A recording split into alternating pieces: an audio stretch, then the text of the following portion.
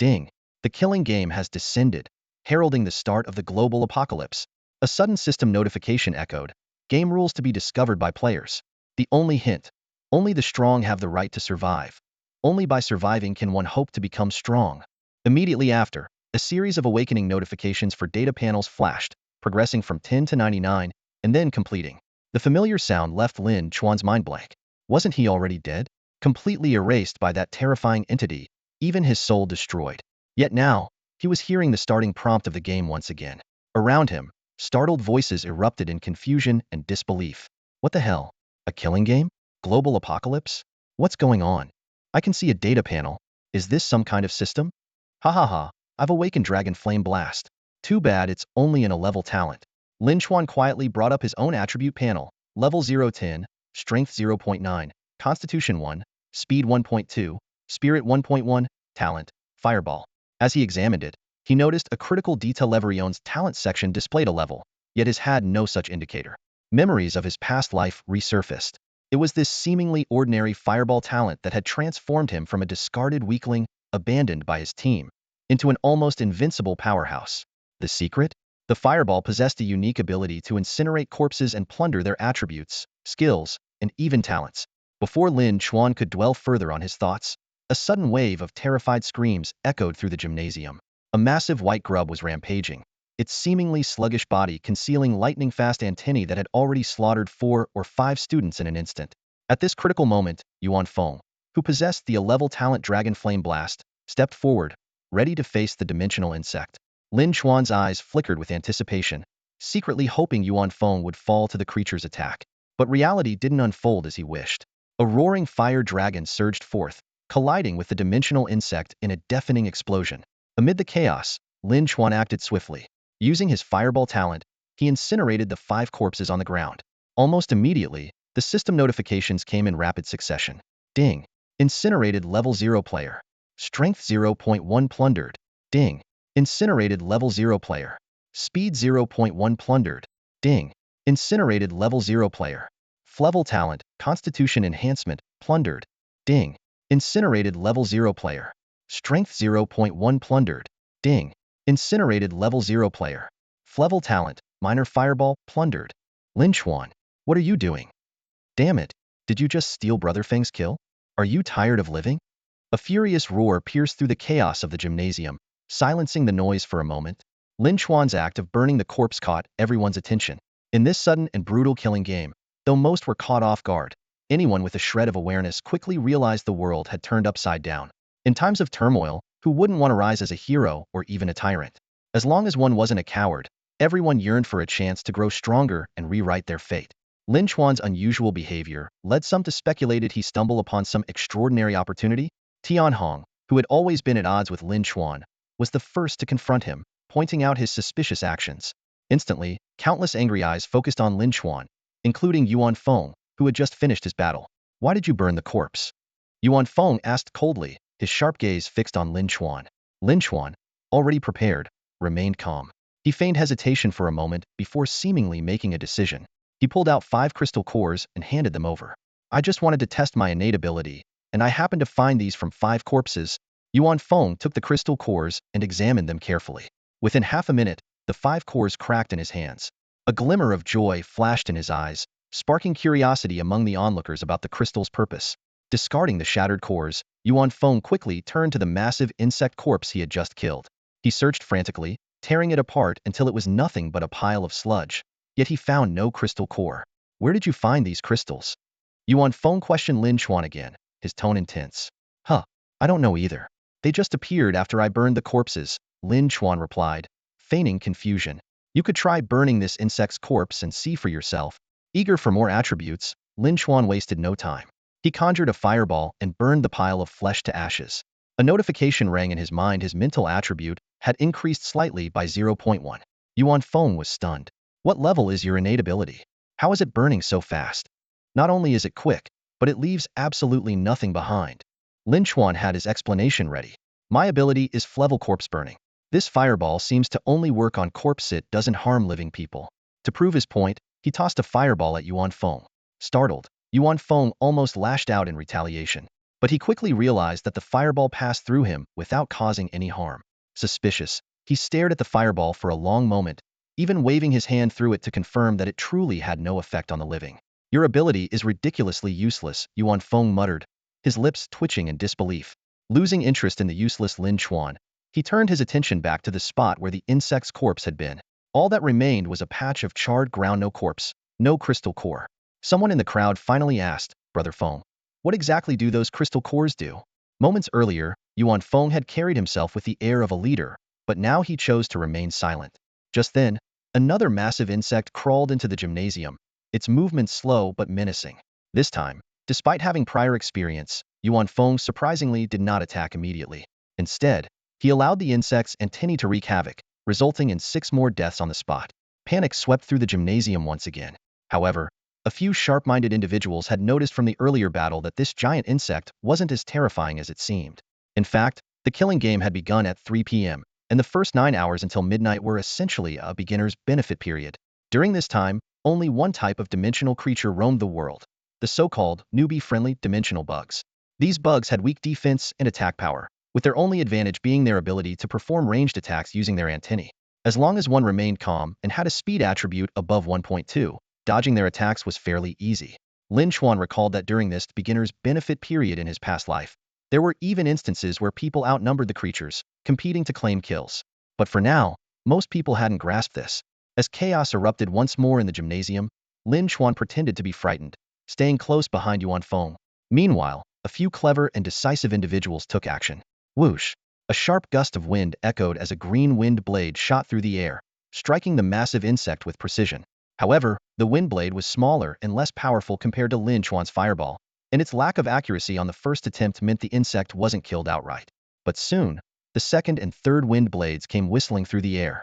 The third wind blade struck the fat insect's head with precision, killing it instantly. Luan Yuling heard the system notification sound and was momentarily stunned. She, a novice who had just awakened a level talent, actually managed to kill a monster.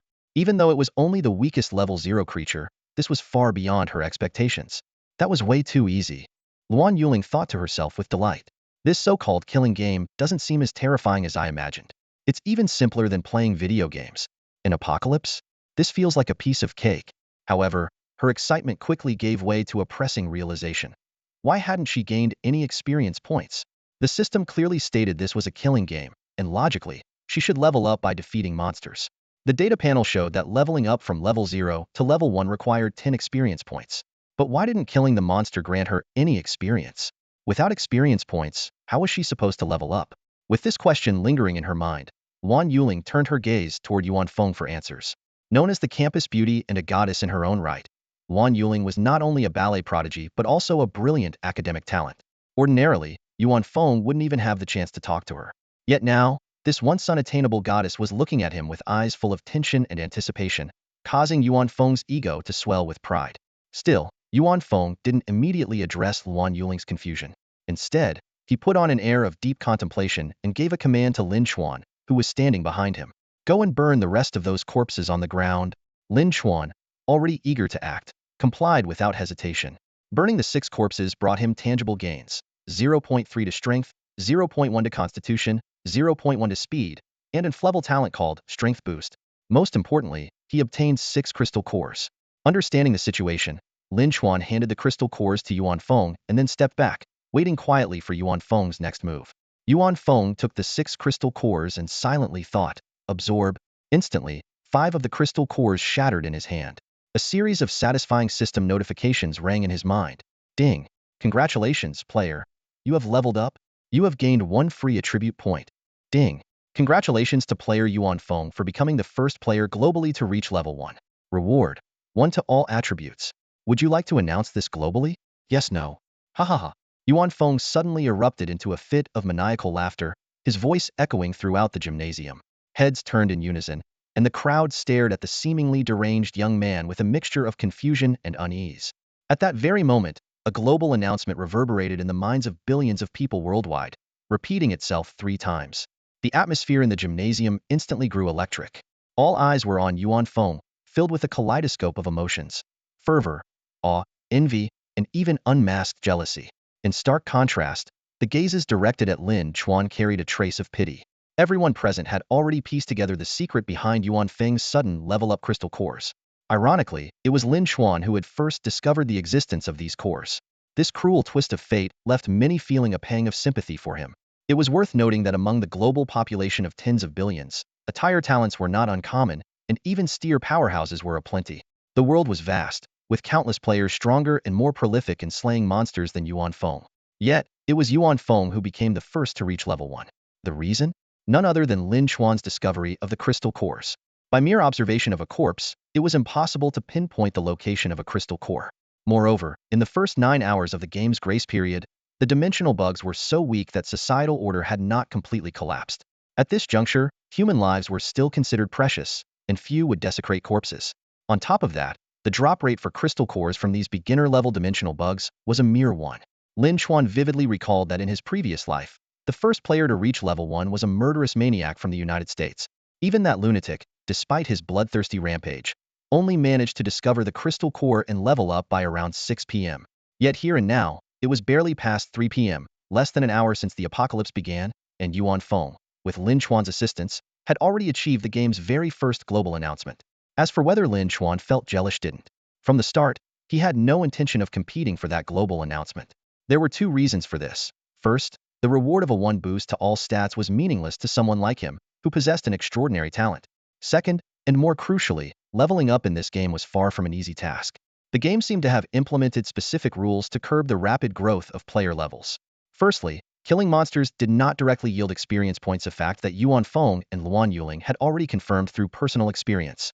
Secondly, in the early stages of the game, only crystal cores could provide the experience needed to level up, a theory many had already begun to suspect. But the most critical and unique rule was this. Each player had a daily limit on the number of crystal cores they could absorb. Without the aid of special treasures or potions to enhance one's soul power, each player could absorb a maximum of 10 crystal cores per day. This limitation placed a cap on the amount of experience points a player could gain daily.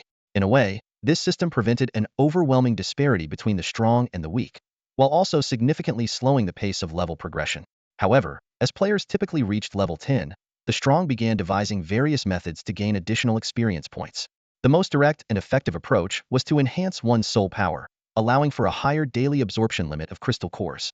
Additionally, items like experience potions and meals, though expensive and laden with restrictions, became highly sought after by the strongest players. These methods allowed them to accumulate more experience points each day compared to ordinary players. That said, these advanced methods of gaining experience were only accessible after reaching level 10. In the early stages of the game, without soul-enhancing treasures, experience potions, or meals, the only way for the strong to outpace the competition in leveling up was simply absorb higher-level crystal cores. Although the number of cores a player could absorb daily was fixed, there were no restrictions on their level. For instance, a level 0 player absorbing a level 0 core would gain just 1 experience point. But if the same player absorbed a level 1 core, they would instantly gain 10 experience points. This meant that if a player only absorbed level 0 cores, they could at most reach level 1 by the end of the first day. However, by absorbing a single level 1 core, they could reach level 1 instantly and still have 9 absorption opportunities left for the day, allowing further progression. The contrast was stark. True powerhouses would naturally choose to absorb higher-level cores. Yet, at the dawn of the apocalypse, many players were still clueless about these mechanics and the secrets of experience gain. Most squandered their daily absorption quota on level 0 cores. As the saying goes, fall behind at the start, and you'll fall behind at every step. Those who stuck to absorbing same-level cores daily would only fall further and further behind the true elites. Only by challenging higher levels could one maintain their position among the strong. In his previous life, Lin Xuan had joined the game 5 days late. Through his exceptional talent, he gradually gained the ability to challenge higher-level enemies, absorbing high-level cores daily. Even so, it took him over 10 days to close the gap in levels. But in this life, he vowed to take the lead from day 1. As for Yuan Feng, the one who claimed the global announcement, in Lin Xuan's eyes, he was nothing more than a walking Atma corpse destined to be burned to ashes. At this moment, Yuan Feng snapped out of the overwhelming vanity brought on by the global announcement. He first felt the power surge from the all attributes 1 bonus, then shifted his attention to the remaining crystal core in his hand. Absorb, he silently commanded in his mind. However, in the next instant, his expression froze. A system notification echoed in his mind. Ding! The number of crystal cores absorbed today has reached the limit. Please continue absorption tomorrow. What the hell? Yuan Feng's eyes widened in disbelief. A daily limit on the number of crystal cores one could absorb? What kind of absurd rule was this? If everyone could only absorb 10 cores per day, how were the strong supposed to widen the gap with the weak? Was everything really just down to natural talent? As he pondered this, Yuan Feng's expression gradually softened. After all, he possessed an A-level talent and had just received the All Attributes 1 reward from the global announcement. As the first player in the world to reach level 1, he was already ahead of the planet's billions of inhabitants. Even without its-level talent, he was confident that he could rise to power in this post-apocalyptic world. Yuan Feng felt a surge of ambition, but as he looked at the worshipful and fervent gazes of those around him, his initial desire to protect others and play the role of savior began to cool. Everything that had just happened hinted at a chilling truth: human players had a 100 chance of dropping crystal cores upon death, whereas creatures like the giant fat bug did not guarantee a drop.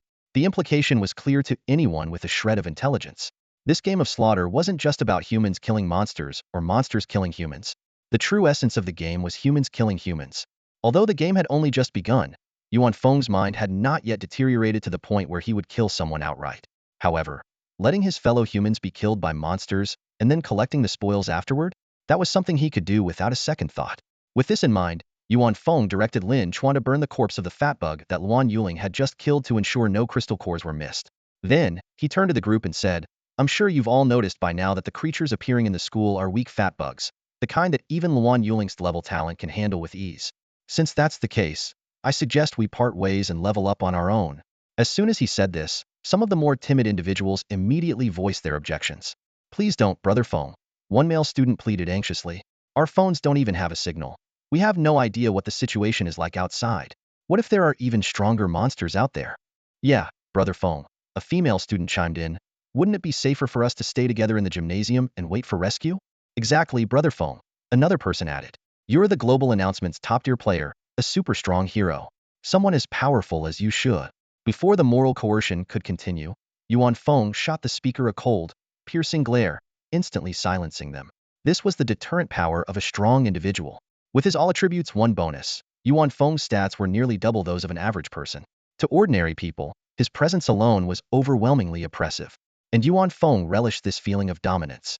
This unprecedented strength made him feel as though he could do anything he wanted. He even considered killing the person who had tried to guilt-trip him, just to make an example of them. But then he thought about the immense power consumption of his Dragon Flame Blast ability and decided against it for now. Yuan Feng had already envisioned a path to becoming a true powerhouse, and the global announcement only served to inflate his confidence to the extreme. He no longer regarded the ordinary people in the stadium as worth his attention. His sights were set solely on the world's top elites. With a commanding presence, he swept his gaze across the crowd, his finger pointing one by one at Lin Chuan and Luan Yuling. His tone was firm and indisputable as he declared, "You and you team up with me." Then, he surveyed the surrounding crowd and continued, "I need 3 more people. 1 with healing abilities, 1 with defensive abilities, and 1 with speed. Priority will be given to those with a level talent. Join my team, and I guarantee you'll level up quickly. If you're interested, step forward now." As he spoke, Yuan Feng casually tossed a crystal core, which he could no longer absorb, to Luan Yuling. "This is for you," he said indifferently. Luan Yuling was stunned, her eyes lighting up with surprise and excitement. To her, Yuan Feng was a globally recognized powerhouse, his name now echoing across the world. For someone of his stature to not only invite her to join his team, but also generously gift her a precious crystal corite, was enough to make her heart race.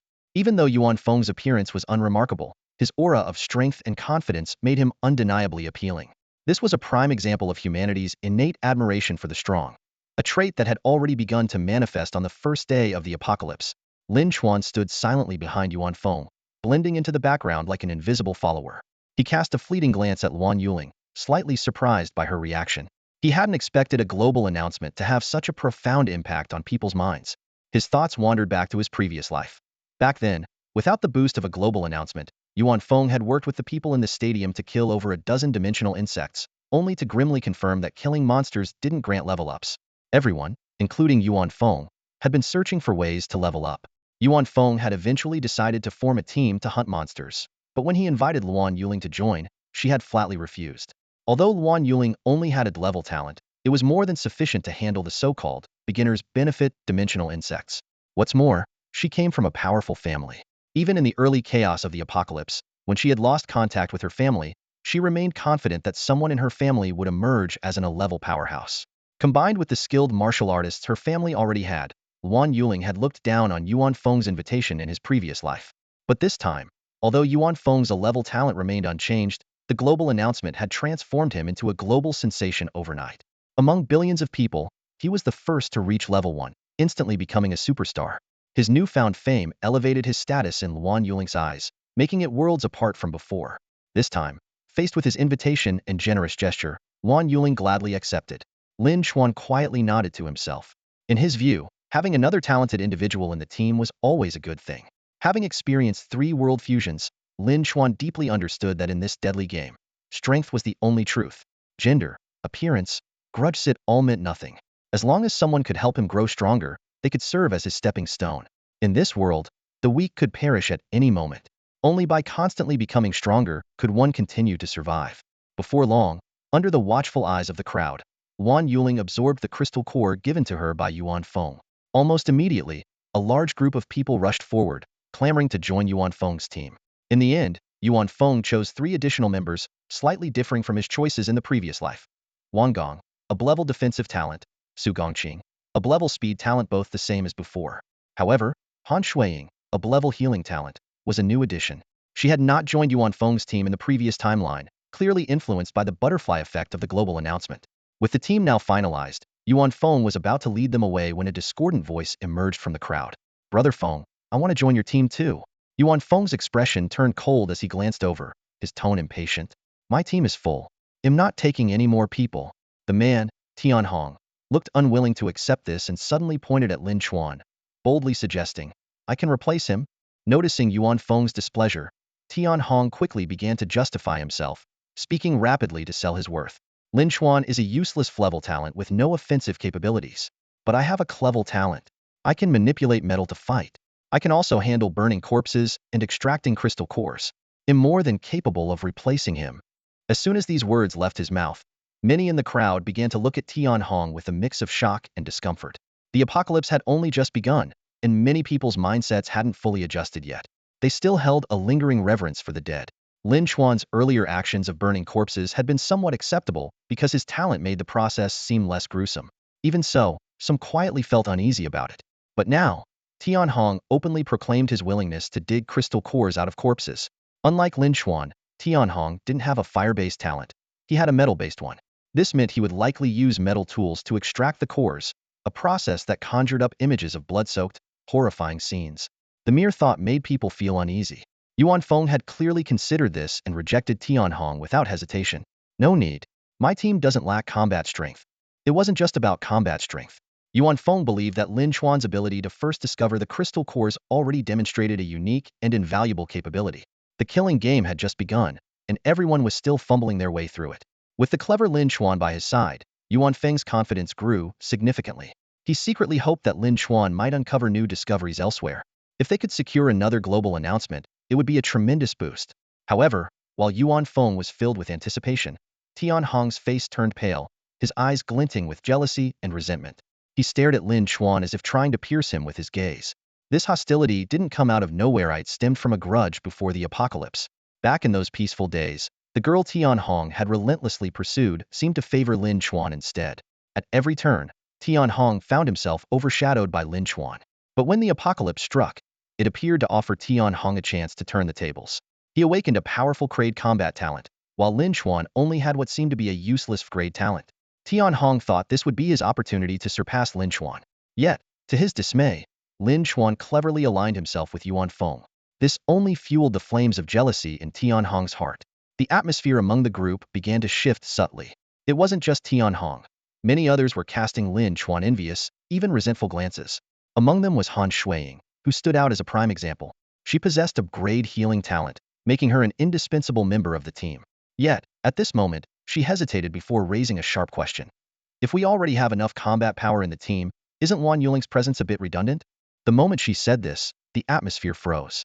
The crowd's eyes darted between Han Shuiying and Yuan Yuling, as if watching a brewing storm. Unlike the subtle and lesser-known tension between Lin Chuan and Tianhong, the rivalry between Yuan Yuling and Han Shuiying was infamous throughout the school. Back during the school's beauty pageant, the two had gone head-to-head. Though neither won the title, each became the department beauty of their respective fields, Yuan Yuling for the computer science department and Han Shuiying for the medical department. Their competition, however, had never abated. The onlooker's eyes sparkled with curiosity, eager for drama to unfold. Even Yuan Feng, caught up in the tension, allowed his mind to wander to a fantasy where the two women were fighting over him. Despite his inner amusement, he maintained a serious demeanor and explained, "My dragon flame blast is too powerful. Sometimes, when dealing with smaller threats, Yulink's windblade is a better fit." As he spoke, Yuan Feng deliberately used a warm and familiar tone when addressing Wan Yuling. Seeing that she didn't appear offended, he grew bolder, signaling to her with his eyes. Wan Yuling understood his intent immediately and unleashed a windblade in Tian Hong's direction. Interestingly, the blade narrowly missed Han Shuiying's face as it whizzed by, clearly a not-so-subtle act of provocation. Luan Yuling's grade D windblade ability erupted in an instant, the sharp currents slicing through the air as they hurtled toward Tian Hong's left arm. Though not as rare as Han Shuiying's grade B healing ability, Luan's combat prowess was overwhelmingly dominant. Tian Hong, lacking any combat experience, failed to dodge in time. His left arm was instantly slashed open, blood gushing out. Clutching his wound in agony, his piercing screams echoed throughout the gymnasium. Fortunately, there was a healer present. Yang Tao, a former teammate of Yuan Feng in his past life, immediately cast a healing spell. Like Han Shuiying, she was a medical student, but her appearance was plain, her figure slightly plump, and her healing ability only ranked at grade C. In his past life, Han Shuiying hadn't joined Yuan Feng's team, which had given Yang Tao a chance to shine. Even though she failed to join his team this time around, she still drew attention in the gymnasium. As she treated Tian Hong, showcasing her skills, she immediately caught the interest of other teams. Han Shuiying, having just recovered from the shock of the wind blade grazing her face, shot a hostile glare at Luan Yuling. However, Luan arrogantly averted her gaze, completely ignoring her. Yuan Feng, while enjoying the attention of the women around him, was also concerned about a potential argument between the two. He quickly said a few appeasing words, and then led his team out of the gymnasium. Yuan Feng's plan was simple but effective. Use Su Gongqing's speed-based ability to lure a large number of monsters, rely on Wan Gang's defense-based ability for protection, and then eliminate the monsters from a distance using his Dragon Flame Burst. Although they hadn't yet found any crystal cores inside the fat insect monsters, nor did killing the monsters yield experience points, it was only the first day of the survival game. Everything had to be explored by the strong. Yuan Feng was determined to become one of those strong individuals. It was clear that Yuan Feng wasn't the only one with the heart of a warrior. Across the entire Jing University, over a dozen elite monster hunting teams had already formed, ranging from groups of 3 to over 10 members. In truth, dimensional insects weren't particularly difficult to deal with. Lin Chuan, who had been reborn, could handle them alone using just his combat skills from his past life. However, people who had lived in peace for so long still felt fear in their hearts. Coupled with the fact that humanity's moral compass hadn't yet been distorted, the spirit of teamwork still prevailed, and most chose to form teams. That said, lone wolves did exist. Shortly after Yuan Feng's group left the gymnasium, they were intercepted by one such loner. Lin Chuan, who had been keeping a low profile within the team, froze the moment he saw the person blocking their path. His pupils contracted sharply. While almost everything in this reborn life had gone according to his expectations, encountering Lei Ming was an unexpected twist. In his previous life, Lin Chuan had met Lei Ming after the first world fusion. From what he knew, Lei Ming had only an A-level ability before the fusion but quickly evolved into an S-level Thunder Lord afterward. Such a leap in power suggested that his initial ability was already close to a. Lin Chuan paid special attention to Lei Ming because of his arrogant and ruthless nature. It was said that Lei Ming had taken a life on the very first day of the apocalypse. While most people were still adapting to the new world, Lei Ming had already become a fugitive hunted by the police. It wasn't until the second day, when the world completely collapsed, that he escaped imprisonment. Faced with such a potential killer, Lin Chuan, still relatively weak at this moment, felt tense and mentally prepared to flee at any moment. Luckily, it had only been an hour since the apocalypse began. Although Lei Ming had become arrogant due to his newfound powers, he wasn't yet at the stage of killing indiscriminately. He blocked Yuan Feng's path and sneered, "Are you Yuan Feng? The same name as the world's #1 mentioned in the global announcement? Or are you the Yuan Feng from the announcement?" Indeed, the global announcement had only revealed a name. With so many people sharing the same name, Lei Ming couldn't be certain. As for Yuan Feng, having gained significant power, he couldn't help but feel a bit inflated with confidence. He was deeply displeased with Lei Ming's arrogant attitude, and a glint of coldness flashed in his eyes. "Who do you think you are? How dare you block my way?" Yuan Feng said coldly, his tone dripping with disdain. "Oh, so full of yourself. Could it really be you?" Lei Ming sneered, but his gaze turned maniacal, like a predator locking onto its prey. Yuan Feng frowned, eyeing Lei Ming as if he were insane. "What do you mean? You want to fight?" "Fight?" Lei Ming suddenly burst into wild laughter. "Sure, let's see what you've got."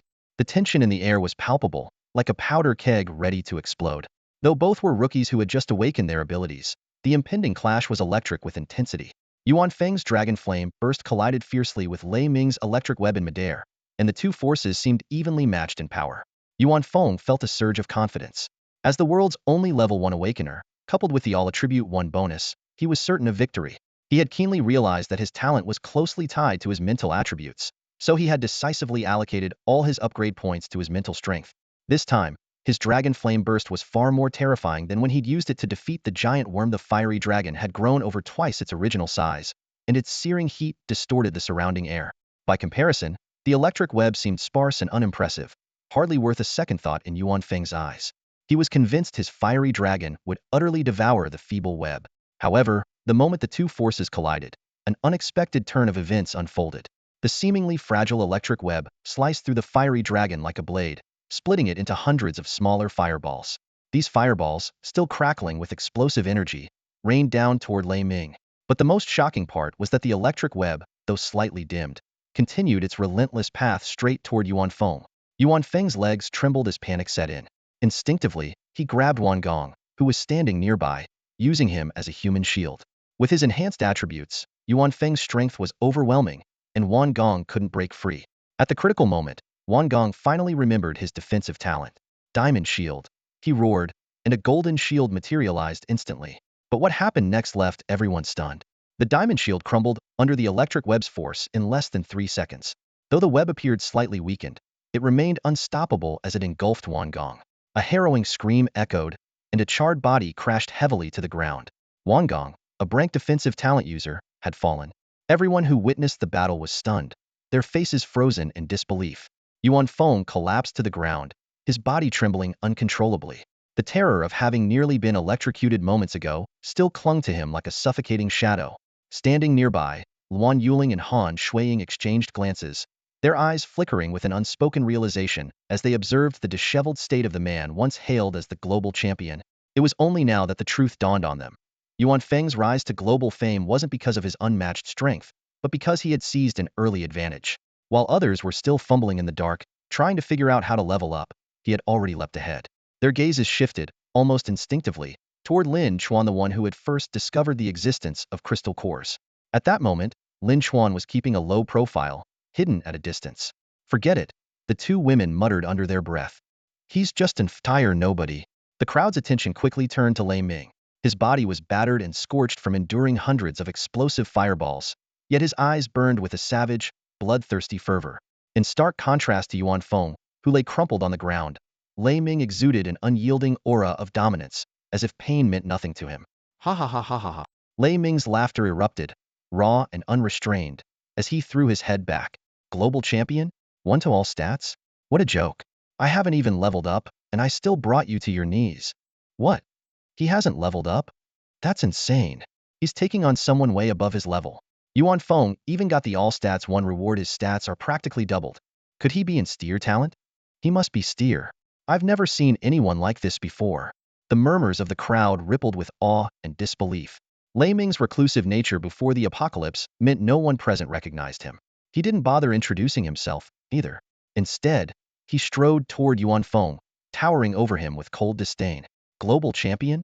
Lei Ming sneered, his voice dripping with mockery. You're nothing but a lucky weakling. If you value your life, tell me how to level up.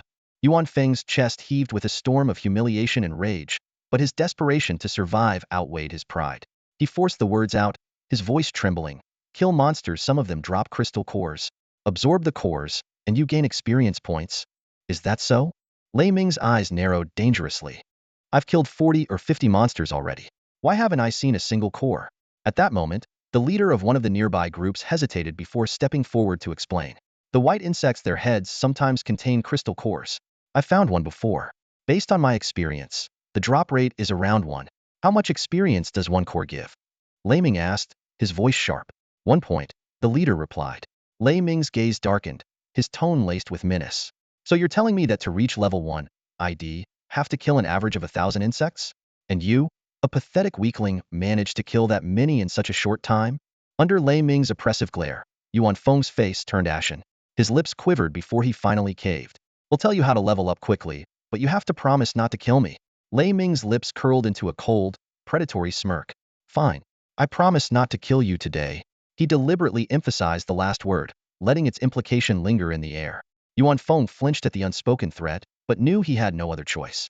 Besides, the so-called secret was something almost anyone in the gymnasium could have deduced by now. His eyes darted briefly to Lin Chuan before he clenched his jaw and spoke through gritted teeth. I don't know if the drop rate for monsters is really 1, but for humans the drop rate for crystal cores seems to be 100. A collective gasp swept through the crowd. The brutal truth hit like a cold blade. Killing 100 monsters might yield a single core, but killing one person guaranteed it. The chilling revelation sent a wave of dread through everyone present, their hearts gripped by an unshakable fear of what this meant for their survival in this new, merciless world. A single crystal core, just one life taken, and it could be easily obtained. This harsh reality plunged everyone present into deep thought. Lin Chuan understood this truth far better than the others. As time went on, the dimensional beasts would only grow stronger. In this world, relying solely on hunting monsters wouldn't be enough to keep up with their evolution. The only way humanity could survive this deadly game was through mutual slaughter. The existence of dimensional beasts wasn't designed to help humans level up, they were simply an external threat. It was this very threat that forced people to desperately grow stronger, driving them to the path of killing one another. Lin Chuan had long seen through the essence of this blood-soaked game. Yet, as Yuan Feng spoke, disbelief was still etched on the faces of everyone else. Except for Lei Ming. The madman suddenly erupted into a bone-chilling laugh. Muttering to himself, who knew leveling up could be this easy, his gaze fell upon Wang Gang's lifeless body. Without hesitation, he raised his foot and crushed the corpse's skull. The grotesque splatter of blood and brain matter was nauseating, but Lei Ming remained unfazed. From the mangled remains, he retrieved a crystal core, breaking into another fit of maniacal laughter before striding away. As Lei Ming disappeared, everyone breathed a sigh of relief. A few, too terrified to contain themselves, vomited on the spot. All the while, Lin Chuan, who had been keeping his distance, casually approached the scene. A flicker of fire sparked at his fingertips, and in an instant, Wang Gang's body was reduced to nothingness. Simultaneously, a notification echoed in his mind. Ding! Cremated a level 0 player. Plundered B-level talent. Iron Shield. A B-level defensive talent was decent, but Lin Chuan knew that in the early days of the apocalypse, his own strength was at its weakest. For now, his priority was to lay low, quietly amassing power in the shadows. Whether or not he revealed his abilities to others was irrelevant to him. In his eyes, there were only two types of people in this world. Those who could be burned immediately, and those who would eventually be burned. With a gaze that was unsettlingly gentle, Lin Chuan turned to Yuan Feng, stepping forward to help him up. Feigning righteous indignation, he said, "Brother Feng, are you okay? That lunatic went way too far. He actually killed someone." Though Yuan Feng didn't think much of Lin Chuan, dismissing him as an level weakling, he still played along. That lunatic must have level talent. He's way too arrogant. Does he really think having level talent gives him the right to do whatever he wants? Lin Chuan nodded in agreement. You're absolutely right, Brother Feng. He's too arrogant. Yet, inwardly, he scoffed. This is what you call arrogance? In my past life, I was far more arrogant than Lei Ming could ever hope to be. Lin Chuan?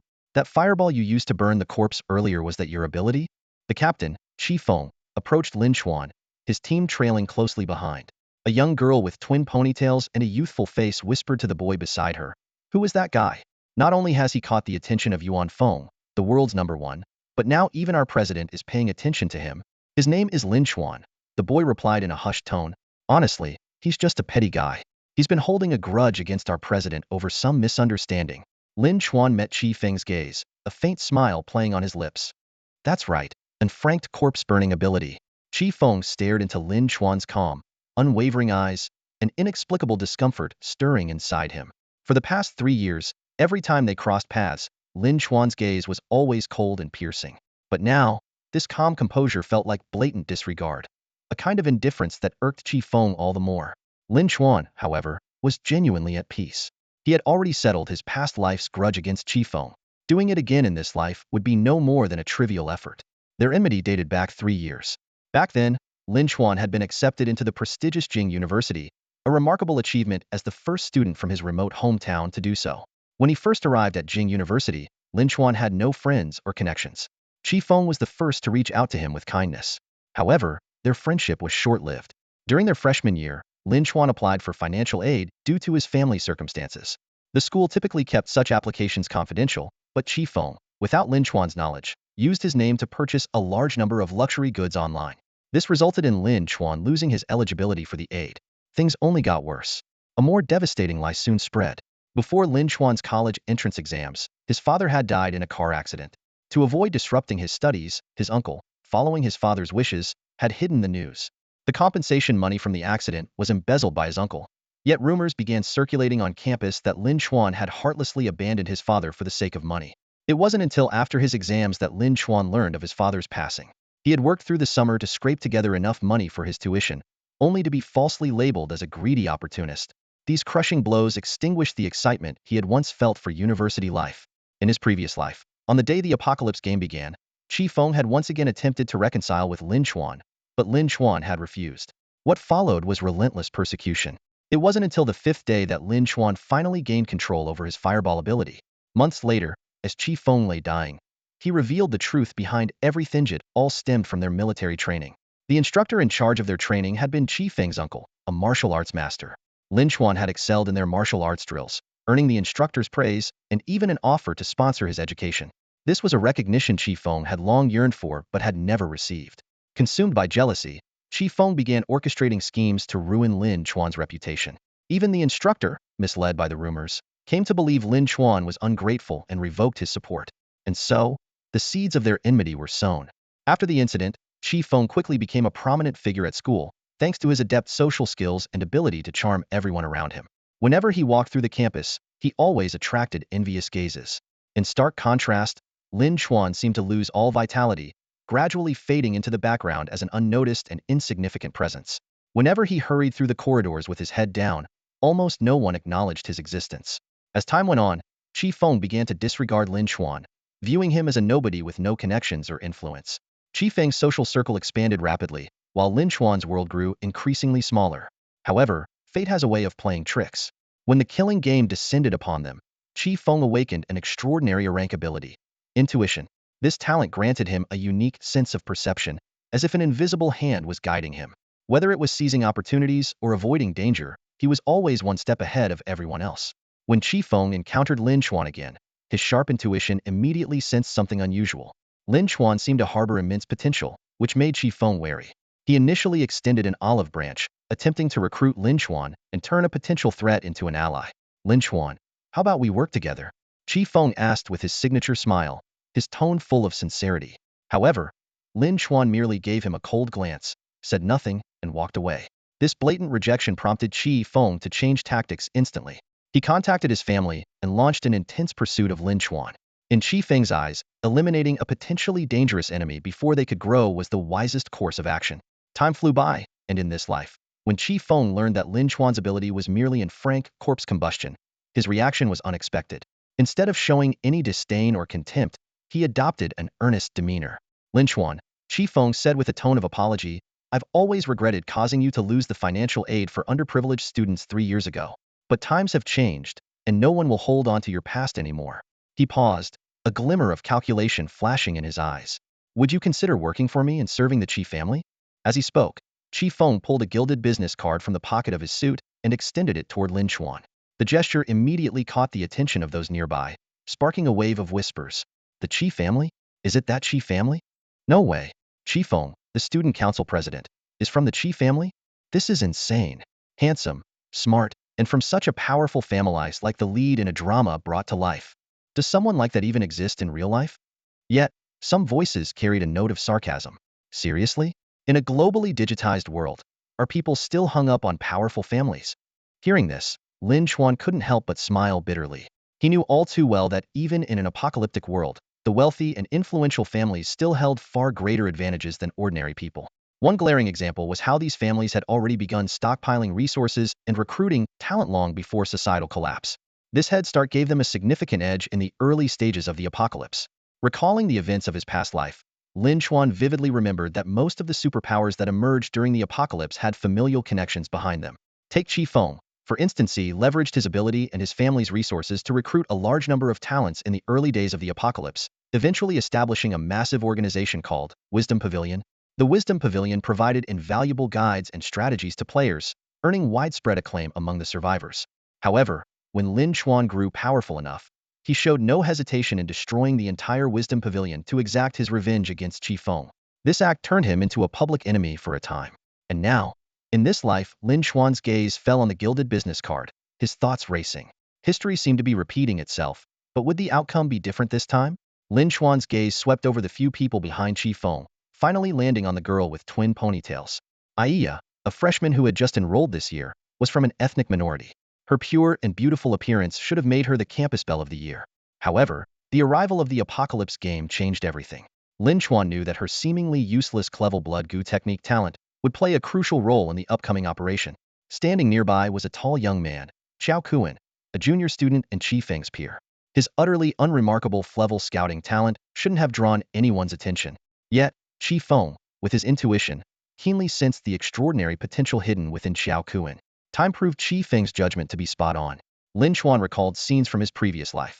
Xiao Kuan became the first person in the world to uncover the secret link between talents and skills.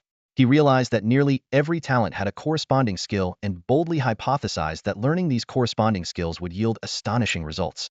To verify this theory, Xiao Kuan paid a heavy price but ultimately reaped unimaginable rewards. In a game where acquiring skills was exceedingly difficult, Xiao Kuan's discovery was nothing short of revolutionary. The drop rate for skill books was abysmally low, and learning a skill consumed precious skill points. Even more despair-inducing was the fact that talent users required 10 times the skill points to learn corresponding skills. This all but extinguished the hopes of high-level talent users, ironically giving low-level talent users a chance to shine. It was through this discovery that Xiao Kuan rose to become a key member of the Wisdom Pavilion. His scouting ability rivaled the Eye of Truth, uncovering numerous hidden secrets of the game. Among his greatest contributions was identifying the fatal flaw of the substitute doll. Using it more than 3 times would result in soul death, leaving the body under the doll's control. This revelation saved countless lives. Lin Xuan couldn't help but marvel that both Aya and Xiao Kuan, 2 pivotal members of the Wisdom Pavilion, had been recruited by Qi Feng on the very first day of the game. The power of Qi Feng's A-level talent, intuition, was evident. Snapping back to the present, Lin Xuan looked at the business card Qi Feng handed him, a faintly meaningful smile tugging at the corner of his lips. He thought to himself, Qi Feng is blatantly poaching people right in front of Yuan Feng. He really doesn't seem to care about him at all. Sure enough, Yuan Feng's face darkened, and his intimidating gaze swept toward Qi Feng. Yet Qi Feng, having already sensed through his intuition that Yuan Feng's days were numbered, didn't take him seriously at all. However, given the current circumstances, Qi Feng was no match for Yuan Feng and could only force a smile and say, Yuan, you've got it wrong. I just figured that someone as powerful as you might not be interested in Lin Xuan. Besides, Lin Xuan and I go way back, so I thought I could lend him a hand. Hearing this, Lin Xuan sneered coldly, President Qi Feng, you sure know how to talk. On one hand, you degrade me to nothing, and on the other, you paint yourself as some kind of noble savior. And with that, you expect me to follow you? Do you take me, Lin Xuan, for a fool? Qi Feng's face stiffened at Lin Xuan's words, a flicker of murderous intent flashing in his eyes. But bound by his self-grafted image of a virtuous gentleman, he couldn't act rashly in front of everyone. Instead, he silently marked Lin Xuan in his mind, adding him to the Qi family's must-eliminate list. Outwardly, Qi Feng maintained his refined demeanor and replied softly, It seems you still have quite the misunderstanding about me. Yuan Feng cast a cold glance at Qi Feng, making no effort to hide his disdain. As an athlete, he had a natural aversion to slick talkers like Qi Feng. His voice was icy as he spoke, President Qi Feng, do you have any other business? If not, step aside. I need to lead my team to level up by taking down monsters. Qi Feng, however, showed no intention of moving. Instead, he put on a calm and approachable demeanor. Yuan, you just came out of the gym, so you might not be fully aware of the current situation on campus. How about I give you a quick rundown? Without waiting for Yuan Feng's response, he continued, There are 3-dimensional rifts that have appeared on campus. One by the north cafeteria, one at the north sports field, and one near the south dorms for boys. The north area has teachers leading the cleanup, and the south area has been assigned to the student council. The most efficient spot to level up is definitely the south boys' dorms. All the teams are heading there. Would you care to join us? Yuan Feng frowned, deliberating for a moment.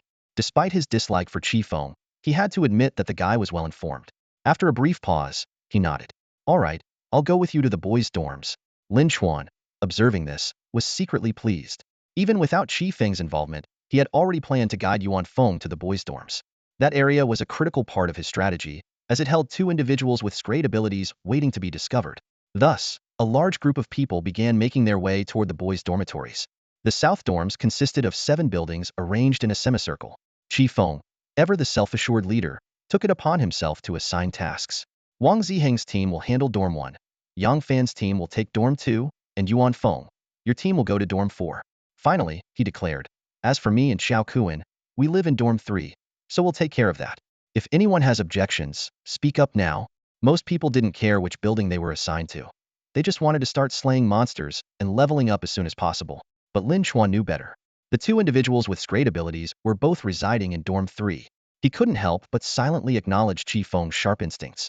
In the previous timeline, Qi Feng had likely recruited one of the Scrade talents on the very first day, which was a key factor in elevating his faction, the Wisdom Pavilion, into a world-class powerhouse.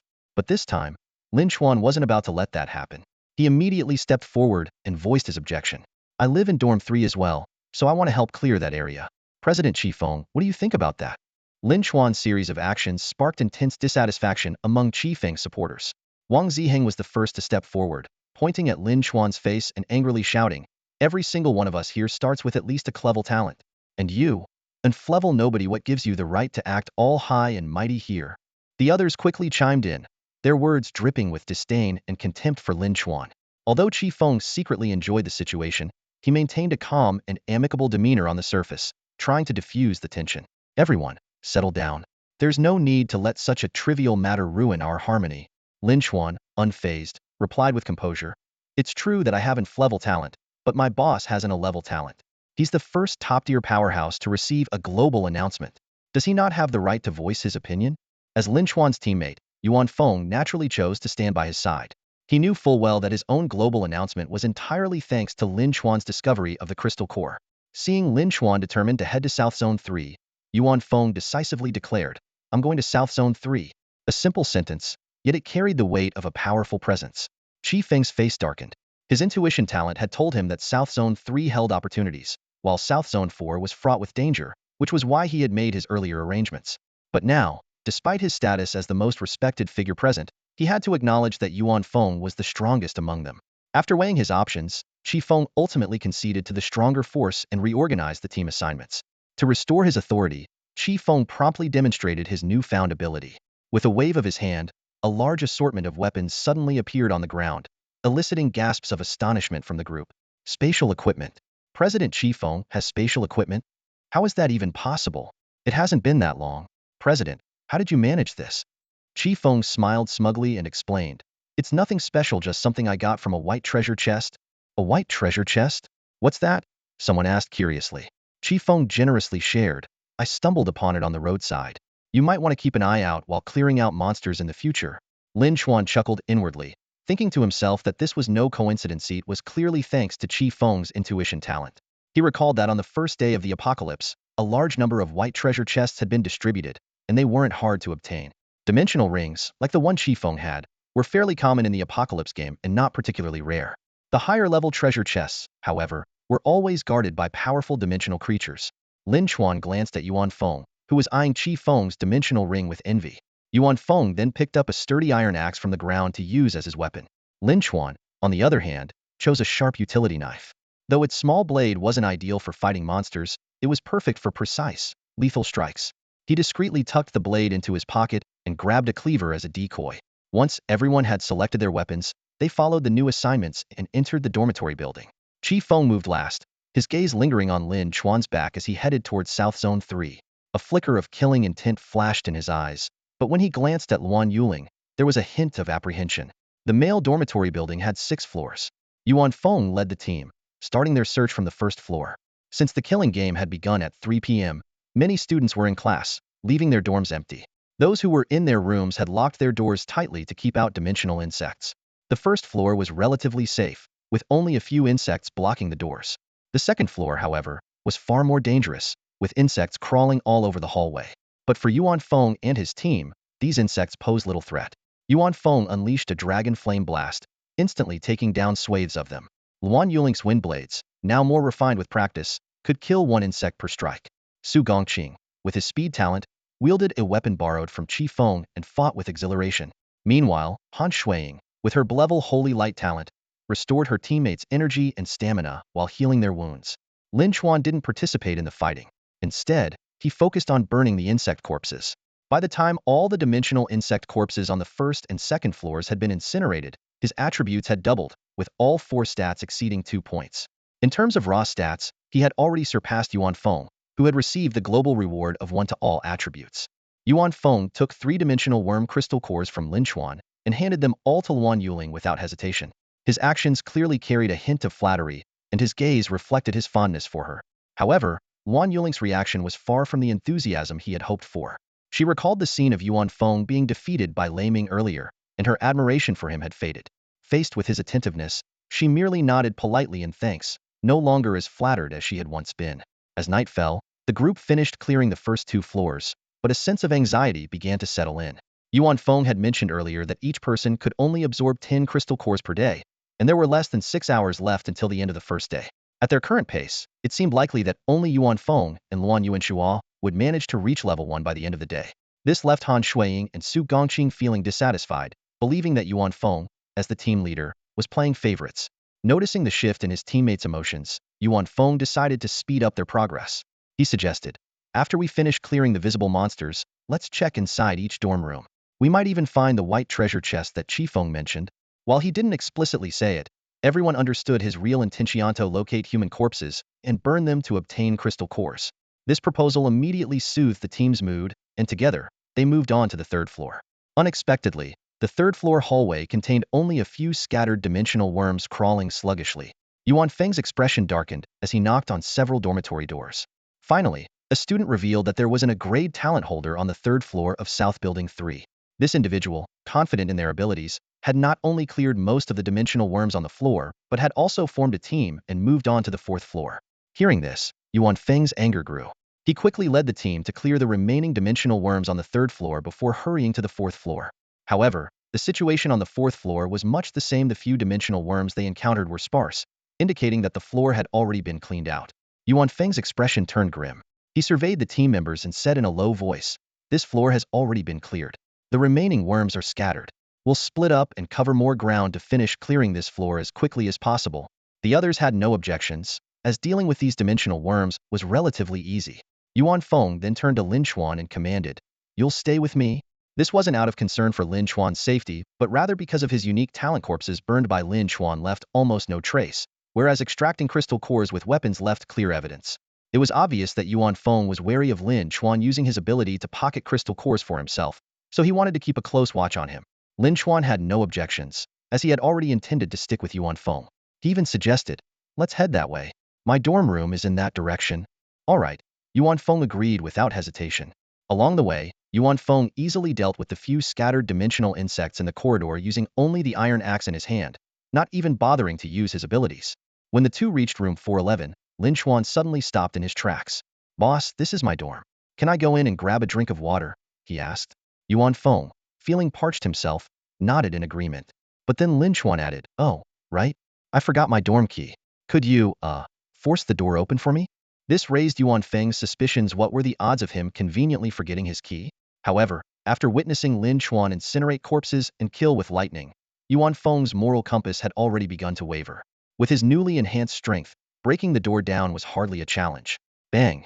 With a loud crash, the door to room 411 swung open. To their surprise, someone was inside, a stranger who clearly didn't recognize Lin Chuan. "Who are you? What do you want?" the man inside shouted, panic written all over his face. In that instant, Yuan Feng realized this wasn't Lin Chuan's dorm at all. But when his eyes fell on the 3 corpses sprawled inside the room, he no longer cared. To him, human corpses were nothing more than a source of crystal cores. Yuan Feng shot a glance at Lin Chuan before turning to the survivor. Yuan Feng, the Yuan Feng mentioned in the global announcement. "Now tell me, why are you the only one alive in this dorm?" The man, still in his pajamas, sneered. "And I'm supposed to believe that? I could say I'm the Jade Emperor." For all it's worth, his words were cut short as he caught sight of the blood-stained axe in Yuan Feng's hand. On the first day of the apocalypse, Yuan Feng had learned a harsh truth. The strong cannot be questioned. Even the student council president had treated him with deference. Now, this nobody dared to doubt him? His gaze turned icy, and for a fleeting moment, he considered killing the man outright. If someone like Lei Ming could murder his own teammates without hesitation, then perhaps Yuan Feng needed to embrace the brutality of this new world. Sensing the murderous intent radiating from Yuan Feng, the man's bravado crumbled. His knees buckled as he stammered, "Big boss. I am sorry." I misspoke. Please don't kill me. I can be useful. Seeing the man grovel, Yuan Feng's killing intent gradually subsided. Meanwhile, Lin Chuan had already moved toward the three corpses in the room. With a flick of his fingers, he conjured a fireball that instantly engulfed two of the bodies on the lower bunk. A system notification echoed in Lin Chuan's mind. Ding. Burned a level 0 player. Acquired great ability. Invisibility. Ding. Burned a level 0 player. Speed 0.1. The unexpected acquisition of a great invisibility ability lifted Lin Chuan's spirits. After all, his fireball skill didn't guarantee the extraction of abilities most of the time. It only provided minor attribute boosts. As he prepared to deal with the last body, a corpse that bore an uncanny resemblance to the trembling survivor, Wu Yuan suddenly erupted with fury. Stop! That's my brother! He shouted, throwing himself onto the corpse in a desperate attempt to shield it. What appeared to be a heart-wrenching display of brotherly love concealed a darker truth. Wu Yuan and the deceased Wu Hua were twin brothers, both having awakened great abilities. Wu Hua's anti-magic field could nullify the abilities and skills of anyone with a lower level than his own, but it only worked on humans and humanoid dimensional creatures. It didn't offer him any offensive advantage, which ultimately led to his death at the hands of dimensional insects on the very first day of the apocalypse. The deeper truth? Wu Hua's death was no accident, it was Wu Yuan's doing. Wu Yuan's ability was even more terrifying. The Scrayed Blood Refining Art. This ability allowed him to refine human corpses within 24 hours of their death into blood crystals, granting him the deceased abilities. While similar to Lin Chuan's fireball skill, Wu Yuan's power came with its own set of limitations. First, the corpse must remain intact, with the crystal nucleus in the brain untouched. Lin Chuan's gaze swept over Wu Hua's body as he silently calculated the conditions required to craft the talent blood crystal. He knew that the resulting crystal would always be one rank lower than the talent the person had in life. Wu Hua, who had insgrade talent, would yield an A-grade talent blood crystal if refined by Wu Yuan. Memories of his past life surfaced in Lin Chuan's mind. He recalled Qi Feng, the powerful individual who possessed an extra talent compared to others, thanks to the talent blood crystal crafted by Wu Yuan. Moreover, Ji Gu would sell these rare blood crystals to players at exorbitant prices, using the proceeds to acquire various rare items. Talent blood crystals were, without a doubt, the cornerstone of Ji Ge's rise to power. However, Lin Chuan had no intention of letting history repeat itself. He coldly watched Wu Yuan clutch his brother's corpse, putting on an overly sentimental act of brotherly love. Without hesitation, Lin Chuan cast a fireball. The seemingly harmless flame passed through Wu Yuan's body and landed directly on Wu Hua's corpse, which he was shielding. In an instant, the fire consumed the body, and a system notification rang in Lin Chuan's ears. Ding! Cremated a level 0 player. Plundered Scrayed talent. Anti-magic domain. A faint smile curved Lin Chuan's lips. His first Scrayed talent in this life was finally his. Meanwhile, Wu Yuan remained frozen in his position, leaning over the desk with a bewildered expression, staring at the now empty air. His brain struggled to process the situation. Where was his brother's body? Where were the carefully prepared materials for crafting the A-grade talent blood crystal? As the reality sank in, rage surged through Wu Yuan like a tidal wave. He had meticulously planned for this moment, luring dimensional bugs to kill his brother, silencing the other two dormitory members, and finally obtaining his brother's corpse. Yet, just as success was within his grasp, everything was destroyed in an instant. Wu Yuan could not accept this outcome. He spun around abruptly, his eyes filled with murderous intent and fury. Consumed by hatred and driven by impulsive rage, he shouted at Yuan Feng. I don't care if you're the Yuan Feng from the global announcement, but know this: I am a genuine Scrayed talent user. An S-class talent user? Yuan Feng gripped the iron axe in his hands tightly, his heart pounding with dread. The suffocating fear of death swept over him once more, dredging up vivid memories of the day he was defeated by Lei Ming. Cursing Lin Chuan, the man he blamed for all of this, Yuan Feng's mind was already racing, plotting an escape route. To his surprise, Wu Yuan showed no signs of hostility. Although my S-class talent currently lacks combat capabilities, its potential is immense, Wu Yuan explained calmly. The words "lacks combat capabilities" brought Yuan Feng a small measure of relief, though he remained on guard. But as Wu Yuan elaborated on his unique ability to refine talent blood crystals artifacts capable of granting others additional talents, Yuan Feng's eyes lit up with fervent intensity. Talk is cheap. Why should I believe you? Yuan Feng demanded, masking his excitement with a facade of skepticism. Wu Yuan's expression darkened as he shot a venomous glare at Lin Chuan. I could have demonstrated the blood refinement technique right here and now, he spat. But he burned my brother's corpse. Do you even understand? My brother was also an S-class talent user. If I had refined him, I could have extracted an A-class talent blood crystal. Yuan Feng studied Wu Yuan's near-maniacal expression and found himself swayed. The thought of losing an opportunity to create an A-class talent crystal gnawed at him, a deep ache of regret settling in his chest. I can still refine a talent blood crystal for you, Wu Yuan suddenly offered, his voice sharp and cold as he pointed an accusing finger at Lin Chuan. But on one condition, make this bastard kneel and apologize to me. Without hesitation, Yuan Feng barked his order. Lin Chuan, kneel and apologize. Lin Chuan chuckled softly, his demeanor unshaken. Boss, after everything I've done for you, are you sure you want me to kneel? Don't test me. Yuan Feng's eyes grew colder, his voice like ice. You're nothing more than a dog at my side. When I say kneel, you kneel. Refuse and you die. Wu Yuan watched the exchange with a mocking smirk, silently vowing to kill Lin Chuan himself in the future. Fine, if that's how it is. Lin Chuan began, his words trailing off. Just then, a system announcement suddenly echoed in the minds of every player around the globe. Ding! The number of players who have reached level 1 has surpassed 999. The level leaderboard, kill leaderboard, chat system, forum system, and trade system are now unlocked. Explore additional game rules on your own. Wishing all players an enjoyable gaming experience. The announcement sent a ripple through the players as they scrambled to check the newly unlocked features. The level leaderboard revealed Yuan Feng sitting proudly at the top, followed by a string of foreign names. Lei Ming, a player from the Xia Kingdom, appeared only at the 9th spot, with just 9 players from Xia making it onto the leaderboard at all. The kill leaderboard painted an even bleaker picture, with only 3 Xia players listed, all at the very bottom. The chat system was divided into world, national, and regional channels, each with its own message limits 1, 10, and unlimited messages per day, respectively. Messages flooded the channels, scrolling rapidly. 4 hours in, and only 1,000 players are level 1? This game is brutal. I've killed over a dozen bugs, and still no XP? How do you even level up? Why hasn't Yuan Feng leveled to 2 yet? Someone explain. Let me tell you, as someone at the bottom of the level leaderboard, leveling up to 2 requires 100 XP, but you can only absorb 10 crystal cores a day. That means no one can go beyond level 1 today. The global players were abuzz, their strategies and frustrations spilling into the chat channels as the game's challenges grew clearer. The game chat area buzzed with messages scrolling at an overwhelming speed. What's a crystal core? Do monsters drop them when you kill them? Are you guys only seeing those white bugs too? I haven't encountered any other creatures yet. This killing game is way too easy. It doesn't feel like the apocalypse at all. As players began unraveling the secrets of leveling up, competition grew fiercer by the second. In some regions, monsters were completely wiped out, leading to players clashing over resources. The forum system had just been unlocked, allowing each player to post only once per day at the cost of 10 level 0 crystal cores. However, the top-ranking players on the leaderboard enjoyed unlimited posting privileges, with the number 1 player even able to pin their posts. Meanwhile, the trading function operated on a barter system, though for now, few seemed to use it.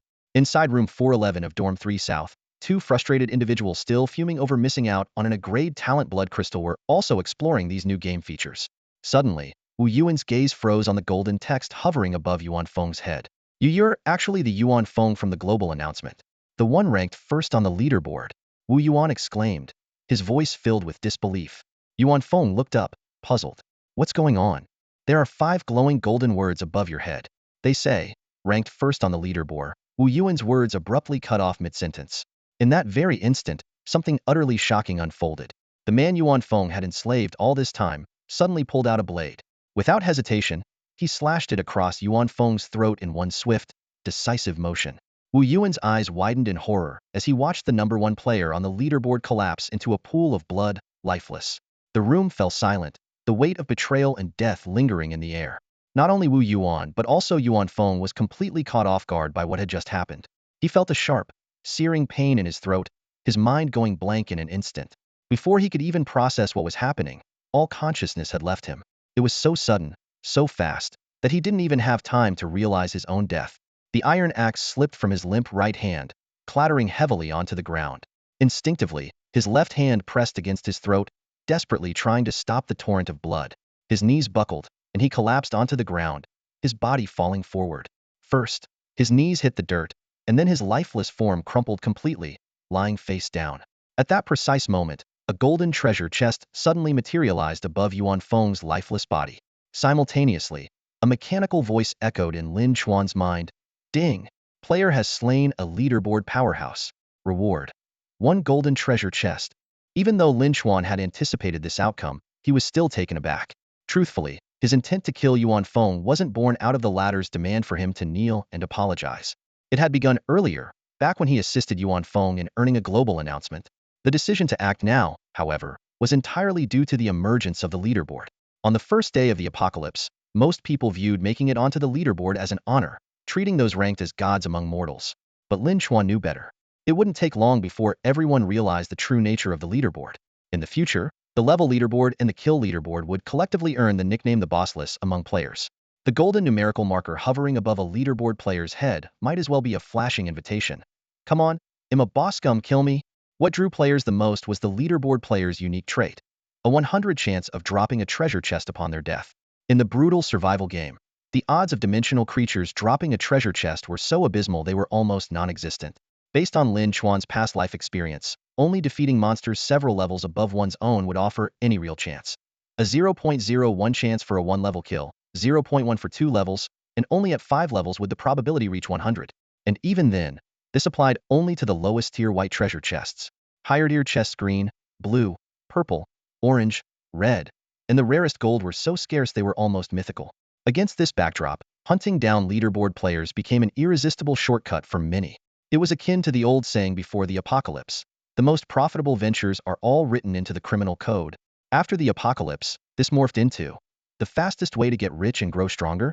It's all written on the leaderboard. Even killing the 999th ranked player guaranteed at least a green chest, with the possibility of a blue one if luck was on your side. As for the rewards for killing the top-ranked player, Lin Chuan from his previous life didn't know. At the time, he was too focused on survival and revenge, and later, when he claimed the top spot himself, there was no one left to test it. But in this life, through meticulous planning, he had eliminated this carefully cultivated fraudulent top-ranked player. And to his astonishment, Yuan Feng had dropped a golden treasure chest. This outcome was beyond Lin Chuan's expectations. After all, the early days of the apocalypse made the leaderboard's credibility laughable. Most true powerhouses hadn't yet figured out efficient leveling strategies. Someone like Yuan Feng's glorified cannon fodder could be instantly killed by tens of thousands of players worldwide. The idea that such an easily dispatched individual could drop a golden treasure chest felt as absurd as stumbling across a legendary artifact during a casual stroll. But as Lin Chuan's gaze fixated on the gleaming golden chest, a hand suddenly reached out toward it. Lin Chuan chuckled softly. Then, a piercing, blood-curdling scream tore through the air. It was Wu Yuan's voice, his shriek filled with agony. Before his hand could even brush the treasure chest, Lin Chuan's foot came down with brutal force, pinning Wu Yuan's hand to the ground.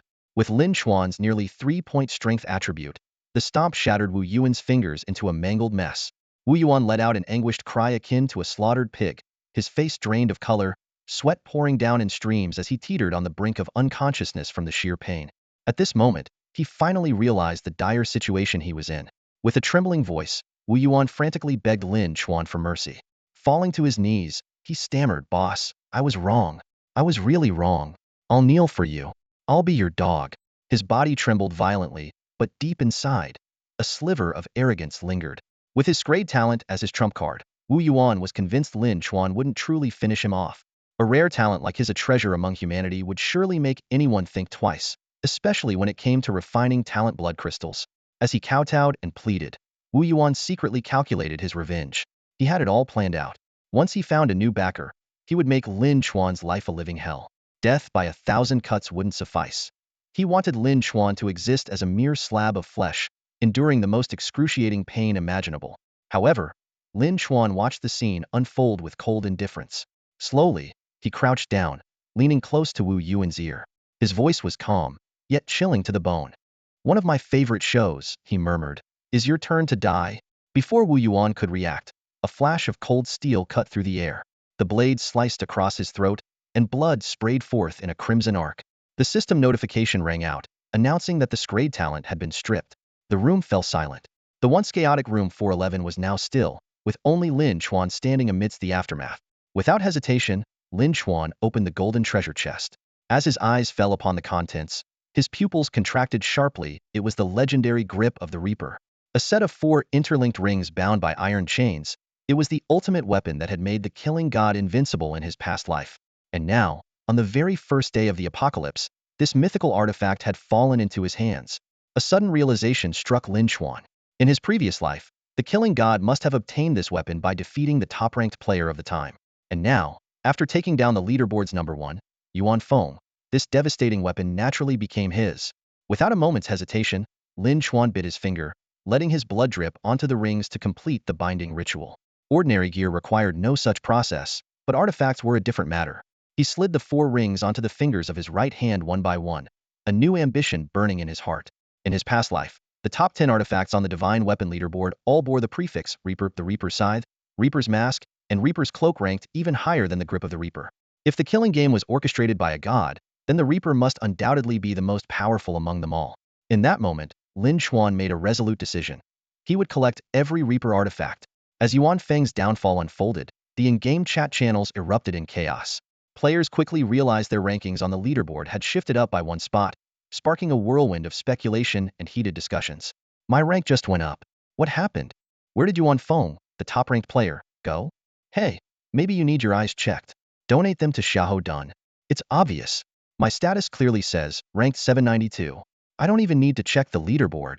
The chatter grew louder as players speculated. Some believed Yuan Feng had hidden his ranking, while others feared something more sinister had occurred. Just as the debate reached a fever pitch, a shocking message detonated like a bomb in the chat. I'm Yuan Feng's teammate. We were just working together, and then I heard a scream. The next moment, he was gone from the leaderboard. This revelation sent shockwaves through the chat channels. Theories about Yuan Feng's fate spread like wildfire. Some wondered who could have killed him, while others proposed a chilling possibility. Could Lei Ming, the second-ranked player, have been responsible? Meanwhile, in the real world, inside the South Third Dormitory of Jing University, Yuan Feng's teammates Luan Yuling, Han Shuiying, and Su Gongqing faced a grim dilemma. They had heard the same blood-curdling scream, followed shortly by the news of Yuan Feng's potential demise in the chat. The 3 quickly gathered at their prearranged meeting point by the stairwell, their faces pale with worry. Luan Yuling broke the silence. It looks like something really happened to Yuan Feng. What should we do? Han Shuiying, ever the calm strategist, analyzed the situation.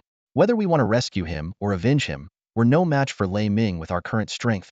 Su Gongqing stared out into the pitch-black night through the window, his tone heavy as he suggested 2 options. We can keep climbing the building and hope to run into that ranked talent we saw earlier. Maybe we can team up with him to clear the monsters. Or, we disband right here. Luan Yuling responded almost instantly, choosing the latter. The world's changed. Society's order hasn't completely collapsed yet, but people are already killing without hesitation. I'd rather stay with my family where it's safer. However, Su Gongqing and Han Shuiying remained silent. As students from out of town, returning home was far from a simple task for them. Han Shuiying couldn't help but retort bitterly, easy for you to say. Yuan Feng gave you all 4 crystal cores, and now you're ready to walk away? So we just wasted all our efforts. After a moment of thought, Luan Yuling made a proposal. I know you're not locals, so I'm willing to represent the Luan family and offer to bring you under our protection. We can discuss the details once we're back at the Luan estate. This isn't the place for negotiations. Su Gongqing's eyes lit up at the opportunity to work for the Luan family. As someone with no connections or background, he had always been somewhat timid and hesitant to assert himself. Su Gongqing's heart raced as he stared at the opportunity before him. Awakening a level talent had suddenly turned him, an ordinary and unremarkable bystander, into someone with a chance to change his fate. Not only could he finally speak to his dream girl, but he might even have the opportunity to serve her family and, perhaps one day, fight alongside her. His heart almost immediately leapt to agree. But Han Shuiying's voice suddenly interrupted his daydream. She calmly pointed out, this place may be dangerous, but at least we still have our freedom. If we follow you back to the Luan family, on your turf, who knows how we'll be exploited? By the time we discuss benefits then, it'll probably be too late. Luan Yuling's beautiful almond-shaped eyes darkened with a flash of anger. If this isn't okay and that isn't okay, then what exactly do you want? Han Shuiying extended her slender fingers and began listing her demands one by one. First, the crystal cores. You've absorbed 4 of them, so you owe us compensation. 1 for each of us, and it must be delivered today. Luan Yuling frowned, thinking it over carefully before responding cautiously. I will do my best to compensate you. Any crystal cores I obtain in the future will be prioritized for you. But you know how rare they are. If it's truly impossible, there's nothing I can do.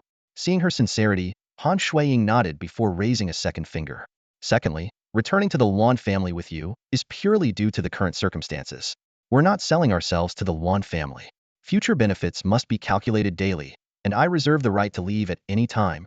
After weighing the situation, Luan Yuling agreed to this condition. However, when Han Shuiying continued to lay out more demands, Luan Yuling finally lost her patience. Will you ever stop? This finally silenced Han Shuiying. The entire negotiation left Su Gongqing utterly dumbfounded. Both women, though exuding a cold elegance, had completely different personalities. Luan Yuling carried herself with a princess-like pride, while Han Shuiying displayed the commanding presence of a mature negotiator, radiating charisma with every move. Women like these were undoubtedly beyond the control of ordinary men. Before leaving, Luan Yuling's gaze drifted in the direction where Yuan Feng had previously headed. That Lin Xuan. Should I go look for him? Han Shuiying analyzed the situation calmly. He's either dead like Yuan Feng, or has become Lei Ming's lackey. Luan Yuling nodded in agreement, finding the reasoning sound. With that, the three of them no longer concerned themselves with Lin Xuan's fate and turned to leave. In the male dormitory of South Block 2, the team led by Qi Feng was gathered together when a blood-curdling scream suddenly echoed from South Block 3. Moments later, a message appeared in the group chat. Yuan Feng had likely fallen victim to Lei Ming's ruthless hand. The team quickly convened an emergency meeting to decide whether they should head to South Block 3 for a rescue. Ultimately, after weighing their options and realizing that none of them stood a chance against Lei Ming, they chose to stay put. Qi Feng wasn't surprised by the news of Yuan Feng's demise. His intuition, a special talent, had long forewarned him that Yuan Feng's fate would soon be bathed in blood. However, Qi Feng was more concerned about Lin Xuan's situation. His instincts told him that Lin Xuan was still alive, and possibly even benefiting from the chaos after all. Aligning with someone as powerful as Lei Ming was far more advantageous than sticking with someone as short-sighted as Yuan Feng. But Lei Ming's reign of terror seemed to be nearing its end. Reports of his killings were flooding the regional chat, and the official forums had issued announcements urging players to abide by the rules. To make matters worse for him, the authorities had dispatched class talent enforcers from a special department to hunt him down. At that moment, Lei Ming was running for his life. The 8th rank designation displayed above his head, once a mark of prestige, had now become his greatest burden, making him a glaring target wherever he went. The regional chat was filled with condemnation, and everyone who saw him fled as if he carried the plague. He didn't even have the chance to explain that Yuan Feng's death wasn't his doing. All he could do was keep running. Then, out of nowhere, the sky opened up, unleashing a torrential downpour. Lei Ming sprinted through the rain for over 10 minutes and suddenly noticed something astonishing. His 4 core attributes had skyrocketed from a mere 1-point range to an impressive 5-point range. The chat channels quickly shifted focus. I've been in the rain for 10 minutes, and all my stats are above 3 now. Mine are over 4. My strength even broke 5. Holy crap, that's insane. I'm heading out to get soaked too. But amidst the excitement, a few cautious voices emerged. This rain feels off. Don't do anything rash. Exactly. What if it's temporary and turns us into zombies later? These warnings were quickly drowned out by ridicule. Are you out of your mind? Stats over 5 can't be fake. Go or die to your choice. Lin Xuan silently observed the unfolding chaos. He knew the terrifying truth about this apocalyptic rain. The attribute boosts would only last for 4 hours. Once the rain stopped at midnight, everyone who had been exposed to it would experience a 10-hour period of extreme weakness. This phase would later be remembered as the 10 hours of darkness. During that time, countless dimensional rifts would open, unleashing waves of interdimensional monsters into the cities. The weakened survivors would be utterly defenseless. What was even more horrifying was that those who hadn't been caught in the rain would seize the opportunity to loot and pillage, leading to the collapse of societal order and moral values. The true face of the apocalypse was about to reveal itself. Lin Xuan knew this dark secret, but chose to remain silent. Activating his invisibility talent and the Grim Reaper's grasp, he began moving towards South Block 2, where Qi Feng and his team were located. At that moment, Qi Feng was trying to dissuade his excited teammates from rushing out into the rain. His intuition had already sensed the danger hidden within this unnatural storm. Do you still remember the initial warning? Slaughter descends. The apocalypse begins. Yet, the scene before them was far from the chaos of an apocalypse. Qi Feng frowned as he stared at the torrential rain outside the window, an alarm ringing in his mind. This rain is anything but benign, he said in a low voice, his eyes scanning the tense faces of his team. The so-called attribute enhancements might be a trap. We'd better observe a little longer and see if anything unusual happens to those who dare to step into it. No sooner had Qi Feng finished speaking than a few team members, unable to contain their curiosity, were itching to act. Ignoring his warning, they rushed towards the door in eager anticipation. Only Aiya and Xiao Kuan remained where they stood, their expressions heavy as they nodded in agreement with Kai Feng's analysis. Watching the departing teammates, Qi Feng felt a mix of emotions. He had once believed that his year as the student council president had prepared him to lead this group. But reality hit him like a cold slap. Greed was a force of human nature that was nearly impossible to resist. Suddenly, a jolt of intense danger coursed through Kai Feng's entire body like an electric shock. He spun around abruptly, only to see a flash of silver streaking through the air from seemingly nowhere. It was a cold, thin wire that wrapped tightly around his neck in an instant. Chiefing didn't even have time to cry out. His mind went blank, and his body seemed to explode into a cloud of smoke in mere seconds. Yet, when the smoke cleared, what lay on the ground wasn't Kaifeng's corpse, it was a bizarre, yellowish-brown rag doll. A substitute doll. Xiao Kuan gasped in shock, instantly recognizing the life-saving artifact Chiefing had tested once before. Terror flooded Xiao Kun's mind, drowning out all reason. He had no intention of avenging Chiefing. Instead, he turned and bolted, desperate to escape. But the merciless wire reappeared, coiling around his neck in the blink of an eye. With a dull thud, Xiao Kun's head fell to the ground. Aiya, witnessing this horrifying scene, stood frozen. Aiya was utterly stunned. The razor-sharp wire, capable of slicing through iron like butter, coiled tightly around her slender neck, leaving her no chance to escape. In the pouring rain, the shadow of death loomed over her, but just then, the oppressive silence was broken by the sound of footsteps. Lin Chuan emerged quietly from the darkness, his expression indifferent as his gaze swept over the grotesque doll on the ground, its head severed from its body. He hadn't expected Qi Feng to acquire sacrificial doll on the very first day of the apocalypse. Such an intuitive ability paired with sheer luck made Lin Chuan raise an eyebrow. The rain continued to pour, but Lin Chuan decided to postpone his pursuit. He knew well that anyone who couldn't defeat him now would never surpass his growth in the future. Still, he wasn't about to let Qi Feng off so easily. With a wave of his hand, Lin Chuan summoned a strange, circular magic array. From its glowing center, a three-headed hound half the height of a man suddenly materialized. This was the summoning ability of the Grip of Death.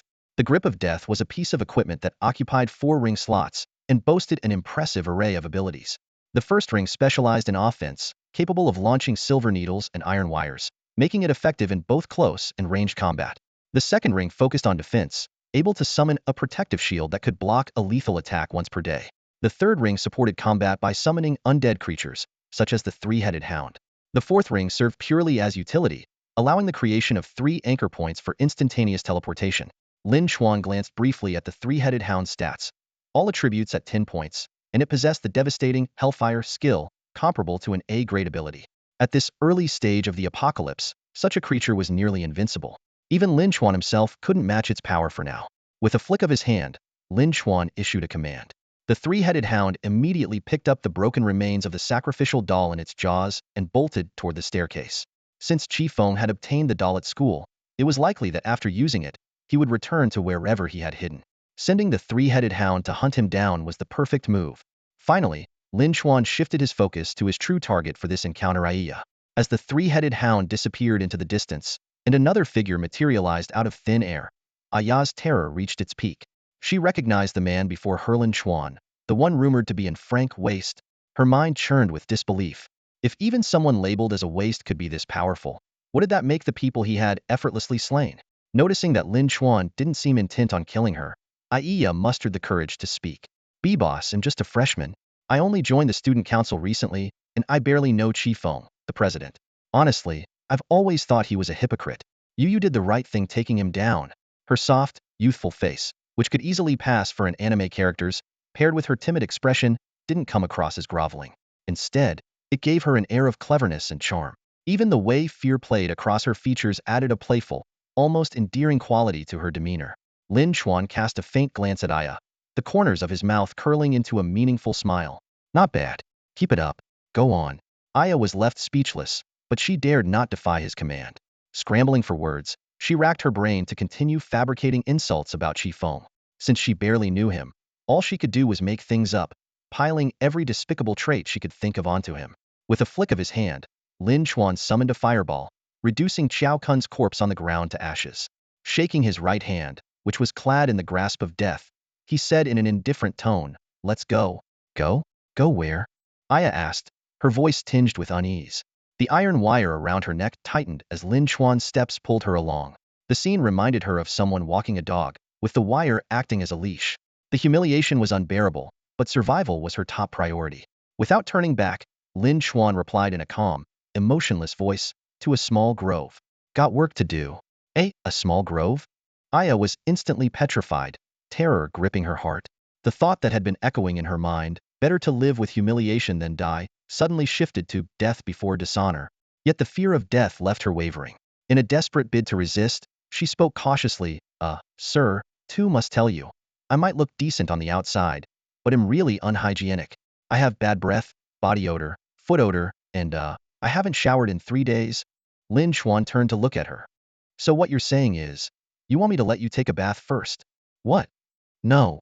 Aya's face flushed with embarrassment, shame washing over her. But in order to protect her dignity and her life, she gritted her teeth and blurted out, Actually, actually, I have HIV.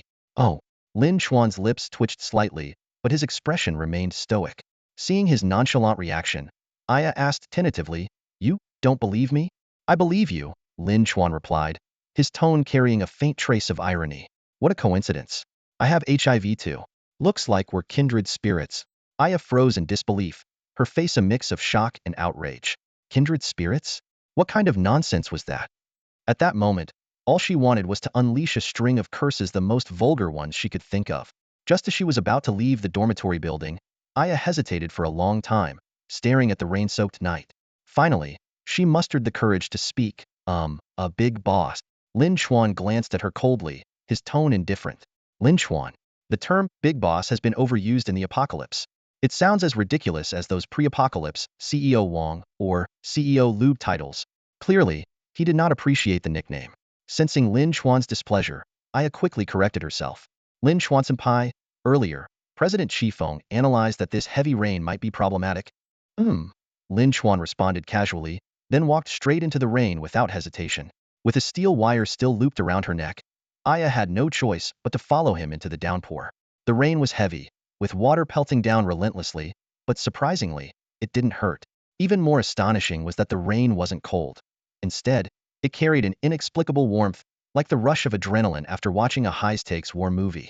About 10 minutes later, Aya was shocked to find that all her stats on her data panel had risen to over 4 points. Yet, instead of feeling happy, an increasing sense of unease gripped her. Walking ahead, Lin Chuan glanced at his own data panel. Lin Chuan. Level 0010. Strength 9.2. Constitution 8.5. Speed 8.7. Spirit 9.1. Abilities: Fireball, Small Fireball F, Constitution Boost F, Strength Boost F, Diamond Shield B, Invisibility B, Anti-Magic Field S, Blood Refinement Technique S. The sudden spike in attributes explained why so many people, despite being warned about the rain, couldn't resist stepping into it for just 10 minutes. However, this boost only lasted until the rain stopped. Once it ended, everyone who had been in the rain would suffer a debilitating debuff, reducing all their stats to 0.1, essentially leaving them paralyzed. Lin Chuan wasn't worried. If he dared to walk into the rain, he clearly had a way to avoid the debuff. In a relatively good mood, he tugged Aya along with the steel wire, heading toward a small wooded area.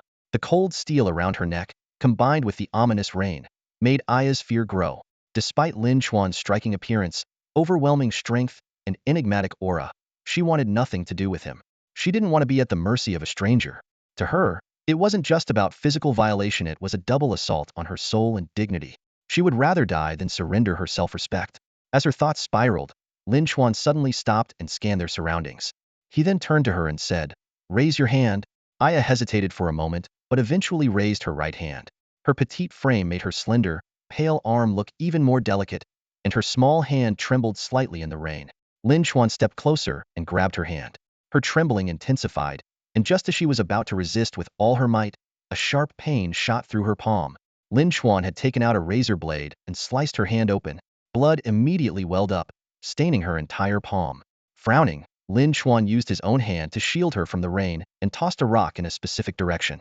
Then, in a commanding tone, he barked, Activate your ability. Quickly. Huh. Oh, okay.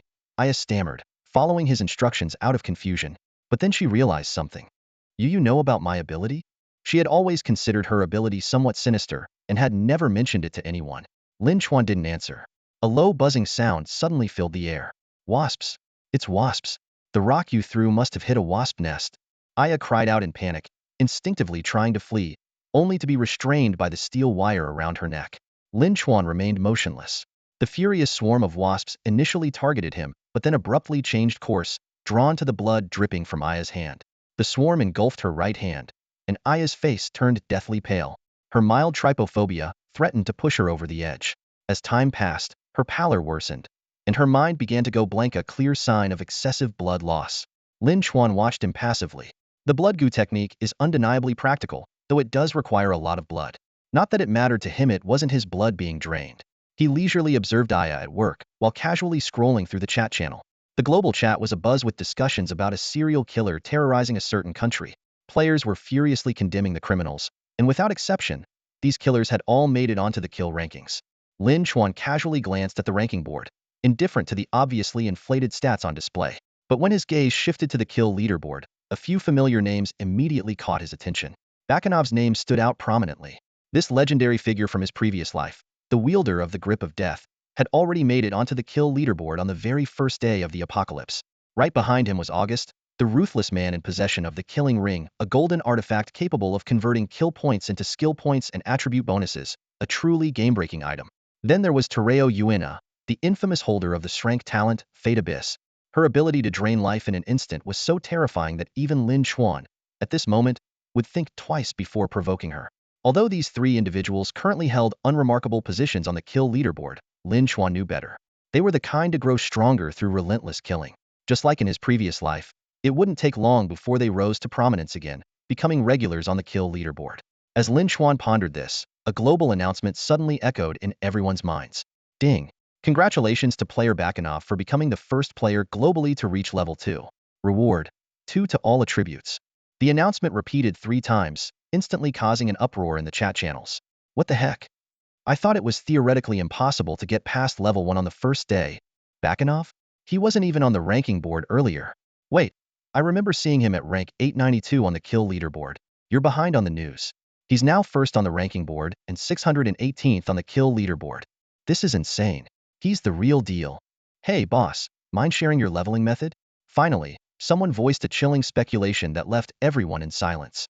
Do you think his secret to reaching level 2 has something to do with killing others? The moment that question was asked, the entire chat channel fell into an eerie silence. On the first day of the apocalypse, the world was introduced to a single type of monster, the level 0 dimensional worm. Players quickly discovered that absorbing crystal cores to gain experience followed a specific pattern. Absorbing a core of the same level granted 1 experience point. A core 1 level higher granted 10 points, 2 levels higher granted 100 points, and so on. While this seemed like a shortcut to fast leveling, the reality was far more complex. As levels increased, the experience required for the next level grew exponentially. Even more challenging was the level suppression mechanism. When facing monsters more than 5 levels higher, players would see their attributes halved, and the effectiveness of all talents, skills, and items drastically reduced. The greater the level gap, the more terrifying the suppression became. As a result, even the strongest players rarely dared to challenge monsters more than 5 levels above their own. Under these rules, most players could only obtain level 0 crystal cores from monsters of the same level. Theoretically, killing a level 1 player could yield a level 1 crystal core, but due to the daily absorption limit of 10 crystal cores, players realized it was impossible to reach level 2 solely by absorbing cores. Just then, a shocking global announcement shattered the calm. Ding! Player Bakanov has slain a god's chosen. The Divine Punishment quest is now activated. All players worldwide will receive. As soon as Lin Chuan's information was released, the global chat channel exploded. Messages flooded the screen like a flurry of snowflakes, as players voiced their astonishment and speculations one after another. A talent blood crystal? It gives you an extra talent? Does this mean even my frank talent could turn me into a powerhouse? Keep dreaming. Do you even have the money for something like that? What are clear spirit fruit and moon god's blessing? Some kind of magical items? While the discussion was reaching a fever pitch, one particular message suddenly grabbed everyone's attention. Hello everyone. I'm a god touched. Although I have no idea what clear spirit fruit is, I did receive a necklace called Thunder God's Blessing when I became god touched. It grants immunity to all lightning-based attacks. This message hit like a bombshell, sparking a new wave of excitement. Whoa, a real god. Quick, tell us, what are the perks of being god touched? Is it like being a child of destiny with insane luck stats? Lin Chuan quietly followed the god-touched individual's comments, hoping to glean more information. However, the person never responded again. Just then, Lin Chuan's trade channel lit Upit seemed Barkanov had finally taken the bait. The trade channel, while anonymous like the chat channel, automatically opened a private chat window to facilitate transactions. The system also translated different languages for seamless communication. In the chat window, the two parties were simply labeled as customer and merchant. Reading the first message from the customer, Lin Chuan couldn't help but smirk slightly. Customer. Who are you? How do you know I have clear spirit fruit and moon god's blessing? Lin Chuan calmly replied, that's irrelevant to our trade. All you need to tell me is whether you're willing to make the deal. After a brief pause, Barkanov messaged again. You have to tell me what the clear spirit fruit does. If you don't, I won't trade. Lin Xuan knew the moon god's blessing could reduce one's presence, hide level, and curse information, and even erase the conspicuous rank marker above a top player's head on the leaderboard. Theoretically, it could also obscure the real-time location data that the game system broadcasted globally during divine punishment missions.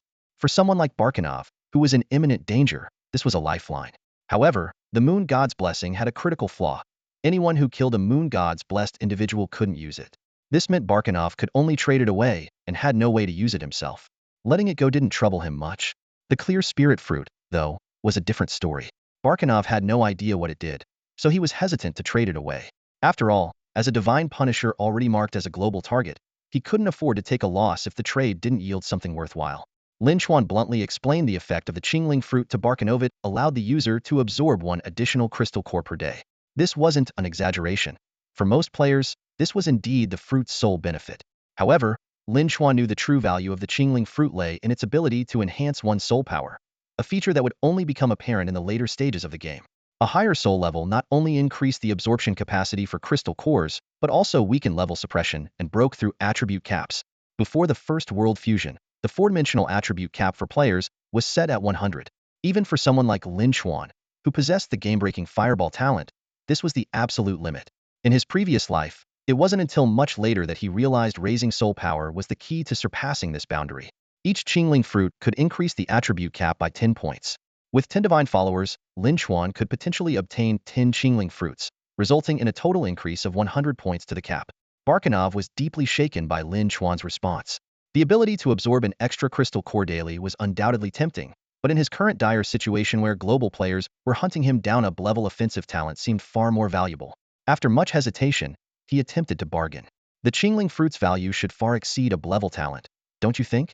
Lin Xuan replied coldly, it depends on who's using it. Add something more to the deal, or I won't agree. Barkanov gritted his teeth. Then take your dissatisfaction and go die, Lin Xuan retorted mercilessly.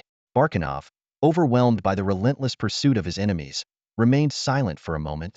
Lin Xuan, growing increasingly anxious, knew the Qingling fruit was crucial for his path to becoming an ultimate powerhouse. Couldn't afford to lose even one.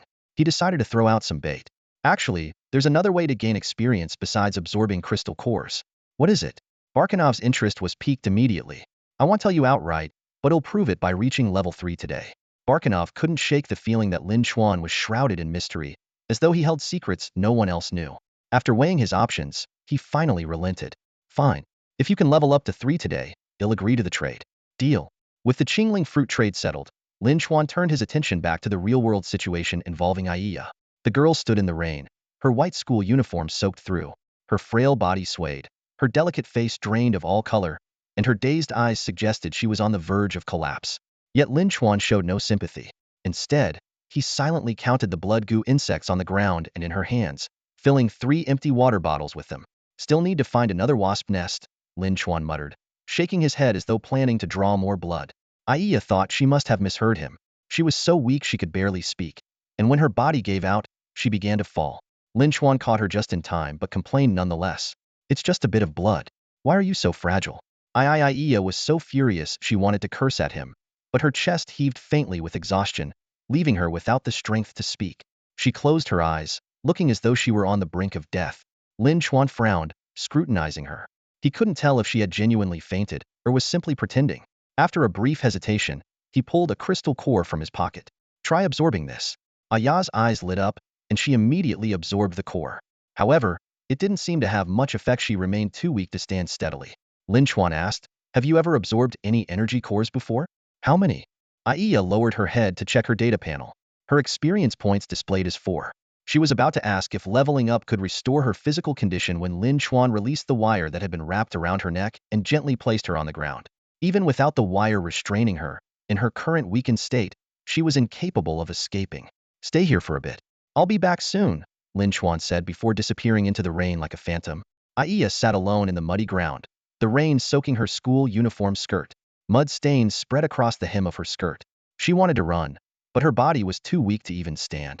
The creeping fear of being alone began to overwhelm her, and, against her will, she found herself hoping Lin Xuan would return soon.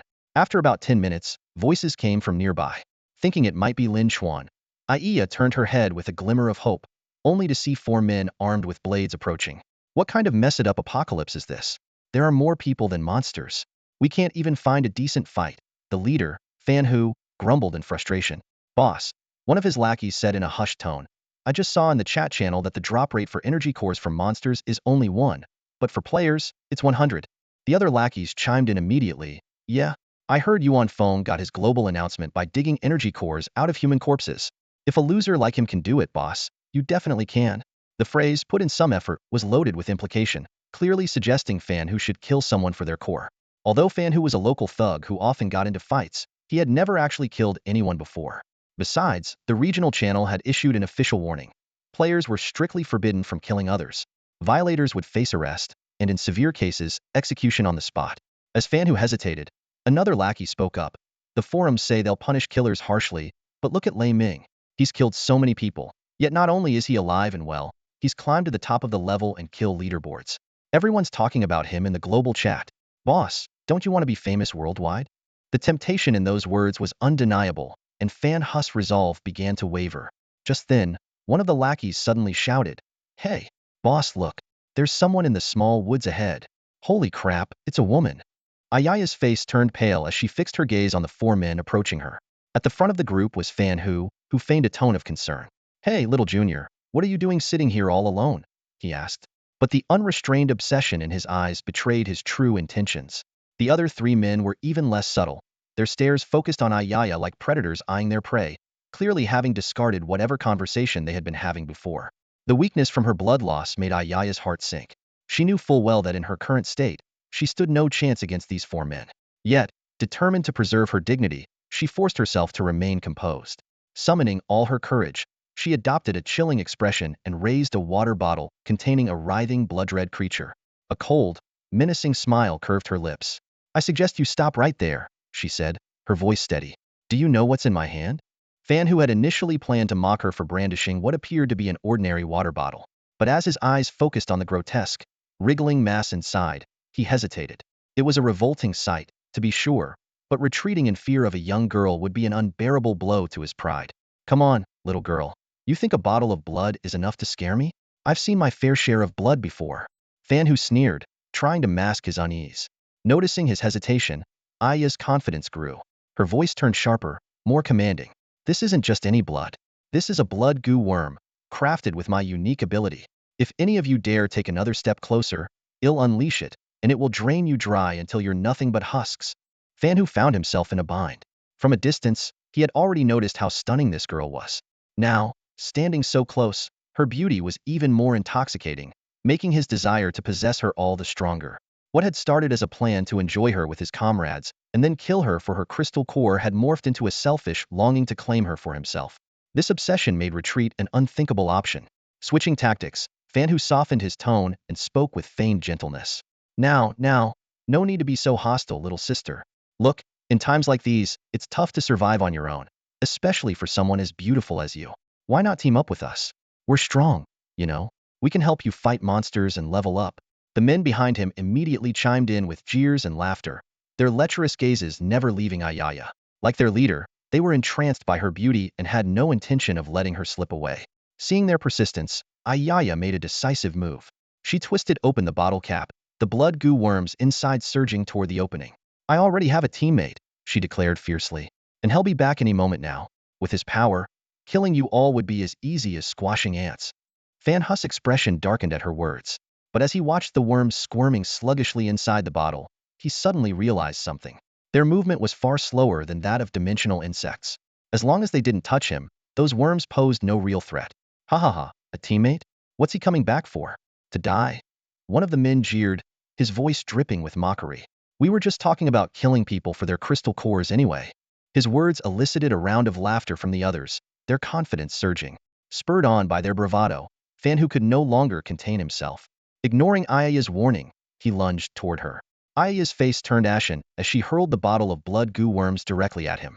But Fan Hu, his reflexes heightened from surviving the apocalyptic storms, dodged it with ease. He laughed triumphantly, his eyes glinting with a dangerous red hue as he closed in on her, his intentions unmistakable. Help! Lin Chuan, help me! You bastard! Get back here! Ayaya screamed, trying to stand but collapsing back to the ground in desperation. None of the men noticed the strange detail in the chaos. The bottle Ayaya had thrown did not hit the ground. Instead, it hovered midair, suspended by a thin wire wrapped around its body. The owner of that wire was none other than Lin Chuan. Standing in the shadows, his face was as dark as a storm cloud as he watched the blood goo worms he had painstakingly cultivated begin to escape from the bottle. His expression grew increasingly cold, a dangerous glint in his eyes. Lin Chuan waved his right hand, and 4 iron wires shot out like arrows from a bow. In the blink of an eye, the 4 individuals were tightly bound, immobilized like silkworm cocoons. Lin Chuan walked toward them at a leisurely pace and casually tossed 6 crystal cores to Ayaya. Ayaya quickly absorbed the crystal cores, instantly gaining 6 experience points and successfully leveling up to level 1. The scene left Fan Hu and his companions green with envy, their eyes filled with longing as they struggled against their restraints, desperate to snatch the crystal cores. Unfortunately for them, they were bound too tightly to move. Ignoring their futile struggles, Lin Chuan held a blood vial in one hand and looked down at Ayaya from above. "Where's the cap?" he asked. Before he could finish speaking, Ayaya suddenly threw herself into his arms, crying and cursing, "You bastard! You heartless bastard! How could you leave me here all alone?" Lin Chuan silently cursed to himself. "I'm the hero who just saved you, and now I'm the bad guy? I even helped you level up for free. Since when have I, Lin Chuan, been this generous? This woman is utterly ungrateful. If she weren't temporarily useful, she'd already be a corpse by now." After venting her emotions, Ayaya wiped her tears and snot all over Lin Chuan's clothes as a small act of revenge. Then, she handed him the blood vial cap. The 3 vials of blood goo worms remained intact, and with her level up, the symptoms of excessive blood loss quickly subsided. Lin Chuan shifted his gaze to the 4 people bound like silkworm cocoons and asked, "Do you want to deal with them yourself, or should I handle it for you?" Ayaya immediately understood the meaning behind Lin Chuan's words. By deal with, he meant killing them. In the peaceful times before the apocalypse, she would never have dared to kill anyone. But now, in this post-apocalyptic world, the global and regional channels were filled with both condemnation and secret admiration for so-called killers. Those who dared to kill had already become influential figures in this deadly game. Although Ayaya had no desire to take lives, she knew that in this dark, lawless world, survival was the top priority. Even if she upheld her principles, she couldn't trust that others would do the same. Besides, these 4 people weren't strangers to her. They had tried to harm her before. Her right hand trembled slightly, the palm still bearing the blood-stained mark Lin Chuan had left. Taking a deep breath, she steeled herself and extended her hand toward Lin Chuan. "I'll handle it," she said, her voice shaky but resolute.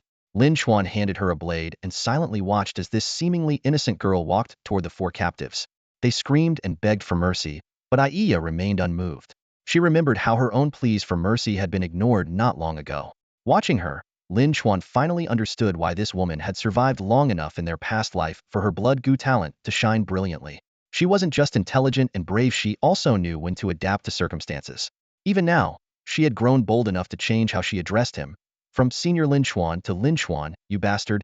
After resolving the matter in the small grove, Lin Chuan and Ayaya relocated to a new spot. In another forest, they stumbled upon a wasp nest and successfully collected 4 bottles of blood goo worms. Although Ayaya had to bleed even more this time, she didn't feel as weak as before, thanks to allocating the attribute point she gained from leveling up to her constitution. Lin Chuan looked at the 7 bottles of blood goo worms in his hand with satisfaction, confident that the quantity was sufficient. Suddenly, he pulled the unsuspecting Ayaya into his arms and activated the teleportation function of the Reaper's Grasp 4 rings. Ayaya felt her surroundings blur, and before she could react, she found herself standing in front of the boys' dormitory building. Lin Chuan released her and walked straight toward the South 4 dormitory. Ayaya followed behind, her voice soft as she asked, "Was that ability you used to burn those 4 corpses earlier a talent? And what about this spatial teleportation? How does that work?" "It's an item," Lin Chuan replied curtly. "An item?" Ayaya lowered her head in thought, then asked again. "When Qi Feng died, his body turned into a doll. Was that doll also an item?" "That's right. It was a substitute doll. It died in Qi Feng's place." Ayaya's eyes widened in shock. "What? Does that mean Qi Feng isn't actually dead?" Lin Chuan turned to glance at her, his tone cold. "Whether he's dead or not, what does it have to do with you?" Ayaya shrank back slightly, murmuring under her breath, "I just thought if President Qi Feng isn't dead, he definitely won't let you off." Lin Chuan didn't respond and continued walking. Ayaya didn't dare press further, silently trailing behind him. Though she hadn't spent much time with Lin Chuan, she was increasingly aware of how unfathomable he was. He seemed to know everything, yet appeared indifferent to it all. Gradually, Aiya realized that if her talent wasn't useful to him, she might have already ended up like Chao Cuna charred corpse consumed by fireballs. The two of them made their way to the rooftop of the South 4 dormitory. On the 6th floor, they saw hardly any dimensional bugs, as if the area had already been cleared. However, as they approached the stairs leading from the 5th floor to the 6th, they suddenly encountered a young man descending from above. The young man was muttering curses under his breath at first, but when he spotted Lin Xuan, a trace of mockery flashed in his eyes, and he seemed ready to say something. However, the moment he noticed Aiya, his demeanor changed instantly. Smiling warmly, he asked, "You two are heading to the rooftop to fight monsters, right?" Lin Xuan responded with a flat yes. The young man quickly advised, "I'd suggest you don't bother. The dimensional rift on the rooftop has already been taken over by the Martial Arts Association." A faint sense of unease stirred in Aiya's heart as her brows furrowed slightly. "What other way?" she asked, a hint of worry in her voice. She recalled hearing stories about people using their girlfriends as an entry fee, and the thought made her chest tighten. She stole a glance at Lin Xuan and muttered under her breath, "I'm not his girlfriend." Lin Xuan, having grasped the situation, said nothing more and headed straight upstairs. The guy standing nearby caught the movement, and a glint flashed in his eyes. He quickly followed, calling out, "Hey man, you think you can actually afford the 1 crystal core entry fee?" Without turning back, Lin Xuan replied in a calm tone, "Isn't that what a girlfriend is for?" Aya's face flushed with a mix of embarrassment and annoyance upon hearing this. Her cheeks grew red, but she had a vague feeling Lin Xuan was only joking. She also knew that after burning those 4 corpses earlier, Lin Xuan had obtained 4 crystal cores but hadn't used them. He treated the cores with a casual indifference, as if they were beneath him. The guy following them clearly wasn't aware of this backstory. His eyes took on a mischievous glint as he continued trailing Lin Xuan. Secretly, he thought to himself that even if he couldn't get such a stunning girl, catching a live show might not be a bad consolation. He eagerly sidled up to Lin Xuan and said, "Man, you've got guts. Like they say, a real man doesn't worry about a lack of women. Once we get stronger, what kind of woman couldn't we have? Oh, by the way, I'm Lu Boheo, a sophomore in civil engineering. What's your name, bro?" Lin Xuan, came the curt and indifferent reply. Unfazed by the cold response, Lu Boheo pressed on enthusiastically. "My talent is Clevel Steelclaws.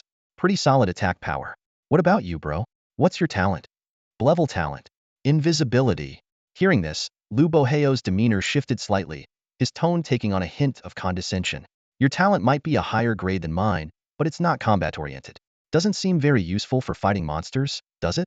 "True," Lin Xuan said with a faint chuckle. "But I've never fought monsters before. I've only ever killed people." The words dropped like a boulder into a still pond, shattering the atmosphere. The air grew heavy, and Lu Boheo was momentarily at a loss for words. And so, the three of them fell into silence, ascending the stairs to the rooftop in wordless tension. At the stairwell leading to the rooftop, 2 burly men stood like immovable iron towers, prepared for any disturbance. The moment they spotted Lu Boheo, their eyes widened in anger as they roared, "Didn't you say you couldn't afford the entry fee? What are you doing back here?" Lu Boheo immediately put on a sycophantic smile and replied with a laugh, "Oh, come on, I brought my friends along this time." The guards' gazes shifted to Lin Xuan and Aiya. When they looked at Lin Xuan, their expressions remained condescending and dismissive. However, when their eyes landed on Aiya, they froze. Their gazes turned ravenous, like starving wolves spotting a tender lamb, as they shamelessly ogled her from head to toe.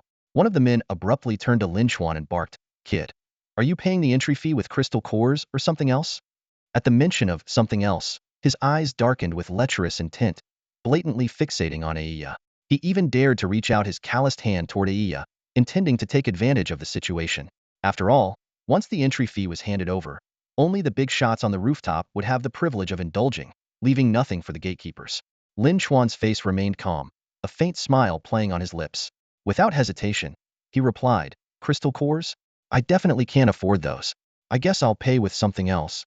Hearing this, Aiya's heart sank, and unease flickered in her eyes. But in the very next moment, she noticed Lin Xuan slowly raising his right hand. Lin Xuan's great invisibility skill not only allowed him to turn his entire body invisible, but also to selectively cloak parts of himself, including his equipment. The design of his weapon, the Grim Reaper's grasp, was too conspicuous, so he'd kept it hidden with his ability upon arriving in the southern district. However, the wires shot from the weapon remained clearly visible. In the blink of an eye, the 2 burly guards who had gained an average of 5 attribute points after surviving the recent storm didn't even have a chance to react before their heads were severed by the wires. With 2 heavy thuds, the heads hit the ground, followed by the headless bodies collapsing lifelessly. Lu Boheo, who had been standing nearby, ready to enjoy the show, was completely caught off guard.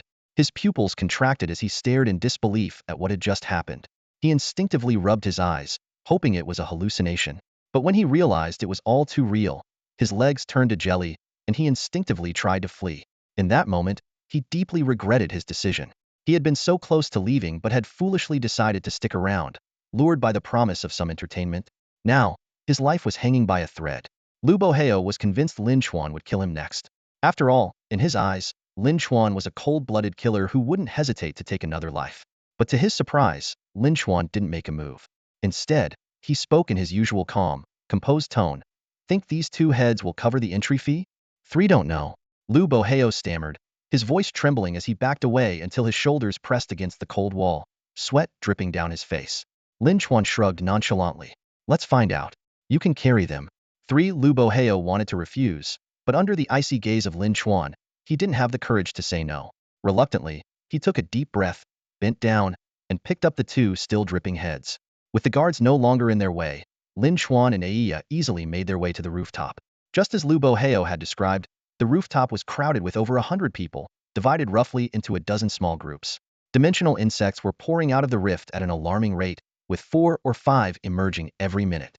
However, the moment they appeared, they were instantly annihilated by the crowd on the rooftop, lasting no more than a few seconds.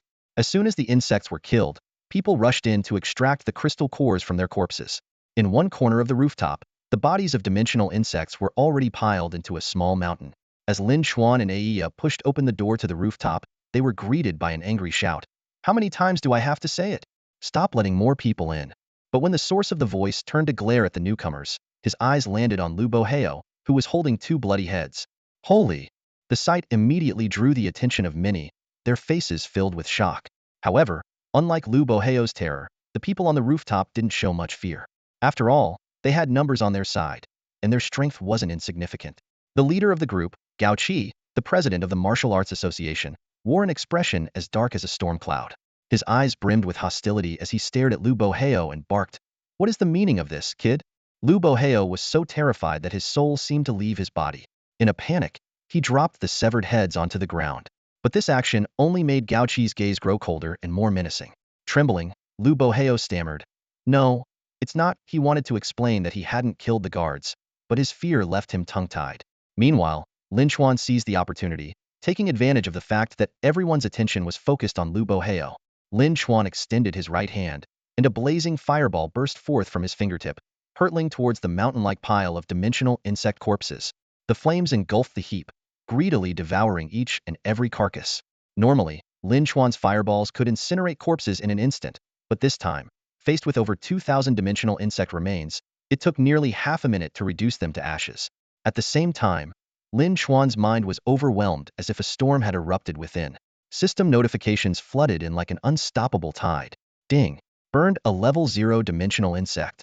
Power 0.1. Ding. Burned a level 0 dimensional insect. Constitution 0.1. Ding.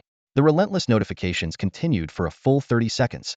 Lin Chuan could feel his attributes skyrocketing at an astonishing pace, a surge of unprecedented power coursing through his entire body. Nearby, Gao Qi and the others watched in shock and confusion as the dimensional insect corpses vanished into thin air.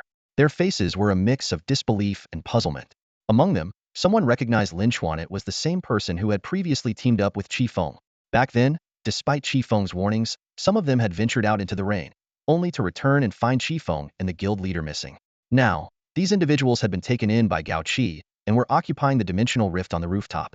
What surprised them even more was the presence of Aiya, who had disappeared alongside Qi Feng, now standing behind Lin Chuan. Wang Ziheng was the first to step forward, his tone filled with anger as he questioned, "Lin Chuan, it's you. Was it you who burned those corpses? Do you think you're still under Yuan Feng's protection? How arrogant of you." Hearing the names, Lin Chuan and Yuan Feng, the crowd immediately pieced together Lin Chuan's identity, just one of Yuan Feng's lackeys. And with Yuan Feng long gone, his followers were hardly a threat now. Realizing the gravity of the situation, Gao Qi's expression darkened as he demanded, "Was it you who burned the dimensional insect corpses? Who gave you the guts to touch what's mine?" Those present knew full well that Gao Qi's strength far surpassed Yuan Feng's. Seeing Gao Qi ready to make a move on Lin Chuan, Wang Ziheng quickly gestured toward Aiya, shouting, "Aiya, come over here now." On the surface, Lin Chuan appeared to be alone, while Gao Qi commanded the loyalty of over 100 followers. Any rational person would side with Gao Qi. However, AI Ya's gaze remained fixed on Lin Chuan. His enigmatic aura was even more unfathomable now. In the end, AI Ya stood her ground, resolutely staying behind Lin Chuan. Though uncertain if her choice was the right one, something inside her assured her it was a decision she would not regret. Gao Qi's gaze fell on Aiya, standing behind Lin Chuan, and a flicker of complex emotions crossed his eyes. Despite being just a freshman, Aiya's beauty had already caused quite a stir on campus. During military training, even without makeup and dressed in the same green camouflage uniform as everyone else, her stunning looks still turned heads. A candid photo of her sitting under a tree for shade had been secretly uploaded to the campus network, sparking widespread discussion. Some claimed she would dethrone Su Ling, the reigning campus beauty for 3 consecutive years, while others attributed her charm to the genetic advantages of her ethnic minority background. Supporters of Su Ling, however, argued that the pure beauty of Han ethnicity was unmatched. Yet, the annual campus beauty contest in Aprila's long-standing tradition at Peking University felt like a distant memory. On what should have been a serene April 1st to enjoy spring blossoms, a brutal survival game had suddenly descended upon them. Aiya had been the target of numerous clubs trying to recruit her, but she ultimately chose to join the student council. Now, in this apocalyptic moment, Gao Qi couldn't help but find it ironic what once seemed like prestigious social status in school now felt utterly insignificant in the face of life and death. He firmly believed that in this new world, strength was the only currency of power. However, before dealing with Aiya, Gao Qi had to confront Lin Chuan, who stood in his way. To his frustration, Lin Chuan seemed to completely disregard his presence, which only added fuel to Gao Qi's anger. His voice turned icy cold as he demanded, "Hey, are you deaf? Didn't you hear my question? Or do you think I won't dare to touch you?" Lin Chuan remained silent, focusing intently on his attribute panel. After incinerating over 2,000 dimensional bugs with fireballs, his attributes had increased by an average of more than 50 points across the board. Combined with his previous stats, all 4 of his attributes had surpassed 60, a staggering figure, far beyond the limits of an ordinary human. A faint, lazy smile tugged at the corner of Lin Chuan's lips. However, to Gao Qi, that smile felt like blatant provocation. Enraged, Gao Qi shouted, "Go! Void Blade!" But as the words left his mouth, an awkward silence filled the air. Gao Qi thrust his right hand forward with force, but nothing happened. The others looked on in confusion, but Gao Qi alone realized in horror could no longer activate his innate ability. What's going on?" Gao Qi stammered in shock, his eyes darting to Lin Chuan. The latter, however, had no intention of explaining anything to someone as good as dead. Lin Chuan silently expanded the range of his anti-magic field and raised his right hand. All eyes were drawn to the 4 eerie rings linked together on his hand. At that moment, not only Gao Qi but everyone present realized they could no longer use their abilities. However, they didn't back down, believing that their enhanced attributes and physical strength, bolstered by the mysterious rain, would still give them an edge. Surely, with so many of them, they could overpower a single Lin Chuan, right? The answer was clear: they were no match for Lin Chuan. Metallic wires shot out from the first ring of the death grip. Their attack pattern resembled the dimensional bugs, targeting the neck to strangle their prey. But these wires were 10, even 100 times faster and stronger than the bugs. With their meager speed attributes of barely 5 points, dodging was impossible. Even more terrifying, the wires were razor-sharp, capable not only of strangling but also of decapitating their victims with ease. The first wave of attackers fell instantly, their heads severed before they could even scream in pain. The gruesome sight sent the rest into a panic, shattering any thoughts of a coordinated assault. Those who had once stood high and mighty, occupying the spatial rift, were now reduced to trembling wrecks. Their so-called pride as strong ones crumbled, and many chose to jump to their deaths rather than face the hellish scene Lin Chuan had created. Lin Chuan did not pursue the fleeing survivors. Controlling the death grip consumed a tremendous amount of mental energy. Had his mental and physical attributes not exceeded 60, he wouldn't have been able to manipulate so many wires simultaneously. He exhaled deeply, concealed the death grip with his invisibility ability, and turned to survey the battlefield littered with corpses. Lu Boheo and Aiya were paralyzed with fear.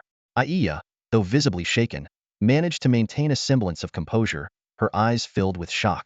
Lu Boheo, on the other hand, was utterly petrified. He collapsed to his knees with a thud, pressing his face against the ground, trembling uncontrollably as he stammered, Master." He wanted to beg for Lin Chuan's mercy, willing to serve him unconditionally. Lin Chuan had no intention of harming Lu Boheo. He spoke in a calm, gentle tone, "Relax. I don't kill without reason. I prefer self-defense." As soon as Lin Chuan finished speaking, A flicker of disbelief flashed across Lu Boheo's face. Self-defense? What kind of bizarre hobby is that? He muttered to himself, though outwardly he exhaled in relief, as if he had just narrowly escaped death. Standing nearby, Aya also let out a quiet breath for reasons she couldn't quite explain. Her gaze shifted back and forth between Lin Xuan and Lu Boheo, as if pondering something. Lu Boheo struggled to get up, his hands pressing against the ground as his knees trembled slightly. Just as he was about to stand, Aya suddenly spoke, her voice so soft it was almost a whisper. Do we really have to solve everything by killing? Her words landed like a heavy blow, shattering whatever strength Lu Boheo had just managed to muster. His body gave out, and he slumped back to the ground, his face a picture of terror. Lin Xuan cast a cold glance at Aya, his expression calm to the point of indifference. He wasn't angry, he simply shook his head lightly. As someone who had been reborn from the late stages of the apocalypse, he was no stranger to bloodshed and had endured countless battles. To him, sparing the lives of those who had intended to attack him on the rooftop was an act of immense restraint. Even so, he understood that this was only the first day of the apocalypse. It was natural for others to struggle with accepting such brutal realities. While calmly conjuring fireballs to incinerate the corpses on the ground, Lin Xuan spoke flatly, even if I hadn't acted, these people wouldn't have lived to see tomorrow's sunrise. Why not? Aya frowned. Though she was skeptical of Lin Xuan's words, she couldn't suppress her curiosity about his reasoning. Lin Xuan raised a hand and pointed to the sky, a trace of helplessness in his voice. Didn't you yourself say something's wrong with this rain? Her face instantly turned pale, as if doused with a bucket of ice water. But we were caught in the rain too, she stammered. That's because I know how to neutralize the rain side effects, Lin Xuan replied, his tone carrying a subtle hint of confidence. As they spoke, Lin Xuan had already finished burning the dozen or so corpses. Thanks to his abilities being 10 times stronger than an ordinary person's, his chances of acquiring talents from the process had significantly increased, nearly reaching 100%. A stream of peculiar talents flooded into Lin Xuan's mind. For ordinary people, these abilities would have been invaluable assets. But to Lin Xuan, anything below strength talent held little appeal. Only one stood out to him: Gao Qi's rank talent, Void Rift Blade. As a space-based ability, its offensive power was undeniably impressive. From one perspective, spatial attacks could bypass all defenses, dealing true damage. However, for someone as experienced as Lin Xuan, it was still far from remarkable. In his eyes, anything below strength talent was insignificant. Only strength talents truly touched upon the edges of universal laws. Even a powerful ability like Void Rift Blade would be rendered useless within the confines of strength anti-magic field. Although Lin Xuan possessed 2 strength talents, both were supportive in nature. If he were to encounter someone with an offensive strength talent, Lin Xuan stroked his chin thoughtfully, but chose not to dwell on the matter further. His gaze shifted toward a nearby fire water tank. His voice was calm yet tinged with vigilance. You can come out now, classmate. Hiding behind the fire water tank, Yi Haiming's face turned ashen, and cold sweat trickled down his forehead. His heart pounded violently as he debated whether Lin Xuan had truly sensed his presence or was merely bluffing. Hesitating, he chose not to reveal himself immediately. Suddenly, a cold, silent strand of wire wrapped around his neck, sending a shiver through his body as he nearly choked. Wait, I mean no harm, Yi Haiming shouted, his voice trembling. Lin Xuan had already noticed him.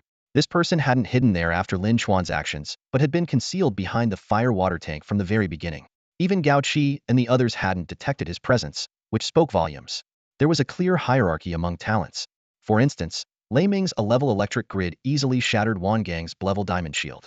Lin Xuan's B-level invisibility talent typically worked against those with talents below a level, while A-level individuals could see through it, and S-level talents made it effortless. The fact that Yi Haiming had evaded Gao Qi and the others suggested his stealth talent was at least B-level. Retracting the wire, Lin Xuan spoke calmly. Come out.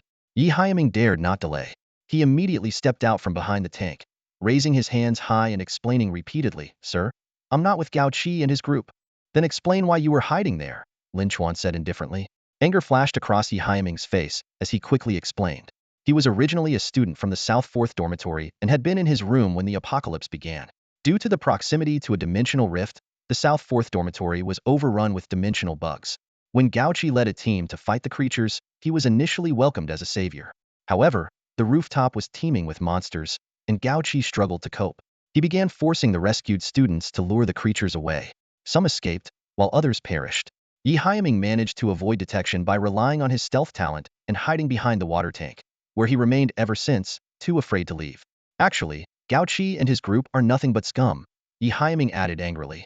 Later, When other talent users paid the entry fee to join them on the rooftop, 2 of them were killed by Gao Chi's group.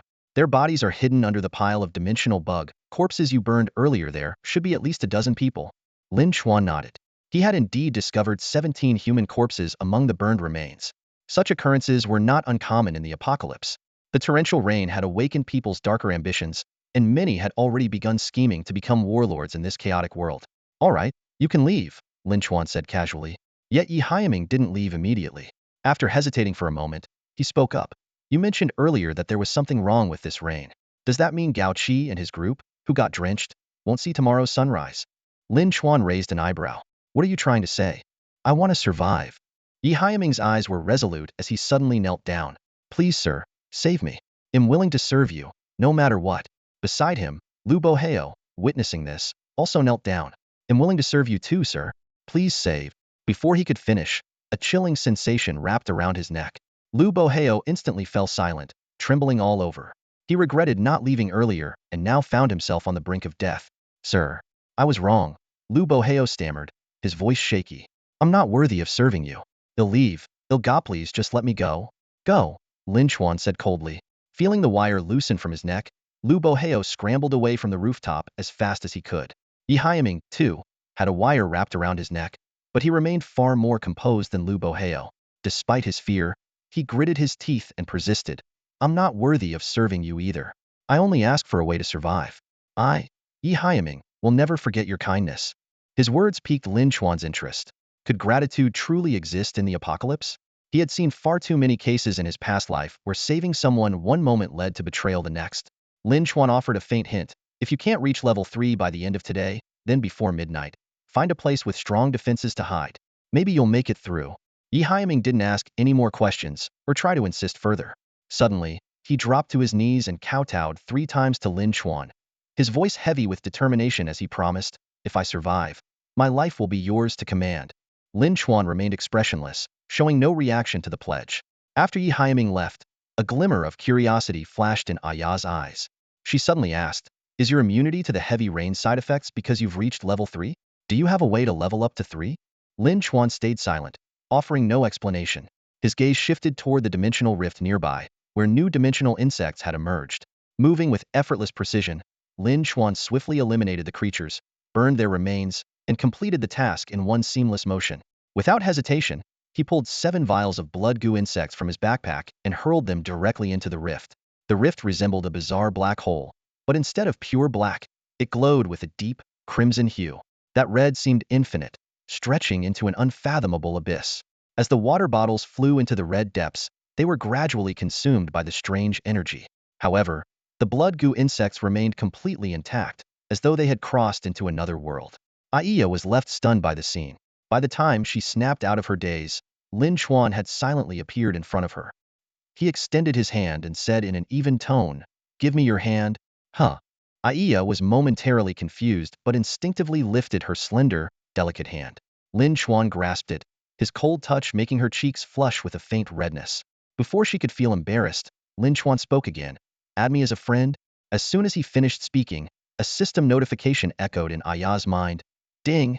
Player Lin Chuan has requested to add you as a friend. Accept decline? Without much thought, Aya quickly clicked accept. She was startled to find that a new friend tab had appeared in the system's chat interface. Lin Chuan released her hand and said briefly, I need to leave for a while. Stay here and wait.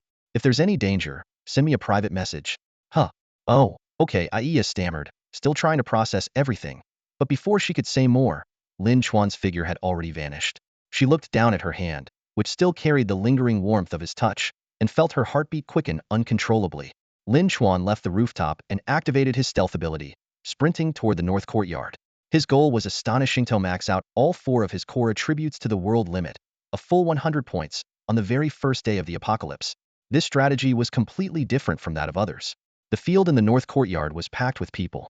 Students and teachers had gathered there because the dimensional rift in this area was much larger than the one on the rooftop in the south. Dimensional insects were pouring out at an alarming rate, around 30 to 40 per second. Despite the crowd, the open space remained free of entry fees, as the strong didn't bother to charge others. However, the prime monster spawning zones were dominated by powerful individuals, leaving ordinary people to scavenge on the outskirts. Lin Chuan arrived silently. He had no intention of interacting with anyone and immediately unleashed fireballs. Within just over half a minute, the notification sounds of attribute increases rang out one after another. Only when all 4 of his core attributes reached their maximum did Lin Chuan allow himself a satisfied smile. Suddenly, a commotion broke out. People noticed that the corpses of dimensional insects were vanishing inexplicably, and speculation arose about whether a terrifying boss had appeared. Just as Lin Chuan was preparing to leave, he felt a cold gaze piercing through him. He turned to see a stunning young woman standing in the center of the monster-spawning zone. Su Ling, the campus beauty for 3 consecutive years. Su Ling, holding a bow, stood with her long hair flowing gracefully as she stared icily at Lin Chuan. He wasn't surprised that she could detect him. After all, he knew Su Ling possessed an great ability and had already awakened a hidden class. Her elf-like pointed ears remained concealed beneath her hair, a secret no one else was aware of. Lin Chuan thought to himself that while ordinary players needed to reach level 10 to change classes, special individuals like Su Ling awakened hidden classes on the very first day of the apocalypse. This was both an opportunity and a challenge. For regular players, leveling up before class changes only granted 1 free attribute point per level, but those with hidden classes were different. Lin Chuan knew that the developments to come would be even more thrilling. Players who awaken their professions can enjoy the benefits of the profession point allocation system even before reaching level 10. With each level up, they not only gain fixed attribute increases but also receive free attribute points corresponding to their profession star rating. The star ratings range from 3 to 9, and the higher the rating, the more free attribute points they earn. However, this advantage comes with a significant risk. Players cannot level up unless they complete their profession quests. Su Ling awakened the 7-star profession of Frost Archer, which grants her 7 free attribute points per level up. More intriguingly, she awakened her profession at level 0, presenting her with an almost insurmountable challenge: completing a profession quest at level 0. In her previous life, many players who awakened professions either remained stuck at level 0 forever or perished while attempting to complete their profession quests. Yet, for those who succeed in transitioning to their profession, the potential is limitless. By level 10, they can already surpass ordinary players. Su Ling was clearly one of the successful ones, and in her past life, she was even revered as the Elf Queen.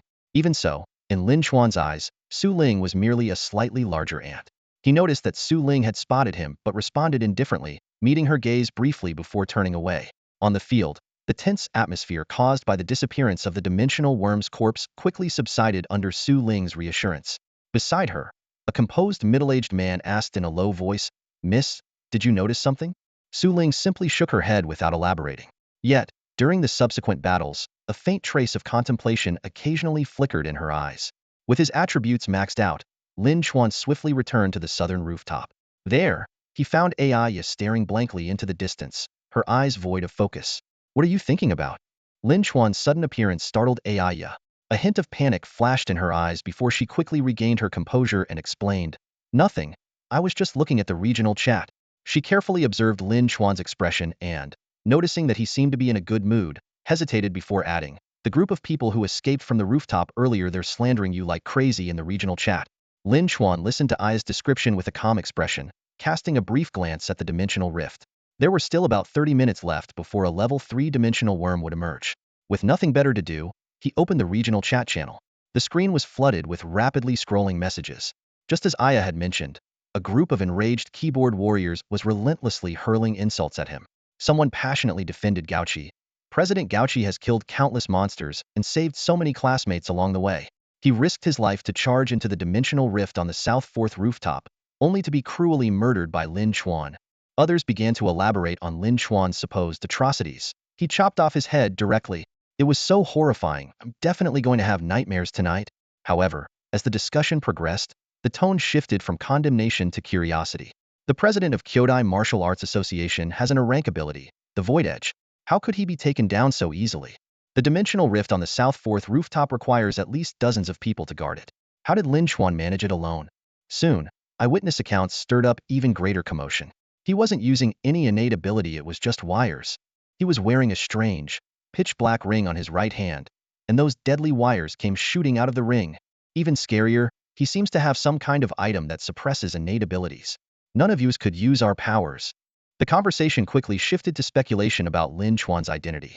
Isn't he just Yuan Feng's lackey? How did he suddenly become so powerful? Someone suddenly connected this to a message from the global channel. "Defeating a rank 727 expert drops a blue chest." Could it be? Just as the heated discussion reached its peak, a significant figure joined the fray. This is Lei Ming. I swear, I didn't kill Yuan Feng. When he died, I was at Star Moon Plaza. Lei Ming's appearance immediately set the channel ablaze. Some hailed him as the nation's top-ranked hero, while others cursed him as a cold-blooded killer. Meanwhile, Lei Ming, hastily fleeing through the darkness, was filled with regret. He had intended to keep his promise and wait until tomorrow to deal with Yuan Feng. Who would have thought that Yuan Feng, that useless fool, would actually die at someone else's hands before I could deal with him? A flash of regret crossed Lei Ming's eyes as his fists clenched involuntarily. He had just learned that the person who killed Yuan Feng not only escaped punishment, but also gained powerful items and equipment as a result. This made Lei Ming regret even more that he had honored his promise and not taken Yuan Feng out himself. What Lei Ming didn't realize was that the leaderboard hadn't been announced at the time, and there was no rank 1 tag displayed above Yuan Feng's head. Even if Lei Ming had killed him back then, no treasure chest would have dropped. Staring at the messages in the chat channel, a cold glint of killing intent flashed in Lei Ming's eyes. Lin Chuan, is it? He muttered under his breath. Just you wait. Meanwhile, on the other side, Chi Feng was also closely monitoring the chat messages in the regional channel. Although he had narrowly escaped death using a decoy doll, his rank intuition talent kept blaring warnings at him. Danger! Danger! This constant sense of threat drove Chi Feng to flee like a desperate stray dog. He ran from Jing University all the way to the outskirts of the city, eventually hiding in a filthy, foul-smelling sewer. Only there did the overwhelming sense of danger slightly subside. However, every time he tried to leave the sewers, that oppressive feeling of crisis returned, forcing him to remain hidden like a rat in the dark. It was then that Chi Feng caught sight of the messages in the regional channel and suddenly realized something. The person who attacked him earlier was most likely Lin Chuan. He recalled the cold, metallic sensation around his neck at the time. It must have been wire. That damned Lin Chuan. Chi Feng gritted his teeth. I hadn't even had the chance to send people after him, and that bastard struck first? Although his current state rendered him incapable of taking any direct action against Lin Chuan, Chi Feng's 3 years of experience in the student council had honed his silver tongue. He immediately began stirring the pot in the regional chat, rallying others to target Lin Chuan. Originally, the rank 1 spot on the leaderboard belonged to Yuan Feng from our Daxia nation, but Lin Chuan, for his own selfish gain, betrayed and killed Yuan Feng. Such a person doesn't deserve to be called human. Exactly. Lin Chuan has lost all humanity in his pursuit of power. If we let someone like him run rampant, more people will fall victim to his schemes. I suggest we unite and take Lin Chuan down together, avenge Yuan Feng. Before long, the channel was flooded with messages of outrage. Agreed. Agreed. A murderer like Lin Chuan must face justice. Lin Chuan read through the comments, shaking his head with a faint, amused smile. He knew all too well that their cries for justice for Yuan Feng, or revenge for Gao Qi, were nothing more than a pretense. They were after his gear and items. Beside him, Aya couldn't understand how Lin Chuan could still manage to smile. Anxiously, she asked, "What do we do? I feel like people will come for us soon. Should we hide somewhere for now?" Lin Chuan's face showed no trace of panic. Instead, he asked a seemingly irrelevant question. "What time is it now?" Aya was momentarily stunned. She glanced at her watch instinctively and stammered, "T10:48. Just over an hour left," Lin Chuan murmured to himself, lifting his gaze to the gloomy sky. The eerie downpour, which had started at 8 o'clock, showed no signs of stopping, the raindrops pounding against the ground with a dull, relentless rhythm. As Aya was about to say something, she suddenly sensed an unusual disturbance emanating from the dimensional rift not far away. When it had been under Takasaki's control, the rift had spewed out 40 to 50 dimensional insects per minute. However, ever since Lin Chuan had thrown 7 bottles of blood goo insects into it, not a single insect had emerged in over half an hour. Now, the rift was exhibiting strange phenomena once again. The crimson hue deepened, becoming more profound and ominous, accompanied by faint tremors and flickers, as if something terrifying was brewing within. Watching the bizarre scene unfold, Lin Chuan's lips curled into a faint smile. As he began walking toward the rift, he casually said to Aya, "Hide behind the water tank for now. This fight should be over quickly." Aya, sensing the gravity of the situation, obediently retreated to the safety of the water tank. She knew all too well that Lin Chuan's battles were far beyond her abilities. Staying out of the way was the only sensible thing she could do.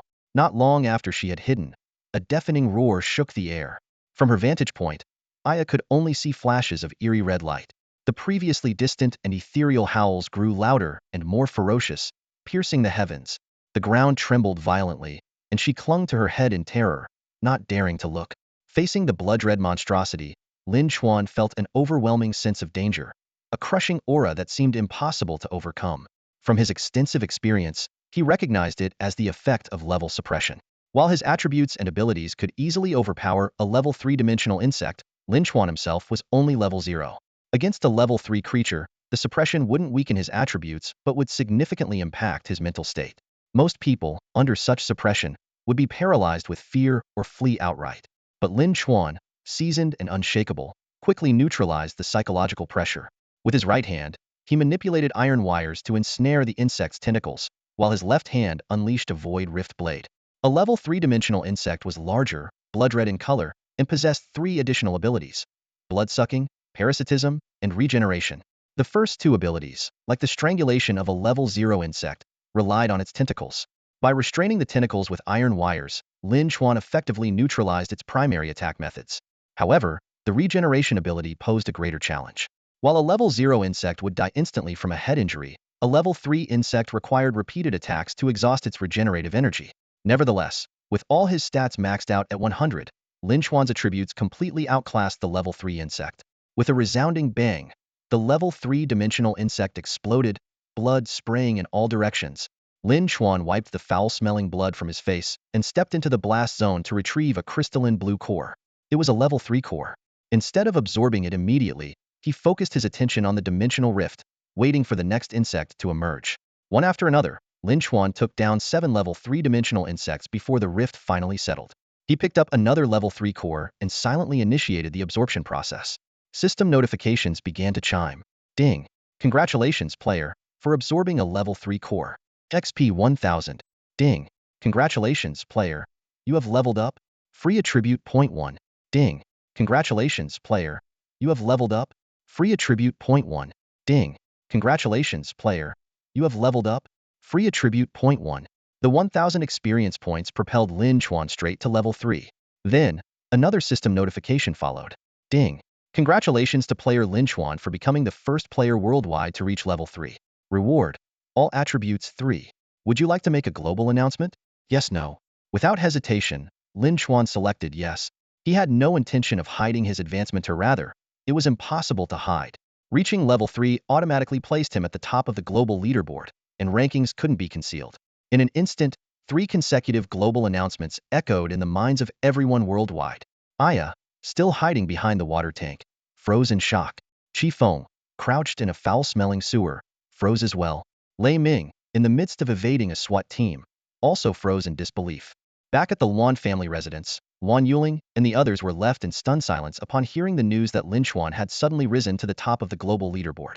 Memories of their past encounters with Lin Chuan flashed through their minds as they struggled to reconcile the shocking reality with the person they thought they knew. The regional chat channel, which had been filled with accusations against Lin Chuan, now fell into an eerie silence. People were caught in a dilemma. Continuing to denounce Lin Chuan would mean undermining the heroic image they had built for Yuan Feng, but giving up their criticism would mean relinquishing their hopes of obtaining Lin Chuan's powerful artifact. This awkward silence was broken by a single message.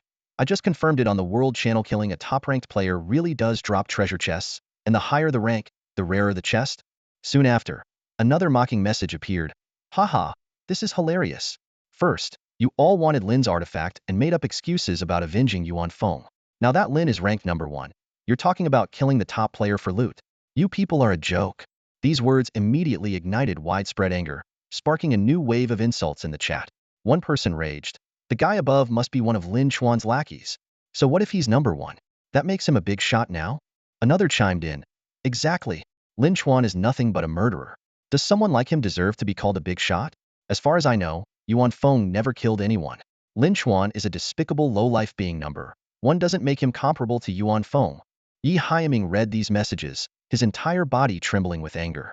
He recalled how he had previously exposed Gao Qi's reckless disregard for human life in the channel, only to be accused of spreading lies as one of Lin Chuan's dogs. Now, even with Lin Chuan at the top of the leaderboard, these people showed no sign of restraint. Their behavior reminded him of the descriptions in the crowd. A study of the popular Minda group of people so immersed in their own worldview that they would never tolerate dissenting opinions. Whatever vile actions they committed were justified, simply because of their sheer numbers. Yi Haiming had been debating whether to share Lin Chuan's warning in the chat, but now it seemed utterly pointless. Standing behind him, Lu Boheo tried to console him. Brother Yi, don't let it get to you. People say whatever they want in anonymous chats because they don't have to take responsibility for their words. They'll get what's coming to them sooner or later. Yi Haiming shook his head lightly and stopped paying attention to the chat. He glanced at the time. There was less than an hour left until midnight. We need to move quickly, he urged. Got it, Lu Boheo responded, secretly relieved that he'd been cautious after falling from the rooftop. Although he had initially been skeptical of Lin Chuan's warnings, Lin's rapid rise to the top of the leaderboard had only strengthened his belief in him.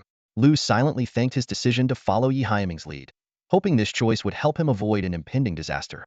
The news of Lin Chuan reaching level 3 spread like a thunderclap, reverberating across the globe in an instant. At that very moment, Barkanov was hiding aboard a ferry.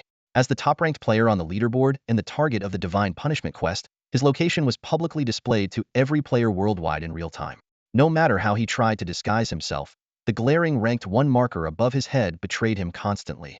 Forces from all over the world had formed countless teams, relentlessly hunting him down. And for good reason. The rewards for the Divine Punishment quest were unimaginably tempting. 10,000 experience points, an orange treasure chest, and a mysterious innate skill. While the specifics of the latter 2 rewards remained unknown, the sheer 10,000 experience points alone were enough to drive anyone into a frenzy. After all, on the first day of the apocalypse, most people couldn't even scrape together the meager 100 experience points needed to reach level 2. As the pursuers scoured the ferry for their prey, a global announcement suddenly echoed in the air. Barkanov froze in disbelief. Level 3? The person who had earlier proposed a trade with him had actually reached level 3? Lin Chuan? The name, with its Southeast Asian flair, instantly reminded him of their prior agreement. Far away, on the rooftop of the southern dormitory at Beijing University, Lin Chuan received Barkanov's private message. In response to the inquiry confirming his identity, Lin Chuan replied calmly, "Ready to trade now?" A glint of sharpness flickered in Barkanov's eyes. After a brief moment of contemplation, he changed his stance. "Technically, I should honor our trade. But the crisis I face now cannot be resolved, even with upgrade talent crystal." Lin Chuan's tone turned frosty. "So? Are you suggesting I join the others chasing you across the Atlantic?" The words sent alarm bells ringing in Barkanov's mind. As a fugitive accustomed to living on the edge, his instincts, while not as honed as the precognitive talents of someone like Qi Feng, had saved his life more times than he could count. It became clear to him that this Lin Chuan was no ordinary individual. "All right, the original trade still stands," Barkanov relented quickly. "However, I'd like to propose an additional deal." Seeing Lin Chuan remain silent, he added, "I have a dungeon entry pass. I want to use it to bargain for my survival." A dungeon entry pass? The unexpected twist momentarily brightened Lin Chuan's expression. In the brutal world of the killing game, dungeons were categorized as either unclaimed or owner-controlled. Unclaimed dungeons required players to locate the entrance themselves, with highly unpredictable outcomes. Owner-controlled dungeons, on the other hand, needed entry passes. Obtaining such a pass on the first day of the apocalypse was nothing short of extraordinary. More importantly, if Barkanov couldn't use the pass to escape his predicament, it likely meant the dungeon was a large-scale multiplayer one requiring a specific number of participants to activate. Such dungeons were notoriously dangerous, but for Lin Chuan, they represented rare opportunities. A chance to break past the limits of his current stats and explore a new frontier. What dungeon? Lin Chuan pressed. Dragon and the Brave. It requires 2,000 participants to activate, Barkanov replied bitterly. The steep requirement rendered the pass almost useless to him. Deal, Lin Chuan agreed without hesitation. "I'll give you 3 tips to ensure your survival for the next 10 days. The two quickly finalized their exchange. Lin Chuan traded upgrade talent crystal for Moon Goddess Blessing and a cleansing fruit, then swapped 3 survival tips for the dungeon entry pass. For Lin Chuan, it was a steal. The 3 tips he provided seemed straightforward on the surface. Skill 10 Divine, chosen to become a death god's favored. Eliminate a class holder to obtain a teleport scroll, and hide in an unclaimed dungeon to evade pursuit. Without proper context, these tips might as well have been meaningless drivel. As soon as Lin Chuan finished speaking, a flicker of excitement flashed in Barkanov's eyes. An unclaimed secret realm in the deep sea. His unexpected surprise made his heart race.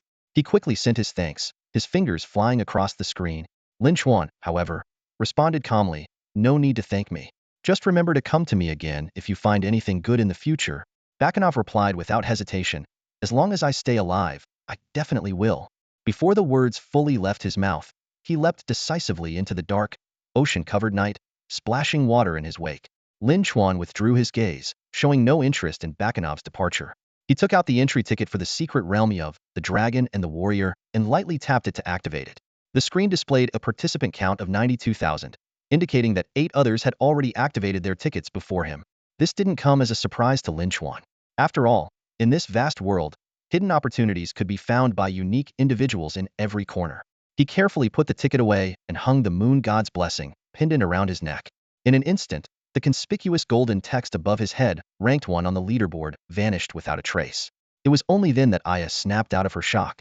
She stepped out hesitantly from behind the fire-water tank, her mind still reeling. Almost unconsciously, she spoke. Lin Chuan, you leveled up to 3. Her voice trailed off as she suddenly noticed that the space above Lin Chuan's head was completely blank. The leaderboard title that should have been there was nowhere to be seen. Isn't it said that anyone on the leaderboard would have the corresponding title displayed above their head? Aya stared at Lin Chuan's blank space in disbelief, her eyes filled with confusion. Lin Chuan's expression didn't change. With a serious look, he explained, "Oh, you mean that Lin Chuan on the leaderboard? Must be someone with the same name." Same name? Aya almost believed him. But as she recalled the moments she had shared with Lin Chuan, she couldn't shake the feeling that the Lin Chuan from the global announcement had to be the one standing before her. She guessed that he must have used some special method to hide the text above his head, but she didn't dare to ask directly. Lin Chuan glanced at the time. It was less than half an hour until midnight. Turning to Aya, he said in a calm tone, "Let's go. We need to find a place to spend the night." Spend the night? Aya's large, dark, and glistening eyes widened even further, her expression a mix of surprise and puzzlement that gave her an irresistibly adorable look. Aya closely followed behind Lin Chuan, her small mouth chattering non-stop. "I could have stayed in my dorm tonight. My roommate is really nice, and the dorm is super safe." Lin Chuan suddenly turned around, raising an eyebrow as he stared directly at her. "Are you saying I'm not nice?" Aya froze in panic, waving her hands frantically as she tried to explain. "No, that's not what I meant." Her survival instincts kicked in again, her face full of nervousness. "Then what do you mean?" Lin Chuan pressed, step by step.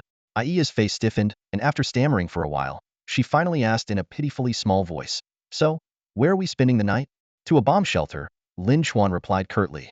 His mind conjured up a vivid image of the bomb shelters from before the apocalypse, safe havens, built to withstand sudden wars. On the first day of the apocalypse, people reacted in many different ways. Some, driven by a sense of morality, worked to maintain order. Others sought power, hunting monsters to level up. Some focused solely on survival, hoarding supplies. While most ordinary people were left bewildered, clinging to the hope of rescue. Lin Chuan remembered an old Western-style house just north of Jingda University. Hidden within it was a highly fortified and concealed bomb shelter. In his previous life, when he had visited that place, he had been greeted by a scene of rotting corpses strewn across the floor, victims likely slaughtered by their fellow humans during the most desperate night of the apocalypse. This time, he wasn't heading there to save anyone but simply because the shelter would provide a secure place to rest through the chaos of the first night.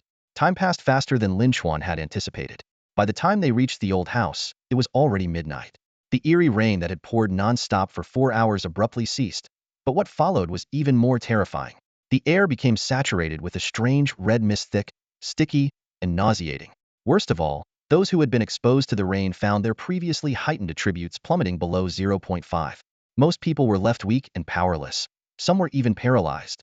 In peacetime, paralysis meant a loss of independence. In the apocalypse, however, sudden paralysis was a death sentence. Those who had been guarding dimensional rifts and fighting monsters were instantly transformed from hunters into prey. After midnight, more types of dimensional rifts began to appear, spawning monsters ranging from level 0 to 5. These creatures rampaged through the red mist, wreaking havoc on human cities. Even if humans hadn't suffered a drop in attributes, facing such monsters was already a near-death experience. But with most having endured the rain's effects, the situation became a living nightmare. That night, the world turned into a hellscape. Those who had once complained that the apocalypse was too easy, that there were more humans than monsters, were now undoubtedly shedding tears of regret. Although Lin Chuan had already experienced one apocalypse, he couldn't help but feel a heavy weight in his heart. Just then, he felt something press against his chest. Aya had collapsed into his arms. Her cheeks were flushed, her breathing unsteady, as she explained nervously, "I don't know what's happening. I suddenly feel so tired I can't walk anymore." She trailed off, clearly embarrassed, worried that Lin Chuan might misunderstand her. Lin Chuan immediately understood what was going on. He glanced down at her and said calmly, "Check your attribute panel." I. Aya's eyes widened in disbelief as she shouted, "Why are all my attributes suddenly less than 0.5? My weakest stat, mental strength, is only 0.1. Lin Chuan wasn't surprised. He picked her up in his arms, but then seemed to think of something. He put her down again and handed her a level 3 crystal core. After midnight, the 10 crystal core absorption limit per person had reset. Lin Chuan had previously killed 7 level 3 dimensional bugs, and since killing higher level monsters guaranteed crystal cores, he had obtained 7 level 3 cores. After using one himself, He still had 6 remaining. He handed one to Iya and instructed, "Absorb it." Iya obediently followed his command. As a level 1 individual absorbing a level 3 crystal core, she gained 100 experience points, just enough to level up to level 2. Upon leveling up, she received 1 free attribute point, and the words "Rank 3" appeared above her head on the leaderboard. Lin Xuan continued, "Allocate your free attribute point to your constitution." Iya did as she was told. After adding 1 point to her constitution, her stat rose to 1.3. This allowed her to barely stand, though she still felt extremely weak, her entire body drained of strength. Her steps were slow and unsteady. Lin Xuan remained calm as he pushed open the door of the nearly abandoned old villa, with Iya following close behind. The creaking of the worn wooden door echoed sharply, as if protesting this sudden intrusion. Inside, silence reigned, and the air was thick with the damp, musty smell of a place long uninhabited. The two moved cautiously through the empty rooms, their footsteps sounding unnervingly loud in the stillness. They made their way to the basement entrance, only to be stopped by an unexpected obstacle. 2 elderly figures, an old couple, suddenly appeared, blocking their path. Though the couple was neatly dressed, their pale faces and fearful eyes betrayed their unease. The woman cowered behind her husband, while the old man, trying to muster courage, stammered, "Who are you? How did you find this place?" Lin Xuan maintained his composure, his voice steady as he replied, "We heard there's an air raid shelter here. We're just looking for a temporary refuge." His gaze shifted past the old man to the tightly shut iron door behind them. The old man's expression hardened, though his anxiety was evident. Summoning his resolve, he said, "This place is already full. There's no space left for anyone else." A faint, enigmatic smile curved at the corner of Lin Xuan's lips. "So full," he remarked, "that even the owners of the place have been forced out?" The old man's face instantly changed, his voice faltering as he stammered, "How do you know?" Lin Xuan didn't answer, instead offering a proposal. "Let us in, and I'll help you clear out some of the people inside." The old man hesitated for a moment, but ultimately shook his head, his voice lowering as he said, "That's not possible. My grandchildren are in there too." Lin Xuan sighed softly, then acted without warning. He swiftly drew a razor-thin blade from his pocket, pressing it against the old woman's neck. She froze in terror, her body trembling as she leaned against the cold iron door behind her. "You Lan!" the old man cried out, his knees giving way as he dropped to the floor before Lin Xuan. Tears streamed down his face as he pleaded, "Please, I beg you, let her go. She has dementia. She doesn't understand anything." Lin Xuan's voice remained steady, yet carried a chilling authority. "Open the door. They'll make sure your wife and grandchildren stay safe. If you don't..." The old man wept uncontrollably, wiping his tears as he struggled with the decision. Just then, the old woman spoke, her voice faint but filled with emotion. "Igua, Igua," she murmured, calling her husband's name. Hearing her, a flicker of determination flashed in the old man's eyes. But before he could act, Lin Xuan stepped forward, pointing toward Iya behind him. "Look at her," he said. "She's ranked 3rd on the leaderboards. You've heard of the leaderboards, haven't you? She has the strength to ensure your grandchildren's safety. But here you are, locked outside, completely unaware of what's happening inside. What if the people in there don't keep their promises and harm your grandchildren?" The old man's resolve began to waver as his gaze shifted to Iya. However, Iya, barely able to stand upright, looked visibly uncomfortable. A faint, awkward smile crossed her face as she thought to herself, "Me? A top-ranked fighter?" That's a laugh. The blatant lie left her feeling uneasy, but she did her best to maintain a composed demeanor. "Grandpa, Grandma, don't be afraid. My brother may look intimidating, but he's actually a good person." Iya gently reassured the elderly couple, her soft voice soothing. Out of the corner of her eye, she glanced at Lin Xuan. Hearing her words, Lin Xuan frowned slightly, thinking to himself, "Do I really look that scary? And since when am I her brother?" Despite his irritation, Lin Xuan played along, slowly withdrawing the blade that had been pressed against the old lady's neck. Though menacing, the blade hadn't caused her any harm. Seeing this, Zhua Igua let out a heavy sigh of relief and quickly shielded the old woman behind him. His gaze then shifted to Iya, who stood behind Lin Xuan. The young girl resembled a sprite straight out of an anime, her delicate features paired with an innocent, childlike demeanor that naturally evoked goodwill. Zhua Igua hesitated for a moment before letting out a long sigh and finally speaking in a somber tone. "This old house has been in the Zhua family for generations. Though we've fallen on hard times, we never considered selling our ancestral home. But then, that deadly survival game changed everything. We remembered there was an air raid shelter underground, and it seemed like the perfect place to hide.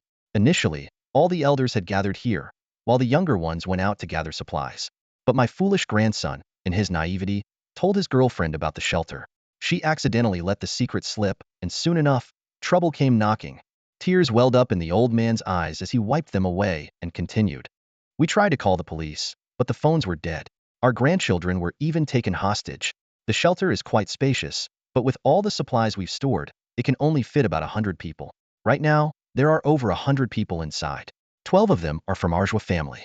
Another 30 or so are classmates brought in by Tiangang, and the remaining 50 plus are outsiders drawn here because of Tiangong's girlfriend's mistake. Glancing at Aiya, Zhua Igua added, among those outsiders, there's one particularly formidable individual everyone calls Brother Biao. He's talented, powerful, and even has a spatial ring full of supplies. Most people inside now follow his lead. Brother Biao doesn't have any text above his head, so he should only be level 1. But his underlings, who are likely also level 1, seem like they've taken lives before. At the mention of taking lives, the old man's voice grew heavy with fear and trepidation. Lin Chuan listened intently, then fell silent in thought. After a moment, he suddenly asked, Elder, do you know which of the people inside have been caught in the rain and which haven't? The rain? Are you talking about the one that drastically boosts attributes?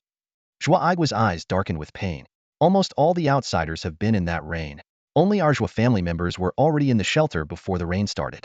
We wanted to go out and get stronger too, but then Brother Biao and his men barged in, and since then, they haven't allowed any of us Zhua family members to leave and get caught in the rain. The old man seethed with frustration, while Lin Chuan murmured thoughtfully to himself, so only the Zhua family hasn't been exposed to the rain. Meanwhile, just 10 minutes earlier, Yang Biao had been busy in the regional chat channel, joining others in condemning Lin Chuan. 18 powerful figures had agreed to meet at 10 a.m. the next day at the gates of Beijing University to team up and take Lin Chuan down. They planned to discuss how to divide the rare items and loot that Lin Chuan might drop upon his death during the meeting. After handling this matter, which was crucial for gaining strength, Yang Biao turned his attention back to the air raid shelter. His eyes landed on Zhua Tiangong's girlfriend, a girl who had been throwing flirtatious glances at him more than once. Having long since lost any sense of morality after taking countless lives, Yang Biao leaned forward with a crude grin and called out to the girl, What are you looking at? Have you fallen for me? Startled, Wang Shiyun quickly lowered her head. Her delicate, innocent demeanor, which might have inspired protective instincts in men before the apocalypse, now only fanned the flames of predatory desire in the lawless chaos of the new world. Yang Biao let out a coarse laugh, pointing at her and barking, You, come here. Like a frightened rabbit, Wang Shiyun darted into Zhua Tiangong's arms, her voice trembling as she called out, Feng. Zhua Tiangong's face darkened with anger. Shielding his girlfriend protectively, he glared coldly at Yang Biao. You promised us that you were only here to take shelter, not to commit any indecent acts. Huh, indecent acts? Kid, are you out of your mind? Yang Biao and his lackeys burst into laughter, their jeers echoing through the shelter. As they laughed, a few of Yang Biao's men stepped forward to restrain Zhua Tiangang. Yang Biao stood motionless, a mocking smile playing at the corners of his lips as he stared directly at Zhua Tiangang. His voice dripped with disdain and arrogance as he spoke. Kid, let me teach you a lesson today. In this world, the rules are made by the strong. Right or wrong, it's all up to those with power. With that, he extended his index finger, slowly pointing toward Wang Shiyun, his eyes glinting with a dangerous light. Xiangzi, bring that girl over here for me. I'm going to take her right in front of her boyfriend. The man called Xiangzi burst into a shrill, grating laugh as he strode purposefully toward Zhua Tiangang. He roughly patted Zhua's cheek, his tone full of ridicule. Why the long face, kid? Getting humiliated by Brother Biao in person? You should feel honored. Huh. Immediately, a group of lackeys swarmed forward, pinning Zhua Tianggang's shoulders with brute force. Zhua struggled desperately, but someone delivered a vicious kick to the back of his knee. He collapsed heavily onto the ground, then was forced face down, his cheek scraping against the rough surface. At the same time, Xiangzi shoved Wang Shiyun roughly, forcing her to move toward Yang Biao. On the surface, Wang Shiyun appeared panicked and helpless, a picture of vulnerability as if she were being gravely mistreated. Yet deep inside, she felt no fear. If anything, there was a faint trace of excitement. As a shrewd woman, Wang Shiyun understood the nature of the changing world. She knew full well that everything had shifted since the apocalypse began. Just as Yang Biao had said, in this new world, the rules were dictated by strength. Reflecting on Zhua Tiangang before the apocalypse, Wang Shiyun couldn't help but compare. Back then, he was handsome, gentle, academically successful, and came from a privileged background, a dream partner for many women. But the apocalypse had stripped all those qualities of their value in an instant. In this brutal new reality, good looks couldn't put food on the table, and a gentle temperament often meant indecisiveness, a trait ill-suited for survival. Academic achievements, houses, Cars, none of these had any worth anymore. By contrast, men like Yang Biao, fierce and domineering, were the ones who could offer women both protection and a chance at survival. The thought stirred a flicker of anticipation in Wang Xian's heart. Even if it meant enduring the humiliation of being publicly degraded, if she could become Yang Biao's woman, it would undoubtedly be a far better choice for survival than remaining Zhuo Tiangang's girlfriend. Despite having already weighed the pros and cons in her mind, Wang Shiyun knew better than to let her facade crumble so easily. When Yang Biao grabbed her and pulled her into his arms, she stuck to her carefully crafted persona, reacting as though she were a frightened little rabbit. With reddened eyes, she let out a startled cry, playing her part to perfection. When Wang Shiyun realized that her struggles and cries only fueled Yang Biao's twisted excitement, her performance became even more intense. Tears streamed down her face as she put on a pitiful expression, all to cater to Yang Biao's disturbing preferences. However, Zhuo Tiangang, who was pinned to the ground, perceived everything as genuine. Watching his girlfriend being humiliated, Zhuo Tiangang felt as if his heart was being torn apart. At the same time, he despised his own weakness. He struggled with all his might, but couldn't even budge Yang Biao's subordinates. Having never endured the trials of the storm, his abilities hadn't improved, leaving him completely outmatched. Zhuo Tiangang's eyes were bloodshot with fury, and suddenly, he changed tactics. No longer wasting his breath on futile curses, he began to call for help from the surrounding crowd. Save Shiyun. You've all been through the storm and had your abilities enhanced. If we band together, we can defeat Yang Biao. He started calling out the names of his classmates one by one. Zhang Zixuan, Tang Yiping, Shiyun is your classmate too. Didn't you say you've awakened powerful talents? Help her, please. Save Shiyun. His voice grew hoarse as he shouted desperately. Yet, the classmates he had once kindly sheltered in the air raid shelter now pretended to be asleep. Having already been intimidated by Yang Biao, they shut their eyes tightly, afraid to get involved as the tension escalated.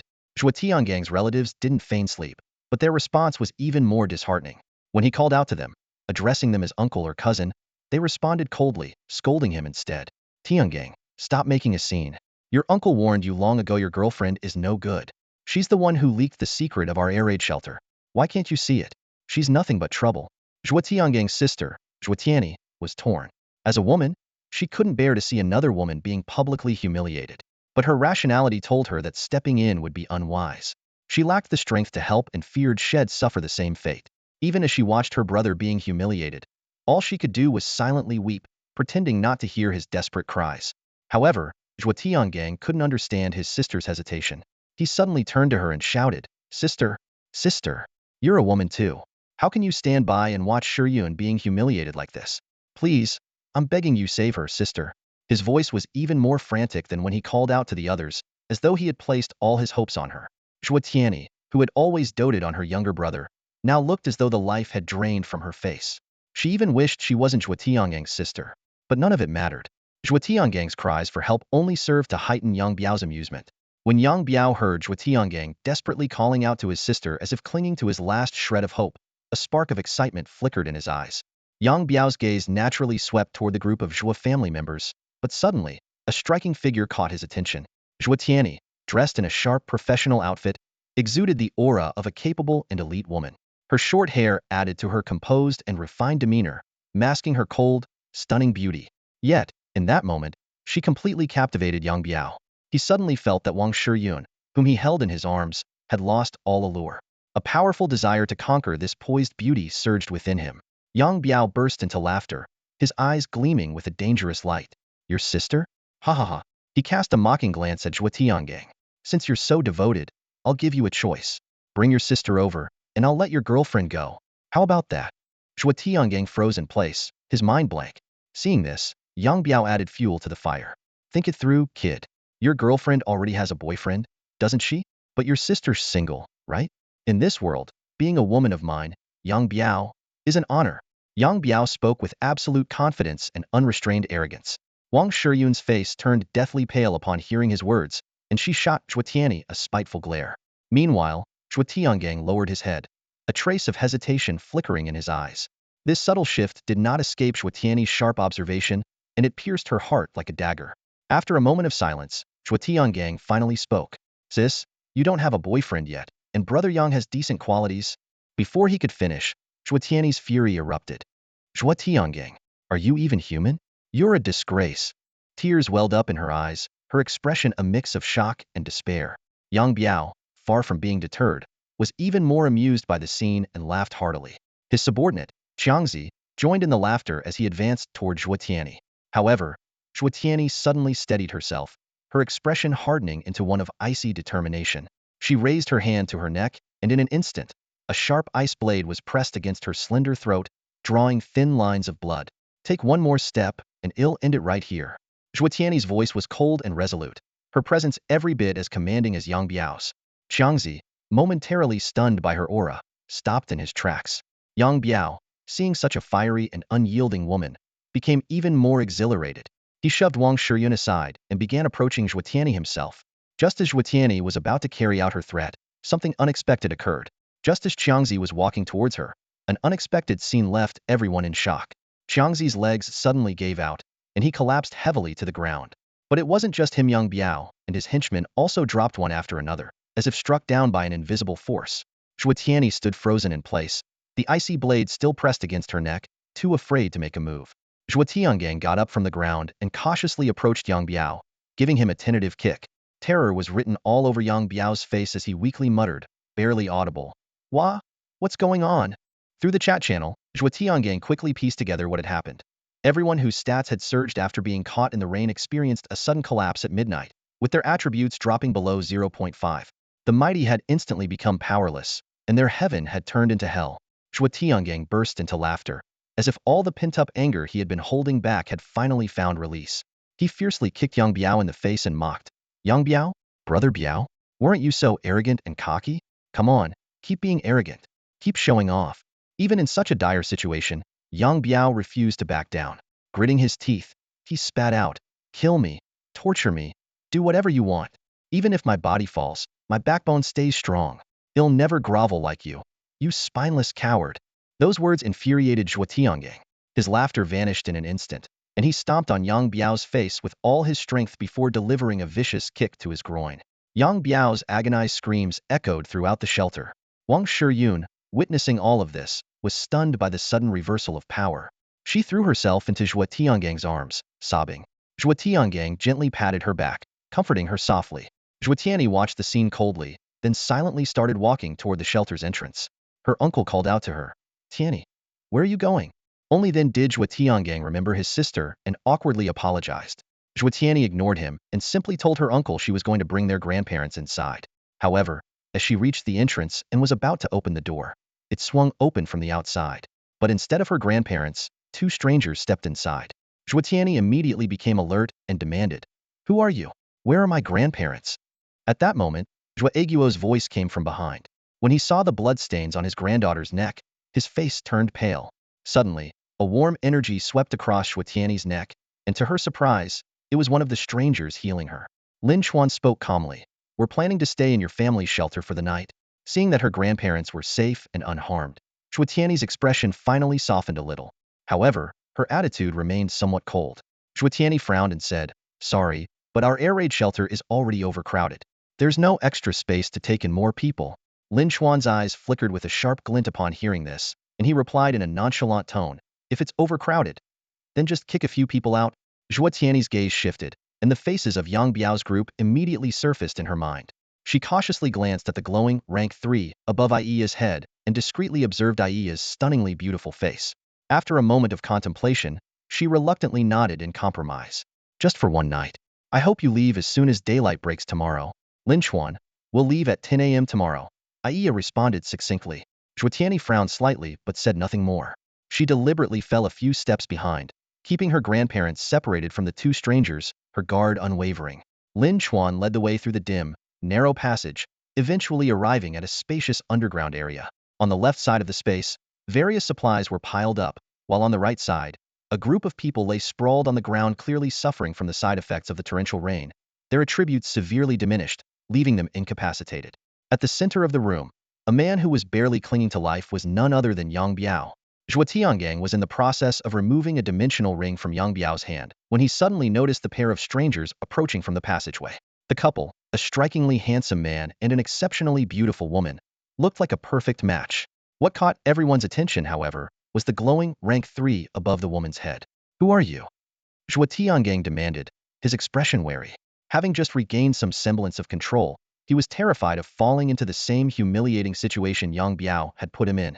Walking behind Aiya, Zhuotianyi felt a deep sense of disappointment in her brother, to the point where she wished to cut ties with him. But for the sake of not worrying their grandparents, she explained calmly, "They're just staying the night. They'll leave in the morning." Feeling guilty for his earlier actions toward his sister, Zhuotiangang didn't dare to object. Instead, he issued a warning, "Stay if you must, but don't meddle in our affairs." Lin Chuan took one glance around and immediately pieced together what had occurred. He was no stranger to such scenarios. Those who basked in the temporary power surge before midnight often found themselves plummeting into despair after the clock struck 12. Meanwhile, the previously powerless victims, untouched by the storm, would seize the opportunity to rise and exact revenge, becoming the new aggressors. Lin Chuan cast a fleeting glance at Zhuotiangang but said nothing. He quietly found a spot to sit down. Aiya followed suit, sitting silently beside him. Their restrained demeanor eased the tension among the Zhuo family members. Zhuotiangang then slipped the dimensional ring onto his own finger and addressed the family. "I'm sure you've all seen the strategy guide posted by Tereo Yuana on the forum. A level 0 player absorbs a level 0 crystal core and gains just 1 experience point. But if you absorb a crystal core 1 level higher, you gain 10 experience points." Yang Biao and his gang thief committed countless atrocities, and many of them have already reached level 1. Their crystal cores are all level 1. His words were clear enough. Everyone present, except for the elderly grandparents, understood exactly what he was implying, intended to kill them and harvest their crystal cores to level up. Yang Biao lay on the ground, barely clinging to life, unable to make a sound. His 10 newly leveled up underlings were trembling in fear, weakly begging for mercy. With a thunderous roar, Zhuotiangang silenced the group of lackeys, then turned to face the rest of the Zhuo family. Most members of the Zhuo family were well-educated intellectuals, conservative and stoic by nature. They were capable of turning a blind eye when faced with life-threatening situations, but the idea of killing someone in cold blood made them hesitate. Fortunately, there were a few younger members in the family, including Zhuotianyi, Zhuotianggang's elder sister, and 2 older cousins as well as 2 younger ones. The younger cousins were too inexperienced to contribute, but one of the older cousins, Zhuotianhan, who was already working, had a knack for handling such situations. Zhuotianhan stepped forward to speak on behalf of his father's branch of the family. "Some people in the chat channel are speculating that this paralysis might be a temporary side effect of the rain. If there's a time limit and they recover, we'll be the ones who end up dead." His reasoning was far more convincing than Zhuotianggang's simple kill to level up argument. After repeated persuasion from the two, the Zhuo family finally agreed to take action. By that time, Zhuotianyi had discreetly taken their grandparents to the restroom, sparing the elderly couple from witnessing the brutal scene. However, a new problem arose immediately. Yang Biao and his 10 underlings made a total of 11 people, whereas the Zhuo family had 14 members. How should the 11 level 1 crystal cores be distributed? Zhuotiangang whispered. "2 of my classmates have also reached level 1. Zhuotianhan caught on quickly and murmured back, "That still leaves only 13 cores. Zhuotiangang hesitated before adding, "Grandpa and Grandma are old, they probably won't get a chance to fight." Zhuotianhan quickly agreed. "Then let's allocate just 1 crystal core for the 2 of them." He thought the matter was settled, but Zhuotianggang's expression turned complicated. Lowering his voice again, he said, "No. I mean, Grandpa and Grandma don't need level 1 crystal cores at all. That way, the extra core out of the 13 could go to Shiyun. After all, she's just been through so much." Before he could finish, Zhuotianhan's sharp gaze cut through him like a blade. "Wang Xiyun's last name is Wang, not Zhua. Why should Grandpa and Grandma's crystal core go to her?" Zhuotiangang refused to back down. "Well, Aunt's last name is Li, so why does she get a share?" "Because she's my mom. She married into the Zhuo family. Shiyun is my future wife, shall marry into the Zhuo family sooner or later." Zhuotianhan was speechless at his cousin's blatant favoritism. Just as he was about to retort, Zhuotiangang played the sympathy card. "Cousin, your parents are both alive, and your younger brother isn't much of a fighter. Your family gets 4 cores. Tianyi and I lost our parents, and we only get 2 cores between us. Is it so wrong for me to fight for 1 more core for my future wife?" This argument left Zhuotianhan momentarily at a loss for words, but he couldn't stand his cousin's infatuation. He issued a low warning. "If you're calling her your future wife, then you'd better keep a close eye on her. Don't let her take advantage of the Zhuo family's resources and then run off with someone else. You'd end up with nothing but humiliation." The mention of humiliation clearly hit a nerve with Zhuotiangang, whose face darkened instantly. The two quickly finalized the plan and began their silent operation. Zhuotianggang's level ability, Invasive Toxin, which was usually quite underwhelming, proved useful in this situation. Using a small knife, he made shallow cuts on Yang Biao and his underlings, allowing the toxin to seep in. Before long, all 11 of them were lifeless corpses. As planned, The task of extracting the crystal cores fell to Zhuo Tianhan. However, as a high-achieving professional who had never even slaughtered a chicken, he hesitated for a long time before approaching the grim task. Just as he was about to start, a sudden flash of fire reduced the 11 bodies to ashes, leaving behind only the 11 crystal cores on the ground. Startled, Zhuo Tianhan turned to see Lin Chuan standing calmly nearby. My ability lets me incinerate corpses quickly, Lin Chuan explained. It's more efficient than extracting the cores manually. Zhuo Tianhan's hands trembled slightly, but he quickly gathered the 11 crystal cores and shot Lin Chuan a wary look. Thanks, but whatever happened here, I hope you won't meddle any further. Of course. I've never liked meddling in other people's business, Lin Chuan replied, his tone entirely sincere. He knew exactly what had happened here, yet he showed no intention of intervening. Lin Chuan's gaze swept over the scattered level 1 crystal cores on the ground, his expression utterly unperturbed. He had come to this shelter with two purposes in mind: to get through the night safely and to burn corpses in order to seize abilities. Recalling the events of his past life, Lin Chuan vividly remembered burning a pile of rotting corpses here and obtaining a great ability as a result. For an ordinary person, such an ability would be a grade, but in his hands, it could unleash Scrade power. Because of this, Lin Chuan's only focus at the moment was on burning the bodies, a task that didn't conflict with what the Zhuo brothers were doing. However, he had overheard the Zhuo brothers discussing their plan to kill 13 level 1 players, which didn't entirely align with the scene he had witnessed in his past life. He distinctly recalled seeing the ground littered with corpse sand, overwhelming number that suggested everyone except the Zhuo brothers had been slaughtered. Lin Chuan frowned slightly, pondering to himself. Killing to level up is like spending money in a pay-to-win game. There's no middle ground, only 0 times or countless times. Once a certain moral boundary is crossed, desire grows uncontrollably, like wild weeds. The Zhuo brothers had already broken their vow not to kill by murdering level 1 players. From here, it was only logical that they would target the defenseless level 0 players next, in their pursuit of rapid power gains. This development didn't surprise Lin Chuan in the slightest. Lowering his head in thought, he recalled that after burning 11 corpses earlier, he hadn't acquired the ability he was seeking. This meant the ability he needed likely resided in someone who was still alive. At that moment, a piercing cry suddenly broke out in the distance. Zhuo Tiangang, spare me. You'll regret it if you don't. The voice came from Tang Yiping, a level 1 classmate of Zhuo Tiangang. Weak and lying on the ground, he had already pieced together Zhuo Tiangang's sinister intentions after witnessing Zhang Zixuan's death by poisoning. Tang Yiping could hardly believe that the once high-achieving, kind, and exemplary student could turn so ruthless. Tang Yiping didn't want to die. However, weakened by a recent downpour, he was completely powerless to resist. A flash of resolute determination appeared in his eyes as he mustered the last of his strength and shouted, "You can't kill me. I'm a god's chosen. If you kill me, you'll face divine punishment like Bakanov in the global announcement, and the entire world will hunt you down. Blessed by the gods?" Lin Chuan's heart raced the moment he heard those words, though his face betrayed no emotion. Zhuo Tiangang, too, was taken aback, his pupils slightly dilating in surprise. Both of them instantly thought of the divine punishment mission announced globally some time ago. That mission was triggered when Bakarov killed a god-blessed individual. The rewards were so enticing it made players salivate. 10,000 experience points, an orange treasure chest, a life-bound skill rewards that could drive anyone into madness. A glint of red flashed in Zhuo Tiangang's eyes. He wasn't the only one. The other members of the Zhuo family also displayed expressions of greed. Zhuo Tianhan leaned in close to Zhuo Tiangang and whispered, his tone low and calculating, "We could find a scapegoat to kill the god-blessed one. Once the divine punishment mission targets the scapegoat, we can kill them and claim the rewards without issue. Simple, right?"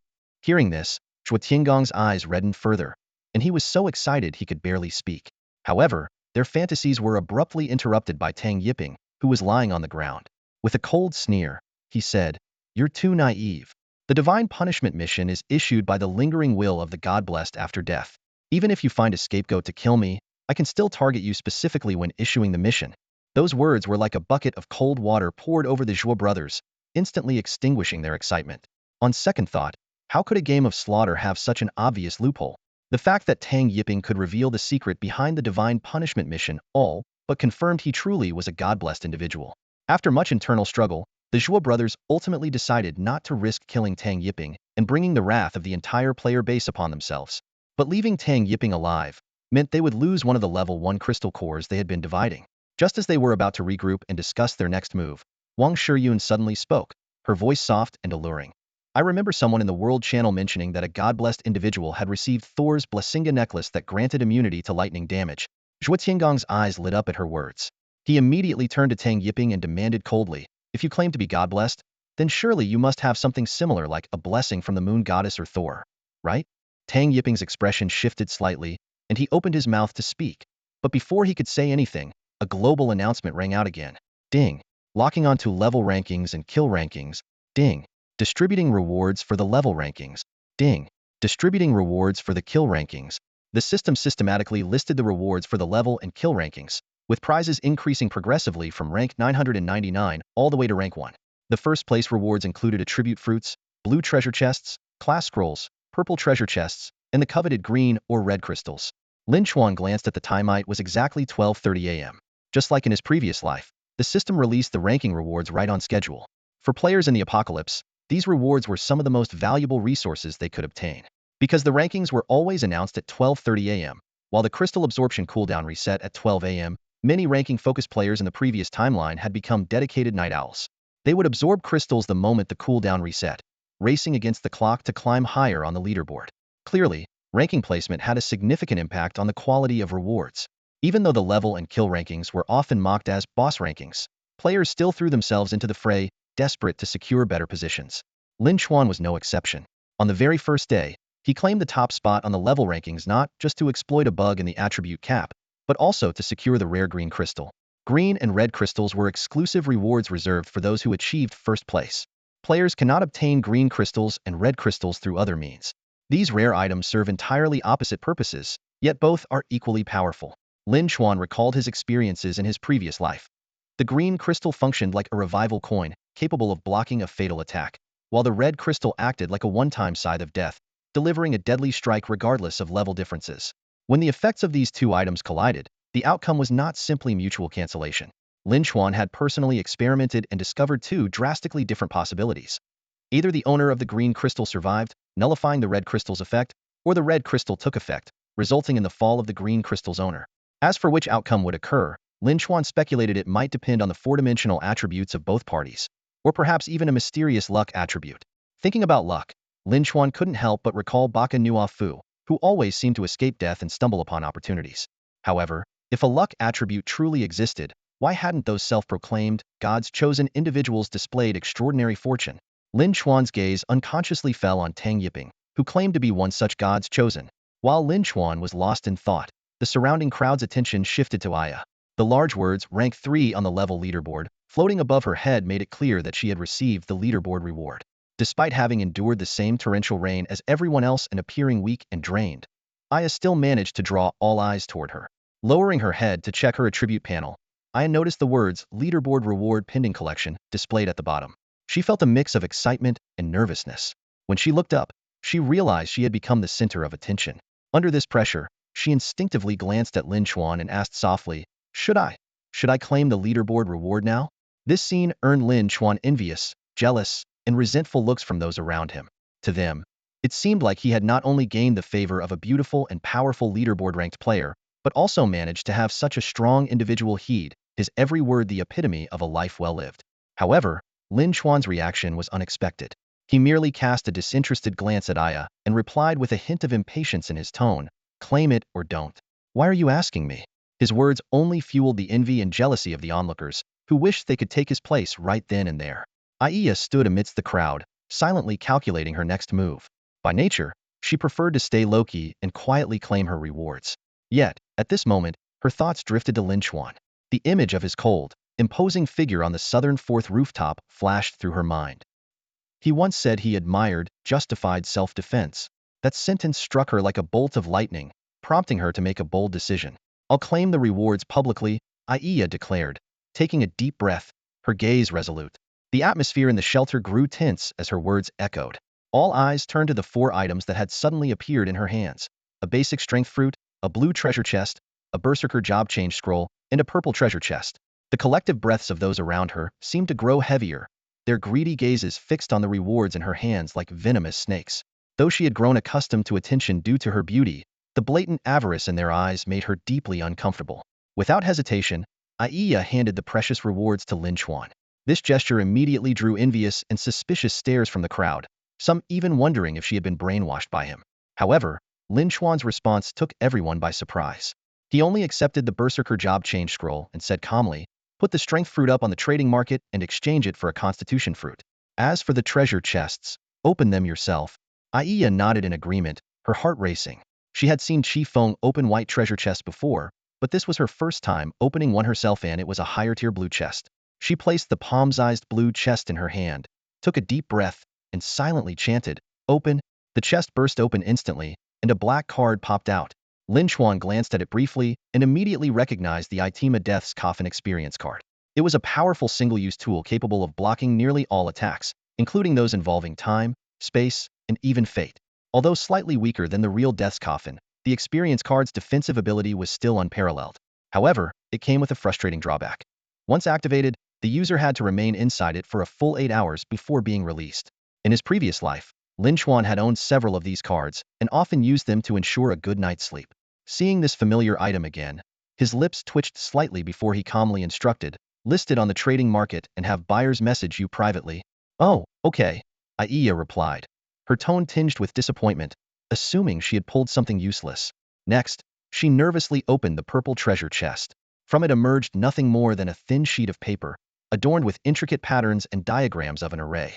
Lin Chuan's lips twitched again as he stared at the paper, his expression turning peculiar as he looked at Aiya. This girl's luck was truly extraordinary.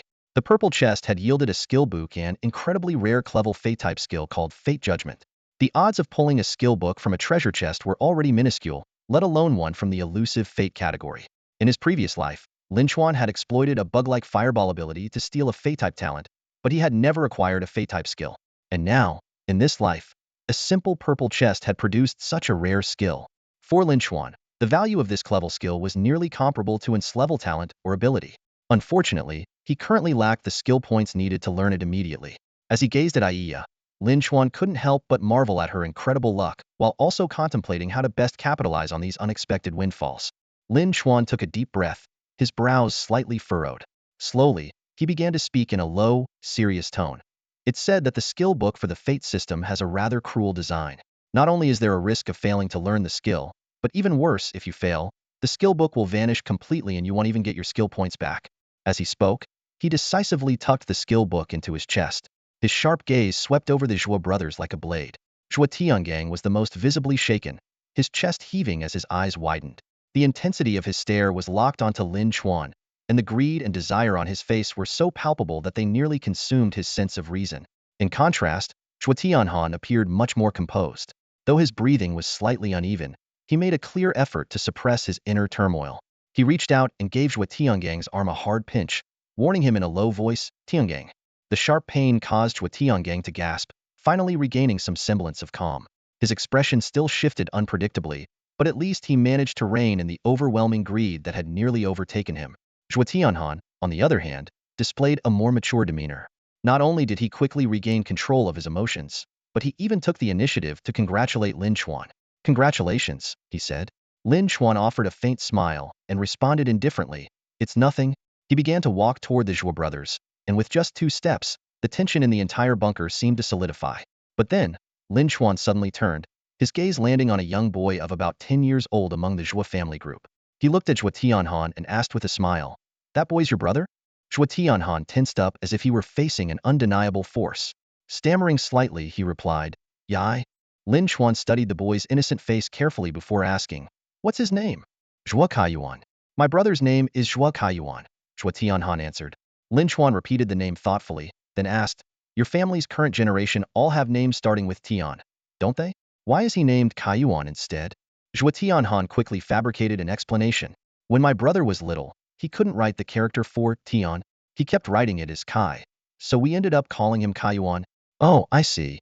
Lin Chuan nodded as if accepting the explanation. But inwardly, he was almost certain that this quiet, seemingly introverted boy was none other than Zhuo Kaidianon of the most notorious names on the future kill rankings. Thinking of Zhuo Kaishan's incredible talent, Lin Chuan took another look at the Zhuo family members present, a flicker of complexity in his eyes. However, he quickly suppressed his emotions, showing no intention of meddling further. Lin Chuan turned and walked toward Tang Yiping. By now, the Zhuo brothers' attention was entirely fixated on the leaderboard rewards, and they had nearly forgotten about the man who had claimed to be blessed by the gods. Stopping in front of Tang Yiping, Lin Chuan looked down at him and asked coldly, "Before the leaderboard was announced, Didn't you say you had something to share? Something about your divine blessing?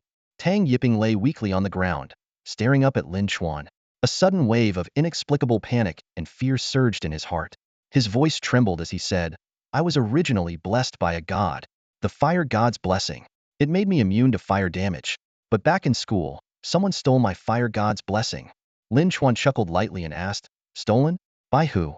Tang Yiping quickly replied, by Lin Chuan, the one ranked first on the leaderboard. That guy is insane, utterly depraved. He takes anything he sees that he wants. It was him. He stole my fire god's blessing. If you don't believe me, go ask him. He spoke with righteous indignation, cursing Lin Chuan with every word. Lin Chuan remained calm. Ever since he reached level 1, the regional chat channel had been flooded with rumors about him. The anonymity of the chat made it easy for people to spread lies without consequences, and in chaotic times like these, clarifying the truth was nearly impossible. Lin Chuan understood their motives clearly. They wanted to create a justified excuse to kill him, making their actions appear legitimate. Such tactics were all too familiar to him from his past life. At this moment, even with the leaderboard rewards freshly announced, the chat channel was almost entirely filled with desperate cries for help. For those teetering on the edge of life and death, Lin Chuan's identity, whether he was good or evil, didn't matter. They didn't care about leaderboards or rewards, they just wanted to survive. Yet, this night was destined to witness countless lives lost. Messages of despair flooded the screen, with many leaving their final words. Lin Chuan smiled faintly, his gaze softening as he looked at Tang Yiping. Suddenly, he asked, the Lin Chuan you're talking about, are you sure it's the one ranked first on the leaderboard? Absolutely. It's him. He uses wires to attack people. Tang Yiping's tone was firm. The moment he finished speaking, he froze. His pupils dilated, his face turned deathly pale, and his eyes nearly popped out of their sockets as he stared at the golden words, ranked 1 on the leaderboard, that had suddenly appeared above Lin Chuan's head. Tang Yiping's mind went blank. Panicking, he summoned the system to double-check the leaderboard. When he saw Lin Chuan still at the top, he was terrified out of his wits.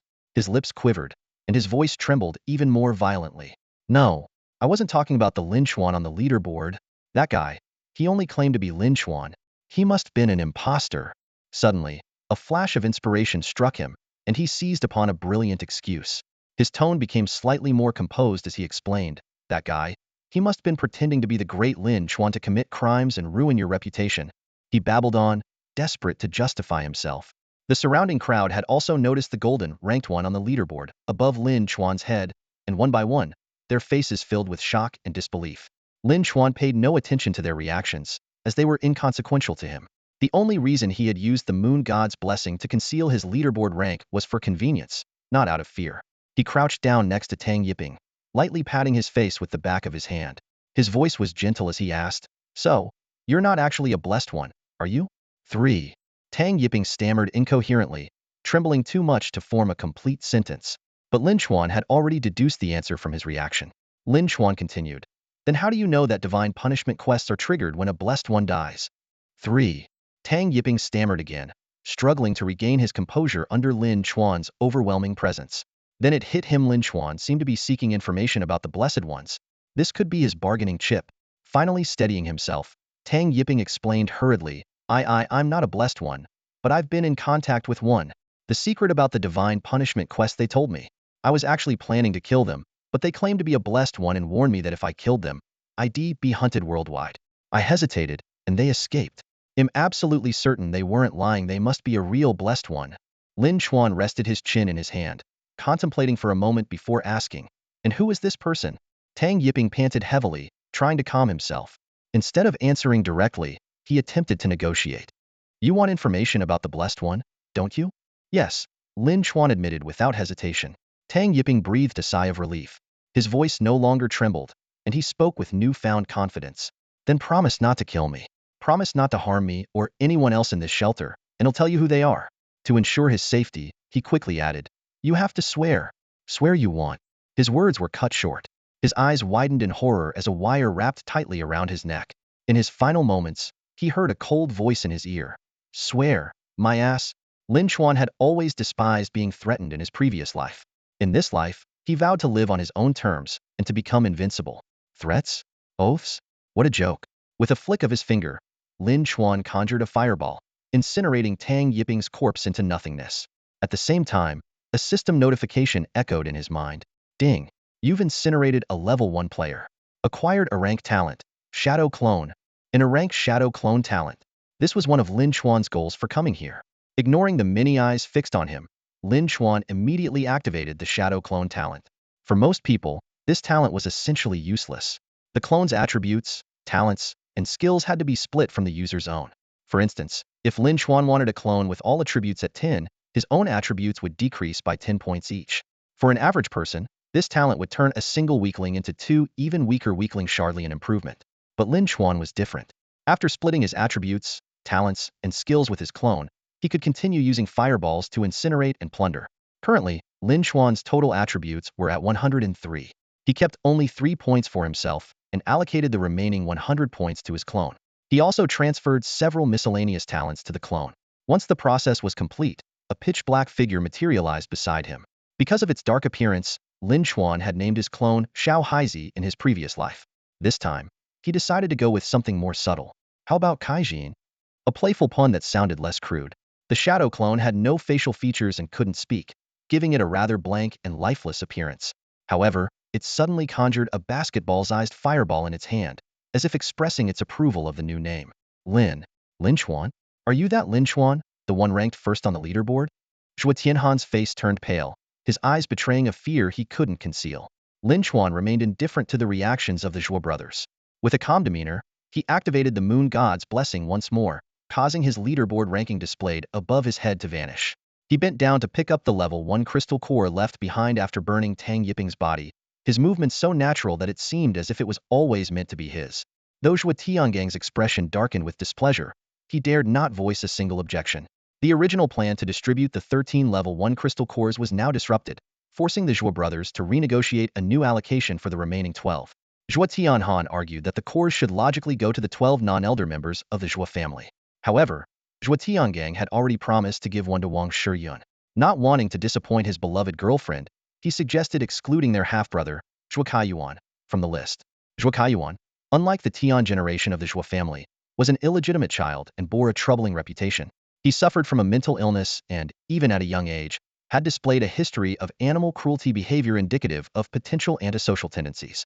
Silent and devoid of any childlike innocence, he exuded an eerie, unsettling aura. Even the kindest members of the family, their grandparents, kept their distance from him, to say nothing of Zhuo Tianhan, who harbored no affection for his younger half-brother.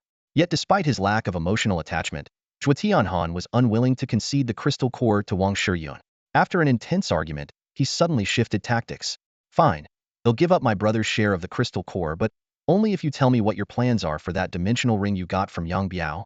Zhuo Tiangang's expression stiffened, but he forced himself to remain composed. The dimensional ring is just a storage space. Naturally, its contents belong to the Zhuo family as a whole. When the time comes, we'll split everything evenly. Evenly distributed, sure, Zhuo Tianhan said, his tone loaded with implication as he placed a hand on Tiangang's arm. But someone still has to hold on to the ring, right? And frankly, you don't have the seniority for that. Internally, Zhuo Tiangang cursed, but he knew his cousin was eyeing the dimensional ring. After weighing his options, he decided to compromise. You're right, I don't have the seniority. In my opinion, the ring should be entrusted to Grandpa and Grandma for safekeeping. This suggestion caught Zhuo Tianhan off guard. In the end, the two reached a compromise. During safe periods, the family elders would hold the ring and manage the distribution of resources, but when venturing outside, Zhuo Tianhan would temporarily take charge of it. In exchange, Zhuo Kaiyuan's crystal core would go to Wang Shiyun. In the corner, Zhuo Kaiyuan remained silent, his pitch-black eyes glinting with an eerie calm. Meanwhile, Lin Chuan was far from idle. He had a level-up reward to claim and, more importantly, he had spotted an opportunity amid the chaos of the post-storm, 10-hour darkness. Out of the 7 level 3 crystal cores Lin Chuan had obtained from killing dimensional worms, he and Iya had each used one, leaving 5. After a brief moment of thought, he handed one of the remaining cores to his shadow clone. This A-grade talent, though riddled with limitations, had one crucial advantage. The clone possessed its own player interface. It could level up, participate in rankings, and even earn rewards as if it were a real player. For someone as powerful as Lin Chuan, this ability was invaluable far beyond what someone like Tang Yiping, a weakling, could ever make use of. The moment the shadow clone grasped the level 3 crystal core, the ranking leaderboard underwent a dramatic upheaval. Iya, who had been in second place, was abruptly pushed down to 4th, while the name Kaijin suddenly appeared in the second position. Lin Chuan watched the scene unfold with a tinge of regret. If only he had acquired the ability to create shadow clones earlier, he could have reaped the leaderboard rewards much sooner. But now, all he could do was wait for the next opportunity. Without hesitation, Lin Xuan listed the remaining 4 level 3 crystal cores on the trading market. This decision was like dropping a bombshell, causing an uproar among the player community. According to the guide previously shared by Tereo Yuina, a level 0 player could gain 1,000 experience points by absorbing a level 3 crystal core, instantly leveling up from 0 to 3. In her analysis, she specifically pointed out that Lin Xuan, who topped the leaderboard, had most likely achieved his position using this method. Now, with 4 level 3 crystal cores suddenly appearing on the trading market, the implications were clear. This meant that 4 players would have the chance to immediately ascend to level 3. More importantly, the leaderboard's ranking rules were straightforward. Players of the same level were ranked based on the order in which they reached that level, not by their total experience points. In other words, those who obtained the crystal cores first would secure a significant advantage in the rankings. As the news spread, the entire game world went into a frenzy. Top players and major factions sprang into action, and Lin Xuan's private messaging system was flooded with over 1 billion purchase requests. Overwhelmed, he decided to create a dedicated thread on the forum, instructing all interested buyers to leave their offers in the comments. The benefits of a public thread were obvious. It made all offers transparent and allowed Lin Xuan to enlist AE's help in sorting through them. However, faced with this sudden responsibility, AES seemed a bit nervous. But I have no idea what's valuable and what's not, she admitted. Lin Xuan casually reassured her. Just observe, learn, and think more. You'll improve over time. Hearing this, Aya felt a faint sense of foreboding. It seemed she was about to embark on an inescapable path as the official customer service representative of Lin Xuan's trading empire. The forum channel stood apart from others in one key way. Every post and reply displayed the poster's real name. At this moment, 2 posts were drawing significant attention. One was a trade post for a level 3 crystal core, recently published by Lin Xuan, and the other was a strategy guide authored by Tereo Yuina. In comparison, the recruitment ads from various factions seemed lackluster. Lin Xuan's post had once again propelled him into the global spotlight. Inside the Grand Kyoto estate of the Su family, Su Ling was engrossed in reviewing a report handed to her by Uncle Guan. Her delicate brows furrowed in thought as she analyzed Lin Xuan's demonstrated abilities in her distinctively light and melodic voice. An arsenal of devastating weaponry, a fireball capable of rapidly incinerating corpses, anti-magic capabilities, invisibility, and astonishing speed. What do you think? Su Ling asked as she lifted her gaze toward Uncle Guan. Was his primary weapon in defeating the level 3-dimensional creature? Uncle Guan replied respectfully, it seems to have been the powerful equipment that fires iron wires. Su Ling nodded slightly and pressed further.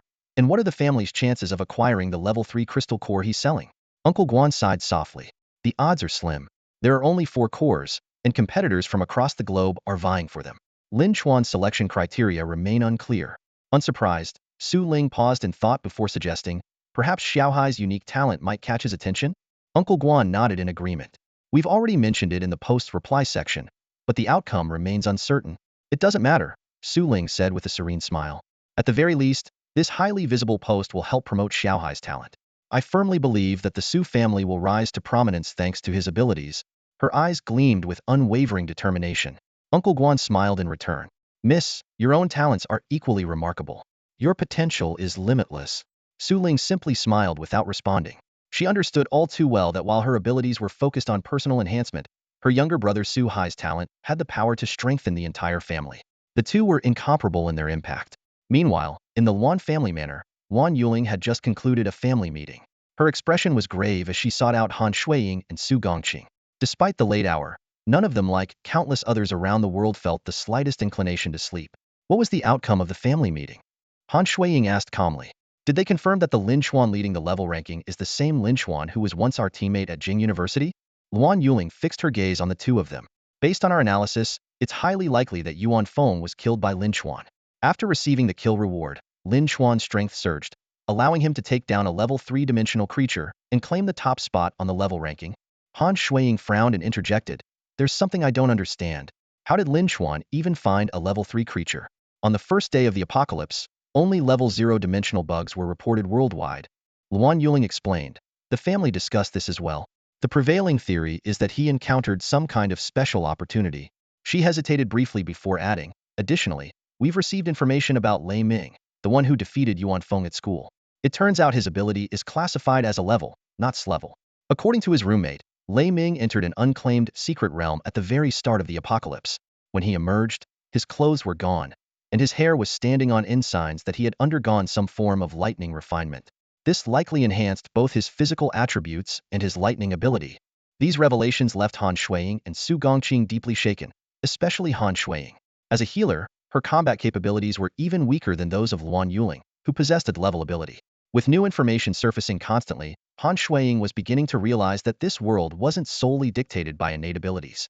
Level rankings, kill rankings, secret realms, professions, treasure chests, all of these were potential paths to greater power.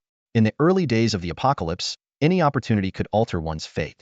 Lin Xuan, who had started with level ability, was the perfect example. A single lucky encounter had catapulted him to the top of the level ranking, allowing him to build on his advantage. This underscored that luck and opportunity could sometimes outweigh raw talent. Luan Yuling spoke again, her tone even heavier.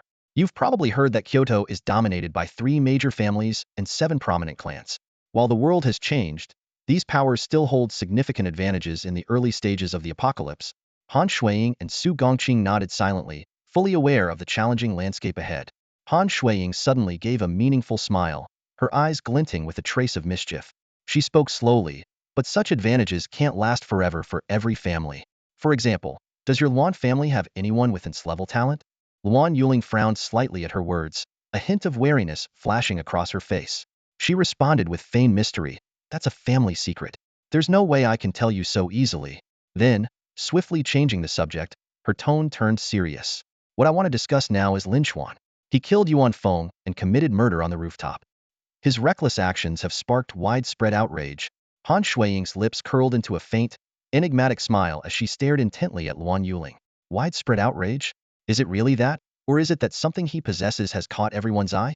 Instead of refuting this sharp question, Luan Yuling remained calm and composed as she continued.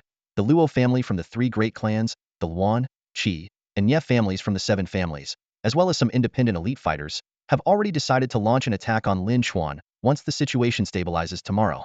Her gaze shifted between Han Shuiying and Su Gongqing. Are the 2 of you planning to join the battle tomorrow? Su Gongqing's eyes revealed a flicker of confusion as he innocently asked, what about you, Luan? Will you be joining? Han Shuiying couldn't help but laugh, her tone tinged with a hint of mockery. Su, you're quite amusing. Didn't you hear what she just said? The Luan family is part of the forces targeting Lin Xuan. Do you think Luan Yuling would betray her family to side with Lin Xuan? Luan Yuling's expression remained unchanged as she calmly nodded in confirmation. That's correct. Between Lin Xuan and me, it would be more accurate to say we are strangers rather than former teammates. My family's decision is my decision. Hearing this, Su Gongqing immediately declared, all right, in that case, I'll join the operation against Lin Xuan too. Han Shuiying, however, didn't rush to make a decision. Instead, she asked leisurely, do these powerful families even know where Lin Xuan is? Luan Yuling replied confidently, you don't need to worry about that. We have our own ways of tracking Lin Xuan's movements. Han Shuiying posed another practical question, and how will the spoils from killing Lin Xuan be divided? Luan Yuling calmly analyzed. First, eliminating Lin Xuan will result in a golden treasure chest. Lin Xuan himself represents a level 3 crystal core. Additionally, he has powerful items obtained from killing Yuan Feng, leaderboard rewards, and other equipment and items exchanged for level 3 crystal cores. These will be divided among the top fighters from the clans, families, and independent players. If you join this operation, you'll receive 10 level 2 crystal cores. Hearing this number, Su Gongqing's breathing noticeably quickened. Han Shuiying, however, raised an eyebrow and chuckled lightly. All right, I understand. I won't be participating in this operation. Although Han Shuiying wasn't a local of the capital and her family's influence couldn't compare to the Luan family, as a member of a prominent regional family, she instantly saw through the ulterior motives of these so-called powerful clans. Under the guise of taking down Lin Xuan, their true aim was far more calculated. They spread rumors and used lucrative rewards to lure in a large number of participants.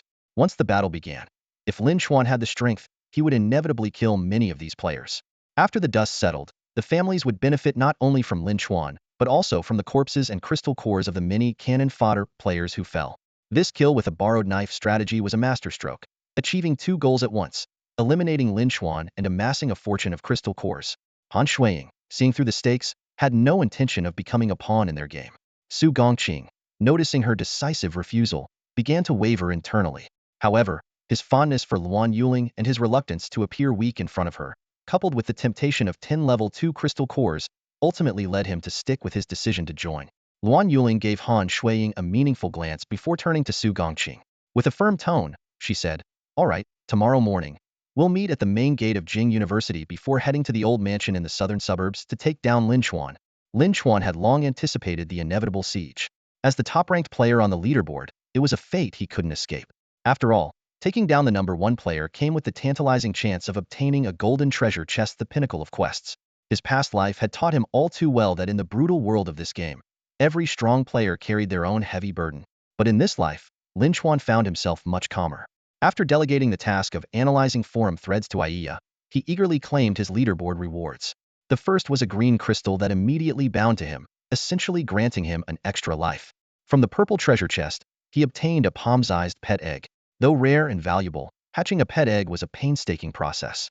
It required a beast master's identification, the collection of rare materials, and meticulous care that could take anywhere from hours to days, with a 10 chance of failure even then. Normally, one would wait until someone transitioned into the Beastmaster role to begin the process, but Lin Chuan was never one to follow convention. Without hesitation, he tossed the pet egg to Iya. Huh, what is this? Iya stared at it, puzzled. An egg for you to hatch. Me? Hatch an egg? Her face was a picture of disbelief. Use blood if you want, or splurge a bit and use crystal cores, Lin Chuan replied casually. Iya looked at the precious item from the purple chest, anxiety flickering in her eyes. She didn't dare refuse.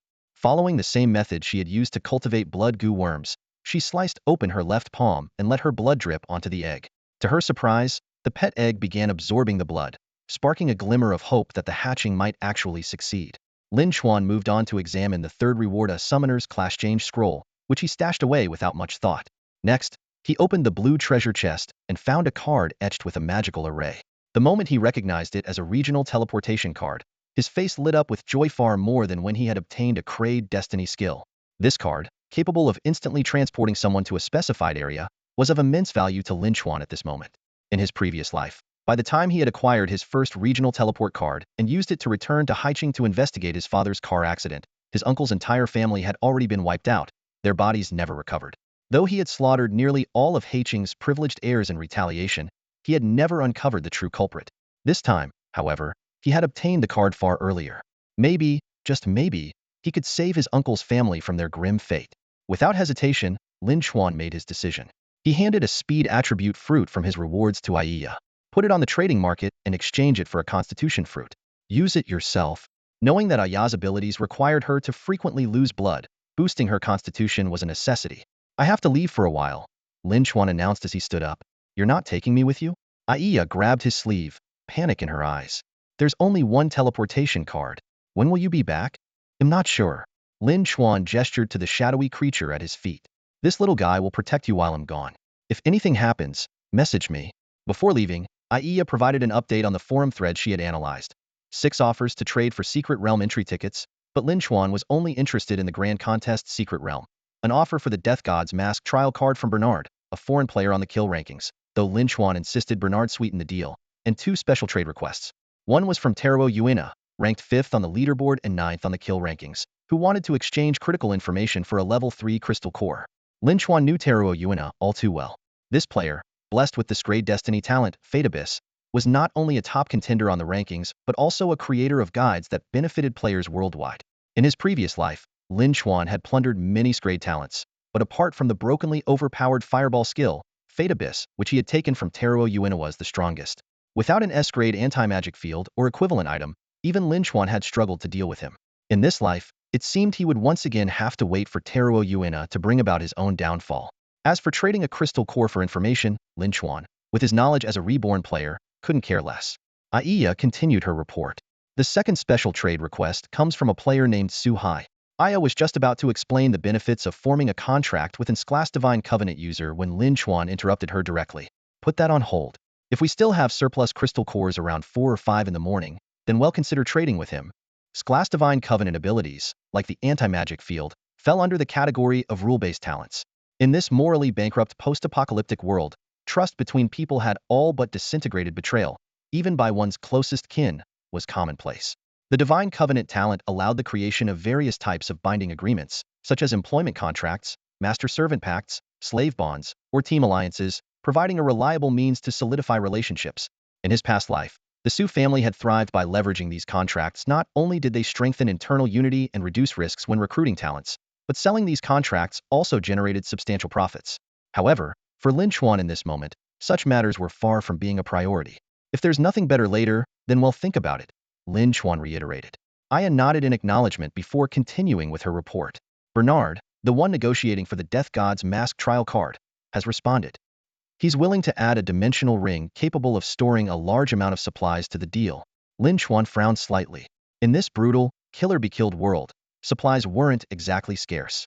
By 10 a.m. on April 2nd, when the 10-hour Dark Hour event concluded, the Slaughter game would issue a major update, installing 4 vending machines in each region. These machines would allow players to purchase nearly all basic necessities using crystal cores.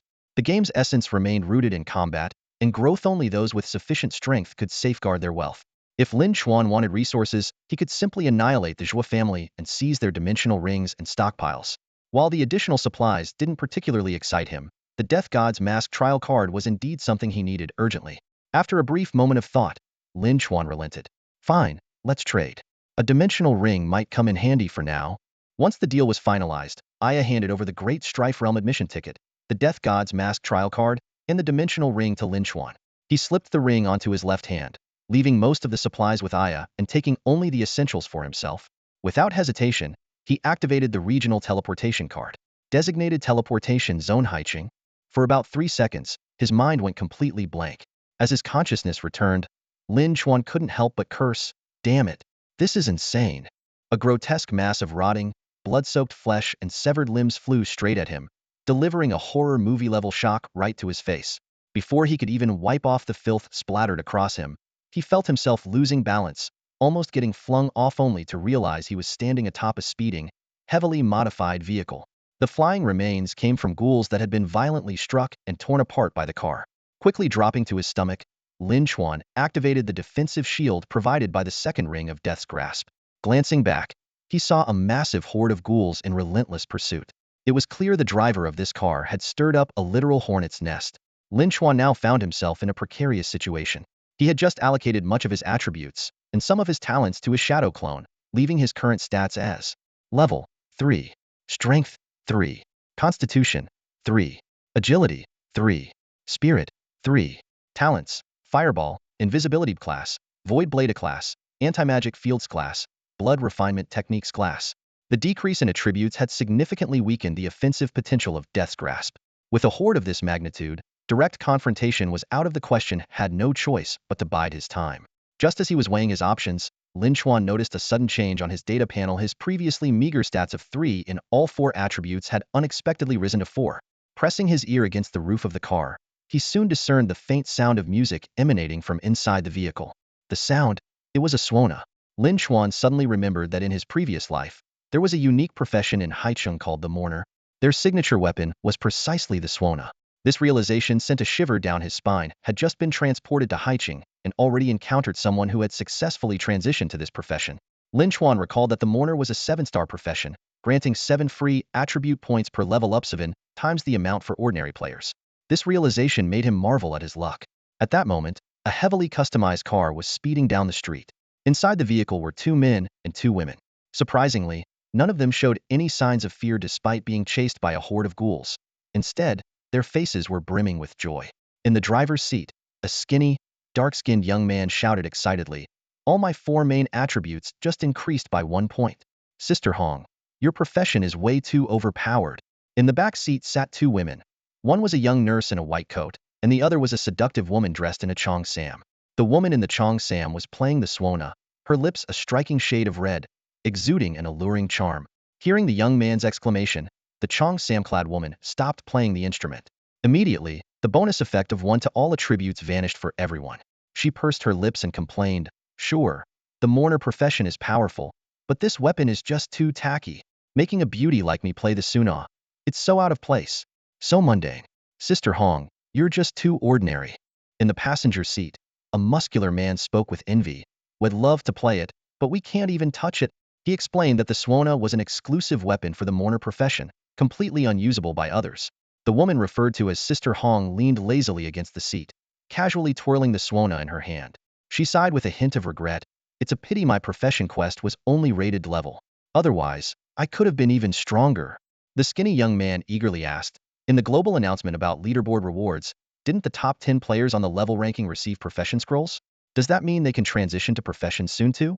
Luo Shuhong chuckled arrogantly. Sure, the top 10 players on the level ranking got profession scrolls, but they still need to reach level 10 before they can transition.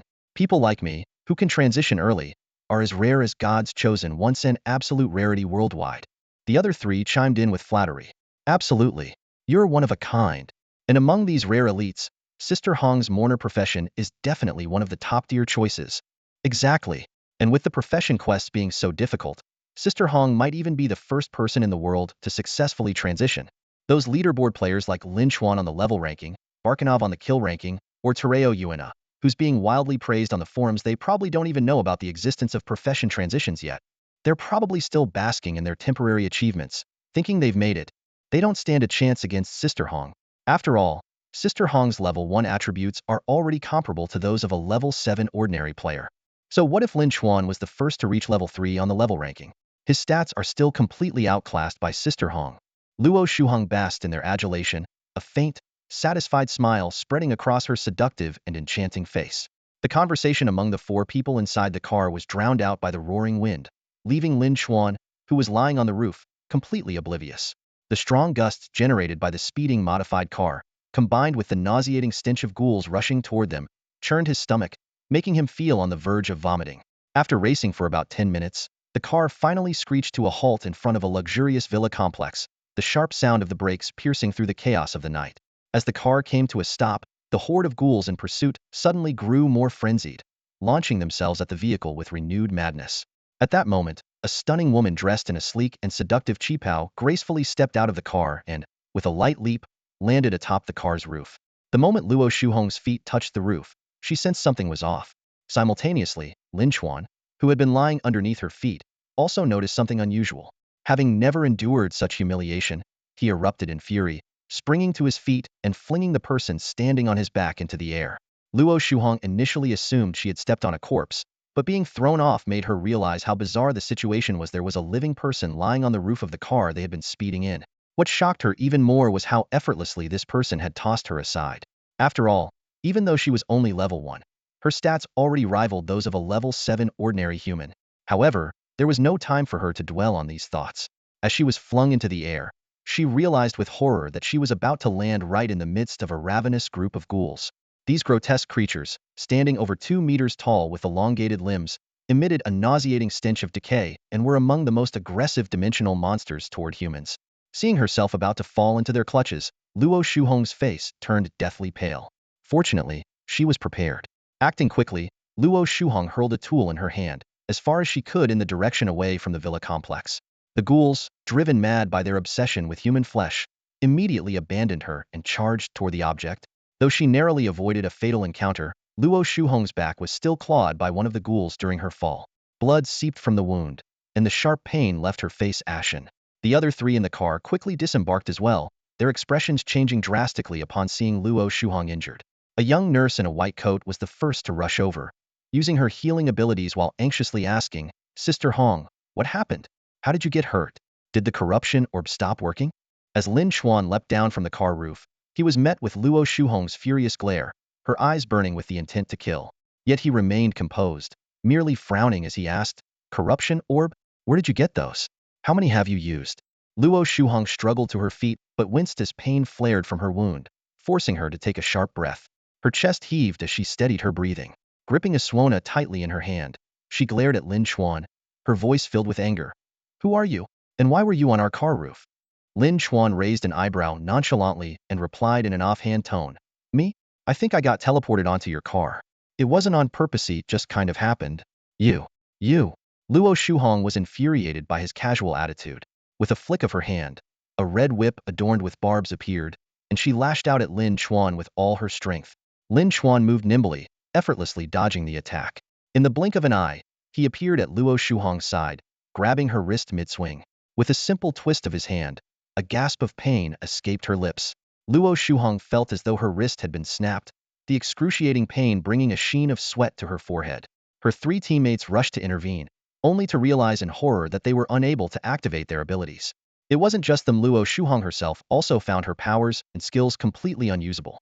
This realization drained the color from her face, the fear in her heart far surpassing the physical pain she endured. Who are you? Luo Shuhong's voice now trembled, stripped of the haughty confidence it once carried. Lin Chuan's display of power was so unsettling, so incomprehensible, that she couldn't help but suspect he might be an even more formidable figure than a morticianer, perhaps someone with strength talent. The four of them were gripped by fear, but Lin Chuan showed no intention of alleviating their confusion. Instead, he repeated his earlier question. Where did you get the corruption orbs? And how many have you used so far? As the leader of the group, Luo Shuhong forced herself to remain calm despite the dread gnawing at her. The corruption orbs were rewards from a class mission I completed. They're used to divert ghouls. We've used 3 of them so far, she answered, her tone steady but her grip on composure fragile. Listening to the woman's explanation, Lin Chuan's lips involuntarily twitched. Using a corrupted spirit orb to lure away ghouls? That idea was utterly absurd. As an experienced player, he knew all too well the true purpose of the corrupted spirit orb.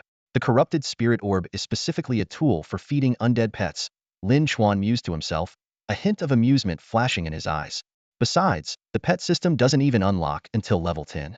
Right now, most ghouls range from level 0 to 3, but feeding them a corrupted spirit orb would instantly boost them to level 5. His thoughts were suddenly interrupted by a memory. In his previous life, while in Haiching, he had once obtained a secret realm token for a ghoul nest. Thinking back now, that token had likely dropped from a level 5 ghoul that had undergone extreme evolution. While that secret realm had been of little value to him at the time, if he could acquire it early in this life, a glint of determination flashed in Lin Chuan's eyes. How many corrupted spirit orbs do you have left? He asked bluntly. 7, Luo Shuhong replied. Seeing that Lin Chuan showed no interest in her class quest, she became even more convinced. This man was definitely a professional player, and his strength was likely far greater than hers. His overwhelming stats and aura left no doubt in her mind. Her wrist was still firmly held by Lin Chuan, leaving her standing stiffly in place. She cautiously asked, You're a professional too, aren't you? I apologize for my earlier rudeness. Could you please let go of my hand? Lin Chuan released her hand but, in the same motion, took the red whip she was holding and stored it in his dimensional ring. Stepping back, his expression turned serious as he said, If apologies were enough, why would we need the police? I think you owe me some compensation. Oh? Luo Shuhong's lips twitched, her mind racing with sarcasm. The apocalypse is here, and he's talking about the police? Sure, go find one if you can. But outwardly, she forced a stiff smile. What kind of compensation are you asking for? Just compensate me with 7 corrupt spirit beads, and throw in that customized Hummer over there as well, Lin Chuan said calmly, pointing toward the meticulously modified vehicle in the distance. His unwavering gaze exuded an undeniable authority. Among the 4-member team, the burly man with a scar across his brow immediately darkened at Lin Chuan's words, his expression turning as ominous as storm clouds. The air grew thick with tension, the atmosphere charged with unease. Yet, despite being outnumbered 4-1, Lin Chuan retained his composed and indifferent demeanor, showing not the slightest hint of fear. Meanwhile, Luo Shuhong was battling inner turmoil, her emotions roiling like a tempest. She wanted to curse him outright, thinking to herself, this isn't compensation, this is outright robbery. But a woman's intuition held her back. A creeping sense of danger told her that if they dared utter a single no, this man wouldn't waste another word, would act without hesitation. Luo Shuhong keenly noticed that during their brief hesitation, Lin Chuan's brow had already furrowed slightly, a faint sign of impatience crossing his face. Survival instincts finally overcame pride. Gritting her teeth, Luo Shuhong reluctantly retrieved 7 corrupt spirit beads from her dimensional ring and handed them over to Lin Chuan. In the car, she began tentatively, but before she could finish, Lin Chuan's cold, piercing gaze silenced her. I'd advise against bargaining. I'm not known for my patience, he said, his tone calm but laced with an undeniable threat. Luo Shuhong swallowed hard, quickly clamping her mouth shut. She took a step back and raised a hand to stop her 3 restless teammates behind her, her eyes never leaving Lin Chuan for a second. The keys are in the car. You can drive it away, she said cautiously. Thanks, Lin Chuan replied politely, as if the tense standoff moments earlier had never occurred. He turned and walked toward the modified Hummer, started the engine, and drove off, leaving the 4 of them standing there with mixed expressions. Since the pack of ghouls nearby hadn't been lured far enough away, the group didn't dare linger. They hurried back to the villa. Once inside, Luo Shuhong's suppressed fury erupted, and she cursed loudly, That damned pretty boy.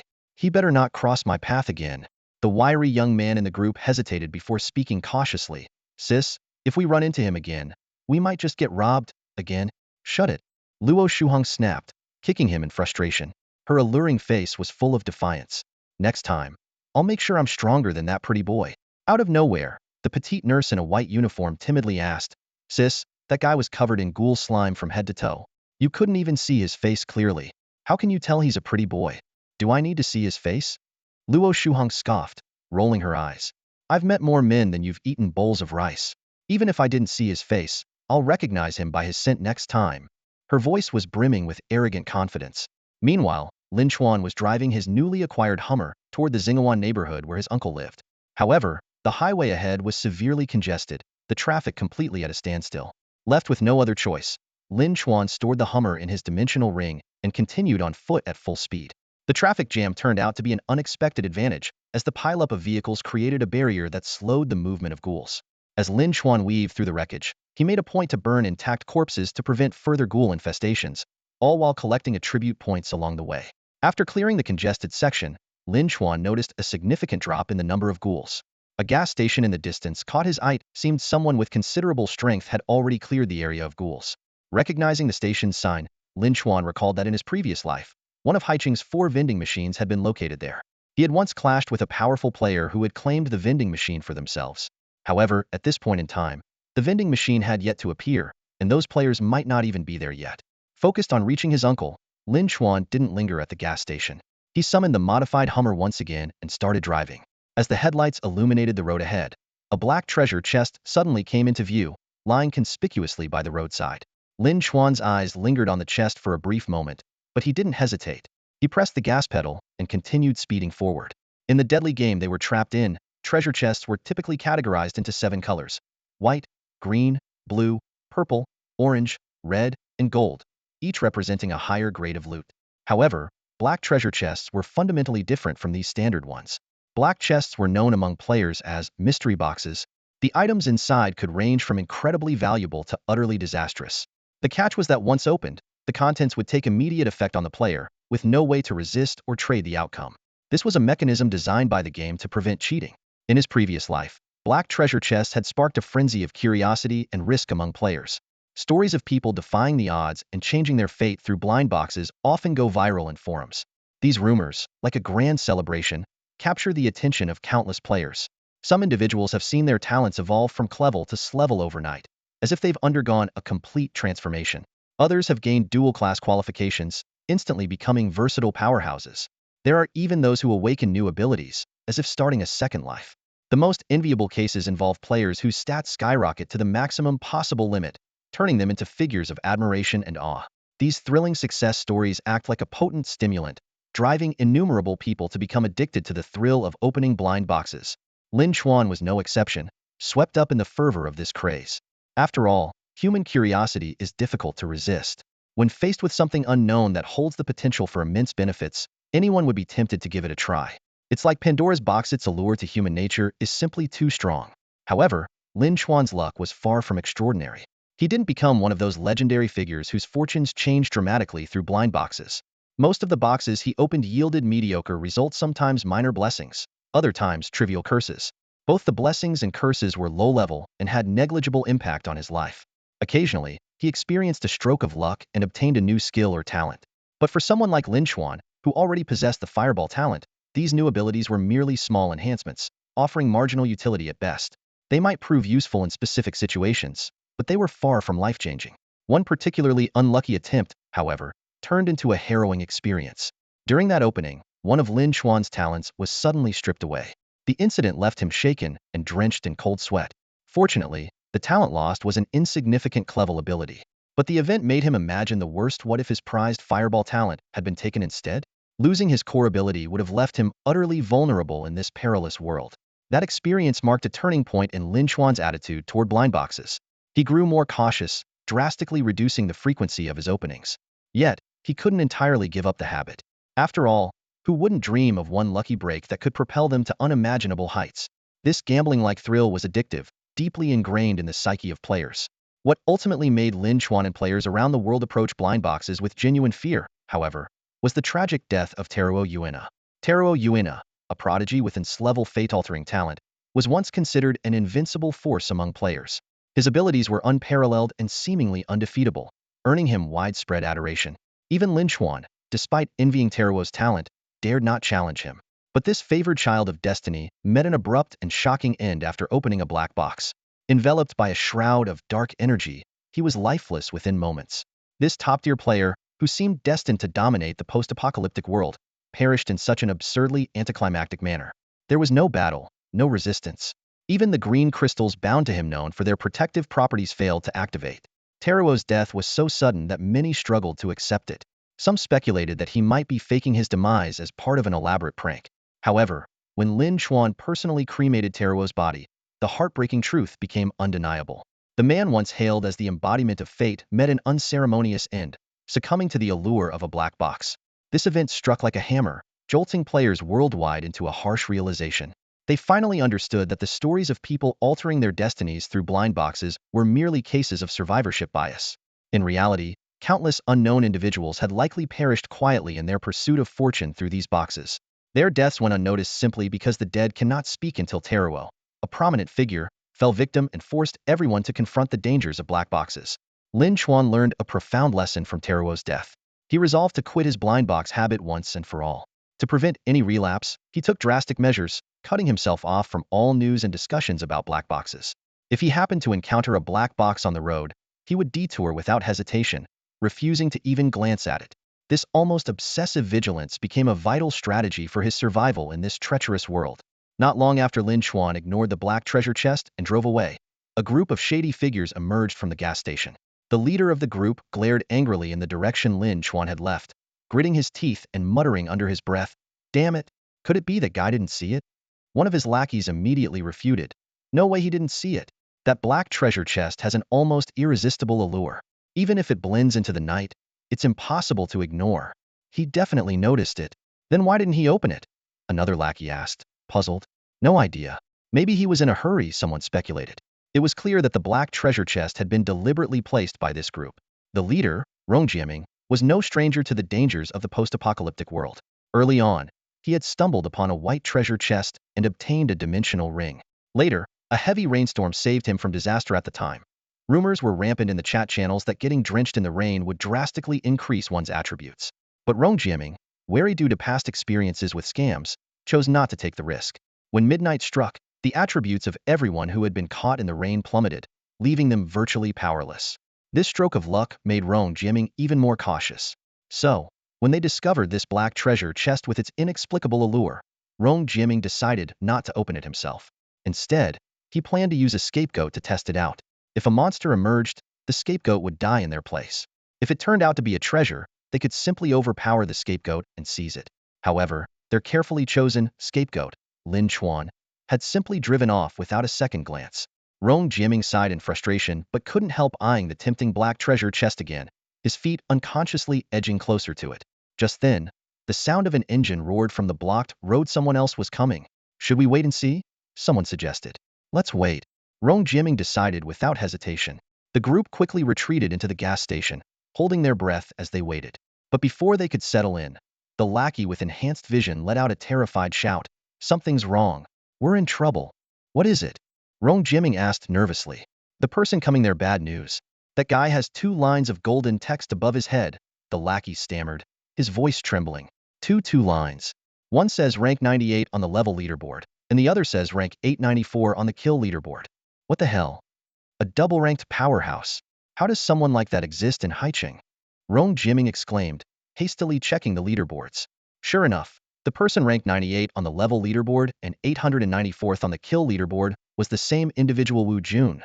What do we do? If that guy opens the chest and gets something valuable, there's no way we can overpower him, one lackey said anxiously. And if he's on the kill leaderboard, that means he's been slaughtering people left and right. If he finds us, he might kill us on the spot without a second thought. Another lackey added, his voice filled with fear. Rong Jiaming's expression darkened as he made a swift decision. Huzi, go grab the black treasure chest now, and we'll get out of here immediately. Though pale with fear, Huzi, who had a speed-based talent and often handled risky tasks, was the obvious choice for retrieving the chest. Without a word, Huzi dashed out.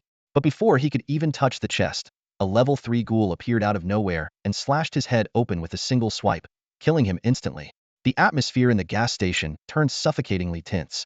Rong Jiaming's face was ashen as he muttered to himself, how could such a powerful ghoul suddenly appear? He hadn't meant it as a question, but the lackey with enhanced vision, trembling with terror, provided an answer. That hat ghoul, it seems to be under Wu Jun's control. And there are 4 more just like it around him. What? He can control ghouls? Rong Jiming's face was etched with fear. Then, he witnessed an unforgettable scene. The ghoul that had just killed Huzi devoured his corpse completely before walking over and picking up the black treasure chest. From the cluster of blocked vehicles, a tall, young man stepped out. Just as the lackey had described, 2 lines of golden text hovered above his head. Surrounding him, 4 ghouls stood like loyal guardians. Rong Jiming's legs felt weak, and he could barely remain standing. He knew it. That powerful figure had already noticed them. And indeed, it was true. Wu Jun cast a cold, sweeping glance at the group of people in the gas station.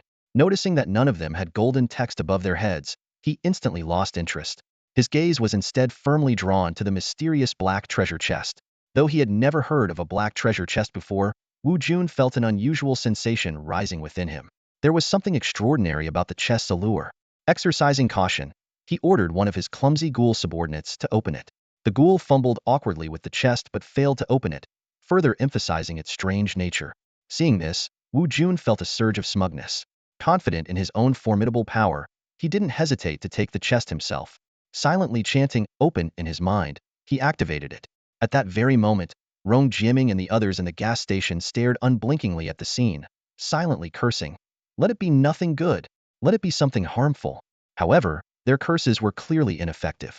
Though they couldn't see exactly what emerged from the chest, in the dim light of night, they could distinctly see the man's face suddenly light up with an expression of uncontrollable ecstasy. Not only that, Wu Jun burst into wild laughter, his crazed demeanor more frenzied than a pauper who had struck it rich overnight. It turned out that the moment Wu Jun opened the chest, a mesmerizing notification echoed in his mind. Ding! Congratulations, player! You have received the blessing of the god of fate. Your S-level talent, Necromantic Rebirth, has evolved into an S-level talent, Necromantic Overlord. S-level talent. The news hit Wu Jun like a thunderous blow. Everyone knew that the known talent rankings only ranged from S-level to S-level. And yet, he had become the first person to obtain an S-level talent.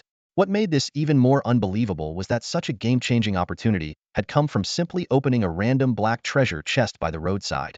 At that moment, Wu Jun felt as though he had been chosen by the goddess of fate herself. He was certain that he was the legendary protagonist of destiny, destined to reign supreme over the world. Leaderboards? Kill rankings? World's strongest? To him, they were now insignificant. He silently vowed to himself, I, Wu Jun, will ascend to the pinnacle of the world with an unrivaled presence, commanding all to bow before me. The overwhelming joy and aura emanating from Wu Jun were almost tangible, suffocating those around him. Rong Jiming, witnessing it all from the gas station, felt waves of jealousy and regret consuming him. Frustration boiled within him. If I had known, why bother sending someone else? I should have opened the chest myself. Now, the treasure he had discovered first had been handed over to someone else for nothing. Rong Jiming's fury and regret surged like a raging storm, roaring in his chest. Finally, unable to bear the crushing blow, he spat out a mouthful of blood, staining the ground beneath him. That black treasure chest, did you leave it by the roadside while fishing for someone to pick it up? Wu Junbai asked, his mood visibly lifted by the unexpected find. For once, his gaze toward Rong Jiming carried a rare gentleness, devoid of the usual murderous intent. Feeling the uncharacteristic kindness from this double-ranked powerhouse, Rong Jiming cursed himself inwardly for being a fool. Yet, he didn't dare show any sign of unease.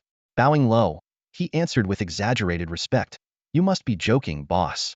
That treasure chest is entirely yours by right of strength. It has nothing to do with me.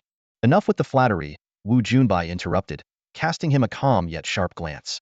Tell me how you came across this chest. Spare no details, leave nothing out. Rong Jiming frowned slightly as he recalled the events. It's strange. The chest just appeared in my car out of nowhere, he explained. It had this eerie allure that almost drove my usually loyal subordinates into a frenzy. They nearly fought each other over it. We only came to our senses after moving away from the chest and realized something was off about it. We didn't dare open it, couldn't sell it on the trading market, and it felt like a waste to throw it away. So, we left it by the roadside, hoping someone destined would take it. He paused, adding with a sycophantic smile, and now it seems the chest has found its rightful owner in you, boss. Destiny is nonsense. Strength is what matters, Wu Junbai said, narrowing his eyes in thought. After a moment of silence, he spoke in a low voice. This chest is no ordinary thing. Since you've been sensible, I'll let you live. Now, take your men and scour the chat channels. See if anyone else has mentioned anything about black treasure chests. Rong Jiaming and his group repeatedly expressed their gratitude, swearing their undying loyalty. Their fawning wasn't without cause. Wu Junbai's army of ghouls had grown from 5 to 10, each one noticeably stronger than before. Their bulging muscles, razor-sharp claws, and diminished stench of decay made them far more menacing. Dressed in human clothes and wearing sunglasses, they might even pass for ordinary people in a crowd. With these 10 monstrous allies at his side, Wu Junbai's place as a dual-ranked powerhouse was hardly surprising. Meanwhile, Lin Chuan remained oblivious to the fact that the black treasure chest he had gone to great lengths to avoid had already been opened, granting someone else immense fortune. At 3:50 a.m., he arrived at the Xinghe Bay residential complex and climbed onto a car roof, following the same routine. This time, he pulled out 7 corrupted spirit beads and hurled them toward a dense cluster of ghouls. The creatures immediately swarmed toward the beads like flies drawn to rotting flesh. Unlike Luo Shuhong and her group, who used only 1 bead at a time, Lin Chuan decisively threw 7 at once. By his calculations, this should lead to the emergence of a level 5 ghoul boss with extreme evolutionary potential in 6 to 7 hours. He silently hoped the boss would drop a secret realm token. After storing his modified car in his dimensional ring, Lin Chuan slipped into the complex. He navigated with ease toward Building 3, Unit 2, and up to the 6th floor. After all, he had spent his 3 years of high school living with his uncle Lin Changsheng's family. Along the way, he casually dispatched a few ghouls and goblins. Seeing no signs of level 5 monsters, he deduced that some residents might still be hiding inside their homes. When he reached the door, he didn't force his way in but instead used a piece of wire to deftly pick the lock. To his surprise, the spacious 3-bedroom apartment was completely empty at this early hour of 4 a.m. Had his uncle's family met with misfortune, fled to a survivor settlement, or become trapped somewhere else? As Lin Chuan pondered, he headed to the bathroom to wash off the ghoul fluids clinging to him. It was then that a private message from Iya popped up. She had compiled a list of over 90 items she deemed valuable for his consideration. The lengthy message took him several minutes to read, but only a handful of the items truly caught his interest. Lin Chuan wiped his body with a towel while decisively replying. Replace the number 78 Hanya mask, and use the remaining crystal core to exchange for Suki's contract. Understood, Iya responded respectfully, though a hint of unease flickered across her face. By the way, about the Reaper's Coffin trial card you asked me to put on the trading market. Since most buyers were desperate and urgently needed it to save their lives, I made a decision on my own and traded it with someone. Lin Chuan raised an eyebrow, his tone calm. What did you trade it for? It's an item called the Deck of Fate, Iya explained. Apparently, it consists of 54 cards, each one equivalent to a piece of equipment or an item. The Deck of Fate. Lin Chuan's eyes lit up, silently marveling at Aya's stroke of luck. First, a purple chest yielded a skill tied to fate, and now she had managed to trade for a fate-related artifact. While the Deck of Fate wasn't overwhelmingly powerful, its value far exceeded that of a single Reaper's Coffin trial card. Perhaps even 10 cards wouldn't be enough to exchange for it. Lin Chuan quickly recalled the details about the Deck of Fate. 54 cards, with the ability to draw only 1 per day. Spades brought debuffs, hearts offered buffs, clubs summoned dimensional monsters, and diamonds opened trial dungeons. Spades and hearts took effect immediately, while clubs and diamonds could be activated at will. There were also 2 Joker cards, which sealed 2 human elites. Defeating them would yield rewards, though the specifics remained unclear to him. He accepted the metallic card box, pondering briefly before drawing a card club's 5. Without hesitation, Lin Chuan chose to activate it. In an instant, a massive minotaur materialized beside him. Lin Chuan's battle instincts kicked in immediately. He activated the anti-magic field and unleashed the razor-sharp wires of the Reaper's grip ring. The wires wrapped tightly around the minotaur, slicing through it with precision. The battle concluded in a mere 3 seconds, complete and utter domination. Lin Chuan casually incinerated the minotaur's corpse and opened the green chest it had dropped. Inside was a battle axe about a meter long, its blade razor-sharp. However, its drawback was its excessive weight. Even with Lin Chuan's strength stat of over 3 points, wielding it felt cumbersome. All right, they'll call you the 1,000-pound axe, Lin Chuan muttered as he examined the hefty weapon, already contemplating ways to enhance his attributes.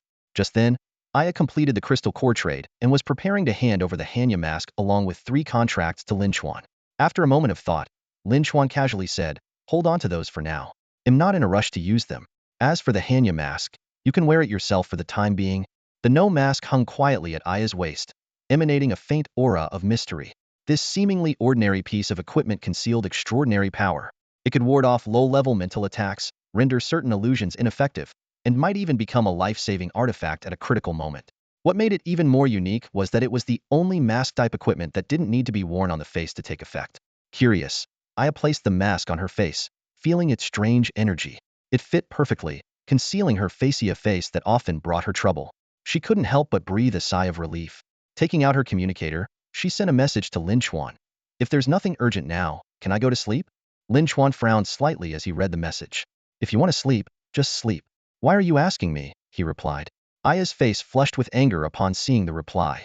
She gritted her teeth, thinking furiously. Who was the one exploiting her relentlessly like a tyrant? And now he had the audacity to act innocent?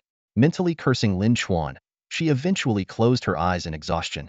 Even in her dreams, Aya couldn't escape the nightmare of being overworked by Lin Chuan. She dreamed of endless labor, sweat soaking her clothes, yet she could never meet his demands. Meanwhile, far away in Haicheng, Lin Chuan was also feeling drained. His search for clues about his uncle had reached a dead end, and he decided to rest for the night to regain his strength. The next morning at 10 a.m., the game world underwent a significant transformation. The weakened status effect finally disappeared, and only those who had endured and survived could truly appreciate the change. More importantly, a series of global announcements immediately captured every player's attention. Ding! The system's crisp notification sound echoed.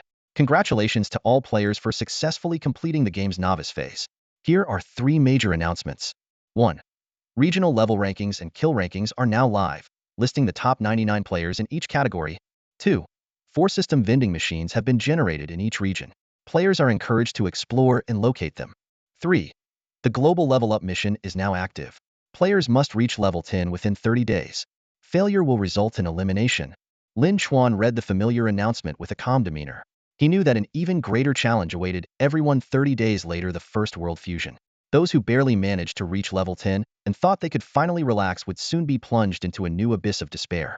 He opened the newly generated regional leaderboard, and the Haicheng regional level rankings appeared before him. First, Lin Chuan, level 3. Second, Wu Jun, level 3. Third, Song Sandong, level 2. 7th, Luo Shuhong, level 2. 18th, Rong Jiaming, level 2. The rankings extended to the 38th position, all of whom were level 2 players. Overnight, with the increase in dimensional monsters, top-tier players had clearly pulled ahead of the average. On the world level rankings, there were no longer any level 1 players, and even level 3 players had surpassed 100 in number. Meanwhile, far away in Kyoto, players were momentarily stunned as they looked at their freshly released regional leaderboard. Daxia Nation Kyoto regional level rankings. First, Kai Jian, level 3. Second, Lei Ming, level 3. Third, Su Zixiao, level 3. Fourth, Wang Weiqi, level 3. Fifth, Jenny Tamey, level 3. Sixth, Aya, level 2. As expected of the capital, Kyoto's strength was astonishing. In some regions, the top player was still stuck at level 2, while Kyoto already boasted 5 level 3 powerhouses.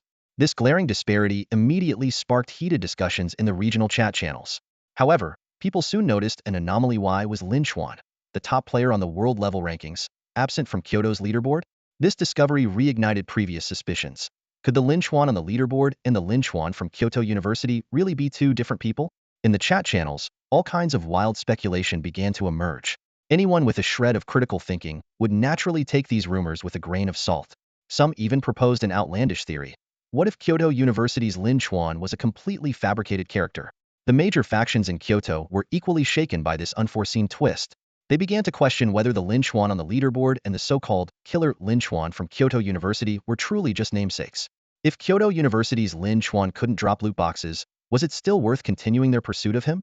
And so, in the city teeming with hidden talents, Kyoto descended into chaos. Factions moved in secret, and the winds of change became increasingly unpredictable. Under the skies of Haicheng, an invisible storm was brewing. Luo Shuhong stared at the regional ranking board, her eyes flickering with disbelief. She, someone who prided herself on being a powerful professional, was only ranked 7th. What shocked her even more was the realization that the number 1 player on the global leaderboard was in the same region as her. This discovery immediately brought to mind the mysterious man who had stolen her modified car, and she couldn't help but wonder where he ranked on the board. At the same time, Wu Jun was also fixated on the regional ranking board, his brows furrowed in frustration. He had always assumed he would dominate as the top player in the region, but to his utter surprise, Lin Chuan, the number 1 player on the global leaderboard, was in the same area.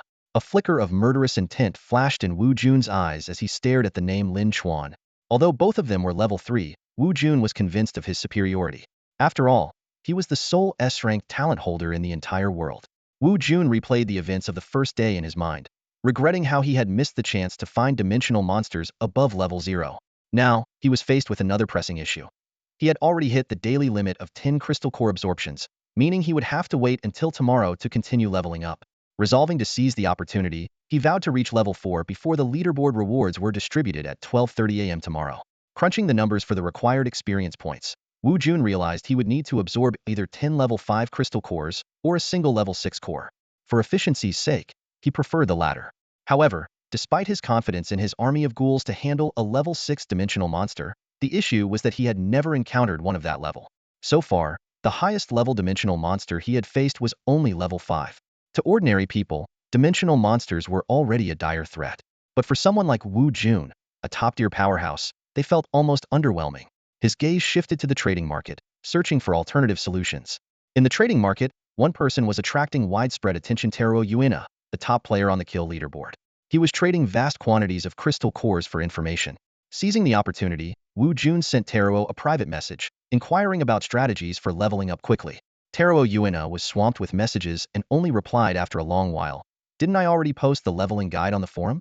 What more do you want? Wu Jun pressed on. Is there any way to level up quickly besides absorbing crystal cores? Far away in Sakura country, Taro couldn't help but smirk at the question. If he truly knew some secret method for rapid leveling, he would have used it himself rather than selling guides. Nonetheless, he replied, there are indeed other methods, but their feasibility is low. I'll share the details for 10 level 0 crystal cores. At that moment, Wu Jun suddenly recalled the announcement mentioning vending machines in each region. He speculated that these machines might use crystal cores as currency. Being a wealthy player who had accumulated a substantial number of cores through both monster hunting and killing others, Wu Jun agreed to the trade without hesitation. Tereo quickly sent over a meticulously crafted guide titled Feasible Upgrade Strategies for the Current Stage. 1. Consuming a Qingling fruit increases the daily absorption limit of crystal cores, with each fruit granting an additional opportunity. The fruit can be obtained by killing a god's chosen. 2. Experience potions and experience meals crafted by individuals with the alchemist or chef profession can directly grant experience points. 3. Certain trial-based secret realms offer direct experience rewards upon completion. Wu Jun frowned as he read through the detailed guide, finding it utterly impractical. He immediately followed up with a question. What exactly is a profession holder? Tereo's response was succinct. 2 level 0 crystal cores. After completing the transaction, the answer left Wu Jun both shocked and disappointed. It turned out that in this brutal game, aside from the gods chosen, there were also destiny profession holders who could unlock their professions early. However, Wu Jun quickly assessed his own strength and concluded that even if he encountered a powerful profession holder, he wouldn't necessarily be at a disadvantage. Do you know how Lin Xuan is leveling up so quickly? Wu Jun pressed further. 1 level 1 crystal core. Tereo replied with a price. After paying up, Tereo quickly laid out 3 possible explanations. 1. Lin Xuan might have completed a special secret realm, gaining a massive amount of experience directly. 2. He could be using a talent or special items to catalyze the appearance of high-level monsters and then defeating them, the most likely scenario. 3. He might be a destiny profession holder who became an alchemist and successfully crafted experience potions, highly unlikely. How do you catalyze high-level monsters? Wu Jun asked, his excitement evident. 10 level 2 crystal cores. Tereo responded with a hefty price. That's ridiculously expensive. Wu Jun exclaimed. I have my pricing standards. Take it or leave it, Tereo replied coolly. Wu Jun deliberated for a moment. While the information Tereo provided was eye-opening, its practicality was limited. Destiny profession holders, special secret realms, and Qingling fruits that required killing gods chosen were all things he couldn't access in the short term.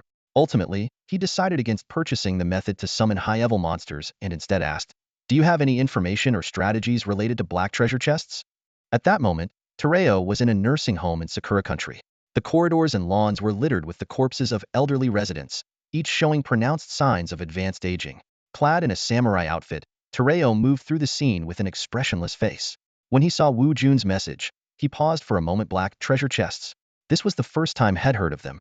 Still, he maintained his composure and replied, hold on, let me appraise the value first. Tereo entered a room and activated his strength talent abyss of fate. As he raised his hands, a massive vortex resembling a black hole materialized before him, swirling with over 30 dazzling streams of fate that resembled a galaxy. This breathtaking display came at a grim cost: the withered corpses of the nursing home's elderly residents. Despite being ranked first on the kill leaderboard, Tereo wasn't particularly obsessed with the ranking. His killings were primarily a means to gather streams of fate. This immense power was nearly omnipotent, capable of being transformed into offense, defense, healing, and more. It could also be used to exchange for information or manifest physical items. However, the Abyss of Fate had its limitations. When Tereo sacrificed a living being to the Abyss, there was no guarantee that a stream of fate would be formed. If the process failed, he would suffer backlash. Through extensive research, he discovered that as long as his own fate was stronger than the target's, the success rate would be ensured. This was why he specifically targeted the elderly in nursing homes, those whose lives were already nearing their end. After visiting 5 nursing homes and slaughtering over 10,000 elderly individuals, he had managed to gather around 50 streams of fate. With over 10 streams already used, he now had 37 remaining. Tereo skillfully manipulated the radiant streams within the Abyss of Fate, silently focusing his intent. I seek information about black treasure chests. Everything should have proceeded as usual. But in the next moment, Tereo's expression twisted into one of sheer terror. Tereo's eyes widened in disbelief as he stared at the events unfolding within the Abyss of Fate. 37 streams, his painstakingly accumulated fate streams, were uncontrollably surging toward the center of the vortex in a frenzy. His face turned ashen, and his heart pounded violently. What on earth was that mysterious black treasure chest? What kind of heaven-defying existence could devour all his fate streams in one go? Clenching his teeth, Tereo could only watch helplessly as the vortex in the Abyss of Fate drained every ounce of his hard-earned efforts. In the end, the vortex spat out a mere few lines of text in return. Information about the Black Treasure Chest. 1. The Black Treasure Chest, also known as the Chest of Fate, is born of the heavens and earth, transcending all rules of the worlds. 2. Characteristics: non-tradable, impenetrable, unblockable, untouchable, and irreversible. 3. Contents: fate-related, anything is possible. 4. Insufficient fate power to retrieve further information. Tereo's fists clenched tightly, his nails digging deep into his palms. 37 streams of fate, and all he received was this incomplete and frustratingly vague information. His mind roared with indignation. This is absurd. These 3 meager pieces of information are utterly worthless. Yet as his anger subsided slightly, Tereo's rationality began to reassert itself. He realized that an item requiring such an immense amount of fate power, just to yield such basic information, must be an extraordinarily valuable artifact. His gaze returned to the words, transcending all rules of the worlds, and a fiery determination ignited in his eyes. The Black Treasure Chest? Such a powerful item, it was something he had to obtain at all costs. Taking a deep breath, Tereo forced himself to calm down. He quickly sent a message to Wu Jun. Where did you learn about the Black Treasure Chest? You've used one of these chests before, haven't you? Wu Jun hesitated for a moment before replying. Let me remind you, I'm a customer. I have no obligation to answer your questions. A faint smirk of disdain appeared on Tereo's lips. He knew exactly how to coax the information out of Wu Jun. Without hesitation, he threw out the bait. 10 level 5 crystal cores. I want to know how you obtained the Black Treasure Chest and what you gained from it. 10 level 5 crystal cores. Wu Jun's breathing grew heavy in an instant. His eyes sparkled with excitement, and his fingers trembled slightly, almost involuntarily. As soon as the clock struck midnight and the absorption limit reset, he could absorb all 10 level 5 crystal cores in one go, instantly advancing to level 4. Even more thrilling was the possibility of his name appearing in the first global announcement as the first to reach level 4. Clenching his fists tightly, Wu Jun hesitated for a moment before finally nodding to seal the deal.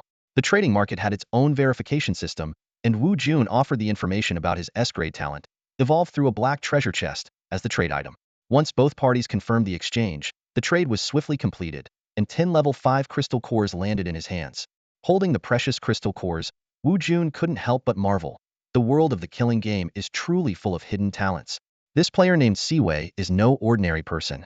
Meanwhile, Siwei, who had learned of Wu Jun's S-grade talent evolution, also recognized Wu Jun's extraordinary abilities.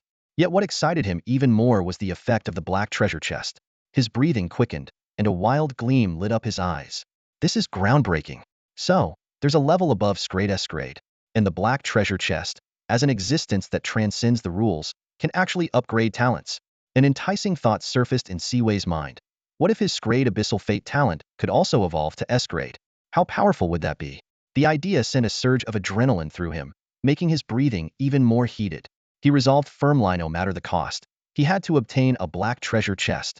Understanding that black treasure chests could not be traded, Siwei quickly realized that forming a faction would be the best way to acquire one.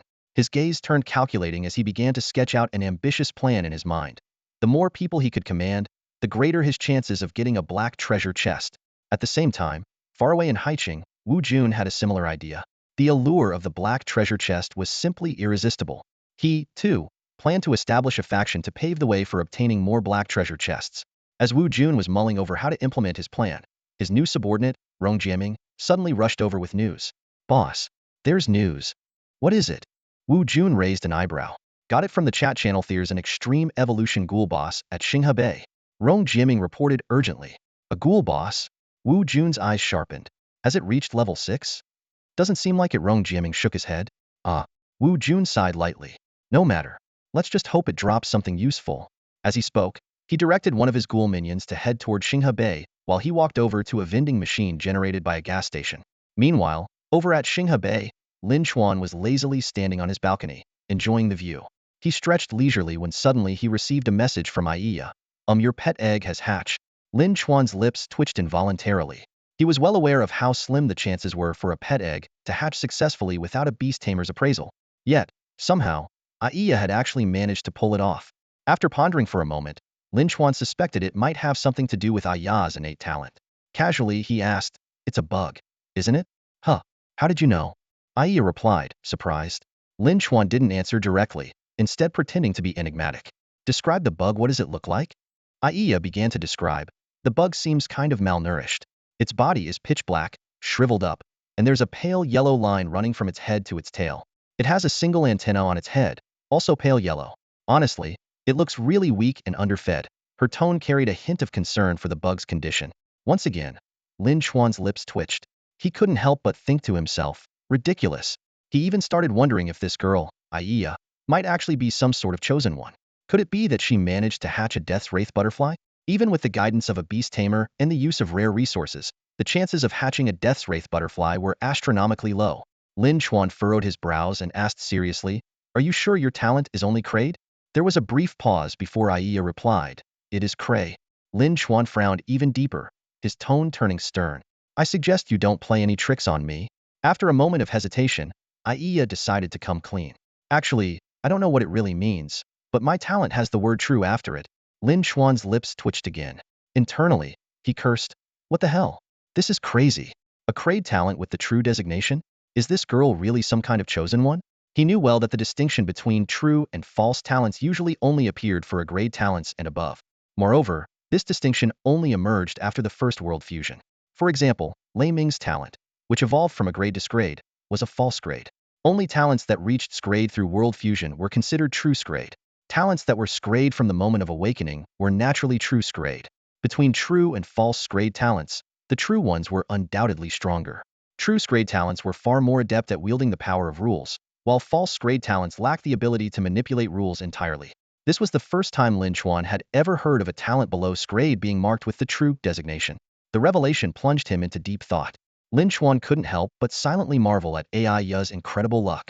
Despite her clever talent, the faint trace of rule-based power hidden within her had allowed her to successfully hatch the Wangxi butterfly. He took a deep breath, forcing himself to accept the reality some people were just destined to stumble upon extraordinary fortunes with ease. Of course, Aya's greatest stroke of luck was undoubtedly meeting him, Lin Chuan. Lin Chuan briefly explained the feeding method for the Wangxi butterfly to Aya and then instructed, "I can't return for now. Could you gather some blood goo worms and trade them to me?" "Okay." Aya agreed obediently, then added, "Something strange is going on here. For some reason, I'm the only one left in the air raid shelter. The Zhua family members, Zhua Tiangong's classmates TVE, all disappeared." Lin Chuan scanned through this information, his expression calm. He was well aware that Zhua Tiangong and the others hadn't vanished into thin air, but had instead fallen into the Wangxi purgatory, the Wangxi butterfly's most lethal attack. It was likely their hostility toward Ai had provoked the butterfly's deadly response. What Lin Chuan didn't realize was that those who had entered the Wangxi purgatory included not just Zhua Tiangong and his group, but also a number of cannon fodder who had been planning to ambush him. Meanwhile, Ai remained blissfully unaware of all this. She carefully cradled the seemingly malnourished insect in her hands, oblivious to its terrifying nature.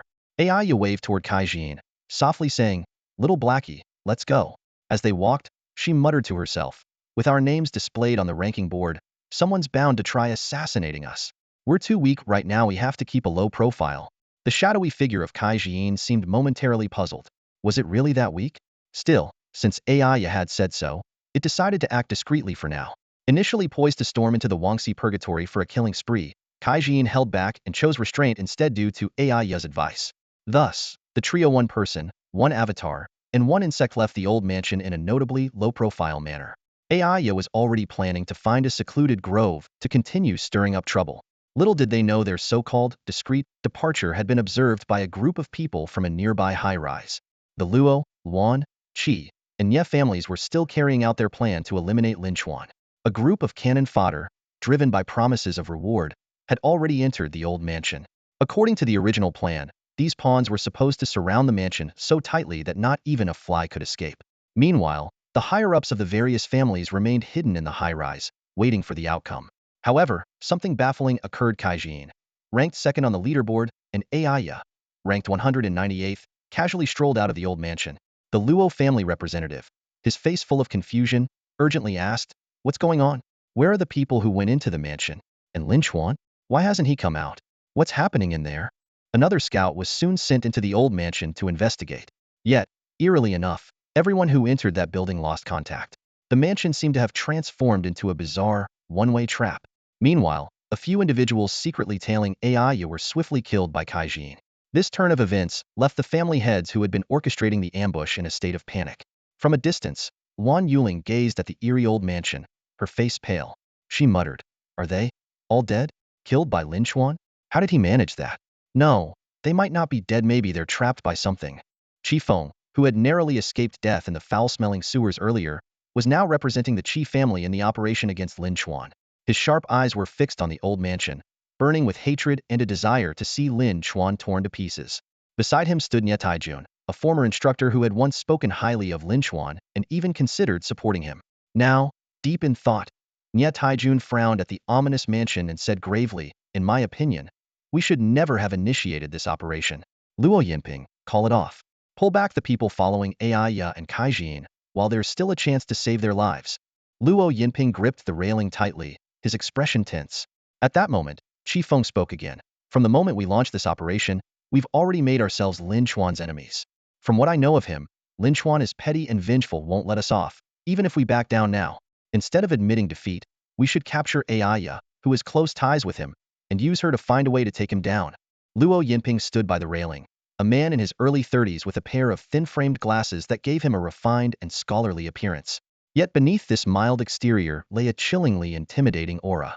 With just a casual hand resting on the railing, the 20 or so people present didn't dare take a single step closer, as if an invisible barrier had been erected between them. Hearing Qi Feng's words, Luo Yinping slowly adjusted his glasses, turned to face him, and let a faint, enigmatic smile curve his lips. President Qi Feng? The title struck a chord with Qi Feng's memories. Back at Jing University, students always addressed him with reverence and admiration as President Qi Feng. Yet coming from Luo Yinping's mouth, the familiar title carried a hint of unmistakable mockery. Qi Feng instantly recognized the difference. When the students called him president, it was with genuine respect. But this head of the Luo family, though his tone was calm and measured, wielded his words like a blade.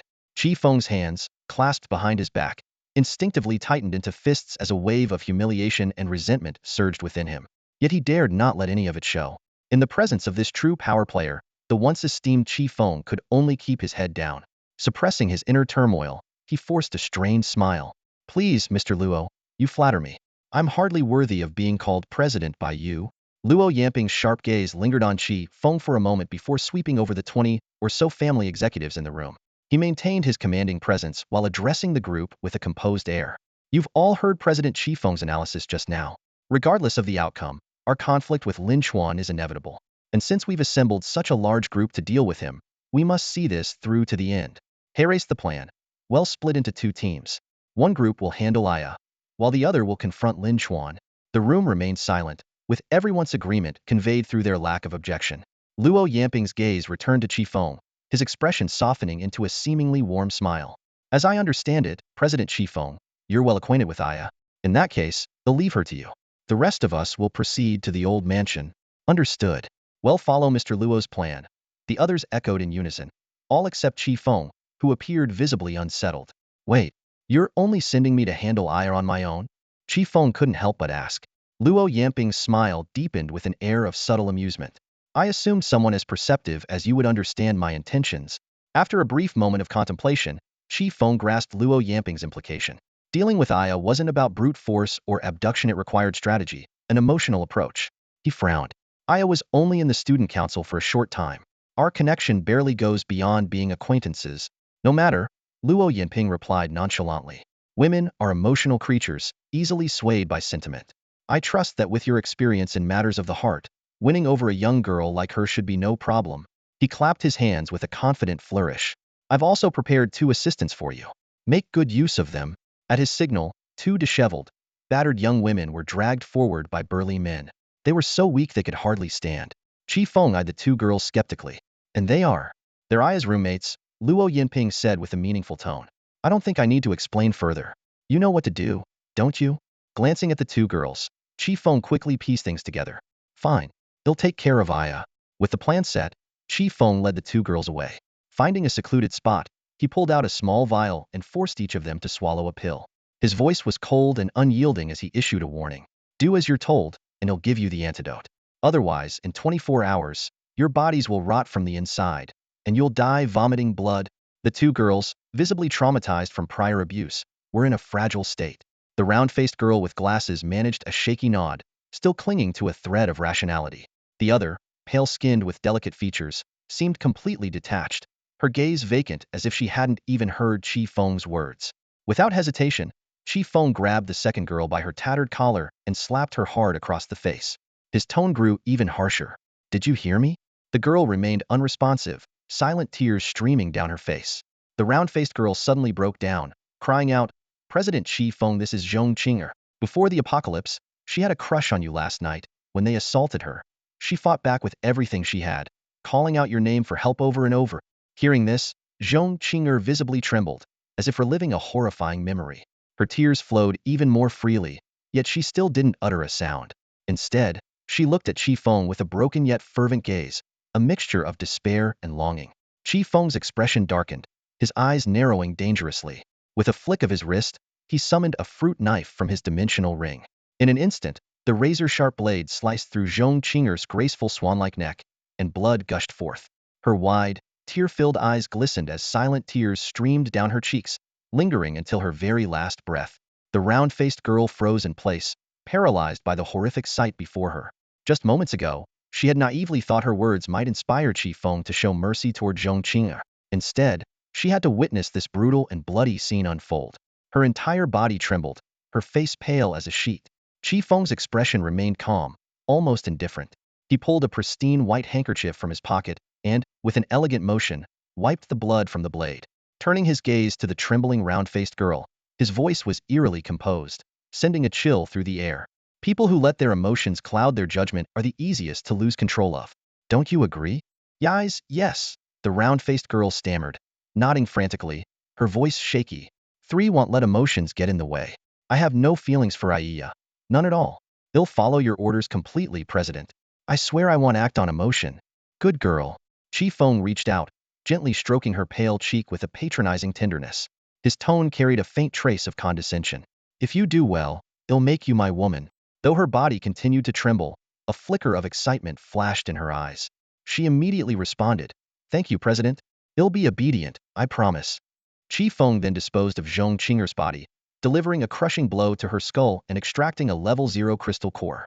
With the task complete, the 2 followed their plan and set off in the direction where they were to rendezvous with Aiya.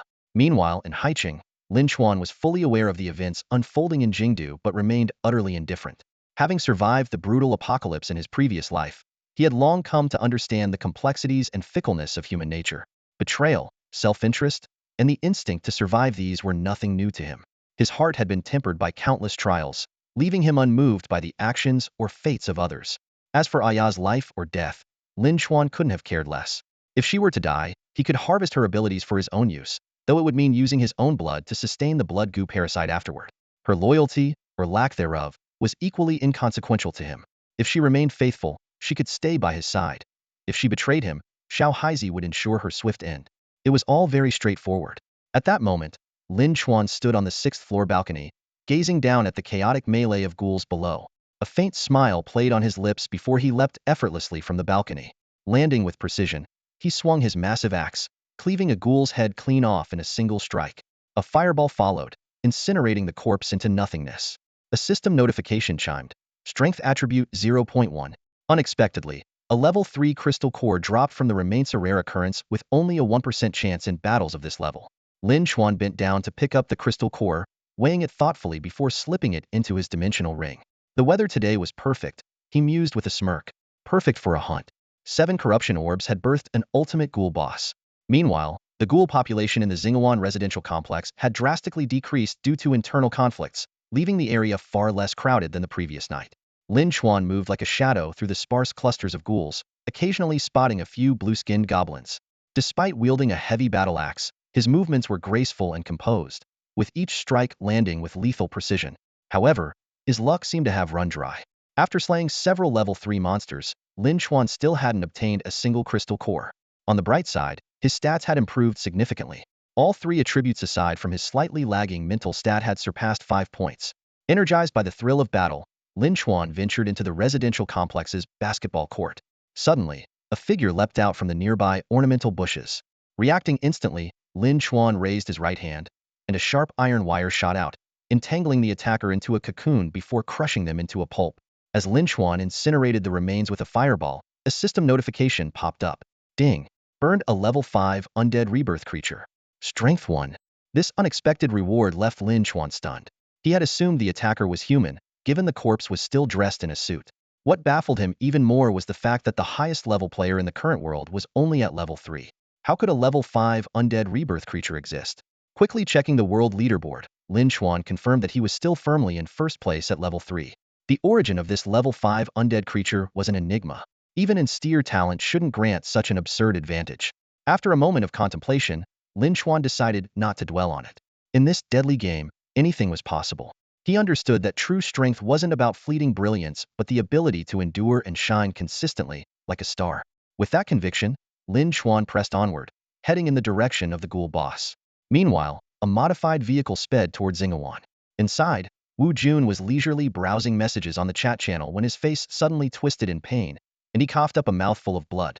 The driver, Rong Jiaming, was startled and nearly crashed into a road barrier. "B-boss, are you okay?" Rong Jiaming exclaimed nervously. Wu Jun wiped his mouth and spat water out of the window after rinsing. His expression darkened, and he growled through gritted teeth. "Someone dared to mess with my undead rebirth creature. They must have a death wish." Rong Jiaming was shocked. "Boss, your ghoul minion is stronger than most level 5 monsters. Who could possibly take it down?" Although Wu Jun didn't know the identity of his opponent, his eyes burned with murderous intent. "I don't care who they are. I'll make them pay dearly." Before long, the modified car reached Xinghuan. Wu Jun ordered one of his subordinates, who had a vision enhancement talent, to scout ahead. Suddenly, the scout gasped, "Holy crap! A purple treasure chest!" "What?" Wu Jun and Rong Jiaming exclaimed in unison. The scout described, "Over by the basketball court there's a guy who just killed a ghoul, and it dropped a purple treasure chest. He even looked in my direction just now." Wu Jun's desire for the purple treasure chest was undeniable. As a top-tier player on both leaderboards, he had missed out on the leaderboard rewards and had yet to claim a purple chest. More importantly, the man who obtained the chest was very likely the one who had killed his undead rebirth creature. Without hesitation, Wu Jun stepped out of the car and summoned 9 more of his ghoul minions. "Let's go." To the basketball court. The group marched toward Lin Chuan, brimming with hostility. Lin Chuan, of course, had already noticed the approaching uninvited guests. Lin Chuan stood before the purple treasure chest, his expression calm and composed. Gently, he opened the chest, and inside lay a token, faintly glowing with a dark, eerie light, the Necrotic Nest Secret Realm token. This token was no ordinary entry pass. It was more akin to an exclusive VIP membership card, granting its holder multiple entries into the same secret realm. A flicker of excitement crossed Lin Chuan's mind. This token would allow him to enter the Necrotic Nest Secret Realm up to 10 times. As he deliberated whether to explore the secret realm first or deal with the group of troublesome enemies, a sudden system notification echoed in his mind. Ding! The Dragon and Warrior Secret Realm has reached a total of 2,000 players, meeting the requirements for activation. The secret realm is now opening. All participating players, please prepare. 3, 2, 1. The Dragon and Warrior Secret Realm is now open. Have fun and good luck. Before the message had fully faded, Lin Chuan's surroundings shifted in an instant. The basketball court vanished, replaced by a futuristic, high-tech space. He found himself standing on a circular platform with 1,999 other players, all forming a massive ring. At the center of the platform hovered an enormous crystal orb, within which a shadowy, indistinct figure could be seen. The figure spoke in a deep, chilling voice, introducing the game rules. Welcome to the Dragon and Warrior Secret Realm.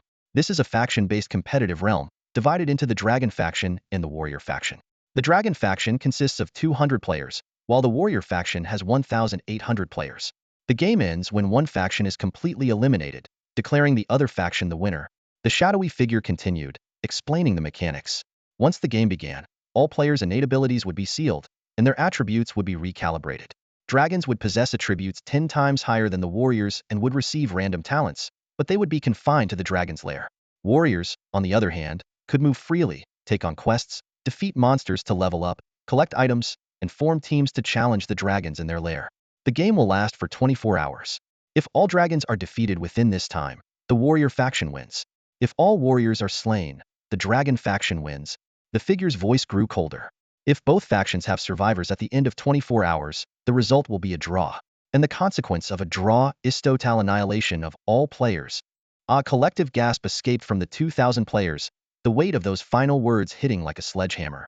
They suddenly realized that if a draw occurred, everyone present would face complete obliteration, leaving no survivors. For the next 10 minutes, 2,000 players were free to ask questions about the game. The shadowy figure within the crystal ball paid no attention to the players' frightened expressions and continued the process methodically. Soon, the hall was filled with voices asking questions one after another. Choosing factions? Can we choose our own faction? What happens if everyone picks the same faction? One player eagerly asked. The shadow calmly replied, if one faction has fewer members, players will be randomly reassigned from the other faction to balance the numbers. Warriors and dragons aren't in the same space, right? Another player asked for clarification. Correct, the shadow confirmed. Warriors live on the continent of courage, while dragons reside in their lairs. Then how do warriors find the dragon's lair? Someone else followed up. No need to worry about that, the shadow explained. Warriors can simply focus their minds, and they will be transported to the dragon's lair effortlessly. It was mentioned earlier that warriors can form teams. Is there a limit to the team size? Another player inquired. There are no restrictions on team size for warriors on the continent of courage, the shadow replied. However, only a maximum of 10 warriors can be present in a dragon's lair at the same time. If a warrior enters the dragon's lair, do they have to defeat the dragon to leave? Or can they just take a look and leave? A cautious player asked. The shadow explained, after entering the dragon's lair, a warrior can leave by focusing their mind, but only 30 minutes after entering, and only if both the dragon and the warrior are still alive. Hearing this, Lin Chuan smiled quietly. He realized there was a major trap hidden in that statement, though no one else seemed to notice. The shadow had deliberately omitted a critical detail. If a warrior kills the dragon, how do they leave? In the original story of Dragons and Warriors, it was said that the warrior who slays the dragon would eventually become the new dragon. Time flew by as most questions were answered. Lin Chuan casually posed a question of his own. Can warriors attack each other? The shadow replied, yes, but there are no rewards for doing so. Soon after, another player mimicked Lin Chuan's question. What about dragons? Can they attack each other? The shadow responded, theoretically, no. Dragons live in separate lairs, and theoretically, they cannot leave their own lairs. Without meeting, how could they fight? This answer immediately caught the attention of a sharp player. You used the word theoretically twice. Does that mean dragons might actually have a way to leave their lairs? The shadow gave a faint smile.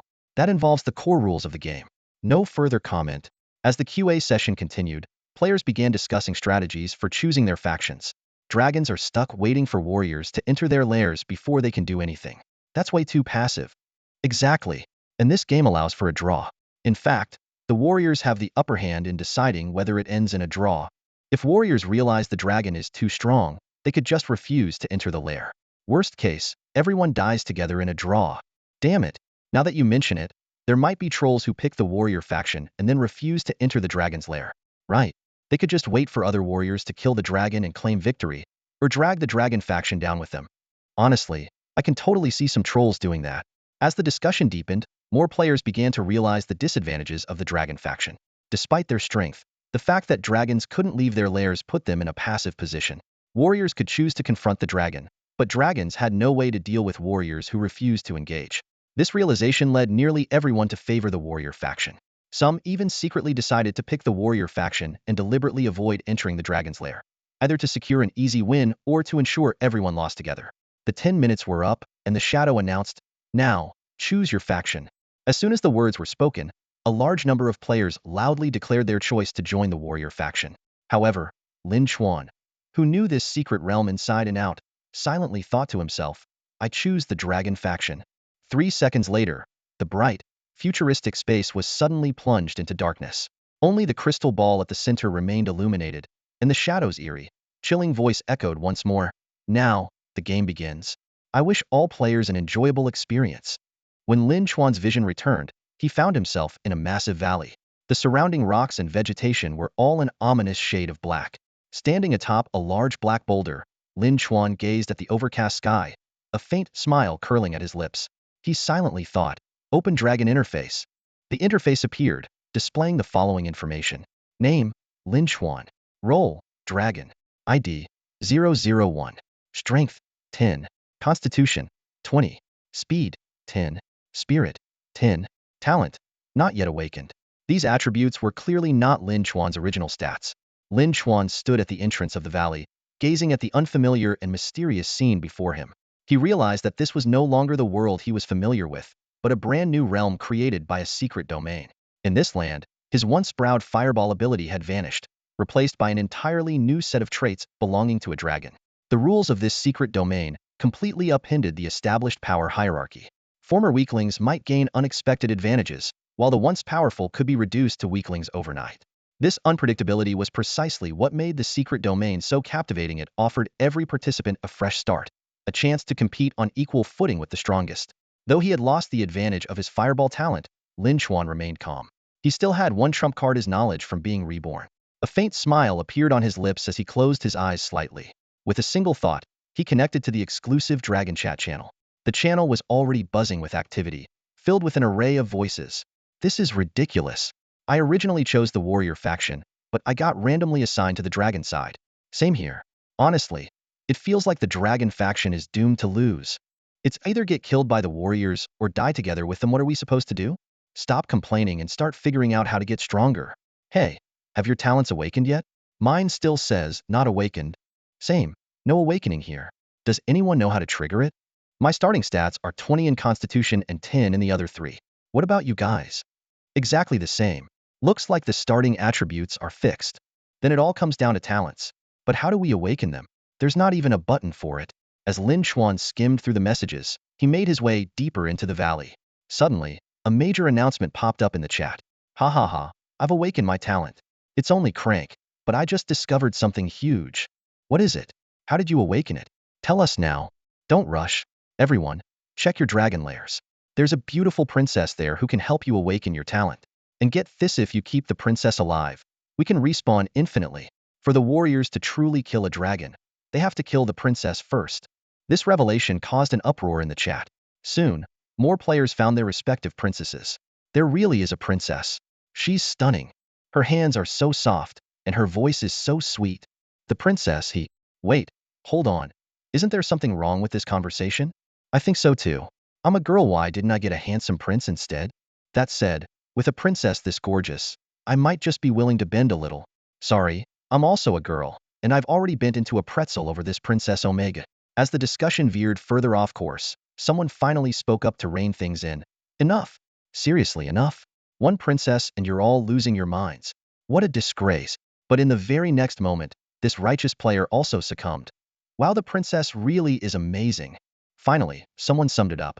I mean, let's be real, who would willingly kill a princess this beautiful? Infinite respawns are basically guaranteed at this point. Lin Chuan observed the lively chatter with a thoughtful expression. While others were captivated by the princess' beauty, he focused on how to leverage this newfound advantage to devise a strategy. After all, in this new world, information was power and he was already one step ahead. Lin Chuan raised an eyebrow slightly, his gaze falling on the stunning young woman by the black stream inside the dragon's lair. The lair was shrouded in darkness, yet the princess stood out like a radiant pearl amidst the gloom. Her fair skin seemed to glow in the dim light, her slender waist so delicate it looked as if it might break at the slightest touch. Her jet-black eyes were lively and bright, her elegant nose perfectly shaped, and her lips a soft cherry red. Sitting quietly by the stream, she was a breathtaking sight without needing to say or do anything. When the princess noticed Lin Chuan, she rose and curtsied gracefully, her voice soft and melodious. Dragon Lord, I am your devoted princess. As long as I live, the dragon will possess boundless resurrection power. With a gentle wave of her hand, a translucent misty crystal orb appeared in her palm. Come, Place your right hand on this crystal orb, and you shall awaken your unique ability. Lin Chuan walked toward her slowly, a faint smile tugging at the corner of his lips. The princess looked at him expectantly as he raised his right hand. But in the next moment, her smile froze. Lin Chuan's hand didn't reach for the crystal orb. Instead, it closed around her delicate neck. The princess' eyes widened in shock, her face turning crimson from lack of air. She barely managed to utter a single word. You, before her life ended, her expression frozen in confusion and disbelief. Lin Chuan released his grip, and the princess' lifeless body collapsed to the ground. Her once snow-white skin darkened, blending seamlessly with the blackness of the lair. He picked up the fallen crystal orb without hesitation and crushed it in his hand. A system notification rang out immediately. Ding! Congratulations! You have awakened a Kraid ability healing touch. Lin Chuan let out a sigh, somewhat exasperated. He assessed his newly acquired Kraid ability. While it wasn't entirely useless, it paled in comparison to his overpowered fireball skill, which was in a league of its own. Wasting no time, he opened the chat channel to check on the other players' awakening progress. The channel was buzzing with chatter, filled with mixed emotions and complaints. Ugh, I knew it. I'm just cursed with bad luck. A grade in real life, now downgraded to grade here. I was in a grade in real life, and now I'm stuck with grade. The disappointment is real. I awakened in Scrade ability Soul Master. I can control the spirits of defeated warriors. Holy crap. Scrade boss, take me with you. I'm just a pathetic grade loser IRL. Why does the Scrade ability have to show up in a secret realm of all places? Before long, the atmosphere in the chat shifted to one of fiery determination. Don't lose hope. With Scrade talent on our side, the Dragon faction's chances of winning just skyrocketed. Exactly. The rewards for victory will make all of us stronger. Let's unite and fight for the Dragon faction's triumph. Dragon faction for the win. As Lin Chuan observed the lively discussions, he realized something peculiar seemed to be the only one who had killed the princess right from the start. He understood the true meaning behind the princess' words about the dragon's resurrection. Her so-called power only applied to the dragon itself, not the players. If a player with the dragon role were killed by a warrior, they would face permanent death. However, the dragon would persist, as any warrior who slays it would transform into a member of the dragon faction, taking over the dragon's identity. This was the resurrection the princess had spoken of, though clearly, it was no longer the same dragon. According to the setup, as long as the princess remains alive, the dragon faction cannot be completely eradicated. Each defeated dragon slayer automatically becomes a member of the dragon faction, turning the battle into an intense competition among 2,000 players vying for the coveted 200 dragon identities. Lin Chuan quickly realized that the princess and the crystal orb hidden within the dragon's lair were actually the greatest rewards in this mysterious game. He carefully analyzed the two ways to awaken talents. Following the princess' guidance would grant talents that were only effective within the dragon's lair. However, if the princess were killed and the crystal orb shattered, the awakened talents would become permanent and could be taken out of the game. Despite possessing a powerful fireball skill, Lin Chuan was far from satisfied. His eyes were fixed on the 200 talents before him, calculating how to claim them all for himself. Due to the special rules of the realm, the probability of awakening high-level talents here was significantly higher than in the outside world. In fact, among the 200 players, someone had already awakened the strength talent Master of Souls, which allowed them to enslave intelligent beings. As Lin Chuan pondered how to acquire that talent, a shocking message suddenly appeared in the chat channel. A player claimed to have awakened the SS rank talent Shadow Form, which granted them the ability to transform into a shadow, rendering them immune to all attacks and achieving a near-immortal state. The announcement caused a massive uproar in the channel, with players expressing both astonishment and envy. Lin Chuan's eyes lit up immediately, realizing that this SS rank talent was far more valuable than any other. To avoid suspicion, he cautiously asked in the chat if the player resided in Lair 66, attempting to extract their location. However, the player remained silent and did not respond again. Despite the setback, Lin Chuan was undeterred. Taking a deep breath, he resolved to search through each lair until he found the owner of the SS rank talent. But a critical problem soon arose. According to the rules, dragons were unable to leave their lairs. At that moment, Lin Chuan recalled something the Shadow had mentioned earlier. This rule was only a theoretical limitation. A faint smile appeared on his lips as an idea took shape in his mind. With a slight movement of his fingers, a mysterious black card appeared between them. This card would be the key to breaking the rules and achieving his ultimate goal. Lin Chuan gazed at the black card in his hand, its surface adorned with the eerie image of a cold, sinister mask. As he silently recited the activation chant, a thin, black mask materialized in his palm.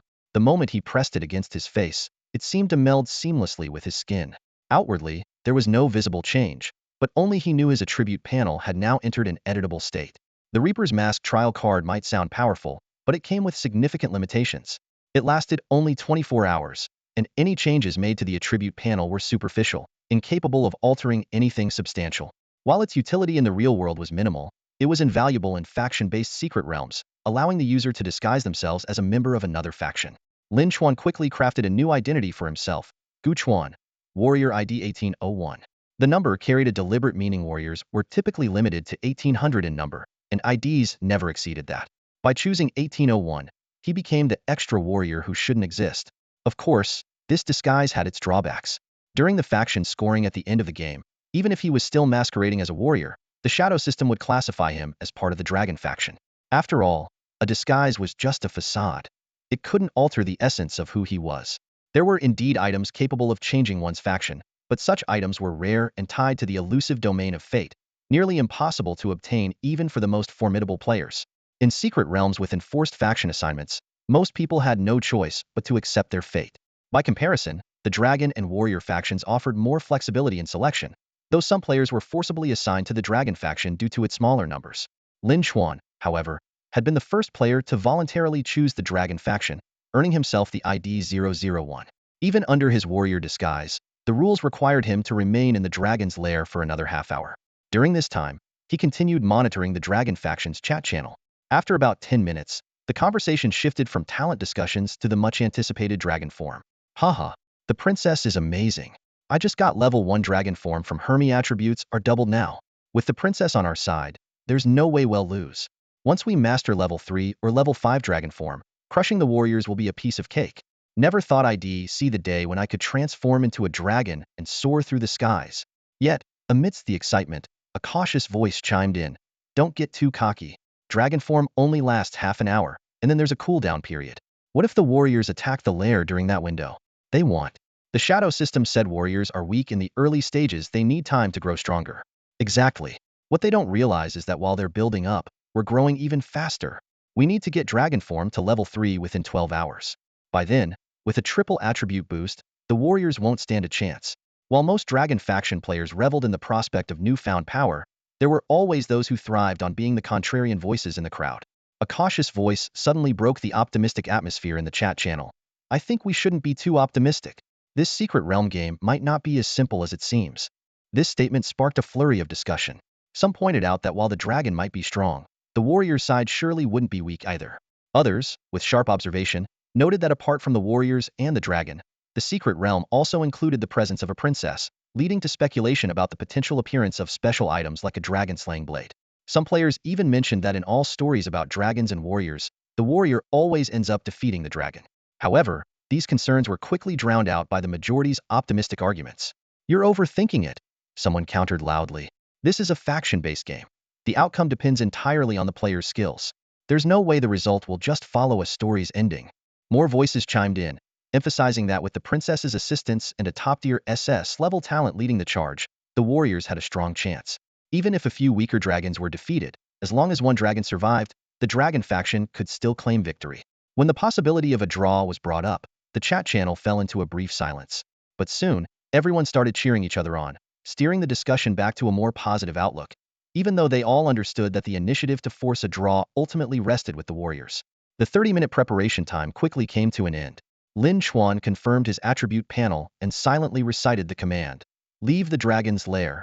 In an instant, he was teleported to a shrine within a village.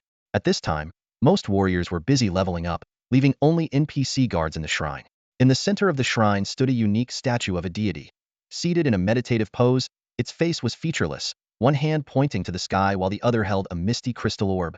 Just as Lin Chuan was about to take a closer look, the guard struck the ground heavily with the end of his weapon, his eyes warning him to stay back. Even with his current dragon attributes, Lin Chuan didn't dare to provoke the guards in the warrior's village.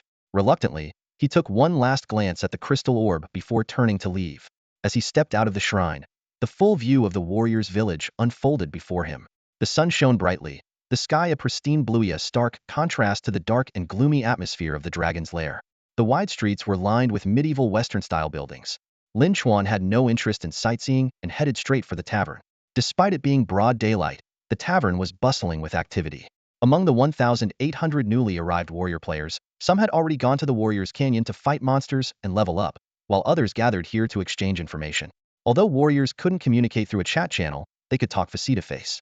An electronic screen outside the tavern displayed a real-time leaderboard, drawing a crowd of onlookers. Lin Chuan moved closer to take a look. The top 3 on the leaderboard had already reached level 5 warriors 0189, 1672, and 0012, respectively. The 4th place, warrior 1199, was at level 4. The leaderboard only showed the top 99 players, but even the 99th ranked player had already reached level 4 within the first hour. The chatter around him was non-stop. "This leveling system feels just like the games I used to play," someone said excitedly. "And there's no limit to leveling here. It's way faster than in real life. At this rate, we'll be at level 20 or higher in half a day, and forming a team to take down a dragon will be a breeze. If only leveling up in real life were this easy," another player sighed. "In reality, I've been grinding so hard and I'm still just at level 2. He turned to the person next to him and asked, "What about you? What level are you?" The other player replied nonchalantly, "Me? I'm level 3. "Whoa, a true pro," the first player exclaimed in amazement, then added regretfully, "Too bad. We're not from the same world." In the mysterious realm, nearly 2,000 players had gathered, yet almost none of them came from the same world. Through deeper conversations, they began to uncover the truth about their existence. These players looked no different from ordinary people on Blue Star, but they quickly discovered a critical difference among themselves. The ranking systems in their respective worlds were entirely distinct. In Lin Chuan's world, he held the top spot on the ranking board. However, in the accounts of others, the names at the top varied wildly, often belonging to unfamiliar individuals. Yet, as their discussions grew more in-depth, a startling realization emerged. Despite the differences in rankings, their knowledge of history and the stories of famous figures were eerily consistent. "Does your world have a legendary strategist named Tereo Yuena?" one player asked suddenly. Of course, nearly everyone responded in unison. As their conversations continued, a chilling truth began to surface: they were all from different parallel worlds. Each world had the same individuals, including themselves, but their circumstances varied depending on the trajectory of their respective timelines. Lin Chuan listened carefully to the discussions around him, calculating in silence. He recalled a far more terrifying fact. After 30 days in the game, the parallel worlds would begin merging, 2 by 2. At that point, a brutal mandatory task would be imposed: kill your other self. The victor would not only gain everything the other version of themselves possessed, but also merge their talents. Lin Chuan remembered the story of Lei Ming from his previous life. Lei Ming, who originally had an A talent, had managed to evolve it to S level by killing his parallel self during the world fusion. But this fusion brought more than just power. It also came with the loss of identity. Who could truly say which version of oneself would ultimately remain? Only those who lived through it could grasp the complexity of this question. Recalling his past life, Lin Chuan felt a chill run down his spine. In his world, he had been nearly invincible, as long as he avoided crossing paths with individuals like Tereo, who possessed unique abilities. Yet the mandatory task had introduced him to a fear and sense of defeat he had never known before. Will the version of me in another world be just as strong? This thought haunted him relentlessly. Fortunately, during the first world fusion, the other Lin Chuan he encountered was slightly weaker. Lin Chuan completed the task and experienced a dramatic surge in power. However, the victory brought little joy, as he knew even greater challenges lay ahead. The second fusion, the third fusion, eventually, Lin Chuan met his end at the hands of himself. The Lin Chuan who killed him was so overwhelmingly powerful it was suffocating. In the final moments, that version of himself spoke in a chillingly calm tone. "If life holds infinite possibilities, then I will become the one who achieves the ultimate strength." Those words were etched deeply into Lin Chuan's soul. Now, reborn, he vowed to become the strongest version of himself. At first, Lin Chuan was uneasy. He knew the timelines of parallel worlds only began to diverge with the start of the deadly game. Prior to that, their life trajectories were identical. Since his rebirth had brought him back to the game's starting point, he couldn't help but wonder, had the other versions of himself also been reborn? But now, listening to the descriptions from the others, Lin Chuan felt relieved. In their worlds, Lin Chuan was not a name that appeared on their ranking boards. This meant that, for now, the versions of himself in other worlds had yet to rise to prominence. With this realization, a faint smile tugged at the corner of Lin Chuan's lips. Just then, someone lightly bumped his shoulder.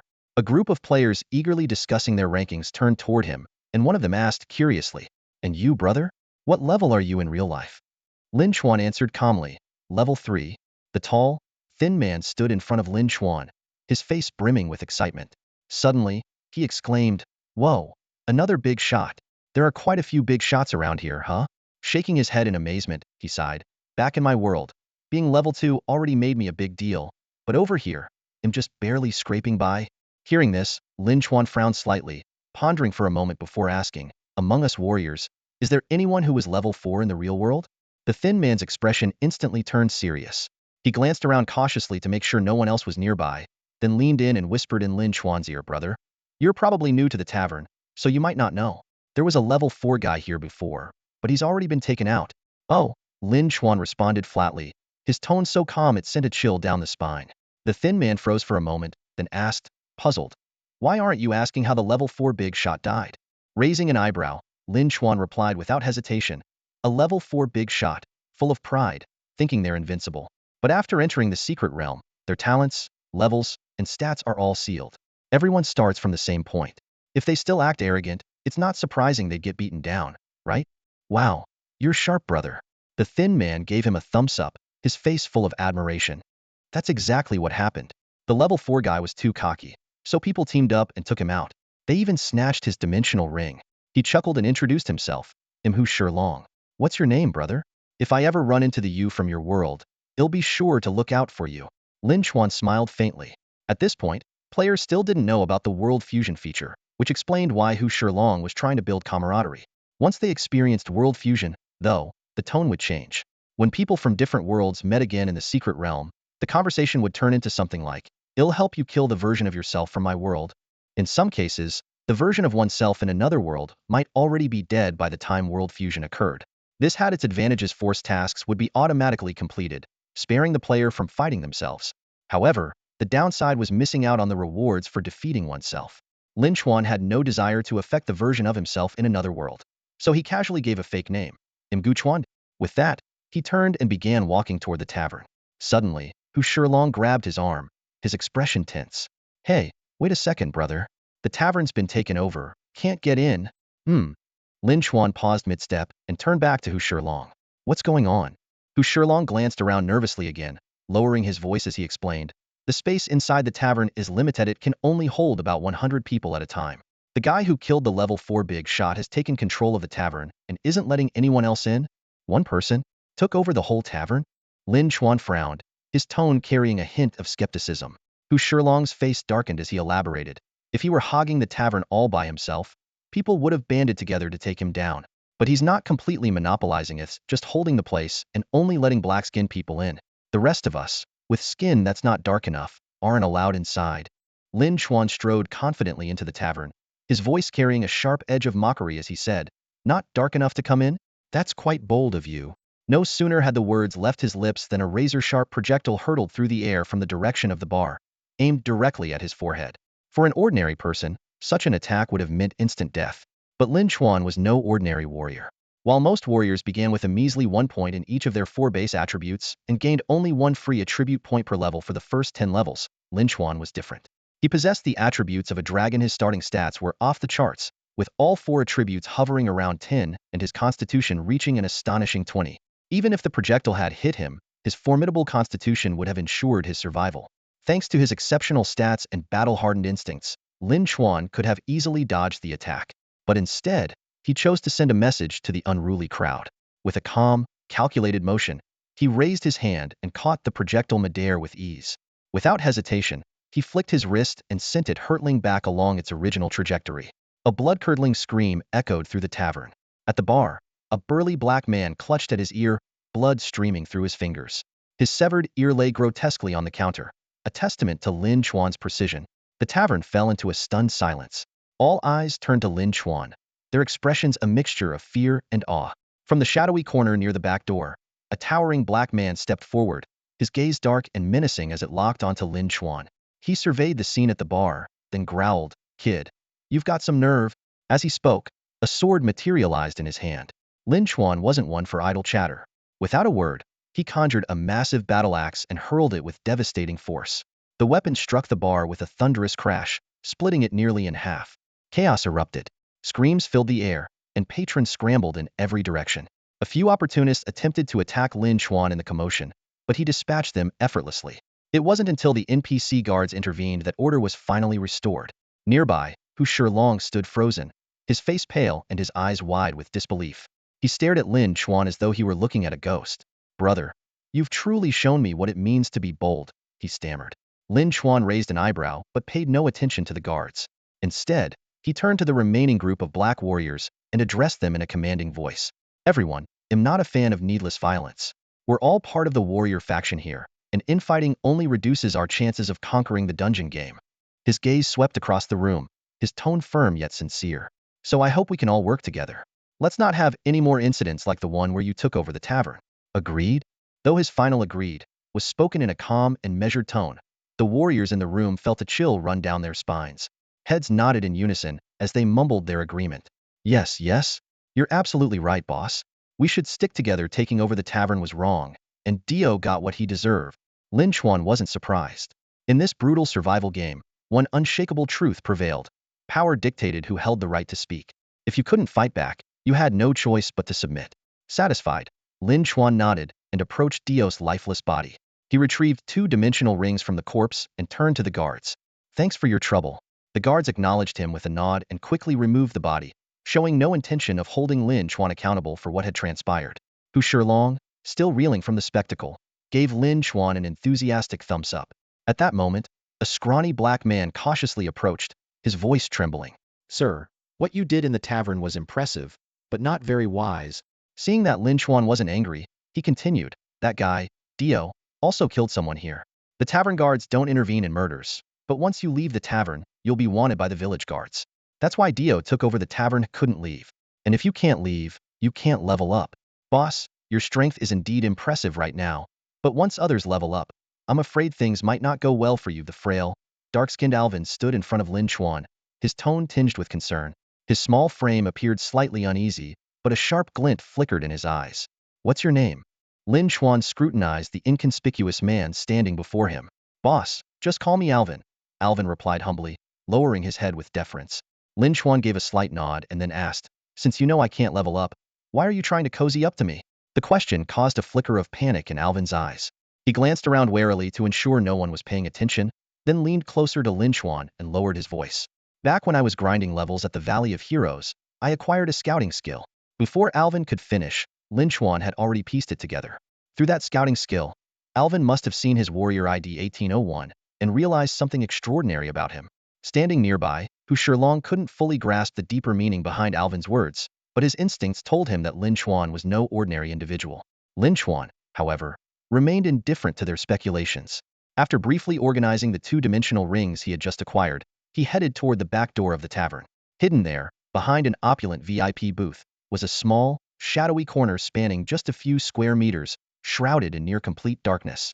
As expected, in that blind spot of vision, a man dressed in black, reeking of alcohol, was slumped against the wall, snoring loudly.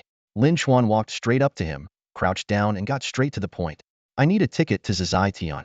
The drunkard appeared completely inebriated, yet his hands moved deftly. A golden ticket suddenly floated in the air. Just as Lin Chuan reached for the coins he had taken from Alvin's dimensional ring, the man unexpectedly raised his eyelids and gave him a cryptic look.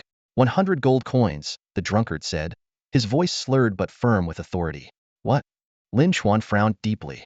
I remember the ticket only costs 1 gold coin. That's the price for others, the drunkard replied, still maintaining his intoxicated demeanor, but with an unmistakable arrogance in his tone. For you, it's 100. Take it or leave it. The outrageous demand darkened Lin Chuan's expression instantly. Lin Chuan stood at the entrance to the warrior's secret realm of the evil dragon, his brows furrowed. The 100 gold coin entry fee made him gasp in shock, an astronomical sum for a player who had just started the game. His mind raced as he calculated. In the Valley of Heroes, defeating monsters could earn experience and copper coins, but it took 100 copper coins to exchange for 1 silver coin, and 100 silver coins to make up 1 gold coin. Even if he worked tirelessly on quests, earning a single gold coin was already a challenge, let alone 100. Lin Chuan's face darkened. He gritted his teeth, pondering his options. Should he rob over 1,000 warriors? No, that would not only provoke widespread outrage but also waste a lot of time. Yet entering this secret realm was crucial. Had 2 important goals: obtaining the talent from the evil dragon's lair and exploring the realm of Zizai. Giving up now? Absolutely not. He took a deep breath and lowered his voice to ask, can I pay on credit? The drunkard didn't even look up, replying bluntly, sure, just pawn your death's grasp. You can redeem it for 200 gold coins when you come back. Lin Chuan's mouth twitched and he cursed internally. What the hell? So, you were just waiting for me to fall into your trap. 200 gold coins? Why don't you go rob a bank instead? As he fumed inwardly, a chilling voice suddenly whispered in his ear, if you want me to rob you, I can make that happen too. Lin Chuan froze, his entire body stiffening. He dared not let his thoughts run wild any further. After a moment of silence, he reluctantly took out the death's grasp from his dimensional ring. The drunkard accepted the 4 interlocked rings, weighed them in his hand and sighed. What a pity. Lin Chuan knew exactly what he meant. This death's grasp lacked its source power, making it far from a true artifact. Every parallel world had one such death's grasp, but only one possessed the source power. That was why Lin Chuan dared to pawn it. Without a word, he grabbed the floating golden ticket and tore it apart without hesitation. In an instant, his figure vanished from where he stood. Welcome to Zizai, creating a temporary identity for you, the system voice announced. Please choose a code name for your temporary identity. Gu Chuanda, Lin Chuan answered decisively. Ding. Temporary identity Gu Chuanda G6 successfully created. Enjoy your game. As the system prompt faded, Lin Chuan found himself standing on a bustling street filled with futuristic vibes. There were no vehicles in sight, but the street was crowded with pedestrians. This was Zizai, a virtual world where death didn't mean actual demise. Instead, players would be forcibly logged out and required to wait 24 hours before re-entering. Lin Chuan glanced around, calculating his next moves. Accessing Zizai was highly restricted. At least before the first world merge, the only way he knew to enter was by purchasing a ticket from a secret realm merchant. Though he had been ruthlessly overcharged, earning money in Zizai was relatively simple for those with the strength. Here, power was everything. The wide streets were lined with sleek, futuristic buildings. From time to time, various shouts could be heard from the crowd. Looking for a sparring partner. Must have at least 10 points in all 4 attributes, and be able to utilize 80 of their strength. Fate coins for sale. Massive discounts. Come check it out. Boundary realm available. 2 uses left. Only 200 Zizai points.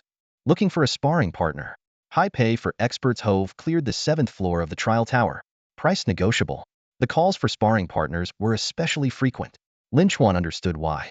Most players, after improving their attributes, couldn't immediately harness their full potential. For instance, someone with 10 strength points might only be able to utilize 5 points effectively. To maximize their abilities, they sought sparring partners to train with. Lin Chuan recalled his previous encounter with the 7-star professional Luo Shuang. At the time, their attribute gap wasn't significant. Lin Chuan's 4 main attributes were all at 3 points, while Luo Shuang had gained 7 free attribute points from leveling up, plus additional fixed attributes from her profession. Despite this, Lin Chuan easily overpowered her in combat. The difference lay in his ability to fully utilize his strength, while Luo Shuang could only manage 3,050 of hers. The players from Blue Star clearly hadn't realized this issue yet. Lin Chuan's mind raced with plans. This might just be an opportunity. The uniqueness of Zizai lies not only in its gathering of individuals from parallel worlds of Lin Chuan's universe, but also in the presence of players from higher dimensions. These higher dimensional players possess more advanced systems and pursue strength with a more comprehensive approach. Whenever their attributes improve, they seek sparring partners to ensure tangible advancements in their abilities. Lin Chuan recalled his past life's experience of hiring sparring partners, where the exorbitant costs were staggering, yet the results were indeed remarkable. However, things were different in this life. Even if he reached the attribute cap of the current world, he could still maximize his potential. With his current strength, becoming a sparring partner in Zizai would allow him to make a fortune effortlessly. That said, being a sparring partner was akin to being a tutor in the pre-apocalyptic world. It required proper credentials. You either had to be a student from a prestigious university or present stellar high school grades as proof. Without these qualifications, who would trust you to be capable? At this moment, Lin Chuan felt like a sharp sword without a sheath, strong, yet unable to prove it. Thus, he temporarily dismissed the idea of becoming a sparring partner. Without hesitation, Lin Chuan headed straight for the arena. Just as he was deep in thought, a sudden shout interrupted him. Hey, Gu Chuan the Great! Wait for me! Lin Chuan froze. Turning around, he saw none other than Alvin and Hu Shilong. In disbelief, he asked, how did you guys get in here? Alvin scratched his head awkwardly. We bought tickets too. His voice trailed off as he spoke. Suppressing the rising frustration in his heart, Lin Chuan asked with a blank expression, how much did you pay for the tickets? Alvin stammered, unable to meet Lin Chuan's gaze. Hu Shilong let out an awkward laugh and answered, ahem. We each spent 1 gold coin. An internal storm raged within Lin Chuan. He wanted nothing more than to slap these 2 fools. Holding back his anger, he coldly asked, what are you even doing here? Wasting gold coins? Hu Shilong chuckled nervously, quickly changing the subject. This place is amazing. Before we came in, we asked that drunkard outside. He said 1 Zazai point can be exchanged for 10 gold coins. If we can figure out how to earn just 1 Zazai point, we'd be making a huge profit. Lin Chuan couldn't be bothered to argue with these two tagalongs. He walked straight into the arena. At the entrance, 2 smiling receptionists greeted him. Welcome. To enter the arena, you'll need to pay 1 Zazai point. The soft-spoken words instantly scared off the 2 behind him. Hu Shilong turned pale and asked in shock, seriously? You have to pay Zazai points just to enter a building? Do all the other buildings require this too? The receptionist, maintaining her professional demeanor, patiently explained, yes, that's correct. Without Zazai points, it's nearly impossible to get by in Zazaishan. Hu Shilong and Alvin exchanged uneasy glances before both turned their eyes toward Lin Chuan.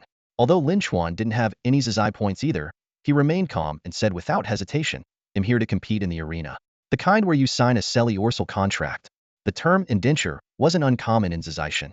Lin Chuan stood before the grand gates of the arena, his eyes scanning the bustling crowd as he silently pondered. In Zazaishan, every institution required at least a small amount of Zazai points to gain entry. For newcomers like him, having no Zazai points essentially meant being unable to take a single step forward. Pushing open the heavy doors of the arena, a wave of cool air greeted him. Lin Chuan approached the reception desk, where 2 young women looked up at him. Without hesitation, he said, I want to sign an indenture. The 2 women exchanged a glance, their expressions subtly shifting. One of them, gentle and delicate in appearance, addressed him in a soft tone. Sir, are you from a newly integrated lower plane? The requirements for signing an indenture with someone like you are slightly higher here at the arena. Lin Chuan remained composed and replied calmly, I understand. Just call your manager. His unruffled demeanor caught the receptionist off guard. A moment later, a middle-aged man, likely in his 40s, arrived and led Lin Chuan into a private meeting room. The manager handed Lin Chuan a contract and explained, this is the agreement. Take a look. Contracts in Zazaishan are bound by the power of the rules, making it impossible for either party to breach the terms. Lin Chuan quickly skimmed through the contract and found it largely consistent with what he had seen in his previous life. It required him to participate in 20 matches per month, with a base payment of 2 Zazai points per match. Matches requested by specific patrons offered no appearance fee, but winning would earn him 5 Zazai points. There were additional benefits for consecutive wins, such as streak bonuses. However, when Lin Chuan turned to the section detailing the conditions for buying out the contract, his expression grew cold. He looked up at the manager and questioned, I recall that the standard indenture only requires 10 consecutive wins in arena matches to buy out the contract. Why does mine demand 20 consecutive wins? The manager's eyes flickered with a trace of cunning as he politely countered. May I ask where you heard about the 10-win buyout rule for arena matches? Lin Chuan maintained a neutral expression and casually fabricated. From the person who sold me the ticket to Zazaishan, the manager's demeanor became noticeably more respectful, and he even lowered his head slightly without realizing it. However, he didn't back down on the terms of the contract. Instead, he explained, the arena has its own reasoning for structuring contracts this way. With your skills, achieving 10 consecutive wins in the arena shouldn't be too difficult. If we were to follow the standard contract terms with you, wouldn't that mean you could sign the indenture and buy it out on the same day? That would undermine the rules of Zazaishan. Lin Chuan's expression darkened instantly, showing no signs of softening despite the manager's explanation. He slowly stood up, his voice cold as ice. In that case, I won't be signing this contract. With that, he turned to leave. The manager hurriedly stepped forward, his hands slightly extended as if to stop Lin Chuan, though he didn't dare to actually touch him. Sir, please wait, the manager said, his tone ingratiating. If there's anything you're not satisfied with, we can discuss it further. Lin Chuan paused, but his gaze remained cold as he cast a sidelong glance at the manager. Feeling the chill in Lin Chuan's eyes, the manager's tone became even more servile and deferential, like he was trying to appease a figure of great authority. I can offer you 2 options. He raised one finger. First, you sign the standard contract. If you achieve 10 consecutive victories in the arena, you can terminate the contract and regain your freedom. However, there will be an additional clause. You cannot terminate the contract within the first 3 months. Then he raised a second finger. The second option is the same contract, but you'll need to achieve 20 consecutive victories in the arena to terminate it. As compensation, if you achieve 20 consecutive victories, we'll reward you with an additional 1,000 Zazai points. An extra 1,000 Zazai points? Lin Chuan repeated, a faint, sardonic smile curling at the corners of his mouth. His mind quickly recalled the reward system of the arena. Typically, participants who achieve 10 consecutive victories in the arena are awarded 1,000 Zazai points. For 20 consecutive victories, the reward skyrockets to 10,000 Zazai points. The so-called additional reward the manager mentioned was nothing but a drop in the ocean. Lin Chuan understood the stark difference between 10 consecutive victories in a regular competition and 10 consecutive victories in the arena. Regular consecutive victories imposed no strict timing requirements between matches. As long as a participant didn't lose in 10 consecutive matches, whether they rested for a few days, months, or even years between bouts, the streak remained intact. Arena matches, however, were a completely different story. Lin Chuan's mind conjured up the intense scenes of battle on the arena stage. The reigning champion barely had time to catch their breath after a hard-fought victory before the next challenger leaped onto the stage, eager to fight. This grueling cycle of back-to-back matches placed immense strain on the reigning champion. In most cases, winning 3 matches in a row was already considered an impressive feat for an arena champion.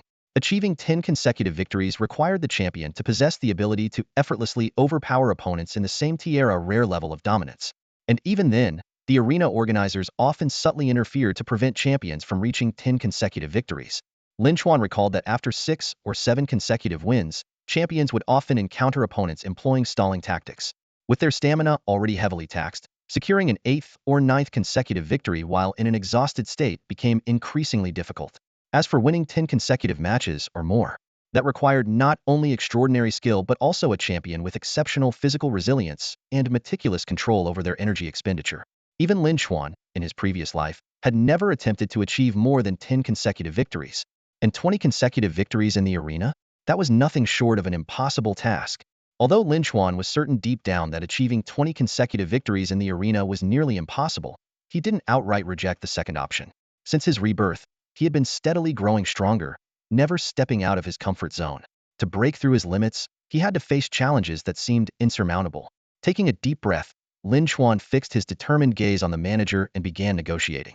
I choose the second option to terminate the contract by achieving 20 consecutive wins in the arena. However, I request that the arena provides an advance of 100 freedom points. Manager Duan Gu's eyes narrowed slightly, as if he had discerned something, but Lin Chuan immediately interrupted him. All you need to do is answer, yes or no. Yes.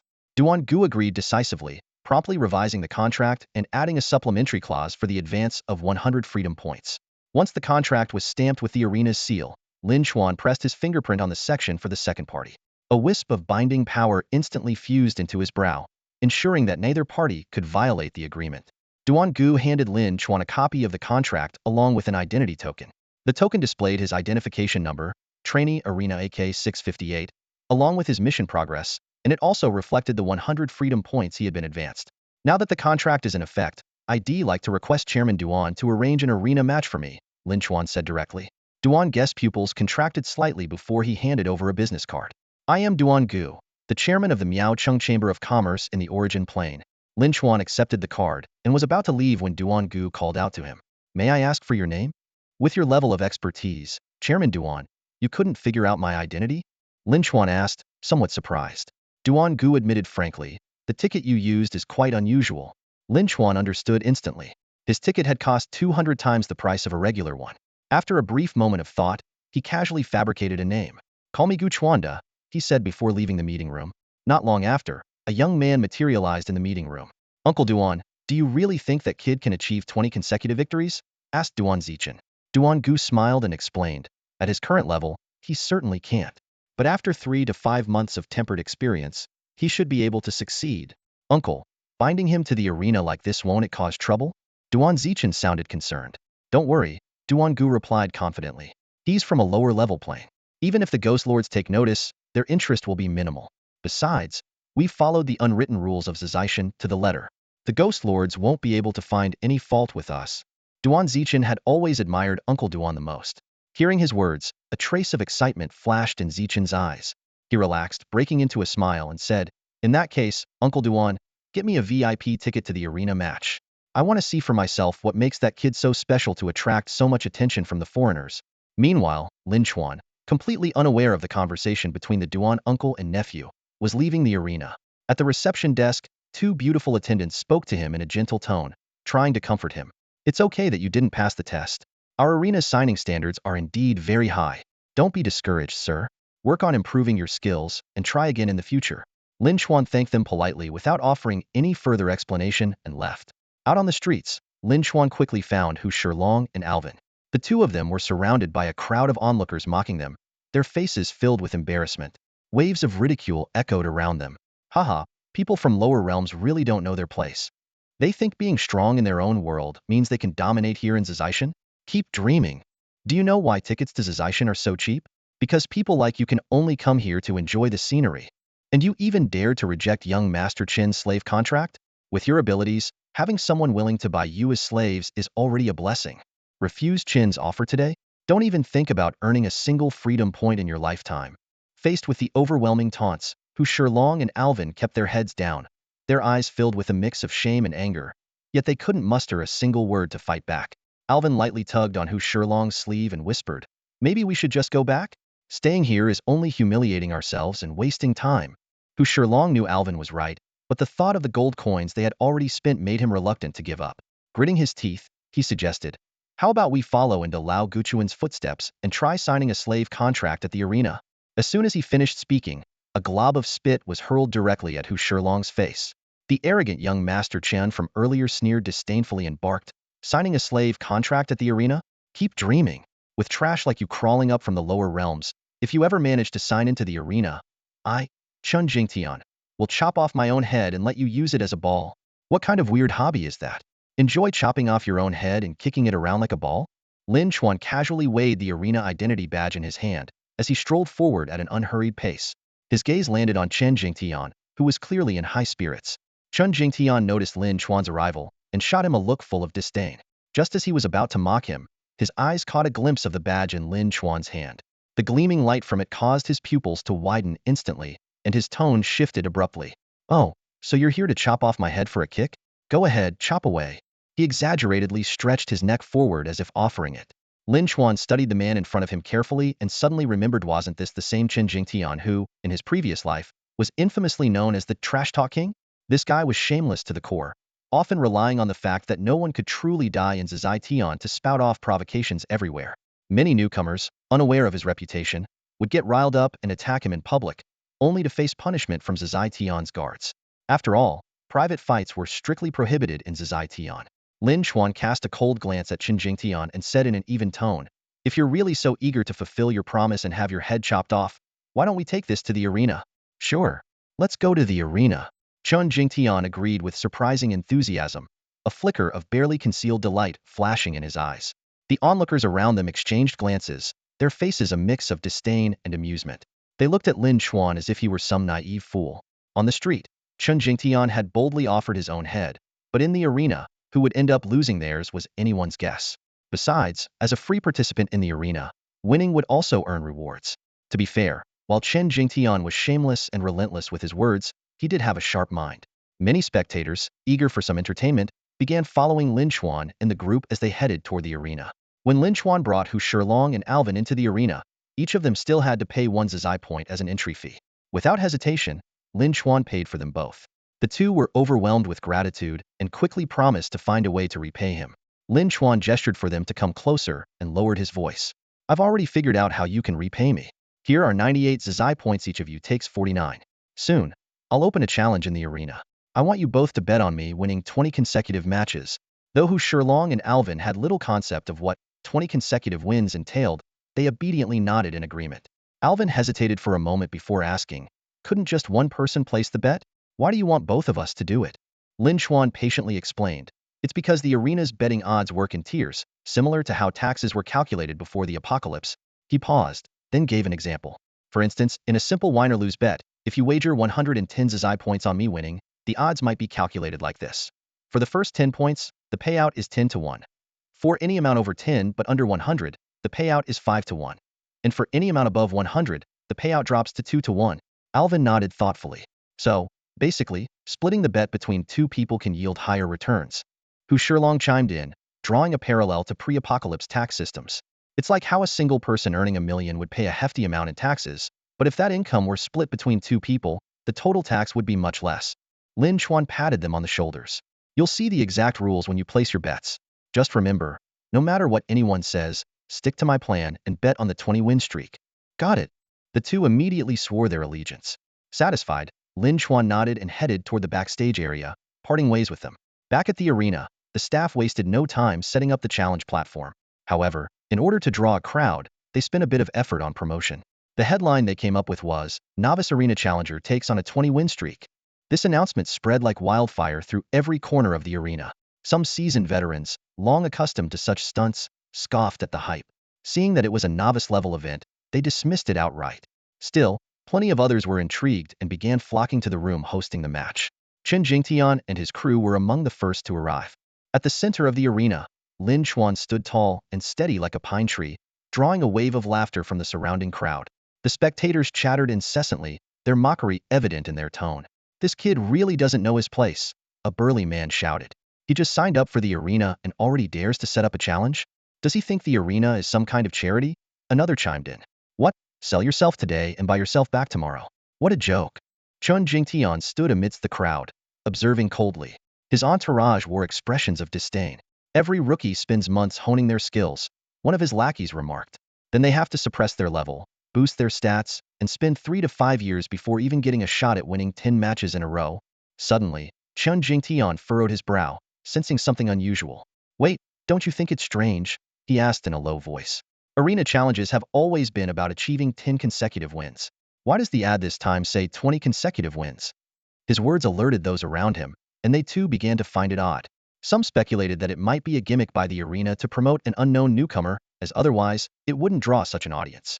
As time went on, more and more spectators were drawn by the 20 consecutive wins challenge. As usual, the arena set up betting pools, and when the odds were revealed, they caused an uproar. "My God!" one of Qin Jingshan's lackeys exclaimed. "The odds for 20 consecutive wins are 1 to 1,000. That's probably the highest odds in the arena's history." Even more shocking was the fact that the odds for Lin Chuan achieving 10 consecutive wins were only 1 to 10. This unusually low payout sparked speculation among the crowd. Could the arena have high hopes for this newcomer? The audience buzzed with discussion. Some believed it was a marketing ploy by the arena, deliberately guiding people to place bets. The atmosphere grew tense as everyone weighed their options. At that moment, Chun Jingtian noticed 2 country bumpkins, whom he had mocked earlier, placing bets as well. He sent one of his lackeys to follow them discreetly. The lackey quickly returned and whispered in his ear, "Young Master Chun, those 2 bumpkins bet on 20 consecutive wins. Each of them wagered 49 zai points." Hearing this, Chun Jingshan's pupils contracted sharply, and his expression turned grave. Logically speaking, a rookie who had never competed before should have been penniless. Yet, Lin Chuan unexpectedly obtained 100 freedom points. This anomaly caught Chun Jingtian's attention. He began to ponder. Why was the arena promoting Lin Chuan so heavily? Why was his 10-win streak given such low odds? Chen Jingtian's gaze locked onto Lin Chuan, who was seated cross-legged on the stage, and alarm bells went off in his mind. Suddenly, as if stung by something, he snarled at his underlings, "Damn it! Bet on him. I'm putting everything on his 10-win streak." The underlings were shocked and tried to dissuade him. "Boss, calm down. Young Master Chun, don't do anything reckless. 10 wins in a row? No rookie can pull that off." Chen Jingtian's bloodshot eyes glared as he growled, "Relax. I'll just bet 10 freedom points. If I lose, so be it. But if I win, I'll hit the jackpot." The underlings gasped, watching him place the bet, none daring to match his audacity. Time passed, and a renowned host stepped onto the stage. With a flick of his fingers, a talisman transformed into an energy sphere, shooting into the sky and enveloping the entire stage in a protective shield. From the audience, someone gasped, "It's Master Ji Bing himself hosting. This rookie must be something else. Is it his skill that's extraordinary, or his background?" Definitely his skill. If he had a strong background, why would he even bother fighting in the arena? Not necessarily. He could be some rich kid trying to prove himself. As the crowd speculated, the host announced the start of the match, but no one dared to step into the ring. Meanwhile, in a luxurious VIP suite, Duan Gu and his nephew Duan Zichen were watching the match unfold. A server entered quietly and whispered a few words into Duan Ji's ear. Curious, Duan Zichen asked, "What's going on?" Duan Gu smiled knowingly. "It seems this kid is getting cocky. He actually placed a bet on himself to win 20 matches in a row." Duan Zichen suddenly understood. So he used his 100 advanced freedom points to place the bet. If he actually pulls off 20 wins, he could not only buy his freedom but also get rich overnight. Duan Gu chuckled and shook his head. Wishful thinking. "I'll say it right now, there's no way he's getting 20 wins today." Duan Zichen grinned confidently. "When the time is right, I'll step in." Back on the stage, seeing no challengers, Lin Chuan pointed directly at Qin Jingtian and loudly taunted, "Hey, you over there, mister. Big talker. Didn't you say you'd give me the chance to take your head? What's wrong? The stage is set, but now you're too scared to show up?" The audience erupted into laughter and cheers. "So it's him. Big Talker King? Ha ha ha, what a fitting nickname. Come on, don't chicken out. Chun Jingtian's face twitched as he listened to the jeers from all directions. He had originally come to the arena to settle things with Lin Xuan, but the strange circumstances surrounding this match had made him change his mind. After all, he'd already bet on Lin Xuan's 10-win streak. Why would he go and sabotage his own bet? Fortunately, Chen Jingtian had a thick skin. Under everyone's scrutinizing gazes, he suddenly grinned and said to Lin Xuan with a playful tone, "Ha ha ha, you just want to use my head as a soccer ball, right?" As he spoke, he clasped his head with both hands and began twisting it. To the shock of the crowd, he actually unscrewed his own head from his body. His headless torso held his grinning head in one hand. Chen Jingtian's body then tossed his head toward the stage. The head, still grinning, called out midair, "Here you go, boss. If you've got a thing for kicking heads, feel free to have at it." Lin Xuan's face froze in utter disbelief, thinking, "What the hell? Who's the one with the weird hobby here?" Without hesitation, he kicked Chen Jingtian's head, sending it flying through the air. The head arced gracefully before effortlessly floating back to its body. Chen Jingtian caught it and reattached it to his neck. This bizarre scene fascinated the crowd, but it didn't cause much shock. After all, in this world, nothing was truly surprising. Chen Jingtian's unique talent was truly astonishing, had actually managed to kick his own head like a ball. The audience couldn't help but marvel at his feat. While this self-proclaimed, boastful king was often exaggerated in his claims, at least he followed through on his words. After achieving this jaw-dropping stunt, Chen Jingtian quickly disappeared from the public eye. He quietly sought out Hu Shilong and Alvin to offer a sincere apology. However, the two only twitched the corners of their mouths, giving little in the way of response. Meanwhile, the matches in the arena officially began. The competition was divided into 5 tiers: apprentice, beginner, intermediate, master, and title arenas. The apprentice arena was designed for players below level 10 who had not yet transitioned to a specific class. Their stats were uniformly set at 10 points across all attributes, and they were forbidden from using skills or innate talents. This setup ensured a fair playing field, emphasizing pure combat awareness and technique. Lin Xuan chose a pair of dual swords as his weapon. While they lacked the sheer power of large blades or axes, the dual swords were lightweight and agile, making them ideal for defensive battles. His first challenger was a burly man wielding a giant axe. The moment the man stepped onto the stage, he hurled his axe directly at Lin Xuan, a bold and risky tactic that was both dangerous and effective. The audience held their breath, afraid to miss a single moment. However, Lin Xuan's reaction speed was beyond anyone's imagination. Before many of the lower-level spectators could even process his movements, Lin Xuan had already dodged to the man's rear. With a swift motion, his single sword lightly grazed the man's neck, instantly taking him out. The arena fell silent for a moment before erupting in gasps and fervent discussions. The audience began speculating about Lin Xuan's true strength, convinced that his speed and reflexes far exceeded the standard 10-point limit. In the VIP box, Duan Gu and Duan Zichen were also discussing Lin Xuan's abilities. Duan Zichen, astonished, questioned Lin Xuan's real-world attributes. Duan Gu speculated that they were likely beyond 10 points. Addressing Duan Zichen's confusion, Duan Gu reminded him that even in lower planes, it was possible for 9-star professionals to appear. A sudden realization dawned on Duan Zichen as he considered the possibility that Lin Xuan might be a 9-star destiny professional. He felt relieved that the apprentice arena prohibited the use of talents and skills. Otherwise, Lin Xuan's advantage would have been even more overwhelming. Duan Gu smiled faintly, issuing a quiet order to his subordinates to send more challengers to the stage. The tension in the arena continued to rise, with everyone eagerly anticipating the next thrilling showdown. In just 3 minutes, Lin Xuan swept through the arena like a whirlwind, defeating 5 challengers in a row. Each fight lasted no more than 20 seconds. The audience was left stunned, finally realizing that the low odds for a 10-match winning streak weren't an arena ploy but a reflection of this defender's undeniable strength.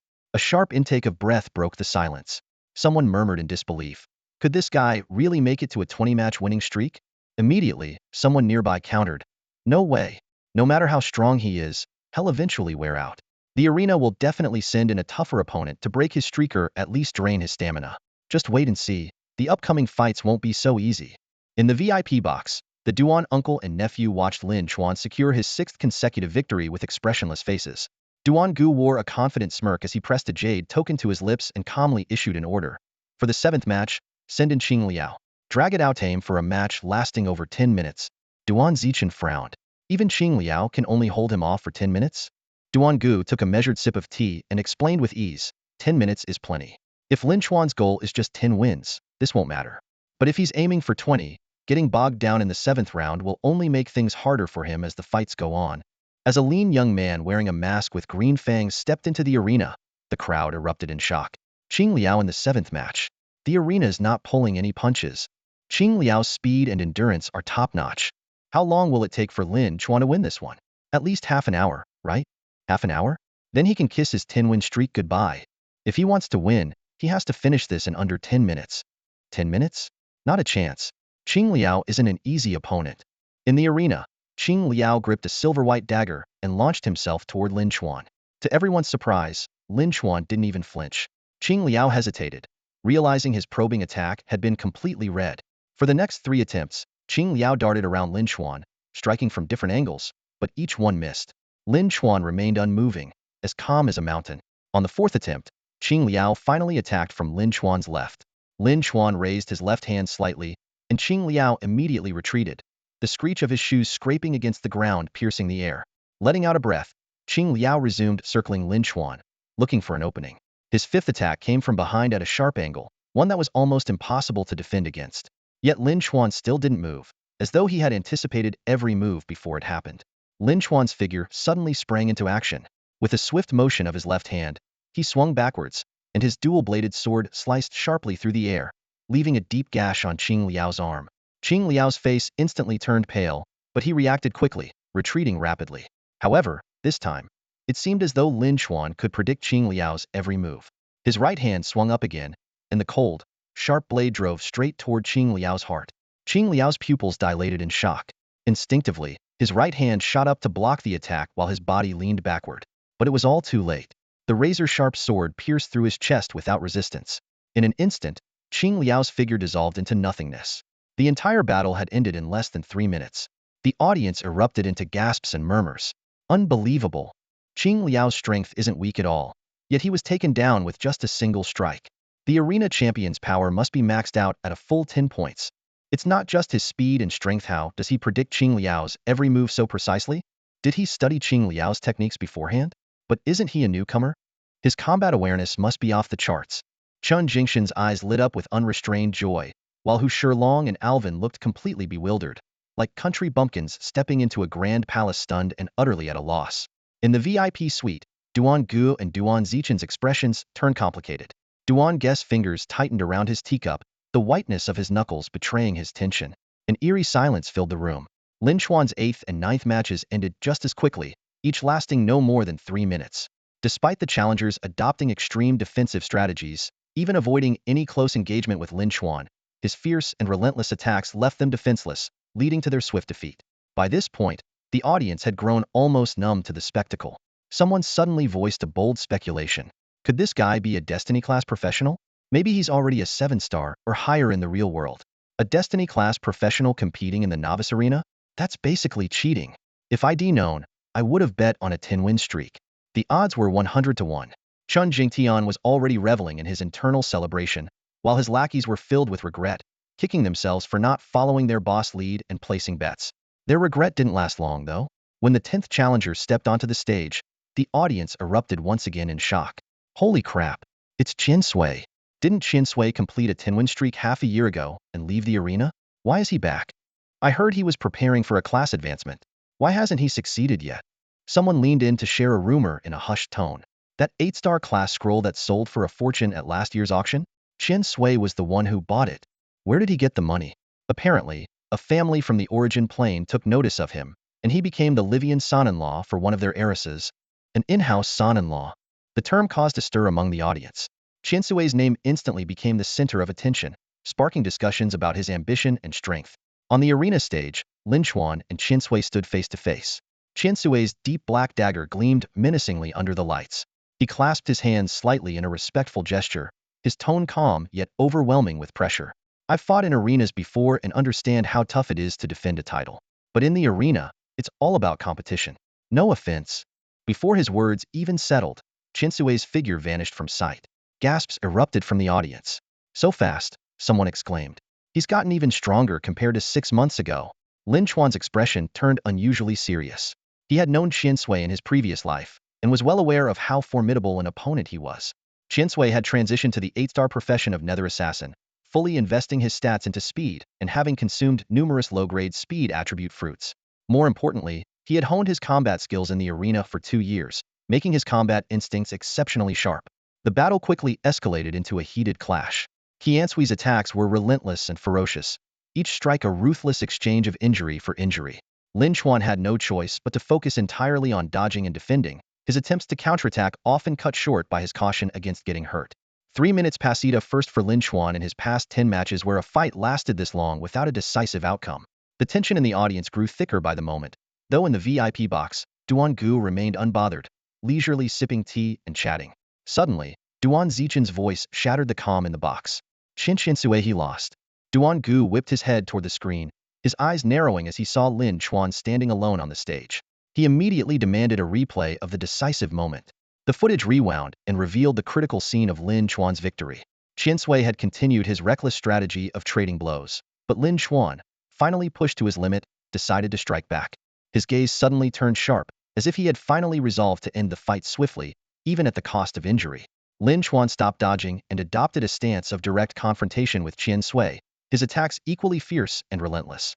However, just as the sword and dagger were about to clash, Lin Chuan abruptly retreated. Qin Sui had no intention of allowing him another chance to evade. Seizing the opportunity, he launched a relentless assault. But at that moment, Lin Chuan made a move that caught everyone off guard, hurled his dual swords fiercely toward Qin Sui. This audacious act instantly disrupted Qin Sui's rhythm. Instead of weakening, Lin Chuan seemed to grow even more formidable without his weapons.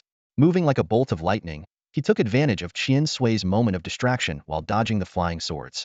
Grabbing Qin Sui's wrist, Lin Chuan executed a swift and decisive over-thresholder throw, slamming him forcefully to the ground. Without hesitation, Lin Chuan raised his foot and stomped down hard. Qin Sui's head burst like a watermelon, blood splattering everywhere, a gruesome and shocking scene. In their private box, the Duan uncle and nephew stared at the screen, utterly dumbfounded. One word simultaneously crossed their minds: concealment. It turned out that Lin Chuan, wielding dual swords, was far less formidable than he was in hand-to-hand combat. With his hands freed, his combat ability surged to a terrifying new level. The arena fell into a brief silence before erupting into a frenzy of discussions. Whoa, those combat skills are insane. This guy was holding back all along.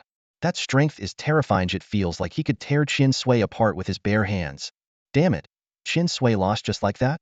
A single throw, and his head exploded? This is unreal. Why do I feel like even I could do it?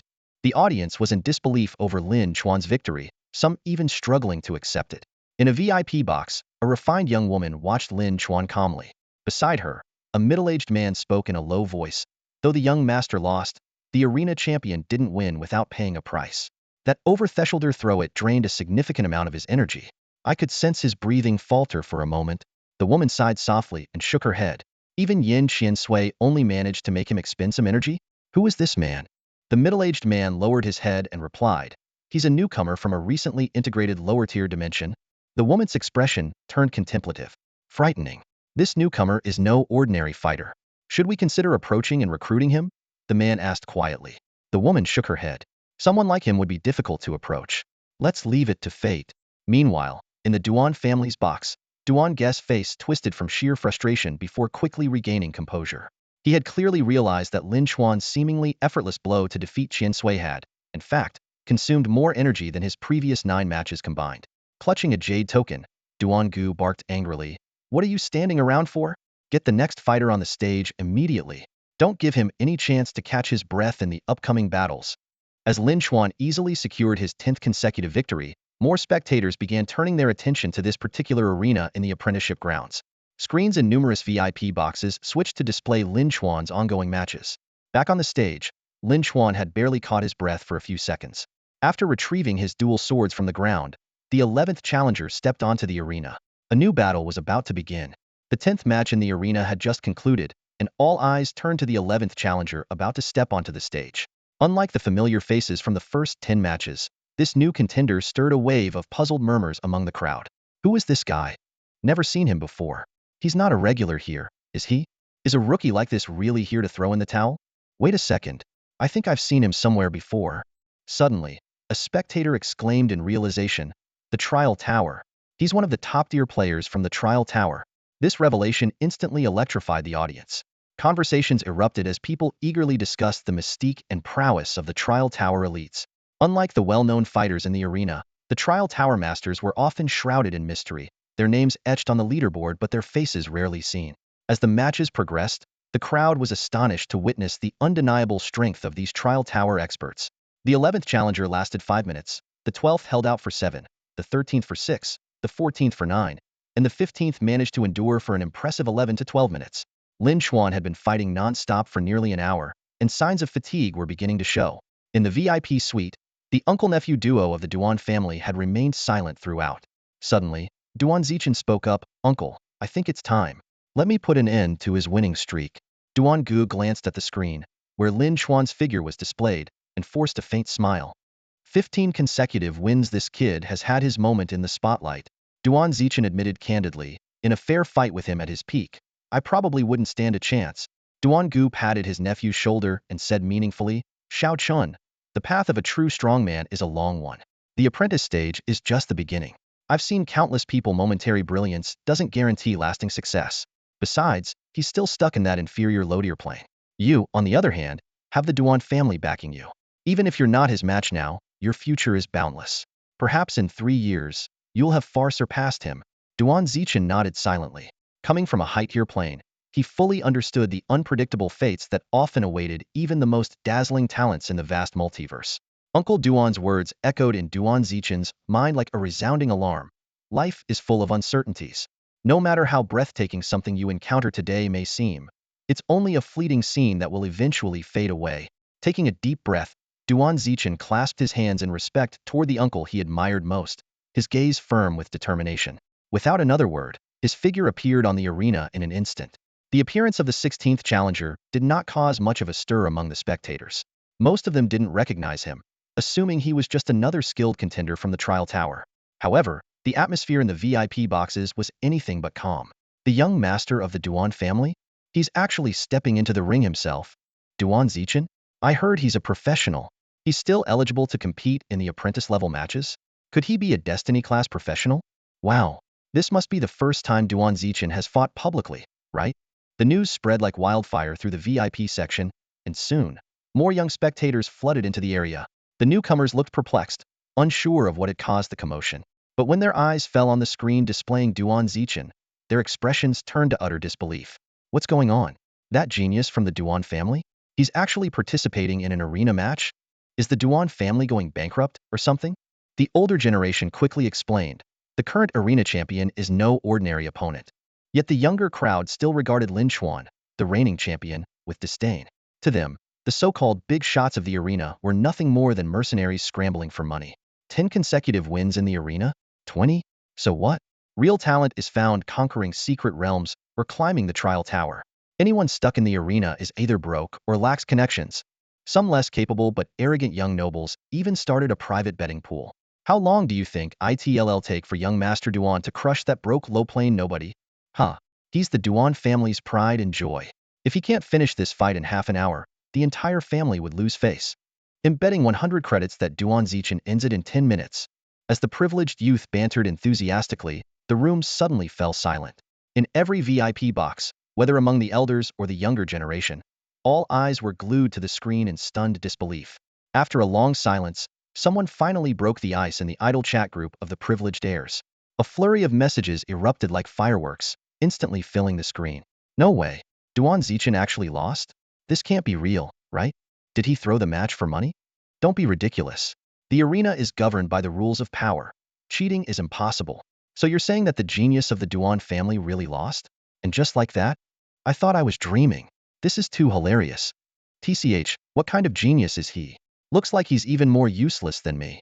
Don't forget, he's someone who awakened a 7-star Destiny profession. So what? My dad said the challenger is also a Destiny professional, maybe even a 9-star one. TSK. Looks like this challenger is the real deal. Duan Zichen's loss doesn't seem unjustified. This group of spoiled heirs had an even narrower perspective than the ordinary spectators in the arena. Meanwhile, in the many VIP boxes, numerous young talents had been invited to witness the match. In one particular box, a middle-aged man sat at the head seat, his expression unfathomable. He turned to a youth dressed in white, holding a long sword, and asked casually, "Well, did you notice anything?" The youth furrowed his sharp brows and pondered for a moment before replying, "This challenger is indeed very strong." The middle-aged man rolled his eyes impatiently. "That's obvious. I'm asking what makes him strong and how he managed to defeat Duan Zichen. The youth gripped his sword tightly, analyzing carefully. According to the arena rules, no talents or skills can be used in the apprentice arena. But Lin Xuan's final strike, which defeated Duan Zichen, caused a 3-second stun effect. In reality, that's normal, but in an arena where skills are sealed, this indicates his skill mastery is at an extraordinary level. What's even more astonishing is that he's still in the apprentice arena, meaning his level is no higher than 10. To achieve this level of expertise at such a young age, he must either have an exceptional compatibility with his skills or possess incredible insight. The latter is especially terrifying. The middle-aged man nodded in satisfaction, a smile playing on his lips. Not bad. I've been urging you to train in the arena, but you've always made excuses.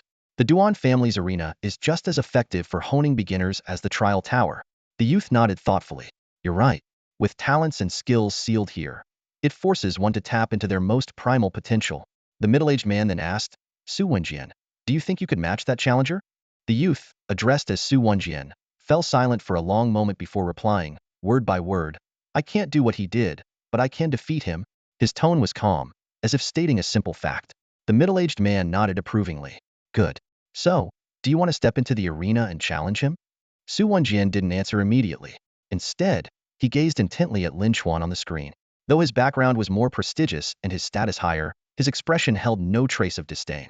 Instead, it was filled with respect and admiration. After a long pause, he finally spoke. If it's to face such a formidable opponent, then entering the arena might be worth a try. The middle-aged man smiled faintly, clearly pleased with the youth's attitude. Possessing unrivaled strength among his peers yet never arrogant, always respecting every formidable opponent, such a youth was destined to become a true powerhouse. Meanwhile, Duan Ge, in the wake of Duan Zichen's defeat, was scrambling to secure the next challenger to defend their family's honor. He reached out to numerous prodigies from the source world, only to be repeatedly rejected. These talents showed no interest in participating in arena battles, especially after learning that the opponent hailed from a lower plane. Their disdain only grew, and some even began questioning Duan Zichen's abilities.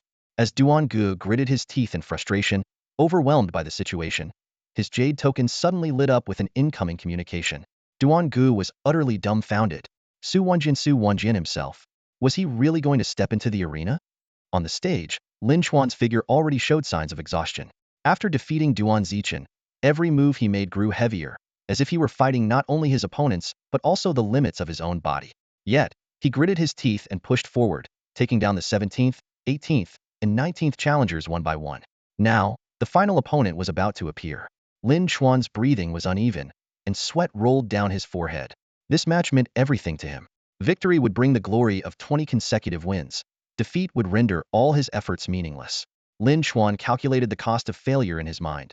Being sent back to the secret realm, unable to log into Zizai heaven for 24 hours, permanently losing the death's grasp he had pawned to the drunkard, and worst of all, forfeiting the 100 Zizai points he had borrowed in advance from the arena. For this battle, he could only win. Defeat was not an option. Reflecting on his mindset when he decided to take this gamble, Lin Xuan had been confident he could handle it. He had assumed that geniuses from higher planes wouldn't bother competing in the arena for mere rewards, and that his strongest opponent would likely be Duan Zichen. Sure enough, the 16th match against Duan Zichen had been surprisingly straightforward. But when the 20th challenger emerged, Lin Xuan's confidence crumbled instantly. A young man in white robes, carrying a sword, stepped onto the stage with calm, measured steps. Lin Xuan's face turned pale as a single, unrestrained expletive escaped his lips. SHD. Su Wenjian didn't attack right away.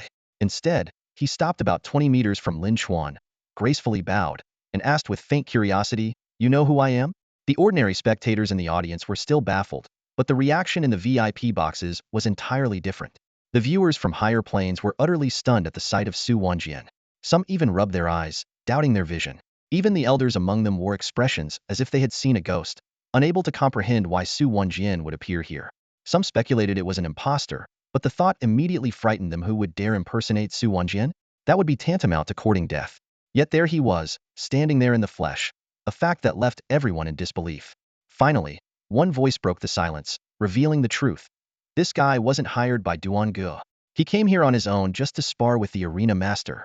As those words echoed, the way everyone looked at Lin Xuan changed instantly. Just because Su Wenjian had shown up, Lin Xuan's status in their eyes had undergone a dramatic transformation. Even if he were defeated right away, the fact that had drawn Su Wenjian's attention would be enough for him to brag about for the rest of his life. However, Lin Xuan's heart was on the verge of collapse. He knew all too well how terrifying Su Wenjian was. An SS-grade sword heart talent, a 9-star Destiny-class profession, extraordinary insight and perseverance, and an impeccable temperament. Such a figure was a once-in-a-generation genius, capable of dominating even the origin plane. In his past life, Lin Chuan hadn't even been qualified to stand on the same stage as Su Wenjian. And now, in this life, all he had wanted was to compete in a simple arena match. How had he ended up facing such a monstrous opponent? It was like a death sentence. Lin Chuan cursed inwardly, his mind teetering on the edge of collapse.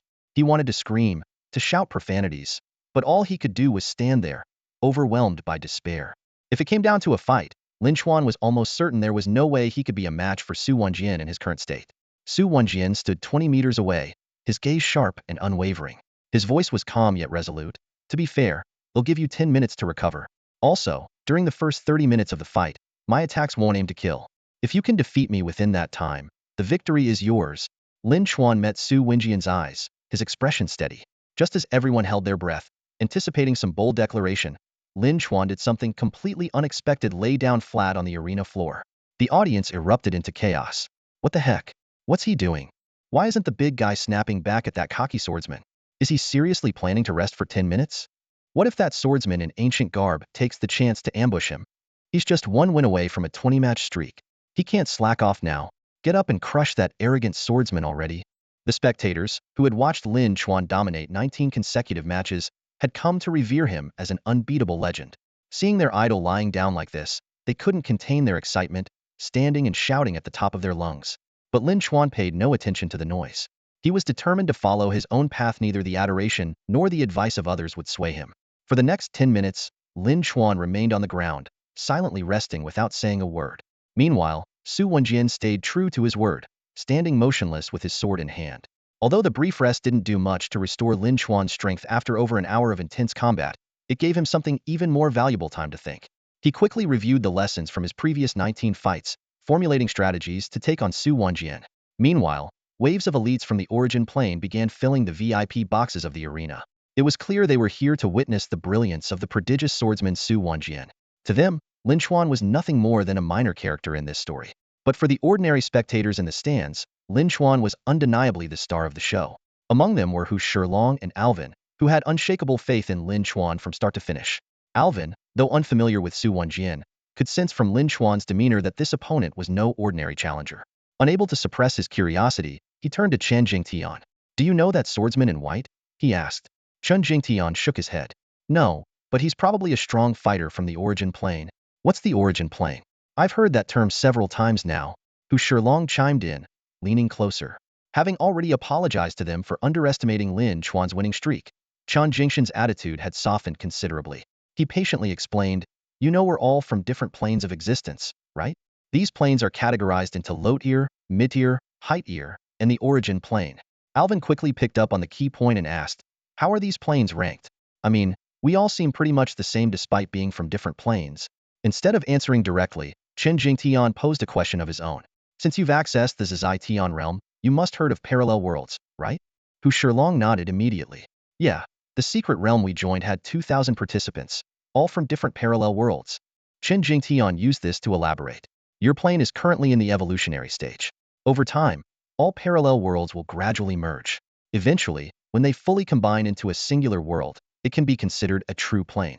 A low-tier plane is formed from the fusion of tens of thousands of parallel worlds.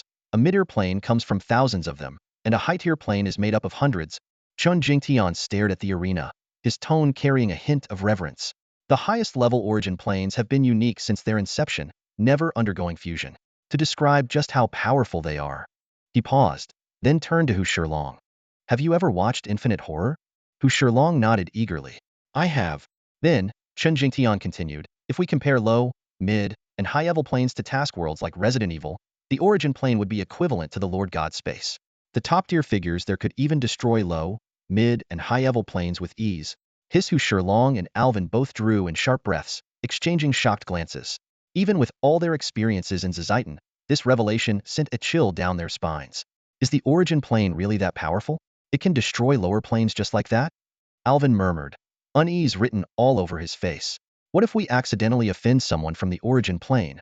"You're oversimplifying things." Chen Jingtian shook his head. The fusion or destruction of worlds involves mysteries far beyond our understanding. From what I've gathered, the destruction of worlds seems to be tied to the cultivation of deities. To them, planes might serve as some form of energy. But beyond that, Don asked, it's not something we'll ever encounter. Hu Shilong and Alvin exchanged glances, finally realizing that knowing too much about certain things wasn't always beneficial. Their gazes shifted back to Su Wanjian, who stood on the arena. At that moment, he seemed even more unfathomable to them. Guchuan, do you think there's any chance of winning this match? Hu Shilong asked worriedly. Chun Jingtian kept his eyes fixed on the arena and sighed. Don't be greedy. For someone from a low-level plane to fight their way to this stage is already a huge accomplishment. Based on the strength he's shown, he's bound to catch the eye of a prominent family in the origin plane. Who knows, he might even end up as a Livian son-in-law or something. Hu Shilong suddenly remembered something and pressed further. Wait, that Qin Sui also came from a low-level plane, didn't he? But he managed to become the son-in-law of an origin plane noble family's young lady? He must be insanely strong, right? Chun Jingshan's expression grew a little strange. He is indeed very strong, but I think you've misunderstood something. Seeing their confused looks, he added, that noble young lady, the son-in-law she brought in, might not just be one person. A tense and intense atmosphere enveloped the arena, with 10 minutes feeling like the blink of an eye. At the 9-minute 56-second mark, Lin Chuan decisively stood up. The moment the clock hit 10 minutes, Su Wanjian launched a ferocious attack without hesitation. Lin Chuan swiftly dodged, abandoning his weapon. For him, bare-handed combat offered greater agility. However, Su Wanjian's swordsmanship was flawless, with each strike executed with pinpoint precision. In comparison, Lin Chuan's sword techniques seemed clumsy and unrefined. In just 3 minutes, Lin Chuan's body was marked with dozens of wounds. And this was with Su Wanjian holding back. If he had gone all out, every strike could have been lethal. This realization weighed heavily on Lin Chuan's heart, leaving him to question whether he could possibly defeat this swordmaster within the 30-minute time limit. In the VIP box, the elites couldn't help but marvel at Su Wanjian's swordsmanship. An elderly man wearing a mask remarked, "This young man truly deserves the title of sword fanatic. Even against a weaker opponent, he can still absorb their strengths." Chen Sui's mother-in-law also sighed in admiration. Su Wanjian is clearly using this arena master as a whetstone for his blade. A middle-aged man sitting nearby pointed out that although the trial field was supposed to suppress innate abilities and skills, Lin Chuan seemed to have triggered a skill effect when he defeated Duan Zichen earlier. He speculated that Su Wanjian might be aiming to use this fight to improve his own skill proficiency. Meanwhile, in another VIP box, Duan Gu watched the scene of Lin Chuan being overwhelmed. He sent a message via Jade Token to comfort Duan Zichen, saying, Su Wanjian taking this fight so seriously is a testament to how much he respects Gu Chuan University's strength. Losing to him isn't something to be ashamed of. In the real world, Duan Zichen sat in a luxurious room, his expression dark. After hesitating for a moment, he couldn't resist asking, Uncle, do you think Gu Chuan University's Lin Chuan can defeat Su Wanjian? Hearing the unease in his nephew's voice, Duan Gu quickly reassured him, Xiao Chun, this loss doesn't define you. You're still the genius of the Duan family. Duan Zichen took a deep breath and forced a faint smile. Uncle, I'm fine. He'll head to the training room now. We'll talk later. As the communication ended, Duan Gu turned his attention back to the screen, his emotions growing complicated. A part of him began to secretly hope that Lin Chuan could defeat Su Wanjian so that his nephew's loss would seem less significant. However, the situation in the arena remained one-sided. Lin Chuan was completely outmatched, relentlessly pursued and bloodied by Su Wanjian. Were it not for Su Wanjian's restraint, Lin Chuan would have faced death countless times over. In the spectator stands, Lin Chuan's supporters were seething with anger. A chorus of insults filled the air, and if not for the venue's restrictions, rotten eggs might already have been hurled toward the stage. Hu Shilong and Alvin stared blankly at the arena, their eyes filled with disbelief. The strength of a powerhouse from the primordial plane truly exceeded all imagination. A single thought crossed their minds simultaneously. This time, it seems that Gu Chuan might not escape defeat. Chun Jingtian nodded gravely, his expression somber. In a low voice he said, there's no doubt he'll lose. His opponent isn't even treating him as a serious rival, just using him as a sparring partner to hone their own skills. Though Hu Shilong and Alvin couldn't fully grasp the nuances, a faint sense of sorrow began to rise in their hearts. This sadness was closely tied to Lin Chuan, born from the helplessness one feels when witnessing the weak being utterly outmatched by the strong. It was like challenging tanks and aircraft with mere rifles, an inevitable outcome of being crushed, leaving only blood and broken dreams behind. While passion and determination are admirable, they cannot bridge the chasm of strength, only making the defeat all the more tragic. The two burly men watched Lin Chuan on the stage, battered and bruised, overwhelmed by his opponent. Without realizing it, their eyes grew red. Even though they had no personal connection to Lin Chuan, their emotions were stirred. Chun Jingtian observed their expressions and sighed softly. The more you see, the more you'll understand there are far too many things in this world that make you feel powerless. If you can't change the situation, then learn to adapt.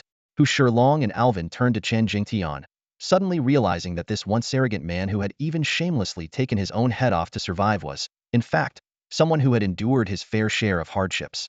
His ability to endure and adapt wasn't born from sheer shamelessness, but rather from the wisdom of experience. Their initial disdain for Chen Jingtian began to fade, replaced by a newfound respect. The battle in the arena raged on. 10 minutes passed, and even the most uninformed spectators could see that Lin Chuan had no chance of winning this fight. Yet, amidst the jeers from the audience, Lin Chuan made a baffling move, discarded his dual swords, and switched to bare-handed combat against the swordsman in white. Every strike he threw was reckless and full of desperation, as though he had nothing left to lose. His fighting style was chaotic and unrefined, resembling the wild flailing of a cornered man making his final stand. The spectators weren't the only ones puzzled. Even Su Wanjian, standing on the stage, was momentarily taken aback. Adjusting his stance to counter Lin Chuan's erratic moves, he remarked, "Fighting like this will drain your energy too quickly. You won't last long." Lin Chuan ignored him completely, continuing to unleash blow after blow with every ounce of strength he had. After over an hour of grueling combat, he was already on the brink of exhaustion, his injuries worsening as he pushed himself to the limit. Su Wenjian thought to himself that Lin Chuan might collapse from sheer exhaustion before he even needed to strike again. Nevertheless, he remained vigilant, treating every exchange with caution. As time passed, Lin Chuan's stamina visibly waned. His body was drenched in blood, and he could barely stay on his feet. Each punch trembled as it left his clenched fists. This deteriorating state was evident not only to Su Wanjian, but also to the VIPs watching from their private boxes. They all came to the same conclusion: this man wouldn't last another 3 minutes. In one of the boxes, a young lady shook her head with a sigh. The arena master has undeniable talent, but his temperament is lacking. Someone who can't face failure with composure will never achieve greatness. A middle-aged man nodded in agreement. Exactly. At the very least, in terms of mindset, he's far inferior to the young master.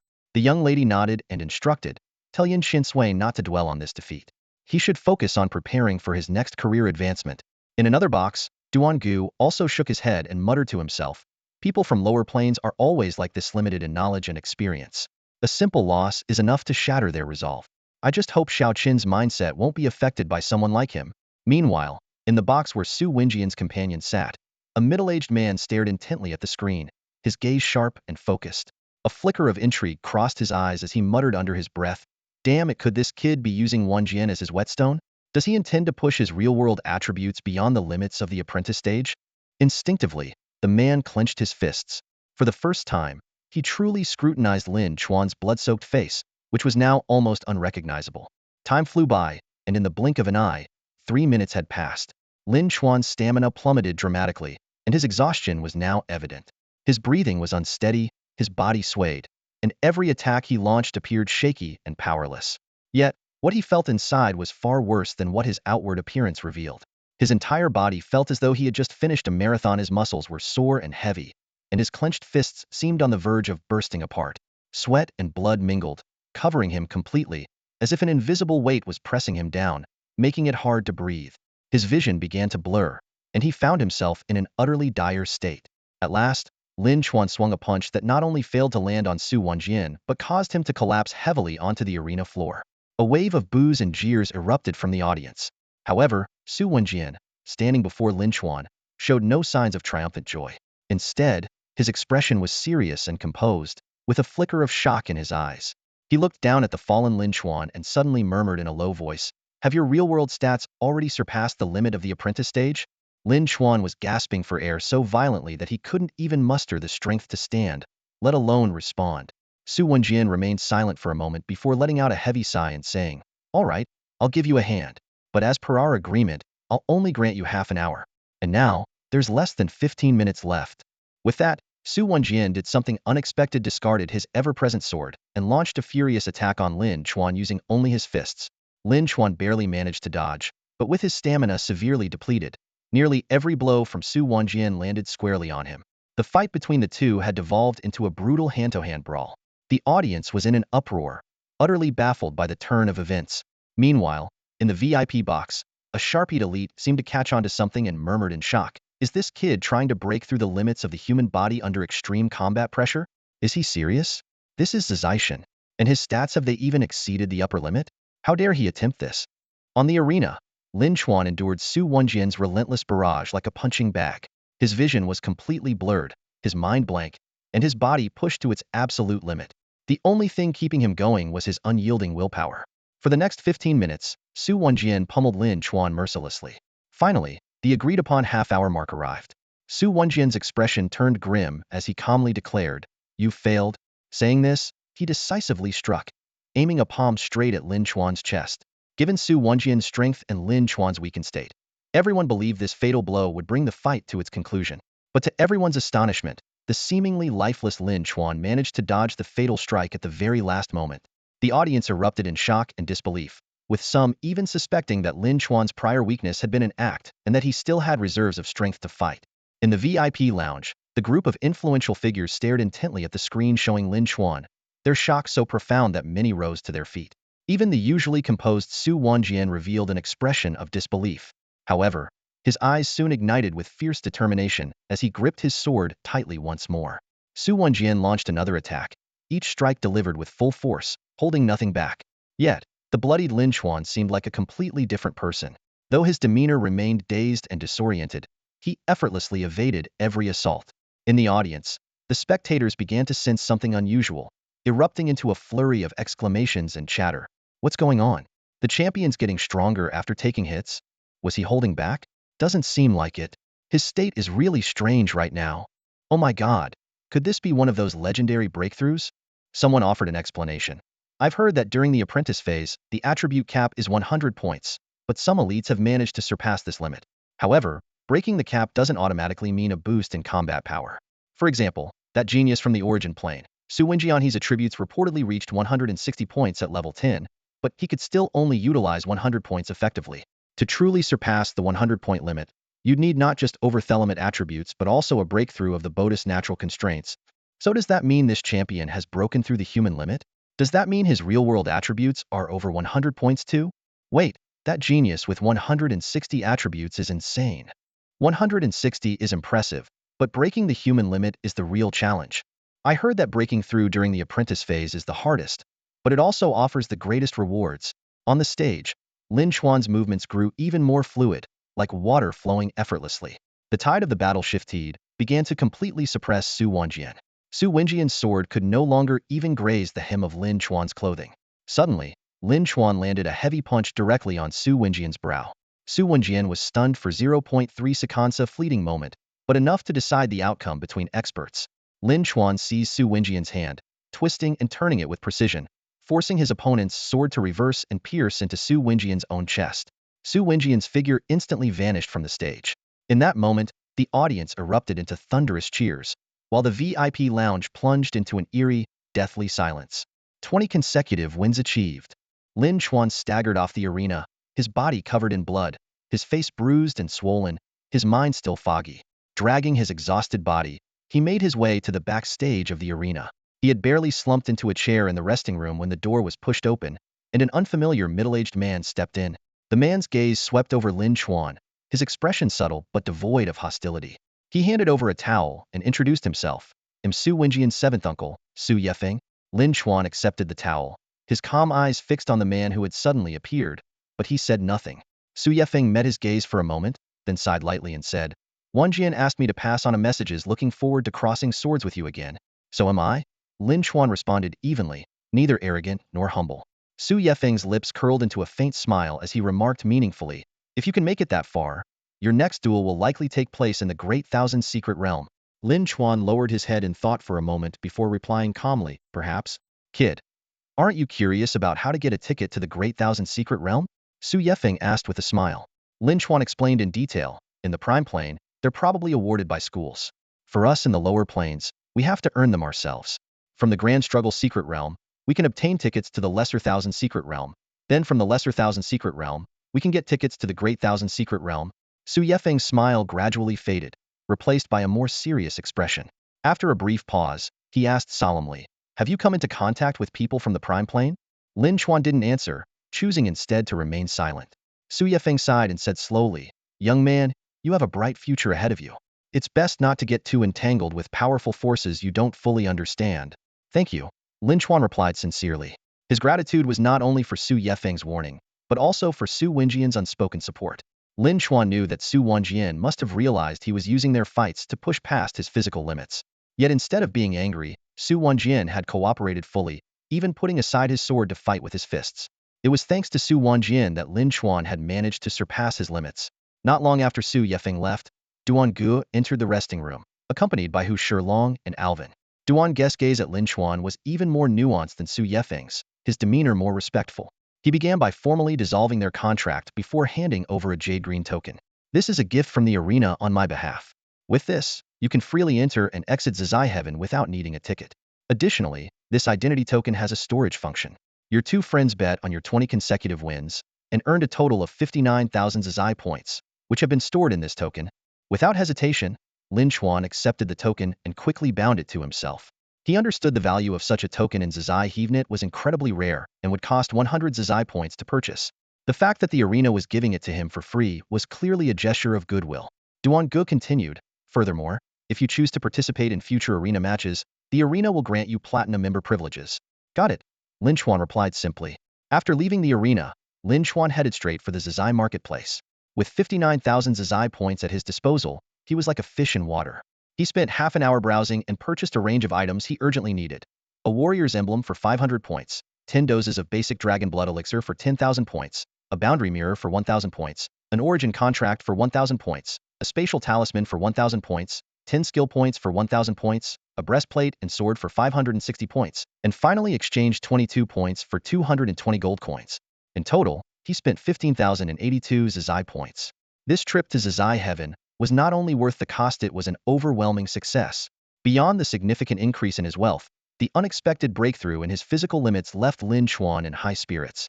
Spotting bottles of Moon Immortal Drunkenness priced at 100 Zazai points each, he impulsively bought 10 of them in one go. Such extravagance would have been unthinkable in his previous life, but now had money to burn. With everything settled, Lin Chuan activated his intent and departed from Zazai Heaven. Hu Shilong and Alvin followed closely behind. The trio's vision blurred momentarily before they found themselves back in the Secret Realm Tavern. The tavern had a new set of patrons, but Lin Chuan paid them no mind. He headed straight for the corner where the drunkard was seated. Lin Chuan entered the tavern with great anticipation. He handed over 200 gold coins and 10 bottles of Moon Immortal Brew to the drunkard, speaking in a cheerful tone. "I'm here to reclaim my death's grip." The drunkard took them without hesitation, immediately uncorking a bottle of the brew and gulping it down. The intoxicating aroma of the wine quickly filled the entire tavern, catching the attention of nearby patrons. The drunkard finished the bottle in one go, smacked his lips with satisfaction, and tossed the death's grip back to Lin Chuan, exclaiming, "Not bad, not bad." Lin Chuan stored the weapon in his dimensional ring and asked with a grin, "The wine or the person?" The drunkard shot him a glare and replied without a second thought, "The wine." Unbothered, Lin Chuan casually handed the remaining 20 gold coins to Hu Shilong and Alvin, then used a teleportation spell to return to Dragon's Lair number 1. The sudden disappearance of Lin Chuan left the tavern patrons in shock and sparked a flurry of whispers. Where did he just vanish to? Could he have gone straight to the Dragon's Lair? Impossible. He wouldn't just go there alone to die, would he? Didn't that team of 10 get completely wiped out last time? Terrifying. That dragon is way too strong. We don't stand a chance. At worst, we'll just go down together with the dragon. Hu Shilong and Alvin remained silent, but inwardly they were glad to have chosen the warriors' camp. They firmly believed that with Lin Chuan leading them, slaying the dragon was only a matter of time. Little did they know, the mighty warrior they admired was, in fact, the dragon himself. Back at the lair, Lin Chuan immediately used the newly acquired spatial talisman. This advanced tool was far superior to the dimensional ring. Not only was it more spacious, but it also bound itself to its owner, ensuring absolute security and privacy. Even better, time inside the talisman was frozen, allowing perfect preservation of items. A faint, concealed rune appeared on the base of Lin Chuan's right thumb. After safely storing his important belongings, Lin Chuan began preparations for a dragon blood medicinal bath to condition his body after breaking through his limits. He filled a large tub with cold water and added a single drop of the medicinal liquid, which instantly caused the water to boil violently. Gritting his teeth, Lin Chuan leaped in, but after just 3 seconds, he had to jump out. After a brief rest, he tried again, this time lasting 5 seconds. He repeated this process over the next 2 hours until the liquid was completely expended. The ordeal was excruciating, but the results were remarkable. All of Lin Chuan's injuries were healed, and his physique became more robust, as though he had undergone a complete transformation. After getting dressed, he exhaled deeply, feeling thoroughly prepared for the challenges ahead. During the time Lin Chuan was breaking his limits and growing stronger, the old villa in the heart of the capital had turned into a literal hell on earth. Unlike the illusory nightmare created by the Wangxi butterfly, the terror here was all too real. As Aya took the Wangxi butterfly away, the fabricated purgatory quickly dissipated. When Luo Yinping and his team arrived, they found that the group of people who had earlier rushed into the old villa, though still shaken to the core, were all unharmed. A few were even so terrified that they had wet their pants. Luo Yinping immediately began investigating the scene. Inside the air raid shelter, only the frightened Zhuo family members and some bystanders remained. Lin Chuan was nowhere to be seen. From the Zhuo brothers, Zhuo Tiangang and Zhuo Tianhan, he learned that Lin Chuan was indeed the top-ranked player on the global leaderboard, but due to his mysterious disappearance the previous night, he had not appeared on the Kyoto regional rankings. Zhuo Tiangang described in detail how Lin Chuan had vanished in front of everyone's eyes and speculated that he had either used a spatial teleportation item to travel to another city or entered a secret realm. He specifically mentioned that the infamous Bakanov, who had completed the divine punishment mission, was rumored to have evaded pursuit by entering a secret realm. Luo Yinping listened thoughtfully. Sensing this, Zhuo Tiangang added that they had personally heard Lin Chuan instructing Aya to exchange a level 3 crystal core for an entrance ticket to the Grand Dispute secret realm. Luo Yinping gave Zhuo Tiangang a cold glance before turning to the crowd that had come to hunt down Lin Chuan. He announced, "Apologies, everyone. This operation has failed. However, the rewards promised by the 4 great families remain valid. Please line up inside the old villa. Crystal cores will be distributed at the entrance." A long line soon formed within the villa. Members of the 4 great families stood at the door, distributing crystal cores in an orderly manner. Su Gongqing was among those in line. Though he secretly admired Luan Yuling, his low self-esteem kept him from expressing his feelings. Despite Han Shuiying's warnings about the high risks of this operation, he had come anyway, hoping to leave a good impression on Luan Yuling. When it was Su Gongqing's turn to collect his crystal cores, the distributor happened to be Luan Yuling herself. She was as pure and beautiful as ever, her cold elegance undiminished even in a simple black tracksuit. She gave Su Gongqing a faint smile as she handed him 3 crystal core, a gesture that nearly made his heart stop. Su Gongqing wanted to stay and help, but Luan Yuling gently reminded him of the rules. Once a crystal core was collected, he had to leave. Reluctantly, he stepped out of the old villa. Once outside, Su Gongqing was startled to find the streets eerily deserted. All the people who had collected their crystal cores earlier were nowhere to be seen. A light breeze rustled the branches of the ornamental trees, their leaves whispering like mournful sighs. A sense of unease washed over him, but it was already too late. A sharp pain shot through his head, and in the next instant, he lost consciousness forever. This was the invisible killing method of the rank ability Soul Shredder, leaving no trace of external injury. Moments later, a shadowy figure emerged from the trees, deftly handling Su Gongqing's body. The figure retrieved the 3 crystal cores he had just collected, extracted 1 more from his brain, and finally stored the body in a dimensional ring. The next hero to emerge from the old mansion seemed like a mirror image of Su Gongqing, their experiences eerily similar. As the number of corpses steadily climbed to 10, a designated individual would hastily carry a cloth bag brimming with crystal cores toward the distribution area. Once Ran Yuling ran out of crystals, she promptly received a new bag and resumed handing them out to the waiting line. Strangely, the number of crystal cores seemed to increase rather than diminish, and the atmosphere grew increasingly unsettling. Though the heroes at the back of the line sensed something was amiss, they were powerless to defy the shackles of fate. Like lambs to the slaughter, they advanced in silence. This horrifying distribution lasted nearly an hour, and the harvest for the 4 great families was staggering over 200 crystal cores, matched by an equal number of cold, lifeless bodies. The distribution of the crystal cores was methodical. The Ran, Qi, and Nye families each received 50, while the remainder went to Luo Yinping. His terrifying soul-crushing ability played a decisive role in this massacre. Even formidable opponents were no match for Luo Yinping, crumbling before him like fragile clay figurines, their souls vanishing in an instant. The dimensional ring containing the corpses ultimately ended up in Luo Yinping's possession. He continued to wear his thin-framed glasses, his refined and scholarly appearance concealing an unimaginable cruelty. At that moment, a line of green text quietly appeared above his head, rank 67 on the slaughter leaderboard. Unlike the Golden World leaderboard, the green text represented a regional ranking. In just 1 hour, Luo Yinping had ascended to the forefront of Kyoto's slaughter leaderboard. Luo Yinping seemed to relish this honor, his face adorned with a chilling smile as he strolled leisurely into the old mansion. With each step, he would slightly turn his head, and wherever his gaze fell, corpses would materialize from the dimensional ring, quickly filling the entire building. Su Gongqing's body was among them. Yet the woman he had secretly admired in life was now entirely absorbed in dividing the newly acquired crystal cores with her family, paying no heed to his lifeless form. After arranging the corpses, Luo Yinping proceeded directly toward the air raid shelter. On his way, he encountered a terrified woman in a black uniform fleeing toward the shelter.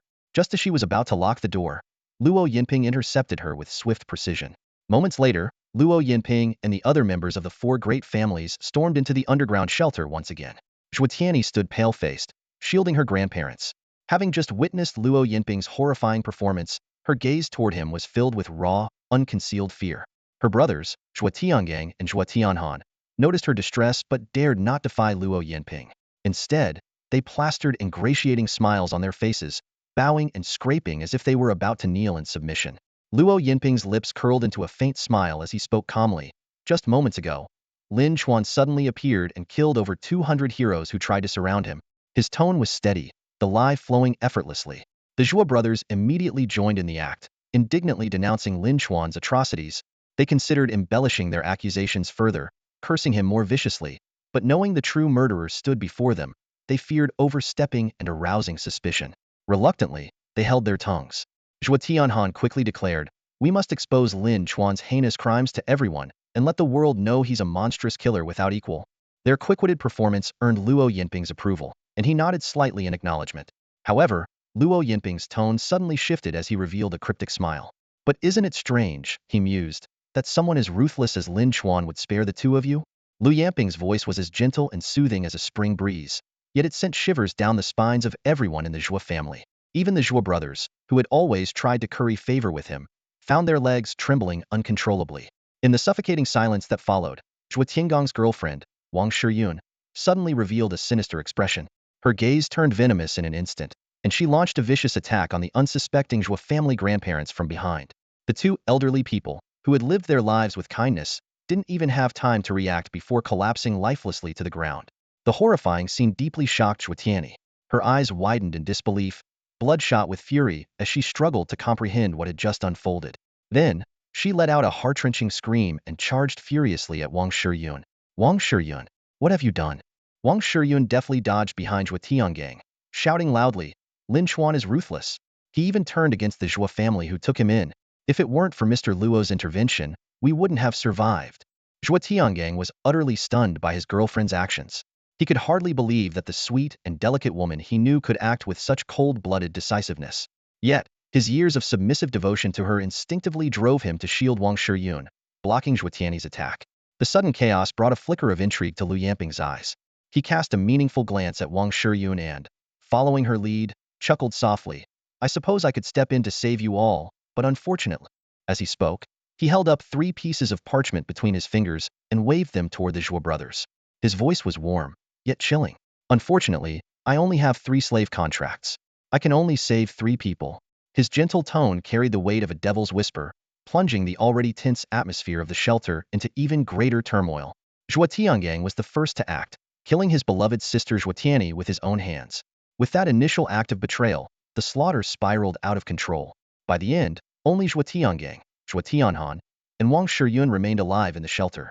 The 3 survivors, their faces still twisted with cruelty from the carnage they had just unleashed, now groveled like obedient dogs before Lu Yanping, desperate for his favor. Satisfied with the spectacle, Lu Yanping casually tossed the 3 slave contracts onto the ground. The Zhuo brothers and Wang Shiyun scrambled to sign them, sealing their fate as Lu Yanping's slaves. Among the trio, Lu Yanping seemed to have a particular appreciation for Wang Shiyun's ruthless nature. With a faint smile, he issued his orders. "You, dig for the crystal cores. As for you two, count the bodies." His true intention was to verify that the number of crystal cores matched the number of corpses, ensuring no one had pocketed any. However, the body count revealed an unexpected discovery. After completing their respective counts, Zhuo Tiangang and Zhuo Tianhan exchanged a glance, their mutual shock evident.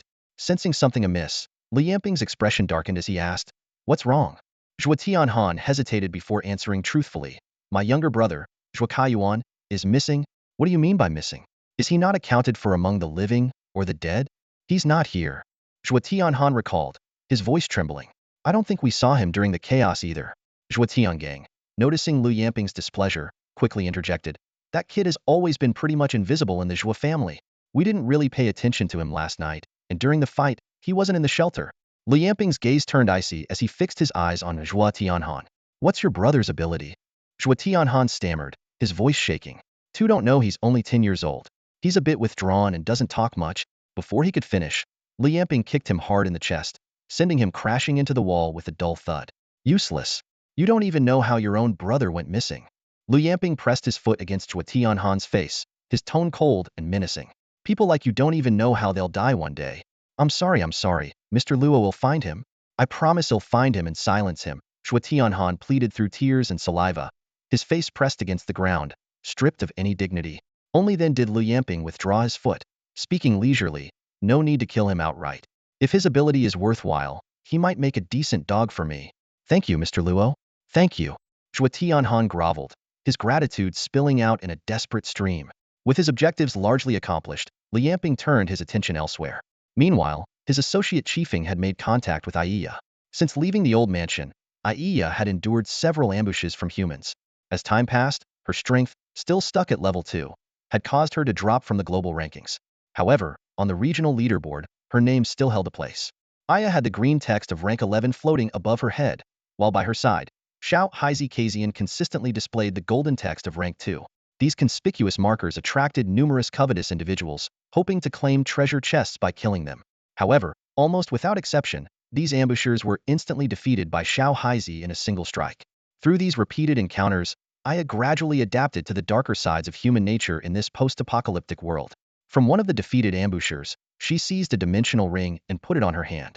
Although the task of extracting crystal cores could have been left to the cold and ruthless Xiao Haizi, Iya forced herself to do it instead, determined to hone her survival skills. After all, Xiao Haizi was merely a temporary bodyguard arranged by Lin Xuan and didn't truly belong to her. Iya didn't want to be left defenseless if they ever had to part ways. Walking into a shopping mall, Iya browsed through the clothing racks while saying to Xiao Haizi, "Next time we encounter weaker ambushers, could you give me a chance to fight them myself?" Xiao Haizi had no facial features and couldn't speak. It was just a shadowy mass of darkness, incapable of responding to Aya's request. She wasn't even sure if it understood her words. She bought men's clothing for Xiao Haizi and dressed it up with a hat, mask, and sunglasses. The outfit made the shadowy Kazian appear more human-like, offering a semblance of warmth to the lonely and fearful Iya. Since leaving the old mansion, Iya had indeed encountered living humans, but they either tried to kill her for treasure or attempted to manipulate her through moral coercion. The cold indifference of humanity in the apocalypse chilled her to the core. Ironically, Xiao Haizi, devoid of human emotions, felt more reliable than any real person. As they were leaving the mall, yet another group of reckless individuals attempted to kill them for their treasure chest. This time, Iya finally mustered the courage to fight. Gripping a tang sword, she stood beside Xiao Haizi and joined the battle. However, her combat skills were still woefully inadequate. In the end, her sword only managed to graze one attacker's arm. If not for Xiao Haizi's protection, she would have already perished. Frustrated with her lack of improvement, Iya let out a sigh. After extracting 7 level 1 crystal cores, she suggested, "Let's go. I remember there's a park nearby. I wonder if we'll find a wasp nest this time." The odd pyra-human and a shadow set off once more, heading toward the park. Most of the dimensional creatures they encountered along the way were swiftly dealt with by Xiao Haizi. Upon entering the park, Iya noticed that the area seemed to have been cleared of creatures. Frowning, she ventured deeper, only to suddenly hear a familiar voice crying and pleading for mercy. Her heart skipped a beat as she quickened her pace toward the sound. The sight before her filled her with rage. Several lecherous thugs were brazenly assaulting a helpless woman in broad daylight. To her shock, the bespectacled, round-faced victim was none other than her former roommate. Just as Iya was about to rush forward, a figure moved even faster. With a single slash of a sword, one of the thugs fell lifeless to the ground. A refined and graceful man appeared, wielding his sword with precision. Despite being outnumbered, he fought the remaining 4 with ease. In a few swift and decisive moves, all the thugs lay dead. The man didn't seem to notice Aya's presence.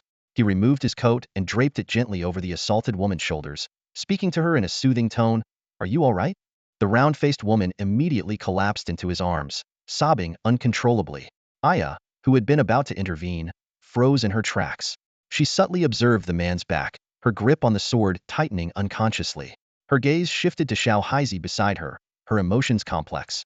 After a moment of hesitation, she bit her lip and decided to leave quietly. However, the round-faced woman, still crying her heart out, suddenly spotted her. She called out loudly, "Aya! Oh my God, Aya!" The man, upon hearing her cries, turned around with a look of feigned surprise and saw Aya standing not far away. Caught off guard, Aya, who had been planning to slip away, now felt too embarrassed to leave. She awkwardly greeted, "Oh, what a coincidence. Aya, what are you doing here?" The man asked in apparent astonishment. "Where's Lin Chuan? Isn't he with you?" "Huh, Lin Chuan? He's not with me," Aya replied, her expression visibly tense, her tone perfunctory and distracted. In truth, her attention was entirely on her phone as she frantically fired off messages in her chat with Lin Chuan's friend. "Boss, I just ran into Chi Feng. Should I avoid talking to him?" "Boss, answer me. Isn't Chi Feng your mortal enemy? Boss, aren't you worried I might betray you by spilling your secrets to him? Boss, if you don't reply, I'm seriously considering switching sides. I'm not joking. I'm so spineless. I really enjoy being a traitor, big bro. I mean big sis. If you still don't reply, I'm defecting for real. I mean it." However, Lin Chuan, currently exploring a secret realm, was naturally unable to see these messages. Even if he could, he likely wouldn't care much. To him, Chi Feng wasn't even worthy of being called a mortal enemy. For Lin Chuan, who had been reborn with vast knowledge and power, dealing with Chi Feng was as effortless as squashing an ant. Chi Feng was nothing more than an Isaurian enemy whose continued existence was mildly irritating. In contrast, Lin Chuan found Aya far more intriguing. Despite her stunning beauty, she had a peculiar, almost comical side to her. This trait had been evident from the moment she nonsensically claimed to have AIDS in an earlier encounter. But Aya wasn't just a simple joker. While her messages to Lin Chuan seemed carefree and silly, she remained on edge when facing Chi Feng. Their brief exchange was tinged with a mutual sense of probing and wariness. After sending her final, "I'm really defecting" message, Aya's demeanor suddenly shifted. It was as if a weight had been lifted off her shoulders. She walked toward Chi Feng with a relaxed expression, her mood visibly lighter. Chi Feng, ever observant, caught this subtle change and sneered inwardly. Meanwhile, the round-faced girl, still shaken, managed to stand up with some effort. Tears streamed down her reddened cheeks as she sobbed uncontrollably. "Aya, thank goodness you're okay. You have no idea what Chinger and I went through last night." "Wah." Her voice broke as she burst into another fit of crying. Aya's eyes reddened instantly. She stepped forward and wrapped her arms around her roommate. She wanted to say something comforting, but her throat tightened with emotion, leaving her unable to speak.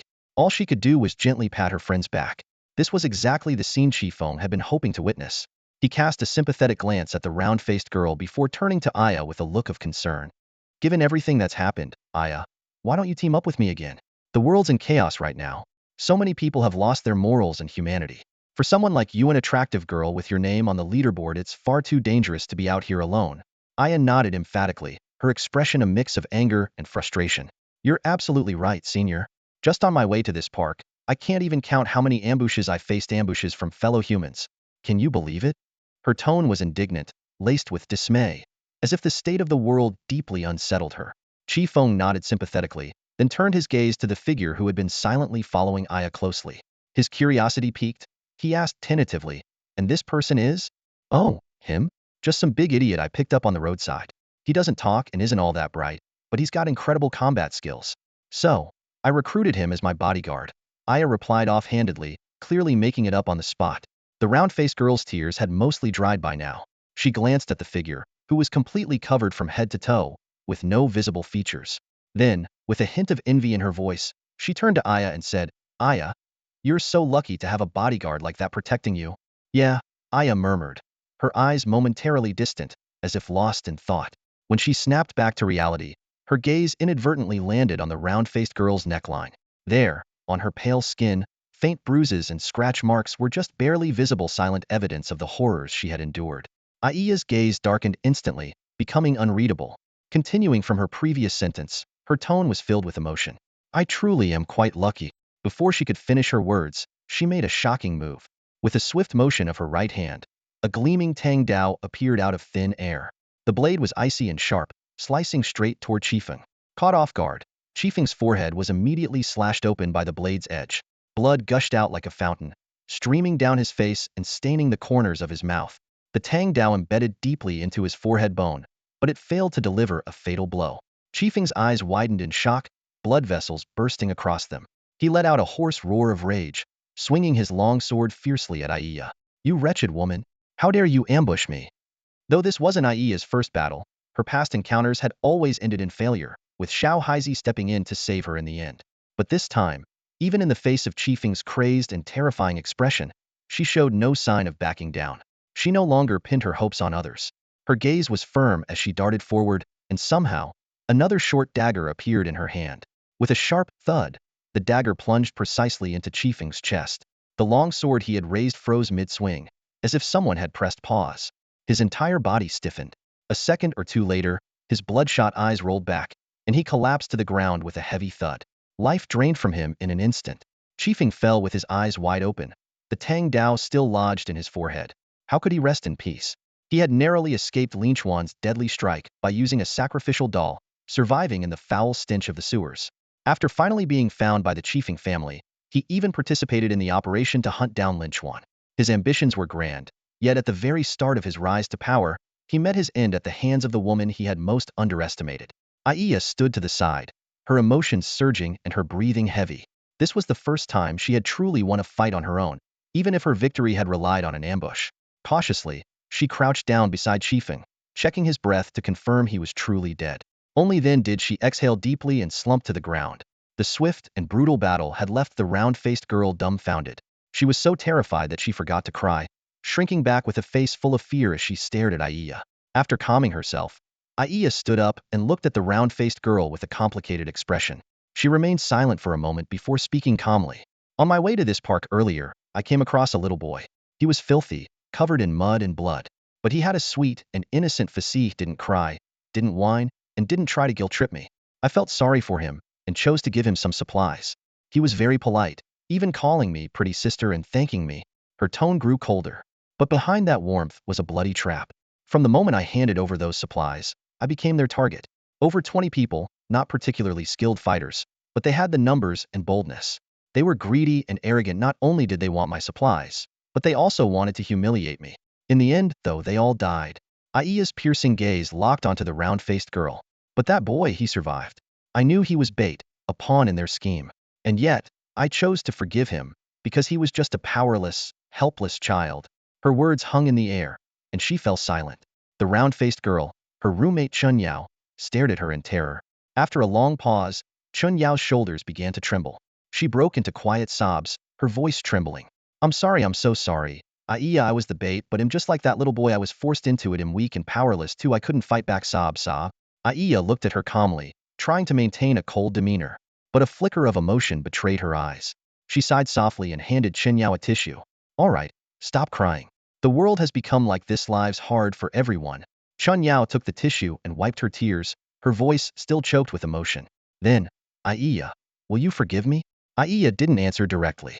Instead, she asked calmly, how did you end up as Qifeng's bait? What exactly was he after? And what about Xian and Qinger? Are they okay? Her tone shifted subtly when she mentioned Qinger. Between Aiya and Qifeng, there was indeed no bond, as if they were mere strangers to one another. However, her roommate, Zhong Qinger, harbored a deep and unspoken admiration for Qifeng. Aiya was well aware of this.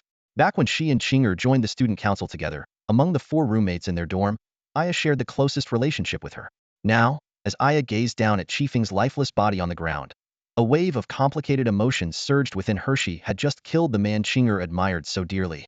For a moment, she felt at a loss, unsure of how she would face Qinger. But soon, the harsh reality of their world swept away her hesitation. In this apocalypse, survival and growing stronger were the only priorities. Chun Yao's eyes also fell on Qifeng's corpse. Thinking of Zhong Qinger, her voice trembled slightly. Xian is timid. She must still be hiding in the girls' dormitory. Then, she began recounting her and Zhong Qinger's experiences. At the beginning of the apocalypse, the girls' dormitory area was fortunate enough to avoid any dimensional rifts, allowing many of the girls to remain temporarily safe. When the torrential rain fell from the skies, rumors spread through the chat channels claiming that the rainwater could enhance one's attributes. Many decided to take the risk and venture out. Strong-willed and independent, Zhong Qinger refused to be left behind. She planned to seize the opportunity to get drenched in the rain and hunt monsters to level up. Chun Yao chose to accompany her, while the timid Xiang Xian stayed behind in the dormitory, fearful of the dangers outside. But what followed was nothing short of despair. The moment midnight struck, the rain abruptly stopped, and everyone who had been exposed to it instantly lost all strength, unable to even stand. The field was soon littered with bodies, as those who had ventured out became helpless prey for the dimensional insects they had once dismissed as insignificant. Speaking of this, Chun Yao's face turned pale. Aya frowned and asked, in that situation, how did you end up in Qifeng's hands? It wasn't Qifeng. Chun Yao shook her head, tears streaming down her face again. It was the people from a powerful family who saved us. To be precise, they were actually there to rescue the dorm spirit. Aya froze for a moment. The campus beauty dorm spirit? Yes. It's the campus belle, Su Ling. Chen Yao's voice trembled with excitement as she eagerly recounted the heart-stopping events that had unfolded on the sports field to Aya. Her background is simply unbelievable. Chun Yao continued, her eyes flickering with a mix of emotions. There was someone who merely placed their hand lightly on Su Ling's head, and in an instant, she went from being as weak as the rest of us to fully regaining her strength. Chun Yao's voice grew heavier. At that moment, the whole sports field was filled with cries. Everyone was begging that person for help, but he only saved Su Ling and ignored everyone else. What was even more chilling was that Su Ling showed no intention of helping us either. She just left, completely indifferent. As she spoke, Chun Yao's eyes reddened again, tears welling up. Aya pressed her lips together, her heart heavy as she asked, and then? Chen Yao forced a bitter smile, one that looked more painful than crying. Then, everyone who collapsed on the field was brutally killed by members of the super families. They dug out everyone's crystal cores. Her voice began to tremble. What was even more horrifying was that the women were subjected to unspeakable humiliation before their deaths. Chun Yao choked up, but pushed herself to continue. Qing'er, she was so stubborn. She tried to resist with everything she had, but it was useless. We were completely paralyzed, unable to muster even a bit of strength. Aya listened, her heart pounding with fear. She couldn't help but ask, then how did the two of you survive? Chun Yao answered bitterly, it turned out they kept us alive to lure you. When you made it onto the ranking board, you must have drawn a lot of attention. Aya nodded with a complex expression. If not for meeting Lin Xuan, she couldn't imagine what she would have gone through. The ranking board, that was also something Lin Xuan had helped her achieve. And what about Qing'er? Aya asked again. Wasn't she with you, being used as bait too? Chun Yao choked back another sob. Qing'er, when they demanded she act as bait, she just stood there, dumbfounded. And then Senior Qifeng killed her. What? Aya's anger erupted instantly, her eyes flashing with a trace of killing intent. Qing'er had died at the hands of the man she once admired most. Overcome with fury and sorrow, Aya kicked Qifeng's lifeless body on the ground with all her might. After calming herself slightly, Aya crouched down to extract Qifeng's crystal core. Suddenly, she stood back up and turned to Chen Yao, her tone serious. Yao, if you want to survive in this post-apocalyptic world, you have to learn to be strong. Now, I'm giving you a task: go and extract Qifeng's crystal core. Chun Yao looked utterly shocked, stammering, I. Yes, you, Aya said solemnly. You need to learn to be strong. Extracting a crystal core is the first step toward building courage. Chun Yao's face turned pale, her lips trembling. After a long moment, she managed to squeeze out, thank you. No need to thank me. We're friends, aren't we? With stiff movements, Chun Yao took the bone knife, her hands trembling as she crouched down. It took her a long time to remove the crystal core from Qifeng's skull. As soon as she stood up, she couldn't hold back the nausea and ran to the nearby bushes, retching for several minutes. After finally regaining her composure, Chun Yao handed the crystal core to Aya, her eyes filled with hope. Aya, can I team up with you? Aya shook her head slightly. I'm not sure. It depends on whether Lin Xuan agrees to let you join. Tears began to flow from Chen Yao's eyes again. I'm not as pretty as you, and after everything I've been through, Lin Xuan will probably think I'm dirty and won't want me. That's not what I meant by let you join. Aya quickly clarified, a bit embarrassed. I meant as a teammate, and besides, Lin Xuan and I aren't. Whatever it is you're thinking. Oh, Chun Yao gave her a look that seemed to say, sure, I believe you. Aya decided not to explain further. Instead, she sent a detailed message about the situation to Lin Xuan. However, Lin Xuan still hadn't responded, which made Aya feel a bit uneasy. Thankfully, the global ranking board at least reassured her that Lin Xuan was still alive. Meanwhile, deep within Secret Realm 001, the Dragon's Lair, Lin Xuan had just finished soaking in a medicinal bath and was putting on his clothes. He retrieved the warrior emblem he had purchased for 500 freedom points from his storage space, thinking to himself that it was well worth the price. The warrior emblem corresponded to the warrior faction in the Dragon and Warrior Secret Realm, where it could play a crucial role. Players in the Dragon faction could activate their dragon form, drastically increasing their combat power. In dragon form, they could fly, and their attributes were doubled. Purely relying on leveling up through combat, warrior players would stand no chance against dragon form players. However, the warrior emblem could nullify the dragon form of dragon players. But if that were its only function, it wouldn't be worth 500 freedom points. The emblem also had another highly practical ability. It granted immunity to a certain degree of level suppression. Lin Xuan recalled his earlier experience on the Southern Sky Terrace, where he had battled a level 3-dimensional worm as a level 0 player and had already felt the effects of level suppression. Although his strong willpower had kept his combat ability largely unaffected, he knew that once the level gap exceeded 5, level suppression would inevitably impact his fighting strength. The warrior badge Lin Xuan wore was not only practical but also exceptionally valuable. It granted him complete immunity to level suppression when facing opponents within 10 levels of his own. In contrast, the badges earned by players from the warrior faction through missions were mere knockoffs, with limited functionality and time restrictions. Time was of the essence, and Lin Xuan had no interest in wasting it on tedious tasks. His goal was clear: to finish the secret realm within 12 hours and claim the reward for being the first to reach level 4. With the secret realm already active for over 6 hours, he planned to use the remaining time to explore the dragon's lair and harvest talents. Stretching his well-built body, Lin Xuan cheerfully browsed through the dragon chat channel. The channel was filled with boasts and bragging. Some players flaunted their mastery of level 3 dragon forms, while others boasted about defeating warrior teams. The player who had previously revealed possessing an SS-level talent remained silent, while the owner of this level talent, Lord of Soul Spirits, Dragon number 129, continued to dominate the conversation with his high-profile presence. As Lin Xuan browsed, Dragon number 129 shared an exhilarating update. Not only had he subdued a team of warriors that had invaded his lair, but he also claimed to have discovered a way to break the stalemate. This announcement caused an uproar in the chat, with other dragons showering him with praise and celebrating as though victory was already within reach. Meanwhile, in lair number 2, a disfigured woman sat leisurely by a stream of black water. She was Zhong Qing'er, a woman from another world who had endured the hardships of an apocalyptic era, shaping her into someone ruthless and decisive. Her tragic story was heart-wrenching. She had disfigured herself to preserve her purity and killed without hesitation to survive and grow stronger. Zhong Qing'er had managed to secure an entry ticket to the secret realm, even going as far as seeking out Terui Yuana's secret realm guide. However, Terui's exorbitant price, 100 level 5 energy cores, was beyond what most could afford. Yet, against all odds, Zhong Qing'er had miraculously obtained the precious guide without spending a single energy core. Zhong Qing'er stared intently at the game interface, recalling the 2 crucial tips given to her by Siwai: join the dragon faction and eliminate the princess. Without hesitation, she executed both steps, and it turned out that Siwai's advice was spot on. At this moment, the dragon faction's advantage was undeniable. The game now seemed to have only 2 possible outcomes: a dragon victory or a draw. After killing the princess, Zhong Qing'er was also granted an SS-level talent by the Crystal Ball Shadow form. However, 2 questions still lingered in her mind. First, the mysterious player 001 of the dragon faction. Based on her assumption, the dragon numbers were assigned according to the order in which players joined the faction. Yet, despite her quick decision to join, someone had beaten her to it. Who was this player 001? And why were they so decisive? Could they have also received Siwai's tips? Although dragons couldn't attack each other, Zhong Qing'er couldn't help but feel a trace of wariness toward player 001. Her greater concern, however, was how to break the potential draw challenge that all dragons faced collectively. Just then, the chat channel erupted with excitement. Dragon 129 claimed to have a way to resolve the stalemate. The flood of messages made Zhong Qing'er's head spin, but she finally caught the crucial statement from Dragon 129.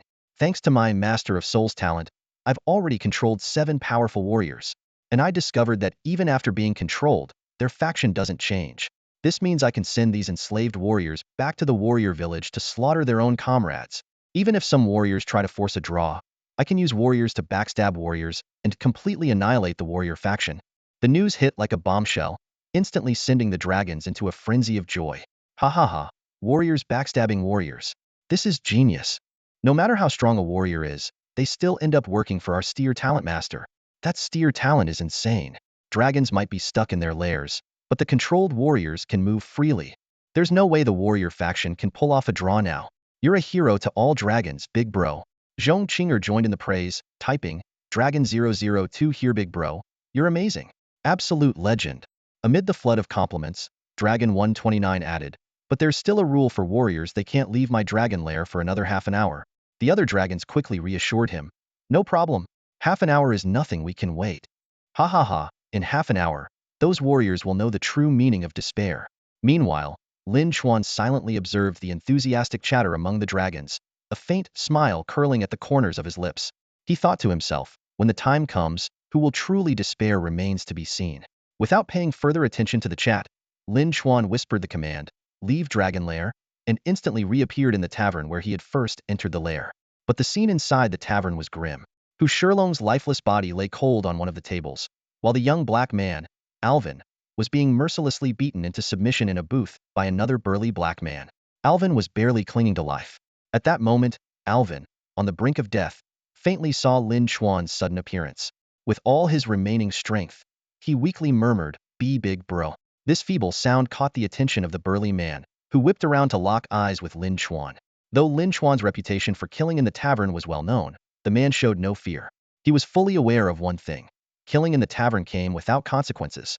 The presence of the Imperial Guard's wanted posters outside the tavern left Lin Chuan in a dilemma. To the burly man, this low-level noob, trapped in the tavern at level 1 was hardly worth worrying about.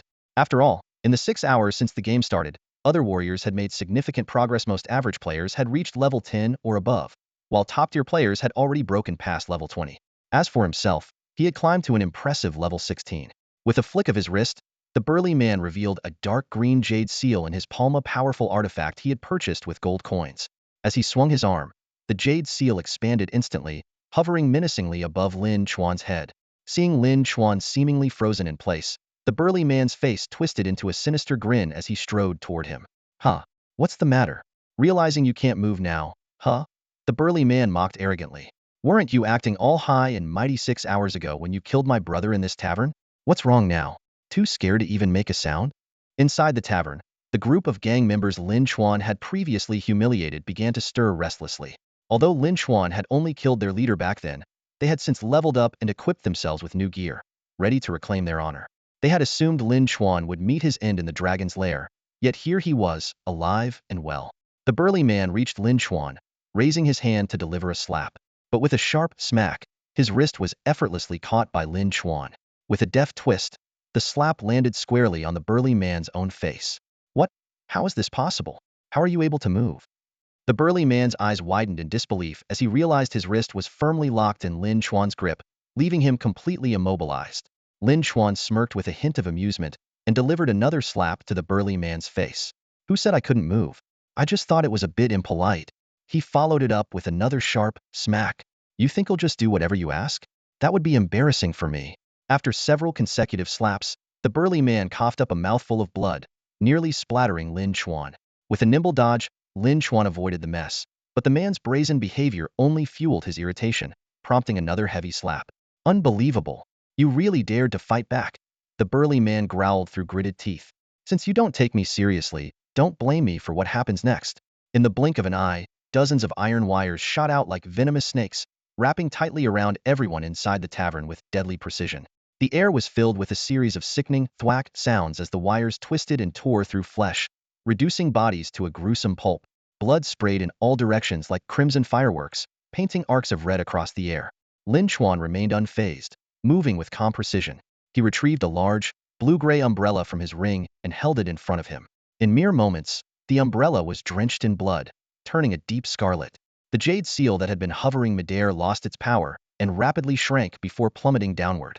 Lin Chuan caught it effortlessly, as though it were nothing more than a falling leaf. He toyed with the seal, a faint smirk playing on his lips. Despite its outward appearance as a jade artifact, the so-called Qingmu seal was merely carved from wood far inferior to the Qingyu seal or Qinggu seal in both quality and power. If his opponent had wielded either of the latter, they might have posed a genuine threat. But this lowest-tier Qingmu seal? It couldn't even immobilize him for 3 seconds. If the burly man who had wielded it hadn't been so arrogant, he might have used that brief moment to launch an attack and possibly make Lin Chuan break a sweat. Shaking his head, Lin Chuan stowed the Qingmu seal back into his spatial ring and began inspecting the spoils of battle. 60-some corpses littered the tavern, and nearly every one of them carried a spatial ring. Unfortunately, most of the rings contained mundane supplies. Even the occasional piece of gear or magical item, purchased with gold coins, failed to catch his interest. He made his way to Alvin's booth, where the man lay gravely wounded. Raising a hand, Lin Chuan activated the crank ability, Healing Touch, a skill he'd acquired from a dragon's lair. A soft green glow enveloped Alvin, and his injuries began to heal rapidly.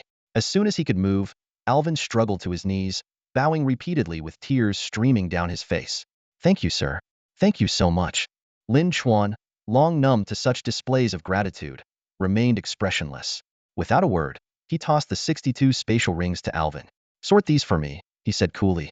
Separate them into essentials, non-essentials, and equipment. Notify me if you find anything unusual. Yes, sir. Alvin stammered, fumbling to catch the rings. Once he'd steadied himself, he hesitated, then asked nervously, Sir, are you heading to the 66th Dragon's Lair? If you leave, I'm afraid I won't be able to protect these rings. If someone takes them, take them back, Lin Chuan replied bluntly. He had little concern for Alvin's life, but since the man was clever, he added, come with me to the 66th Dragon's Lair. Before Alvin could respond, Lin Chuan silently uttered the command in his mind. Enter the 66th Dragon's Lair. His figure vanished instantly. Alvin froze in shock. The Dragon's Lair? That was a death trap, a forbidden zone where only the bravest ventured, and none returned alive. But then he remembered. Lin Chuan was the sole exception, the only one to have ever emerged unscathed. Recalling Lin Chuan's fearsome reputation and the deference even veterans like Chen Jingtian showed him, Alvin clenched his fists and followed suit, murmuring the command. The scene shifted, and Alvin found himself in a bizarre, unsettling valley. The trees and grass were an eerie black, and the sky hung heavy with a foreboding gloom. The entire place radiated an aura of death and desolation except for one striking figure. By the stream stood a breathtakingly beautiful princess, her presence a single bright spot in this bleak landscape. She turned to Alvin with a gentle smile, as though she'd been expecting him. Brave warrior, she said softly, have you come to rescue me? Alvin's face turned crimson, and he stammered out an affirmative. The princess's voice was like honey. Then please, fight for me, she said, her tone as sweet as her smile. Alvin was utterly captivated, his gaze locked on her, unable to look away. A sudden, raucous laugh shattered the moment. From behind a massive boulder stepped a young man decked out in luxurious attire. His confident grin froze the instant his eyes landed on Lin Chuan and Alvin. What the hell? Just two warriors? You dare invade my lair? It was only then that Alvin noticed Lin Chuan leaning casually against a tree, his gaze also fixed on the princess. For some reason, her expression darkened the moment she noticed Lin Chuan. Turning to the 66th dragon, she said sweetly, Dearest dragon, that warrior's stare is making me uncomfortable. Could you teach him a lesson for me? The dragon, who had been fawning over the princess for the past 6 hours, immediately adopted a servile tone. Of course, my lovely princess. Anything for you. He turned to Lin Chuan, his voice now a furious roar. You filthy wretch. How dare you defile my princess with your eyes? I'll crush your eyeballs.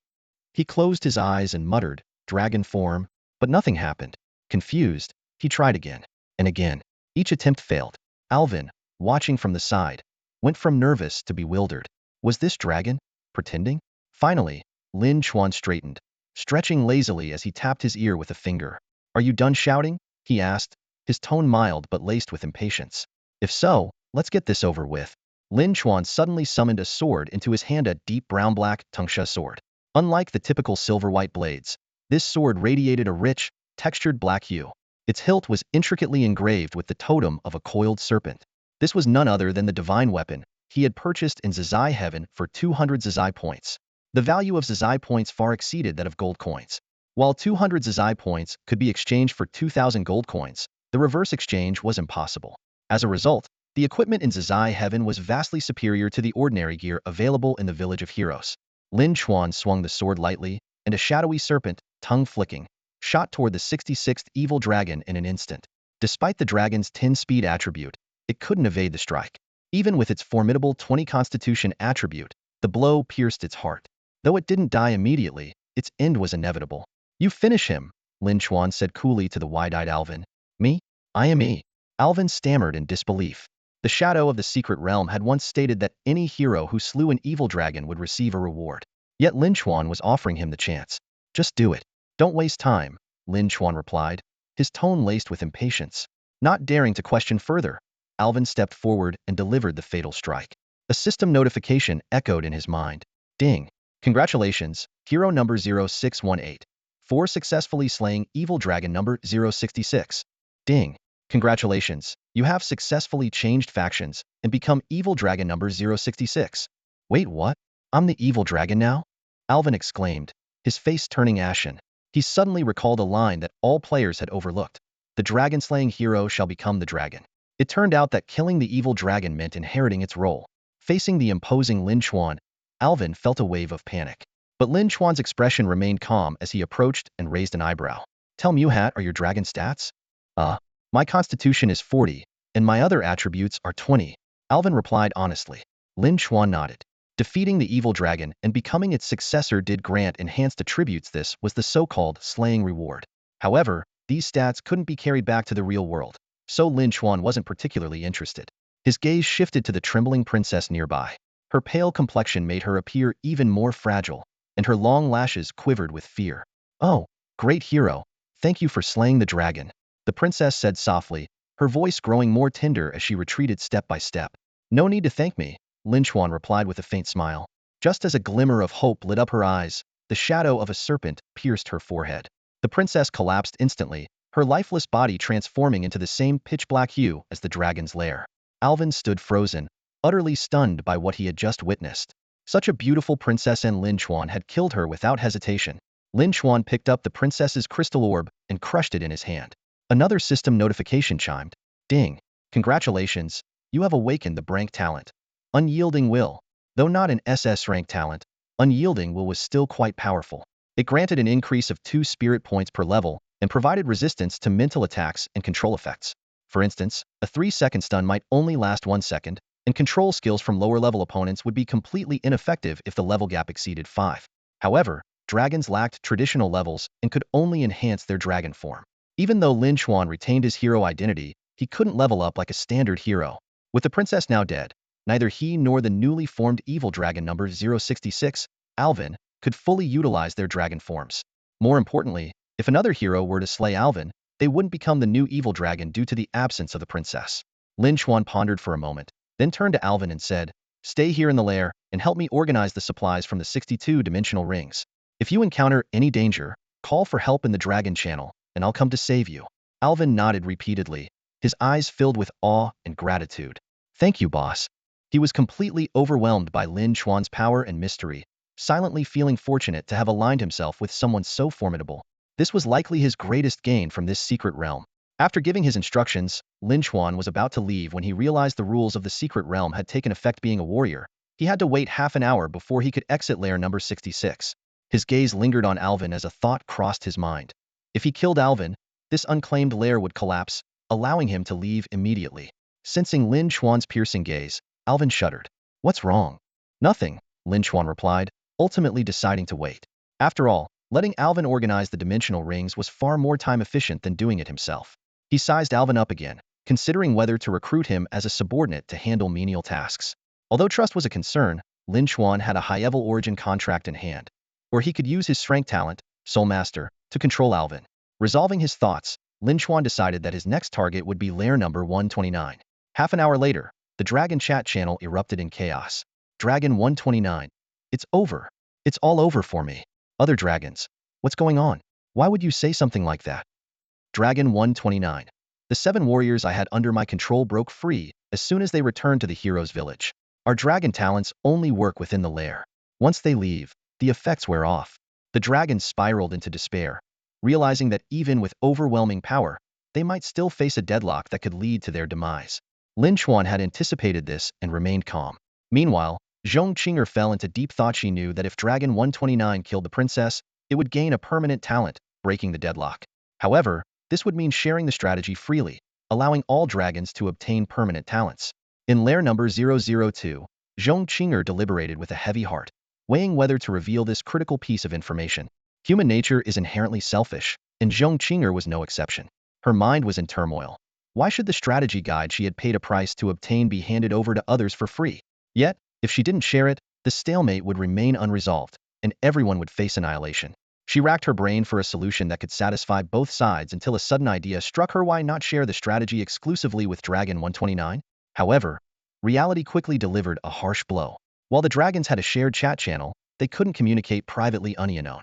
Biting her lip, her eyes flickered with determination as she realized the only possible breakthrough through the warriors. If a warrior could invade her lair, perhaps she could strike a deal within 30 minutes, making that warrior, who had unrestricted access to any lair, her messenger to deliver the strategy to Dragon 129. But a new problem arose. Dragons and warriors were mortal enemies. How could she possibly negotiate with someone from the opposing faction? Zhong Qing'er fell into deep thought as the seconds ticked by. Meanwhile, Lin Chuan's half-hour wait quietly came to an end. Without hesitation, he left Dragon 60SX's lair and, in the blink of an eye, appeared in the tavern. His sudden arrival caused the atmosphere to freeze instantly. Sitting on a luxurious yet understated ushaped sofa were 6 or 7 individuals, while a middle-aged man stood at the open end of the ashape, passionately delivering a speech. Lin Chuan's unexpected appearance interrupted the man's speech, and all eyes turned to him in unison. Unfazed, Lin Chuan maintained his composure and politely said, "Sorry, please continue." Then, he turned to find himself a quiet corner. Suddenly, the middle-aged man grabbed his arm. "Wait a moment, brother," he called out. Lin Chuan frowned and glanced at the hand gripping his arm. The man quickly let go, realizing his mistake, and asked politely, "Brother, did you just come from a dragon's lair? Was it Dragon 1 or Dragon 129? Lin Chuan paused before answering calmly, "Dragon 129. Why do you ask?" The man pressed on. "Then you must have witnessed firsthand how terrifyingly powerful the dragons are, right? Us warriors, following the usual leveling path, have almost no chance of defeating a dragon player in their dragon form." Lin Chuan nodded in agreement. "That's true. Which is why I've already decided to just sit back and wait for the stalemate to play out." His words drew disdainful looks from the group. Among them, a rebellious-looking young woman, dressed like a delinquent, rolled her eyes dramatically and mocked, "Wow, what a pathetic excuse for a warrior. Giving up at the first sign of trouble? If you're so ready to accept a draw, why not just go find a wall to bash your head against and be done with it?" Lin Chuan remained unfazed, his expression calm as he scanned the group of 8.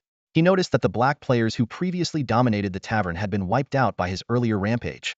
Now, there was barely a trace of them, and no one seemed to recognize him. The 8 people occupying this corner were clearly a team. The middle-aged man was their leader, carrying a massive sword on his back. The others each had different equipment, while the only woman was the bratty, rebellious young woman. Her pale skin was contrasted by heavy smoky makeup, and she wore a black leather jacket, exuding a defiant, punkish vibe. Feigning disapproval, the middle-aged man scolded the young woman lightly before turning back to Lin Chuan. "Don't lose hope, brother. I'm Warrior 0012. I've been grinding monsters in the Valley of Heroes, but I came back to the tavern to strategize with my team on how to deal with the dragon faction." Lin Chuan recalled the leaderboard he had seen over 6 hours ago, where Warrior 0012 was ranked 3rd. Raising an eyebrow, he asked, "So, what have you come up with?" The middle-aged man gave a sly smile. "We've indeed come up with a plan, but I can't reveal it so easily." The middle-aged man was just about to ask Lin Chuan about his level and abilities when the bratty young girl beside him interrupted, her shrill voice cutting through the air. "Captain, why would you bring a loser like this into the team? He's just dead weight." Lin Chuan ignored her mockery and calmly asked, "You mentioned the number 1 dragon's nest earlier. What's the situation there?" The middle-aged man paused briefly, deciding it wasn't classified information, and explained, "The number 1 dragon has a unique ability to conceal itself. A team went in to explore earlier, searched for half an hour, and still couldn't find any trace of it. In the end, they had to return empty-handed." "I see," Lin Chuan murmured thoughtfully, nodding slightly. Then he added, "However, I'm afraid I can't join your team. I killed someone in this tavern. Now I'm trapped here and can't leave." "Killed someone?" The middle-aged man was taken aback at Lin Chuan's words. The young girl on the sofa burst into a piercing laugh. "Ha ha ha, you? A loser like you? Stop bluffing. Sure, there was a massacre in this tavern, but don't tell me you're claiming you were the one behind it." Before her words even finished, the red thorn whip in her hand lashed out, cutting through the air straight toward Lin Chuan's face. Although the middle-aged man shouted, "Yao Yao, stop," he made no effort to intervene. In that split second, Lin Chuan's right hand shot out like lightning from his pocket, revealing the Grim Reaper's grasp, a chilling weapon made of 4 eerie rings and cold iron chains. With effortless precision, he caught the blood-red whip in his hand. At the same moment, a thin wire shot out from the Grim Reaper's grasp, coiling tightly around the young girl's neck in an instant. For a moment, the air around the ushaped booth seemed to freeze. Lin Chuan raised his hand high, looking down at the rebellious girl with an icy gaze. His voice was as cold as frost, cutting through the silence. "Little girl, you don't actually think you're all that unique, do you?" The girl's smoky, heavily shadowed eyes widened, her lashes trembling slightly, betraying the fear in her heart. Yet, perhaps out of youthful defiance or confidence in her looks, she dared to retort loudly, even with the wire tightening around her neck. I am not scared of you." Lin Chuan's tone remained calm, laced with a hint of mockery. "Well, you're not exactly that big either." His words prompted a collective exhale from the 8 others present. The girl, emboldened, seemed ready to speak again, her expression smug. But before she could utter another word, Lin Chuan's right hand curled slightly into a fist. The wire, which had shot out from the ring on his finger, tightened abruptly, lifting the girl off her feet and suspending her in midair. Blood trickled from her neck as her pupils dilated in terror. She couldn't make another sound. Lin Chuan's voice was cold and detached as he said, "In your next life, remember to be humble and keep your head down." As his words fell, so did her head severed cleanly, landing on the floor with a sickening thud. The gruesome sight chilled everyone present to the bone. There was no longer any doubt about Lin Chuan's identity, was the man who had previously massacred an entire tavern. The 7 remaining individuals in the booth mostly understood the gravity of the situation and knew better than to provoke him. However, a burly man wielding a giant axe seemed unable to process the danger. He shot to his feet, roaring as he swung the axe and charged toward Lin Chuan. "You son of..." Before he could finish, the wire coiled around his neck as well. Lin Chuan's expression didn't change as he asked calmly, "You want to dance too?" The man's eyes bulged with rage, blood vessels in his eyes threatening to burst, but he couldn't form a coherent response. Lin Chuan raised an eyebrow, his tone indifferent. "All right, I'll oblige you." With that, another head flew through the air, landing heavily on the ground. In an instant, the group of 8 was reduced to 6. The remaining individuals hardly dared to breathe. A middle-aged man, summoning all his courage, stepped forward and offered a dimensional ring with trembling hands. "Sir, I'm so sorry. It's my fault for not keeping them in line. Those 2. They were too arrogant. They deserve this. Please accept this dimensional ring as an apology." Lin Chuan glanced at the ring indifferently and asked, "What's inside?" "Just some supplies and a bit of gold," the man stammered. Lin Chuan, unimpressed, shifted his gaze to a young man lounging on the sofa, dressed in trendy attire. Without hesitation, he said, "Give me that thing on his ear, and we'll call it even." The middle-aged man immediately turned to the fashionably dressed youth. The younger man's face turned pale as a sheet, his reluctance poorly concealed. But since it wasn't his own possession being offered, the middle-aged man eagerly pressured the youth into handing over the earring. Lin Chuan accepted the earring without so much as a glance and turned to leave. As he did, the middle-aged man mustered his courage once more and said, "Sir, I know our team isn't worthy of your attention, but I'd like to share some critical information we've gathered about defeating the dragon." Lin Chuan paused mid-step and looked back at him, his expression unreadable. "The information you're talking about, is it the warrior's emblem?" The man's eyes widened in shock, his disbelief evident. But Lin Chuan didn't bother to explain further. He turned away and walked toward the tavern's guards. These guards were known to be the pinnacle of combat prowess within the entire secret realm. Even the elite soldiers of Warrior's Village dared not provoke them lightly. Positioned at the 4 corners of the tavern, the guards stood like statues, their expressions cold and unapproachable. The players in the tavern instinctively kept their distance, yet Lin Chuan was the first to approach them directly. The guards remained stoic, their piercing gazes unyielding. Lin Chuan, however, seemed unfazed. With a casual smile, he said, "Relax, keep up the good work. I'm just passing through." As he spoke, he silently chanted in his mind, "Enter Dragon's Lair number 129. In the blink of an eye, Lin Chuan's figure vanished. His reason for approaching the guards wasn't particularly significant, simply wanted to avoid any awkward encounters with other players when he exited the Dragon's Lair next time. The guards' vicinity was usually free of curious onlookers, making it the perfect spot to reappear unnoticed. The 6 individuals seated in the ushipped booth watched as Lin Chuan's figure disappeared through the tavern doors. A thin, wiry young man stared wide-eyed, disbelief dripping from his voice. That guy? Did he really just walk into the lair of the evil dragon? Alone? Is he insane? That's a death sentence. The middle-aged man furrowed his brow, his tone heavy with contemplation. I suspect he didn't actually come from lair 129 of the evil dragon at all. He must have emerged from another lair. The reason he's so strong, it's highly likely he's already killed one of the evil dragons. The moment these words left his mouth, the other 5 team members collectively gasped in shock. As startling as the theory was, it seemed to be the only plausible explanation. Lin Chuan's displayed strength was utterly extraordinary, and according to him, he hadn't left the tavern since the incident where he killed someone. There hadn't been any opportunity for him to level up elsewhere. This left only one logical conclusion. His immense power must have come from the rewards gained by slaying an evil dragon. The middle-aged man's eyes gleamed with determination as he addressed his team. "If we can get our hands on a warrior's emblem, we can kill an evil dragon too and claim the rewards." Yang Xiao, the young man whose earring had been forcibly taken earlier, felt a flicker of hope light up in his gaze. "Captain, when you get the reward for killing the dragon, can you avenge Yao Yao and Brother Jun and maybe help me get my earring back while you're at it?" The captain gave him a knowing look, his voice laced with subtle curiosity. "Xiao, you're not telling us everything, are you? That earring of yours, it's not just any ordinary trinket, is it?" Yang Xiao's expression darkened for a split second, anger bubbling beneath the surface. That's an item I obtained before we even entered the secret realm. According to the rules of our team, it's my personal property. Yes, yes, of course, it's yours, the captain replied with a placating smile. If there's an opportunity, we'll try to get it back for you. Reluctantly, Yang Xiao sat back down, but the wary gleam in his eyes betrayed the undercurrents of distrust simmering within their group. Beneath their outward camaraderie, tensions were brewing. He couldn't shake the worry that even if the earring were retrieved, the captain might claim it for himself. The memory of how he had obtained the earring only deepened Yang Xiao's resentment. It had come from a rare purple treasure chest of valuable item capable of resisting psychic attacks. At first, he had dismissed it as useless, but that changed the day he made a horrifying discovery. Every resident in his apartment complex had mysteriously died, and the culprit was none other than a sinister, otherworldly cat. The cat's eerie cries drove anyone who heard them into a state of madness, causing them to ultimately turn on each other in a frenzy of fear and violence. By morning, the entire complex was a bloodbath, with the sole exception of Yang Xiao, who had been wearing the earring. Protected by the earring's power, he not only survived but managed to kill the level 5 spectral cat with ease. The entry ticket to the evil dragon and warrior's secret realm had been a drop from the treasure chest the cat left behind. To lose such a precious, life-saving item in such a humiliating way, it was a humiliation he couldn't swallow.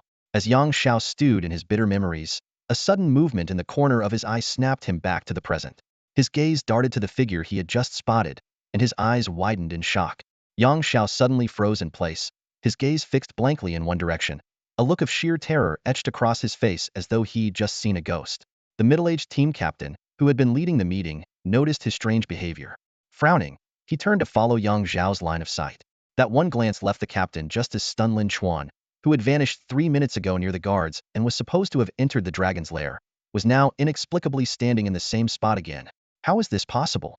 The captain's mind raced with disbelief. No warrior could possibly enter a dragon's lair and return in just 3 minutes. Could it be he actually defeated the dragon that quickly? Before he could make sense of the situation, Lin Chuan's figure vanished once more. The ushiped booth fell into an eerie silence as the 5 teammates exchanged stiff, bewildered looks. Could it be that the big guy never actually went to the dragon's lair? One teammate mumbled nervously, swallowing hard, trying to convince himself. Then where do you think he went? Back to the real world? Finally, Yang Xiao broke the silence. Captain, just forget about my earring. I don't need it anymore. Yang Xiao, you certainly know how to adapt to the situation, the captain remarked with a meaningful glance. You're too kind, Yang Xiao responded modestly. The middle-aged captain decided it was best not to involve himself with Lin Chuan any further and resumed the team meeting. However, just 2 minutes later, his team once again found themselves wide-eyed and staring in the same direction Lin Chuan had reappeared by the guards, only to vanish again moments later. This time, the captain maintained his composure. It seems that guy really is incredibly strong. He can take down a dragon in just 2 or 3 minutes. Yeah. One teammate replied dryly, though internally, they were already numb. Over the next half hour, they came to truly understand the meaning of numb. Meanwhile, other warriors began to notice something unusual. A team preparing to enter Dragon Lair number 129 received a system notification. Ding! Dragon Lair number 129 has been destroyed. Please select another available lair to attack. Soon after, more messages flooded in Dragon Lairs number 079, 082, 099, and a total of 15 lairs had all been destroyed. With only 200 Dragon Lairs in total, the fact that 15 had been taken down in just 30 minutes sent shockwaves through the warriors' ranks, significantly boosting their morale. Back at the ushiped booth, the captain and his team gradually shifted from initial shock to outright joy. With someone as powerful as Lin Chuan on their side, it seemed victory for the warriors' faction was all but guaranteed. However, when Lin Chuan appeared by the guards for the 16th time, he frowned and didn't act immediately. Destroying 16 dragon lairs in half an hour and obtaining 16 talents, including the S-rank Soul Spirit Master, still hadn't yielded the one thing he truly sought: this S-rank talent, Shadow Form.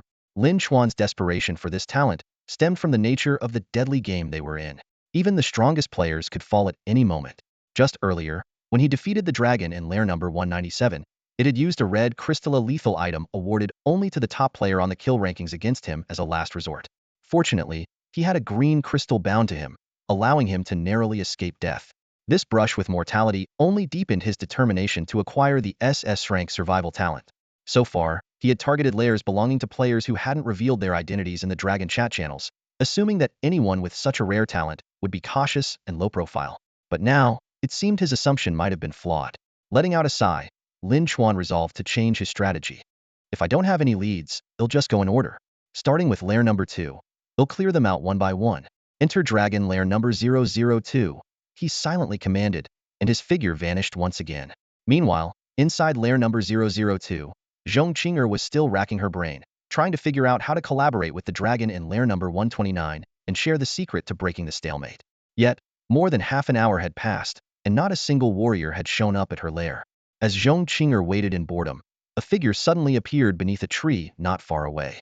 Her eyes lit up with surprise as she realized the newcomer was a young, handsome man. However, this charming stranger seemed entirely uninterested in her. His gaze passed right over her and landed directly on the pitch-black corpse by the stream. In an instant, a chilling, murderous intent flared in the man's eyes. Although Zhong Qing'er had never experienced such an overwhelming sense of threat, she showed no sign of fear. She silently thanked her good fortune for possessing the SS-level shadow form, which made her nearly invincible. Unexpectedly, despite the suffocating tension, the young man did not attack immediately. Instead, he spoke coldly. Was it you who killed the princess and shattered the crystal ball? His words struck Zhong Qing'er like a hammer to the chest. She trembled slightly, her voice tinged with disbelief as she retorted, "Aren't you supposed to be a hero? How do you know about the princess and the crystal ball? Don't tell me you bought a guide too?" Bought a guide? Lin Chuan's icy gaze swept over Zhong Qing'er's disfigured face. He paused for a brief moment, as if something had clicked, and said in surprise, "You're Zhong Qing'er? And your talent is the SS-level shadow form?" These questions hit her like a thunderclap, leaving Zhong Qing'er utterly shaken. Ever since her disfigurement, she had abandoned the name Zhong Qing'er altogether. What shocked her even more was how this stranger seemed to know everything, even her unique talent. "Who are you? Really?" Zhong Qing'er asked warily, taking a few cautious steps back, her eyes fixed on him. Lin Chuan didn't respond to her question. Instead, he furrowed his brows, deep in thought. If someone else had killed the princess, he wouldn't have cared much. With his game-breaking fireball ability, he could simply claim the corpse and steal its talent. But the SS-level shadow form posed a significant challenge. The issue wasn't that his fireball couldn't claim an SS-level talent. The problem was how to turn someone with such a talent into a corpse in the first place. Shadow form was practically synonymous with immortality, and that left Lin Chuan in a conundrum. Seizing the moment, Zhong Qing'er scrutinized Lin Chuan, gradually calming herself. She realized that, despite this mysterious man's knowledge of her secrets, her life was likely safe for now. This gave her a renewed sense of confidence as she began to consider the possibility of working with the so-called hero. "If you know I have an SS-level talent," Zhong Qing'er said steadily, "then you must also understand that you can't kill me. As long as I'm alive, the dragon's faction can't lose. At worst, I'll be a stalemate, and you, as a hero, are doomed to die." She paused, carefully observing Lin Chuan's reaction, then continued, "However, if you agree to one condition, I can help you avoid this dead end. What do you say? Interested in a partnership?" Lin Chuan quickly composed himself, his expression unreadable as he looked at Zhong Qing'er. "Go ahead," he said coolly. "How exactly do you plan to help me avoid this so-called dead end?" Zhong Qing'er's disfigured face was truly horrifying, yet her jet-black, piercing eyes revealed vigilance and determination. She stared directly at Lin Chuan, speaking with a feigned air of profundity. "Since you managed to obtain a ticket to the secret realm, you must have some insight. Then, you should have heard of fate-class artifacts, right?" The corner of Lin Chuan's mouth twitched ever so slightly, though his expression remained impassive. Zhong Qing'er noticed this and became even more confident as she continued, "That's right. Fate-class artifacts are incredibly powerful. I once used one to escape certain death."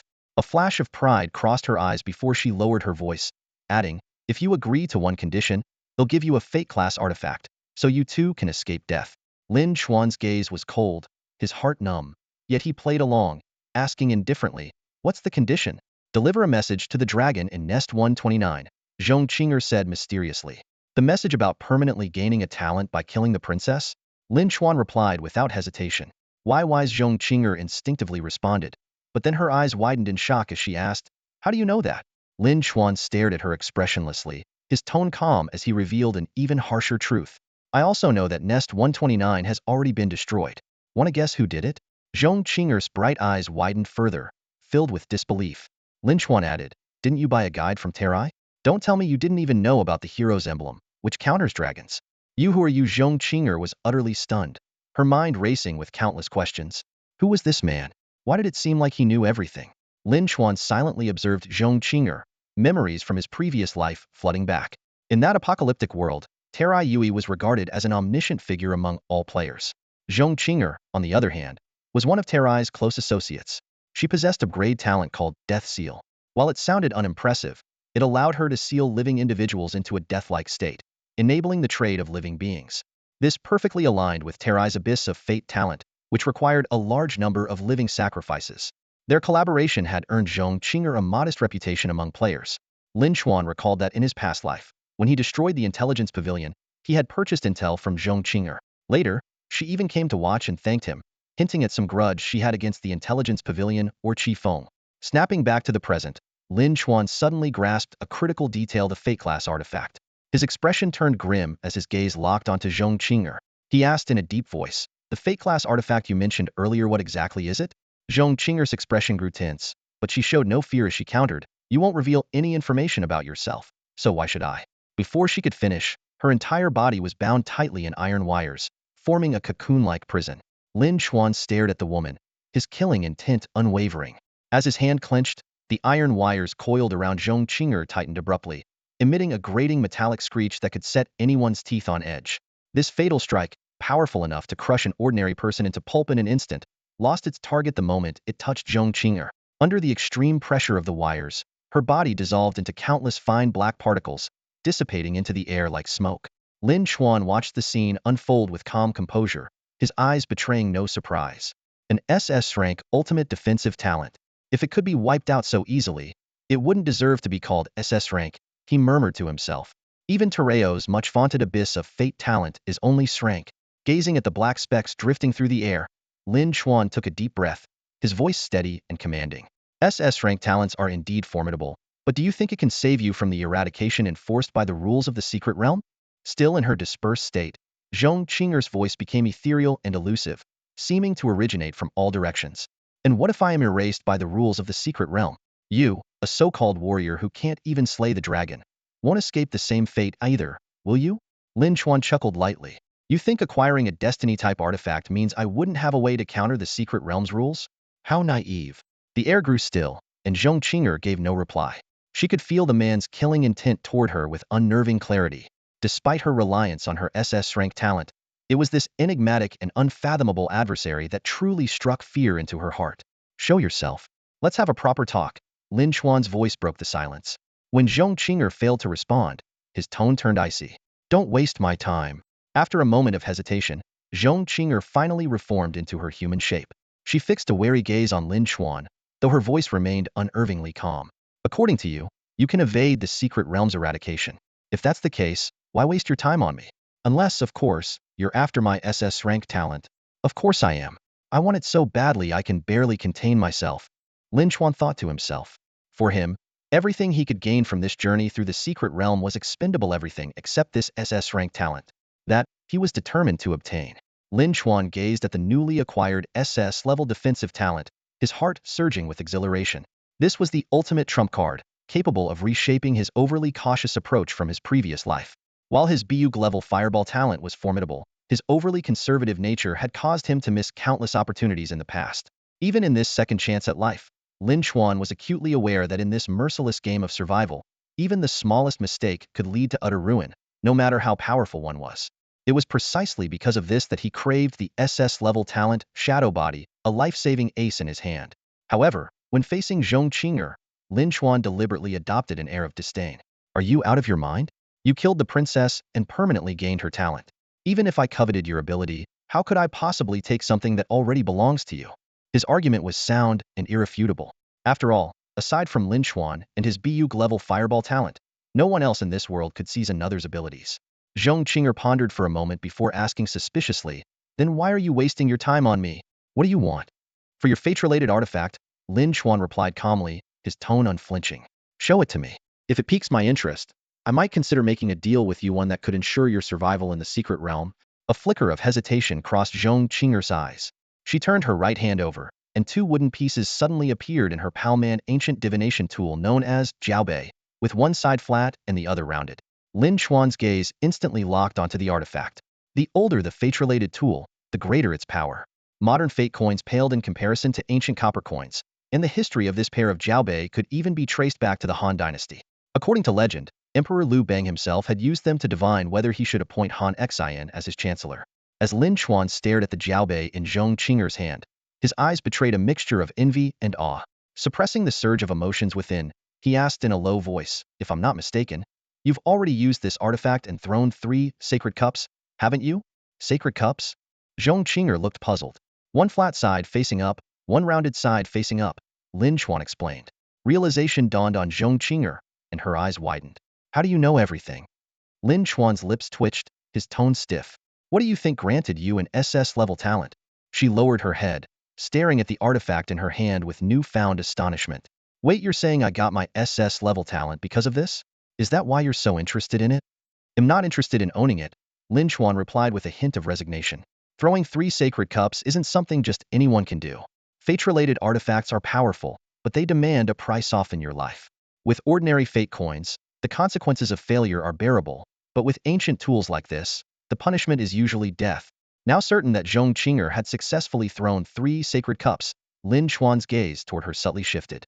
This meant she had been bestowed with extraordinarily strong fortune, practically making her a walking luck magneta goddess of serendipity who could stumble across treasures at every turn.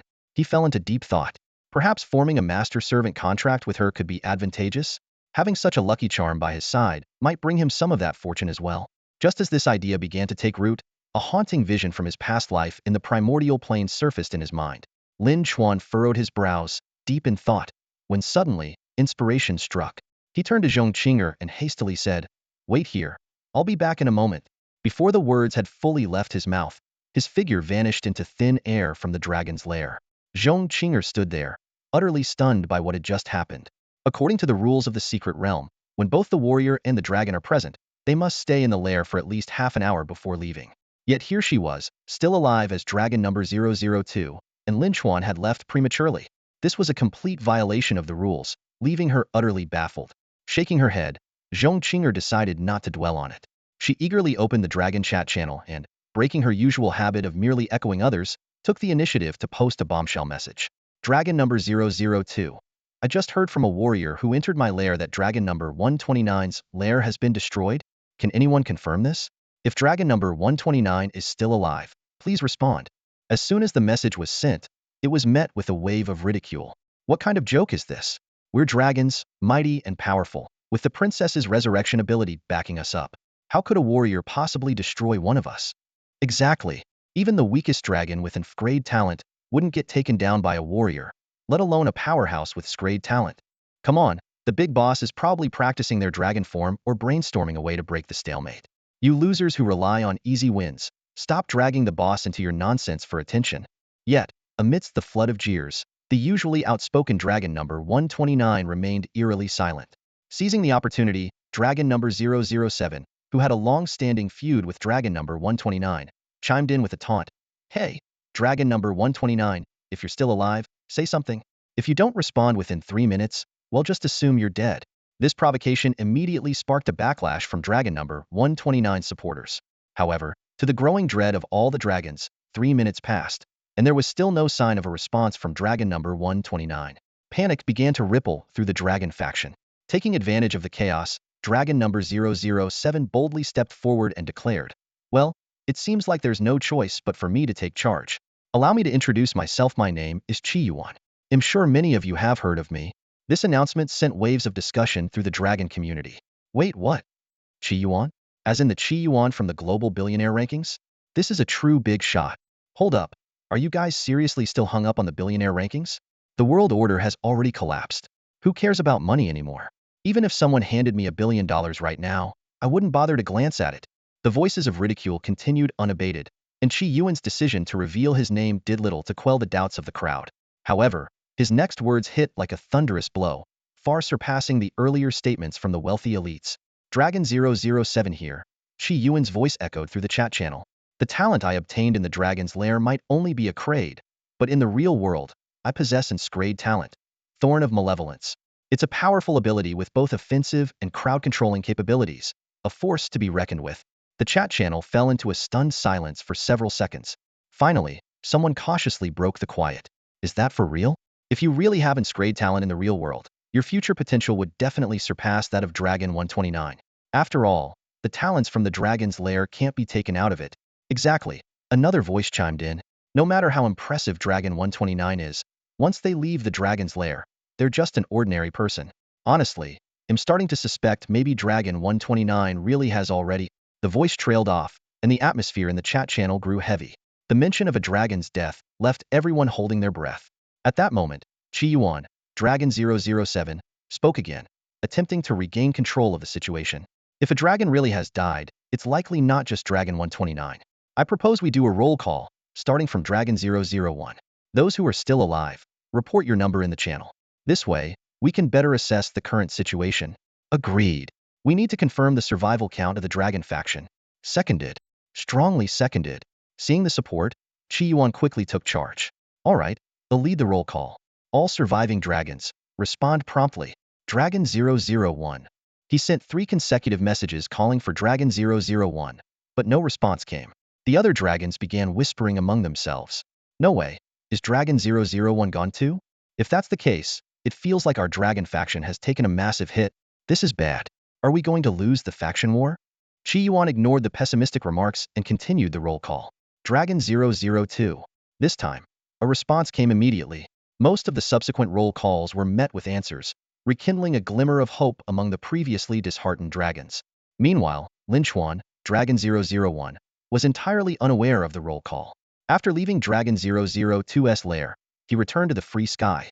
He spent 10 free points at a street vendor to purchase a disguise that concealed his form and face, then made his way back to the curio pavilion. The receptionist, a beautiful woman, paid no heed to his cloaked appearance and greeted him warmly. Good day, sir. What are you looking for today? Shrouded in his dark robe, Lin Chuan spoke in a raspy voice.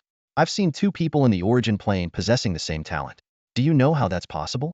Upon hearing him mention the origin plane, the receptionist's demeanor became even more respectful, though a hint of regret crossed her face.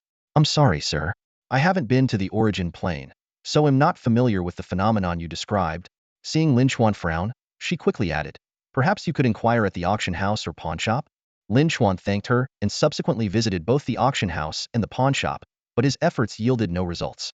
He realized that his concealed identity might be preventing him from accessing higher-level individuals. If he could meet with the manager of the curio pavilion or the auction house, he might uncover some useful information. After some deliberation, Lin Chuan decided to abandon his disguise and head to the arena. As he arrived, the 2 receptionists at the front desk lit up at the sight of him and greeted him with enthusiasm. Lin Chuan got straight to the point. I'd like to see President Duan. Of course, please wait a moment. One of them responded, immediately heading off to notify the president. Lin Chuan waited calmly, unfazed by the curious or admiring glances directed his way by those around him. Suddenly, a clear and melodic female voice called out from behind him. Mr. Gu Chuan? Lin Chuan turned to see a graceful young woman walking toward him. Her beauty was understated, but her aura exuded an air of elegance and refinement. Hello, and you are? Lin Chuan nodded slightly. My name is Ming Xia, from the Ming family of the origin plane, the woman replied. Though her appearance was unremarkable, her voice carried a pleasant charm. Lin Chuan's expression darkened slightly. Are you here on behalf of Yin Qiansui? A flicker of surprise crossed Ming Xia's face. You know me? Lin Chuan cast her a calm but knowing glance, his tone laced with a hint of amusement. The lady of the Ming family? Your reputation precedes you. Is it really so surprising that I know of you? Over time, the term New June gradually took on a new connotation. It began to specifically describe women who were exceptionally powerful but attracted numerous suitors, often carrying a subtle derogatory tone. More and more strong women grew displeased with this title, but Ming Xia seemed indifferent to others' opinions. Listening to Lin Chuan's words, Ming Xia's expression remained unchanged. Instead, she smiled faintly and said, So, I'm that famous?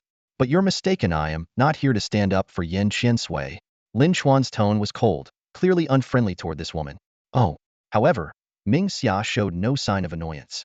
Instead, she continued in a calm and gentle voice, I just saw you at the auction. It seems that the esteemed Mr. Gu Chuan is inquiring about the phenomenon of masters sharing their servants' talents. Lin Chuan's eyes narrowed slightly, his gaze turning icy as it swept over her. Indeed, he had just visited the auction to gather information, even going so far as to wear a black robe to conceal his identity. Yet this woman had recognized him effortlessly. As expected of someone from the origin realm, her abilities were remarkable. At that moment, Duan Gu appeared just in time and personally greeted Lin Chuan. Lin Chuan ignored Ming Xia's attempt to strike up a conversation and followed Duan Gu into a luxurious private suite. News of Su Wenjian's defeat in the arena quickly spread, causing the arena's business to skyrocket. Those prodigies from the Origin realm, who had previously looked down on the arena, now flocked to it, eager to try their hand in the competitions. Seeing even the elites of the Origin realm lower themselves to participate, geniuses from mid and high-tier realms no longer dismissed the arena as they once had. It could be said that Lin Chuan's 20 consecutive victories in the ring brought immeasurable benefits to the arena. Moreover, Lin Chuan had already demonstrated his strength by defeating Su Wenjian. As a result, Duan Ji's attitude toward him became even more respectful and enthusiastic. Mr. Gu Chuan, are you here on personal business, or would you like to compete in the arena? Just say the word, and I'll make the arrangements immediately.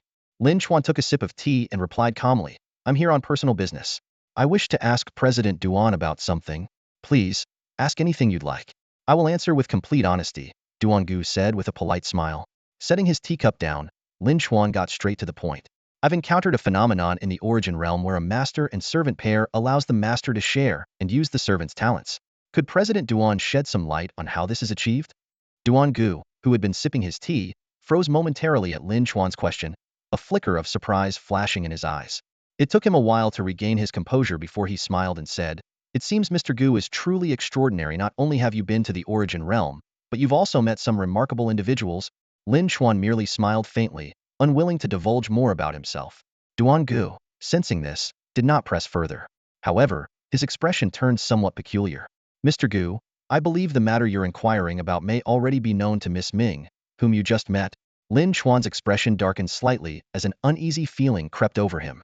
Does this matter have something to do with that Miss Ming? Duan Gu sighed softly and hinted tactfully, let's just say, if you can gain Miss Ming's assistance, accomplishing what you're aiming for will become much easier. Lin Chuan took another sip of tea, trying to suppress the restlessness brewing within him. The bitterness of the tea spread across his tongue, but it did little to ease his anxiety. After taking a deep breath, he asked in a low voice, So, what do you mean? The relationship between a master and a servant is primarily governed by contractual rules. Ordinary master-servant contracts are sold in the Zization shop as well. I assume Mr. Gu has come across them before. Duan Gu also sipped his tea, his eyes flickering with a thoughtful light. Slowly placing the teacup down, he explained in detail, above the standard master-servant contracts, there exists a more advanced version. By using Yudu stones to enhance the master-servant contract, it can gain additional functions beyond its original scope, such as allowing the master to share the servant's attributes, skills, and talents. Yudu stones, a trace of surprise flashed through Lin Chuan's eyes. The name was all too familiar to him. It was an outrageously expensive enhancement material, specifically used to strengthen equipment. Lin Chuan recalled his own shopping experiences in Zization. A Tengsha sword had cost him 200 Zizai points, and a piece of inner armor had set him back 260 Zizai points.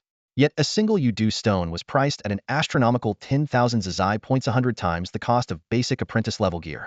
What was even more shocking was that despite the exorbitant price, Yudu stones were still incredibly scarce in the market, with demand far outstripping supply. Most people couldn't bear to use them on ordinary equipment. Only the most powerful elites from super factions would spend such a fortune enhancing their gear. Lin Chuan furrowed his brow in thought. This was the first time he'd heard that even contracts could be enhanced. A flicker of doubt crossed his eyes. Duan Gu, noticing Lin Chuan's change in expression, elaborated further. If you simply use a Yudu stone to enhance a contract, there's a 99% chance of failure. That's why rare and expensive destiny-related items are often used as supplementary aids during the enhancement process. But even then, the success rate remains far from guaranteed. There was a hint of helplessness in his tone. It's precisely because the cost of enhancing contracts is so astronomical that ordinary people can't afford it. Only those at the level of unimaginably wealthy elites can utilize enhanced contracts. A mix of pride and pain flickered across Duan Ji's face. Even for my Duan trading company, we've only ever managed to create a level 1 enhanced master-servant contract. And with a level 1 contract, the master can only share one of the servant's attributes. Considering the cost, the benefit is really quite minimal. Lin Chuan studied the complex expression on Duan Ji's face and directly asked, if the Duan Trading Company created a level 1 enhanced master-servant contract, how much did it cost in terms of Zizai points? Duan Gu shook his head with a bitter smile. We were relatively lucky and succeeded after only 4 failures. The total cost, converted into Zizai points, was around 100,000. 100,000? Lin Chuan was stunned. Spending 100,000 Zizai points for the ability to share just one of a servant's attributes? He quickly did the math in his head. Even if the servant had an attribute value of 1,000, the master would only gain 10 points. And anyone capable of commanding a servant with attributes that high surely wouldn't care about a measly 10 points. For Lin Xuan, acquiring attributes was far easier than this. To him, the level 1 enhanced master-servant contract was practically useless. No wonder he'd never heard of it in his previous life. Clearly, no one was willing to invest in enhancing contracts. Lin Xuan sighed and asked, if I wanted to share a servant's talents, how many levels of enhancement would the contract need? Level 7, Duan Gu replied succinctly. Lin Xuan's voice wavered slightly. And the cost in Zizai points? Duan Gu shook his head lightly, his tone heavy. It would be an astronomical figure, impossible to estimate.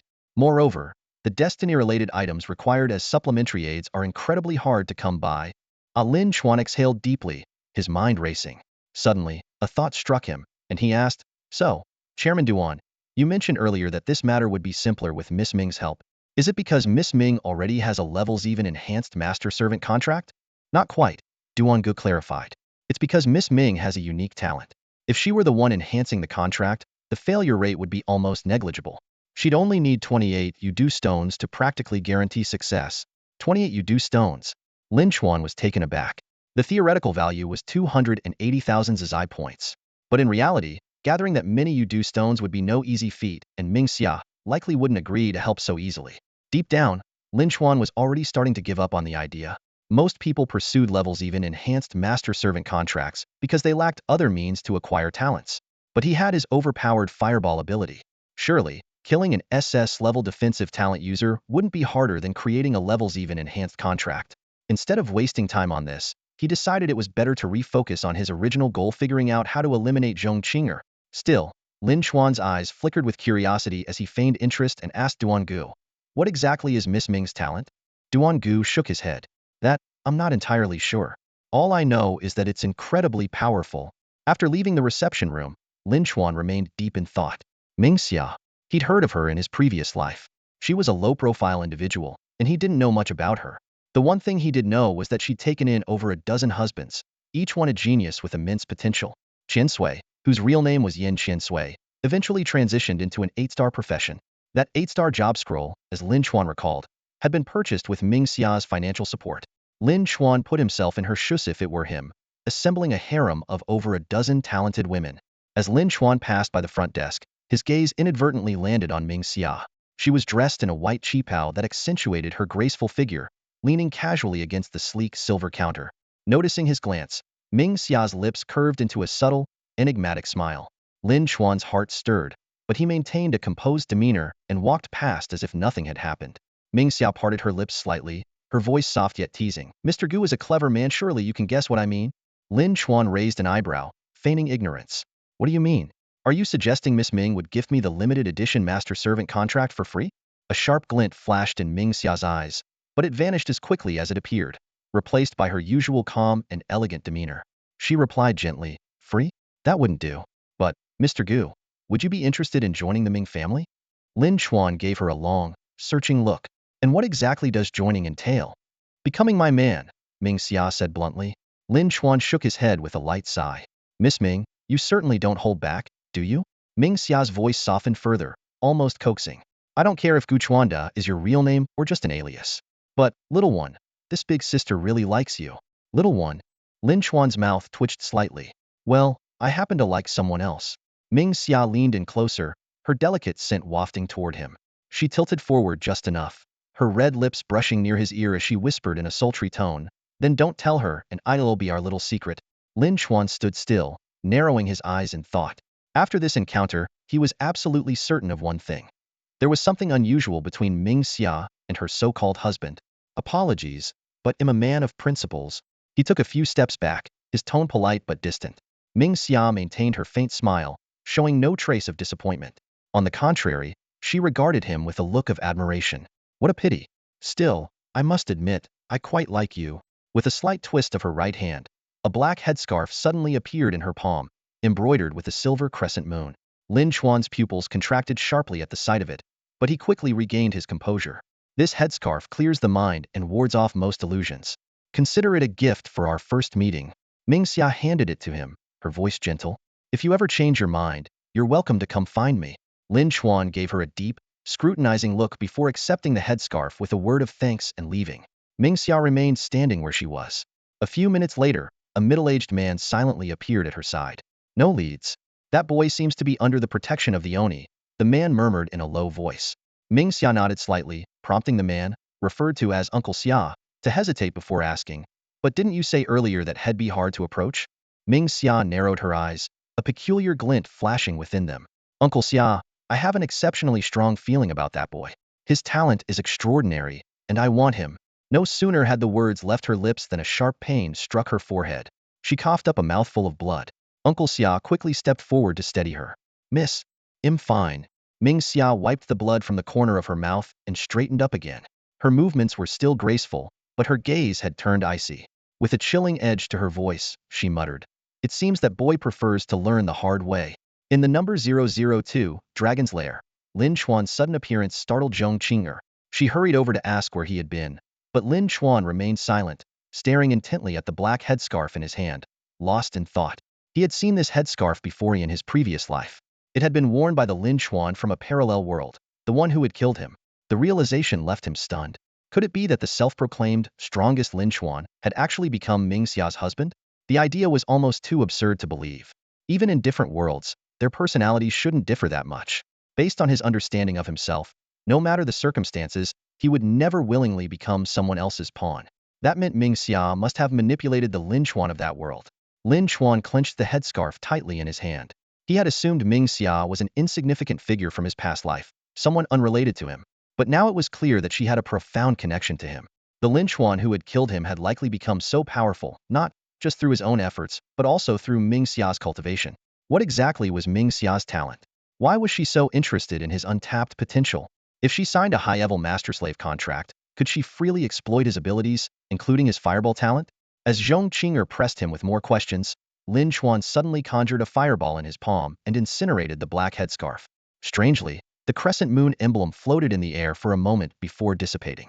At the same time, far away in the heavenly realm, Ming Xia coughed up another mouthful of blood.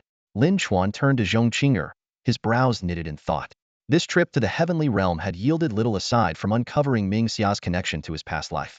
The possibility of a high-level master-slave contract was now off the table, but a bold idea began to take shape in his mind. What if he could kill Ming Xia and use his fireball to seize her talent? That would solve everything. Of course, Ming Xia was a formidable level 36 Grand Queen, making a direct confrontation nearly impossible. But what if he could use the rules of a secret realm to his advantage? With this thought, Lin Chuan abruptly tossed a slave contract in front of Zhong Qing'er. "If you want to live, sign this contract." Zhong Qing'er tilted her head to look at him, her disfigured face strikingly grotesque from Lin Chuan's perspective. "You want me to become your servant? Do you think I'd ever agree to that? We come from different parallel worlds. Even if you became my servant, I wouldn't be able to command you across worlds," Lin Chuan explained calmly. "Then why do you even want me to sign this contract?" Zhong Qing'er asked, skeptical. "Because you once cast divination sticks and got 3 sacred lots. Signing a contract with you might increase my luck," Lin Chuan replied, his expression earnest and his reasoning prepared in advance. Still suspicious, Zhong Qing'er carefully examined the contract's terms. Zhong Qing'er held the master-servant contract tightly in her hand, her brows deeply furrowed. The terms were suffocating: absolute loyalty, unconditional obedience, and no defiance of the master's orders. If not for the fact that they were from different worlds and would have no further interaction once the secret realm ended, she wouldn't have even glanced at such an overbearing contract. Taking a deep breath, she handed the contract back to Lin Chuan, her voice firm. "I, Zhong Qing'er, would rather die than become someone's servant. I'd rather remain forever trapped between 2 worlds." Lin Chuan narrowed his eyes slightly, a flicker of thought crossing his mind. In her past life, Zhong Qing'er and Siwei must have only had a cooperative relationship, never bound by a master-servant contract. But that was irrelevant now. He quickly proposed a new condition. What if it wasn't for life, but only for 1 year? 1 year? A hint of hesitation flashed in Zhong Qing'er's eyes.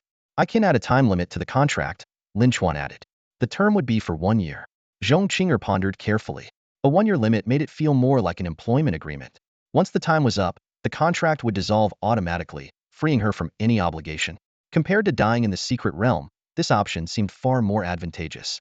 After weighing her options again and again, she finally nodded in agreement. But before signing, she looked at Lin Chuan with a serious expression. "You need to tell me first, how will you ensure I don't die under the rules of the secret realm?" Lin Chuan's gaze fell on the contract in her hand. His tone was calm. "Sign it first."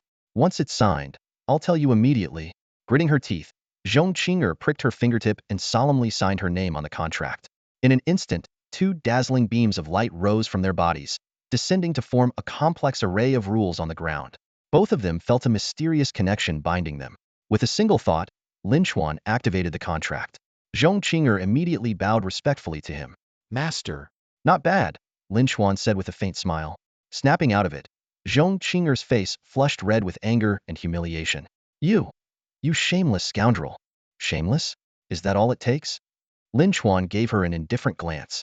Be careful with your insults, or I might really show you the meaning of shamelessness. Zhong Qing'er instantly fell silent. Her regret nearly overwhelming her. She should have waited until the secret realm was about to end before signing the contract. That way, she could have returned to her own world immediately after signing and avoided becoming this jerk servant. You promised to tell me how you'll keep me alive after I signed, she demanded, glaring at him. Oh, Lin Chuan raised an eyebrow, his tone relaxed. You were never going to die because the dragon faction will win? If the dragon faction wins, what about you? Zhong Qing'er asked, confused. Do you have a way to escape the secret realm's rules? She was beginning to think Lin Chuan was surprisingly loyal, willing to risk himself to help her, even though following the rules would have been safer. Just as she was debating whether or not to thank him, Lin Chuan casually replied, I don't need to escape the rules, because I'm also a dragon. What? Zhong Qing'er was stunned. I said, I'm also a dragon, Lin Chuan repeated with a calm smile. When the dragon faction wins, we both win. Zhong Qing'er stood frozen for several moments, until realization hit her like a thunderbolt. Suddenly enraged, she roared. So there was never going to be a draw. I was never going to die. You tricked me, you bastard. Curse you. She was utterly furious. All along, she had assumed Lin Chuan was part of the hero faction, which made her fear for her life. With his strength, it was nearly impossible for him to be eliminated. And with her SS-level immortality talent, she was also hard to kill. The most likely outcomes were either mutual destruction or someone backing down. Signing the contract had been her way of ensuring Lin Chuan would back down, but now it turned out Lin Chuan was also part of the dragon faction. This meant she never needed to sign any contract in the first place.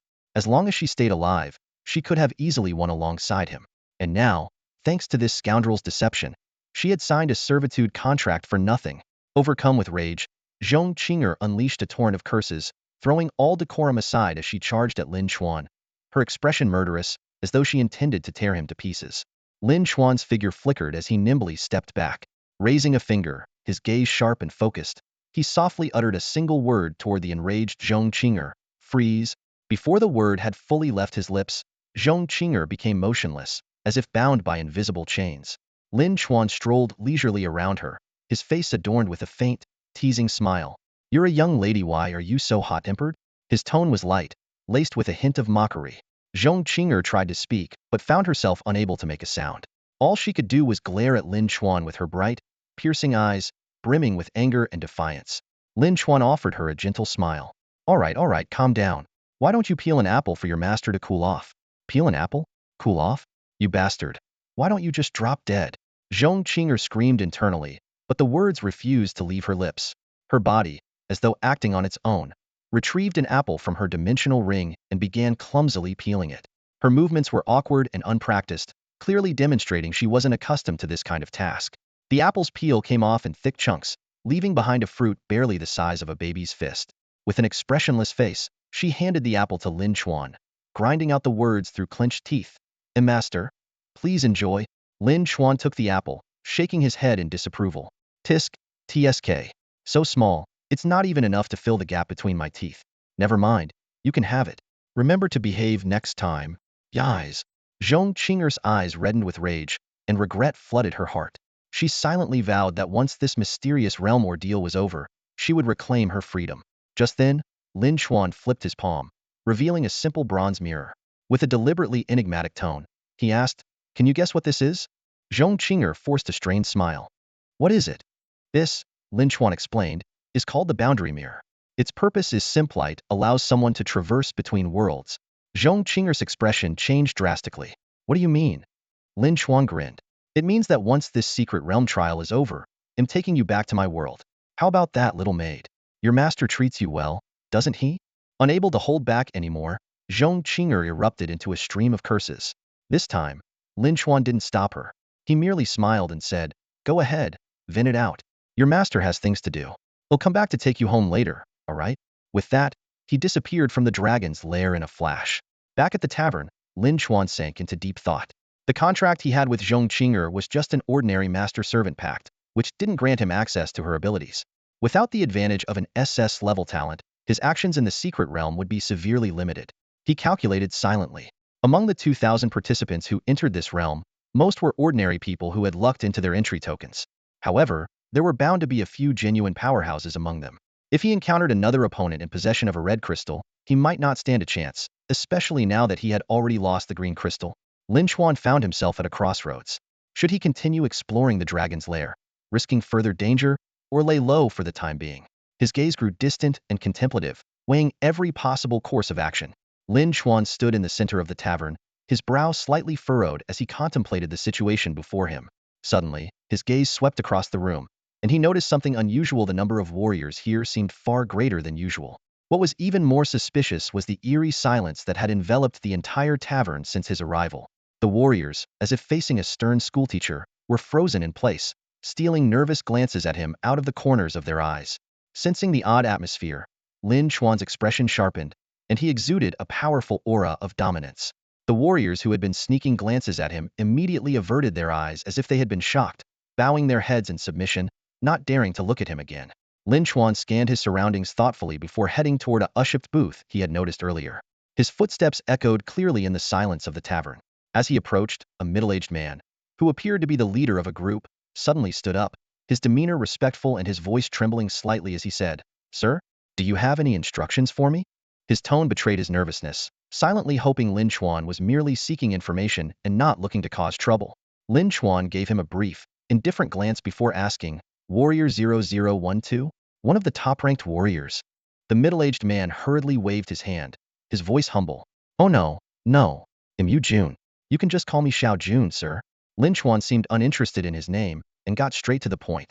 "Who's at the top of the warrior rankings now? Or rather, who's the strongest warrior?" Yu Jun immediately replied, "That would be Warrior 0189. He's been grinding in the Warriors Canyon, staying at the top of the rankings without ever falling behind." Lin Chuan nodded slightly and asked, "Is he still grinding in the canyon now?" "Most likely yes." Yu Jun hesitated briefly before lowering his voice to add, "That 0189 guy, he seems close to obtaining the Warriors emblem as well." Lin Chuan responded with a faint then patted Yu Jun on the shoulder. His tone suddenly became more casual. "I do have something I need you to handle." Yu Jun immediately replied, "Whatever you say." Surge, though his words were eager, his heart skipped a beat, dreading what kind of task Lin Chuan might assign. "Go fetch 0189 from the canyon and bring him here to the tavern," Lin Chuan said directly. "Can you manage that?" Yu Jun's face betrayed a look of hesitation. "Ah well, 0189 is incredibly strong, and he's not exactly easy to deal with." "Not exactly easy to deal with?" Lin Chuan raised an eyebrow. Realizing his misstep, Yu Jun slapped himself on the face and stammered, No, that's not what I meant, sir. I mean, he's very strong. And he's got a team of 100 warriors, an elite group, to say the least." Lin Chuan fell silent for a moment, lost in thought, before speaking again. "Tell him I've already destroyed 16 dragon lairs. And I have some crucial information about the dragons that I'm willing to share with him." Yu Jun hesitated for a moment, but ultimately gritted his teeth and agreed. "All right, I'll make the trip for you, sir. But I can't guarantee he'll agree to come." "He'll come," Lin Chuan said with a faint smile. "After all, we're all part of the warrior faction, and deep down, we all want the warriors to prevail." "Yes, of course." Yu Jun nodded repeatedly, preparing to gather his teammates and leave. But Lin Chuan had already seated himself on the ushipped couch, casually remarking, "You can go alone. Your teammates will stay here as hostages." Yu Jun hesitated again, but eventually nodded in agreement. "Understood. They'll get it done, sir." After Yu Jun departed, Lin Chuan leaned back comfortably on the ushipped couch. Yu Jun's 5 teammates, now left behind, sat stiffly like frightened quails, barely daring to breathe. Those who had been sitting near Lin Chuan scooted away, leaving him alone in the center of the couch. Despite his youthful appearance, to the warriors in the tavern, Lin Chuan exuded the intimidating presence of a powerful mob boss, someone not to be trifled with.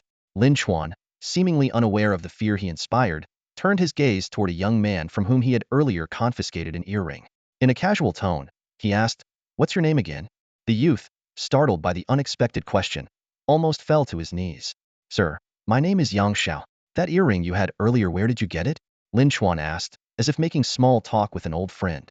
That was from a purple treasure chest I earned as a ranking reward, Yang Xiao stammered, his voice trembling. Lin Chuan nodded thoughtfully and continued. And your secret realm entry ticket, was that also a reward from the ranking system? No, no. Yang Xiao quickly shook his head. I'm on the level rankings, and there's no secret realm ticket reward for that. The ticket, I got it from killing a cat-like monster. A cat-like monster? Lin Chuan's interest was piqued. Yang Xiao then recounted the strange events that had occurred in his neighborhood, explaining how he had used his earring to block an illusion and managed to slay the cat-like creature. Lin Chuan had initially been making idle conversation, but Yang Xiao's story turned out to be unexpectedly valuable. Shadow cats, as unique dimensional creatures, always signified some form of guardianship. To Lin Chuan, however, these creatures held even greater significance. He recalled his research in a past life. Typically, burning the corpses of dimensional creatures with a fireball would only yield attribute points. Lin Chuan was thoroughly familiar with the unique properties of dimensional creatures. Corpses burning their bodies could grant skills, while talents were primarily derived from human corpses. He recalled a key event from his previous life. Obtaining an A-level skill, Curse of Resentment, from the corpse of a shadow cat. This skill was an extraordinarily powerful illusion technique, akin to the effects of the infamous Chu Renmei from the legend of the Mountain Village Ghost. It could trap its target in a nightmarish illusion of despair and terror, ultimately driving them to self-destruction. This characteristic matched Yang Xiao's earlier description almost perfectly. Lin Chuan's eyes lit up as he tentatively asked, "Did you keep that cat's body with you?" Huh. Yang Xiao looked utterly confused. Who in their right mind collects corpses? I didn't bother with that cat's body at all. Lin Chuan paused to think for a moment before asking, "Then can you tell me the name of your neighborhood?" Although Yang Xiao was somewhat intimidated by Lin Chuan, he hesitated when it came to revealing his personal address. Sensing this, Lin Chuan gave him a meaningful look and said in a calm tone, "We're not even from the same world. I just want to see if I can find that cat in my own world, that's all." This explanation eased Yang Xiao's reservations, and he readily shared his address. Lin Chuan memorized the information silently. Though he continued chatting with the others for a while, no further valuable intel surfaced.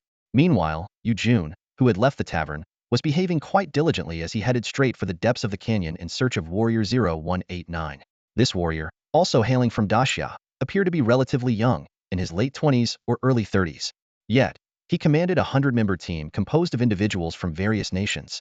The respect and admiration his subordinates showed him were a testament not only to his exceptional strength, but also to his outstanding leadership skills. Yu Jun's arrival was relayed through several intermediaries before one of 0189's subordinates finally approached him and reported in a low voice, "Warrior 0012 has brought word there's a big shot at the tavern who wants to discuss something with you." A big shot? 0189, who was in the middle of cleaning blood off the steel claws on his right hand, spoke with a hint of disdain in his tone. The subordinate added, "According to 0012, this tavern big shot has already destroyed 16 dragon lairs." Impossible. Absolutely impossible. 0189 abruptly stood up, his gaze turning sharp and dangerous, though his voice carried an air of unwavering certainty. Zhao Zhengqing let out a cold snort, a flicker of disdain flashing in his eyes. Without the warrior's emblem, how could anyone possibly defeat a dragon? And as for the emblem, I'm about to earn it through completing a mission. Without the emblem, how could anyone destroy a dragon's lair? Let alone 16 of them? Boasting without even thinking, it's laughable. No sooner had he finished speaking than the subordinate next to him wore an awkward expression and stammered, Actually we just checked, and it seems like some dragon lairs have already been destroyed." "Checked? How did you check?"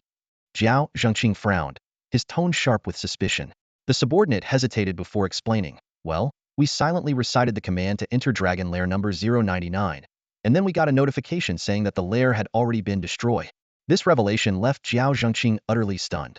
Their 100-member team had been grinding monsters in the canyon, confident they were the strongest warriors in the entire faction. Yet, someone else had beaten them to destroying a dragon's lair? And wasn't it supposed to be impossible to defeat a dragon without the warrior's emblem? His eyes turned icy as he gazed toward the distant warrior's village. After a brief pause, he muttered in a low voice, "Since we need to return to the village to turn in our mission anyway, we might as well meet this so-called big shot." Even as he uttered the words big shot, his tone was dripping with sarcasm and contempt. Zhao Zhengqing decided to bring only his core team of 9 back to the village, instructing the rest to continue farming monsters and leveling up. Someone voiced their concern.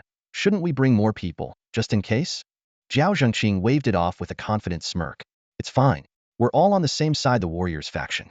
The real victory lies in the faction's success. If that big shot has even a shred of intelligence, they won't dare make a move against me." Upon arriving at Warrior's Village, Zhao Zhengqing first turned in his mission to the village chief before heading straight to the tavern. Outside the tavern, The warrior leaderboard was prominently displayed. The top name caught his eye. Warrior number 0189, level 25.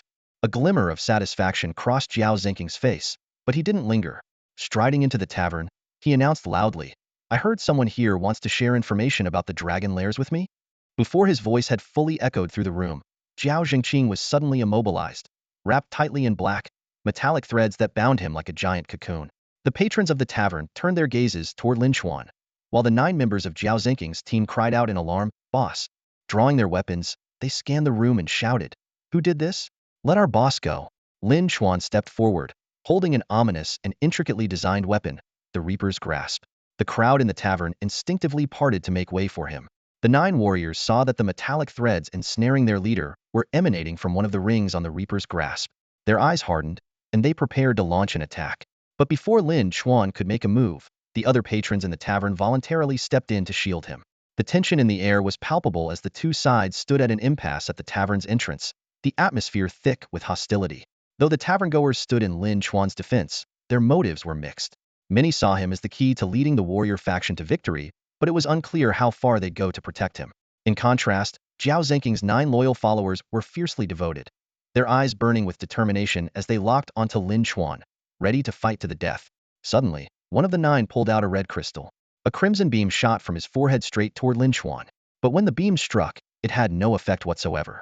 Panic flashed across the attacker's face as he shouted, "How is this possible? The red crystal is supposed to deal a fatal blow. Why isn't it working?"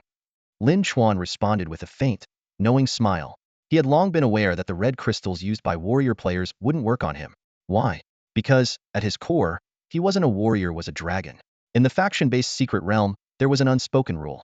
Items like red and green crystals, which function as overpowered tools, couldn't be used against members of the opposing faction. However, within the same faction, they remained fully operational.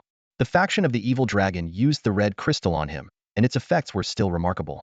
However, the red crystal from the warrior faction had no effect on him due to some unwritten rule. Lin Chuan's lips curled into a faint smile. He was fully aware of this unspoken rule, but had no intention of explaining it to others. His gaze fell on the massive cicada chrysalis. Instantly, his class talent, Soul Spirit Master, activated. An invisible force of soul energy shot out from the center of his forehead, directly striking the chrysalis. In the blink of an eye, this power transformed into an invisible spiritual net, tightly binding Zhao Zhengqing. Zhao Zhengqing tried to struggle, but he quickly realized that both his body and soul were completely restrained, unable to move at all. 2 minutes later, Lin Chuan retracted the iron-like spiritual force with satisfaction and gently set the chrysalis down. Zhao Zhengqing's vision returned to clarity, but he remained seated on the ground, his face blank with confusion, as if he had no idea what had just occurred.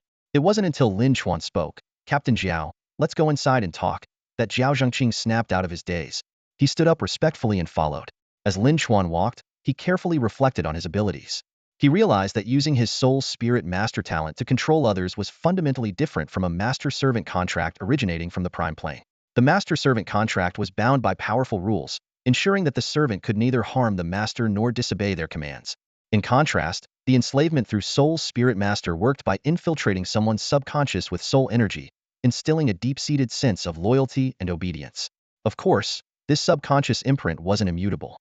For instance, if Zhao Zhengqing's spiritual attributes were to one day skyrocket to several times greater than Lin Chuan's, he might become aware of the abnormality in his subconscious. Nevertheless, Lin Chuan was confident in his abilities. He firmly believed that Zhao Zhengqing's spiritual attributes would never surpass his own. Lin Chuan led Zhao Zhengqing to a Uship sofa booth and got straight to the point. "My name is Lin Chuan. From now on, you can call me boss. The reason I called you here is that I need your help with something big. Boss, just tell me what to do, and I'll give it my all. I won't let you down." Zhao Zhengqing straightened his back, his expression resolute as he made his declaration. This sudden turn of events left both groups who had been moments away from clashing completely stunned, especially Zhao Zhengqing's 9 subordinates, who stared at him in disbelief, as if they'd just seen a ghost. Their proud and unyielding leader, bowing his head to someone? It was unthinkable. Lin Chuan, unfazed by the reactions around him, addressed Zhao Zhengqing directly, issuing his instructions. "In a moment, I'll leave this tavern. Since I've killed quite a few people here, it's inevitable that the brave village's guards will come after me. They'll create a distraction to draw their attention. While they're occupied, your task is to sneak into the shrine and steal the crystal orb from the hands of the statue." Steal the crystal orb? Even under Lin Chuan's control, Zhao Zhengqing still retained a shred of rationality. As someone familiar with Brave Village, he knew all too well how heavily guarded the shrine was. This mission sounded like a death sentence. Seeing his hesitation, Lin Chuan pulled out a piece of armor and handed it to him. This inner armor has exceptionally strong defensive properties. It can reduce damage by 50 from first-tier professionals and 30 from second-tier professionals. Zhao Zhengqing's eyes lit up as he accepted the armor, thanking Lin Chuan profusely. However, he cautiously asked, "What tier are the guards at the shrine?" "On the surface, only second-tier professionals," Lin Chuan replied carefully. Though Zhao Zhengqing was at level 25, his level didn't carry much weight. As an untransferred individual, his stat gains per level were minimal, just 1 point per level before level 10 and 5 points per level afterward. Even with the armor, facing second-tier professionals would still be like throwing an egg at a rock. Lin Chuan then took out a pouch filled with coins. "Here are 400 or 500 gold coins. Use them to buy some life-saving items." Zhao Zhengqing's eyes gleamed at the sight of the glimmering coins, reigniting a flicker of hope. Yet his expression remained hesitant. "I've scoured every shop in Brave Village, and no matter how many items I buy, this mission, it's just too difficult." After a moment of contemplation, Lin Chuan removed the Reaper's grasp from his right hand and solemnly handed it to Zhao Zhengqing. "This is a set of 4 interconnected rings. The second ring can generate an invisible shield that scales with your constitution stat. As long as the enemy's attack power doesn't exceed 5 times your constitution, it should keep you alive. The fourth ring allows you to teleport back to the tavern instantly. The guards outside are unlikely to follow you in." "Unlikely? How unlikely, exactly?" About 50 or 60%, Lin Chuan admitted awkwardly. Seeing Zhao Zhengqing's conflicted expression, Lin Chuan patted him on the shoulder. "You've got this. I believe in you." Despite his inner turmoil, Zhao Zhengqing straightened up under the influence of Lin Chuan's control. "Will do my absolute best to carry out your orders, boss." With that, he saluted Lin Chuan with a sharp military gesture. As he turned to leave, his retreating figure carried an air of tragic determination. Lin Chuan watched Zhao Zhengqing's silhouette disappear into the distance, his expression heavy. He wasn't entirely sure what benefits the crystal orb in the shrine could bring, but he knew the consequences of failure would be steep. Losing the inner armor and the gold wasn't ideal, but the Reaper's grasp if lost, that invaluable artifact might be gone forever. Lin Chuan was confident in placing such a high-stakes bet because he had encountered Zhao Zhengqing in real life.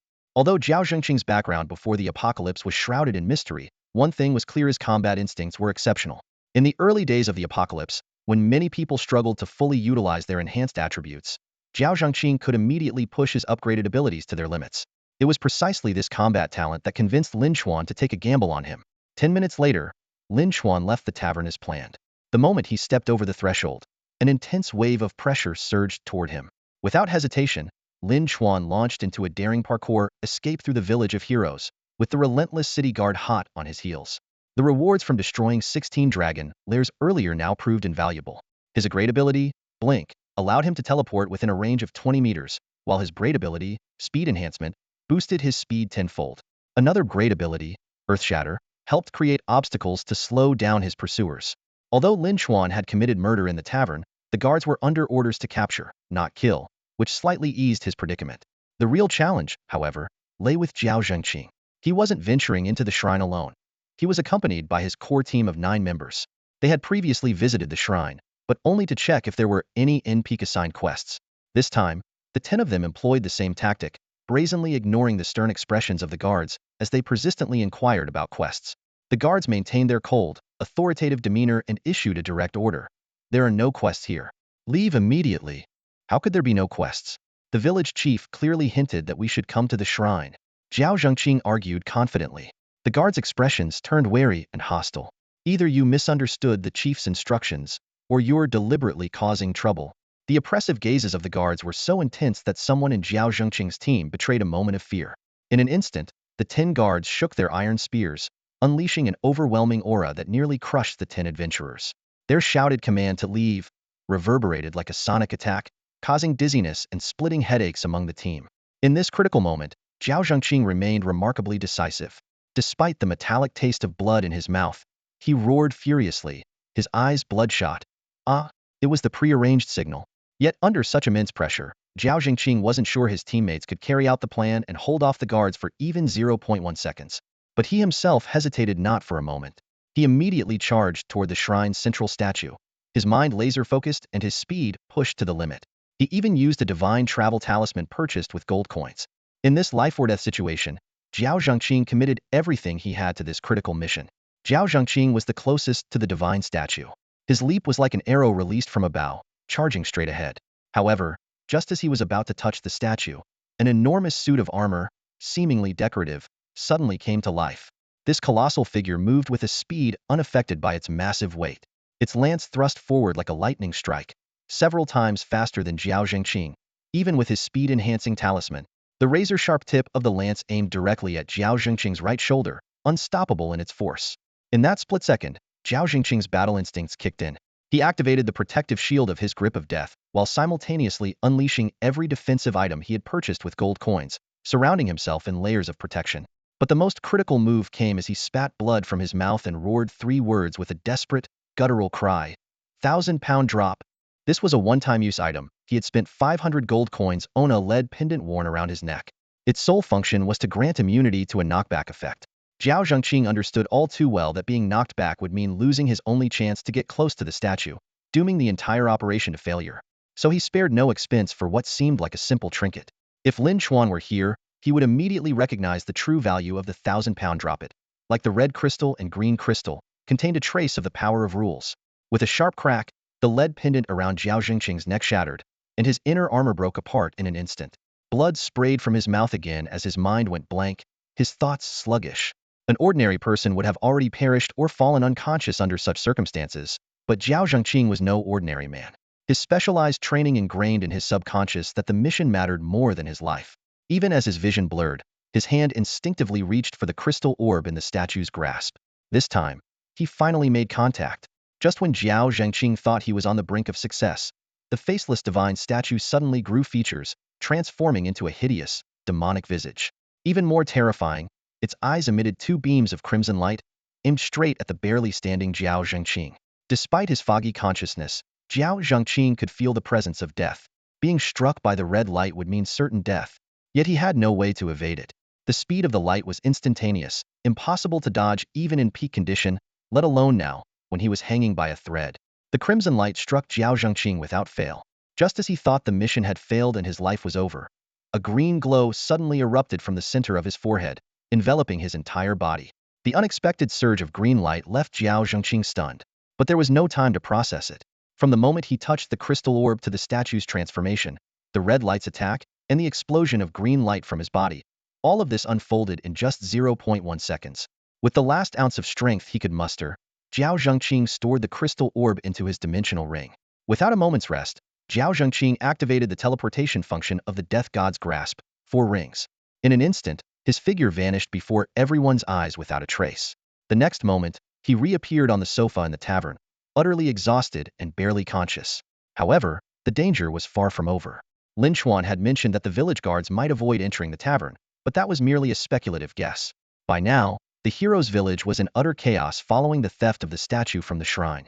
The 9 individuals who had broken into the shrine alongside Jiao Zhengqing had already been executed on the spot by the guards. The entire village's defense forces were mobilized, scouring every corner for the thief who had stolen the statue's crystal orb. Even the elite guards who had been chasing Lin Chuan abruptly abandoned their pursuit. Feeling the pressure of his pursuers lift, the utterly drained Lin Chuan experienced a fleeting glimmer of hope. Could Jiao Zhengqing have truly succeeded? Without further hesitation, he darted into the tavern. But the scene before him left him utterly stunned. Jiao Zhengqing lay barely alive on the ushabed sofa, while a daring figure was prying the dimensional ring from his hand. Even more shocking, the person had just retrieved the crystal orb Lin Chuan had been desperately yearning for from the ring. Enraged, Lin Chuan bellowed, "Stop!" But when the shadowy figure turned to reveal their face, Lin Chuan froze in disbelief. "You?" he exclaimed. Staring at the figure in shock, it was none other than the mysterious drunkard. This was the same enigmatic individual who had once swindled him during the sale of tickets to the Zizai Heaven. And now, after Lin Chuan had just spent 1,000 Zizai points to buy 10 bottles of Moon Immortal Brew for him, this man was brazenly stealing his prize. Lin Chuan's expression darkened as he glared coldly at the crystal orb in the drunkard's hand, suppressing his fury. "That belongs to me," he said through gritted teeth. The drunkard's demeanor was completely different from before. He was no longer the disheveled, drunken figure curled up in a dark corner. Under the bright lights, his face had a ghastly, corpse-like pallor. In that instant, Lin Chuan understood the so-called drunkard was likely just an avatar of some powerful figure. This avatar's intelligence clearly far surpassed that of Lin Chuan's own shadow clone, Xiao Haizi, behaving almost indistinguishably from a real person. With a flick of his right hand, the drunkard made the crystal orb vanish. In its place, a red wine gourd appeared in his grip. He took a swig from it, then slowly turned his gaze toward Lin Chuan, saying, "Kid, it's not that I'm taking your stuff, it's just that some things are beyond your control." Lin Chuan's face remained cold, his tone unwavering. "Whether I can control it or not, the consequences are mine to bear. You don't need to concern yourself, senior." The drunkard, his head shrouded by a black hood and his pallid face exuding an eerie air, stood there like a menacing shadow. Just as he seemed about to say more, the tavern was suddenly surrounded by layers of elite guards and village sentinels from Hero's Village. The situation had just escalated dramatically. Lin Chuan's nerves instantly tensed. He recalled information from his previous life. The tavern within the secret realm of the evil dragon and brave warriors was a unique existence, almost isolated from the village of the brave. Whatever happened inside the tavern was beyond the jurisdiction of the village guards, and the villagers avoided the place entirely. However, it seemed that this ironclad rule was about to be broken.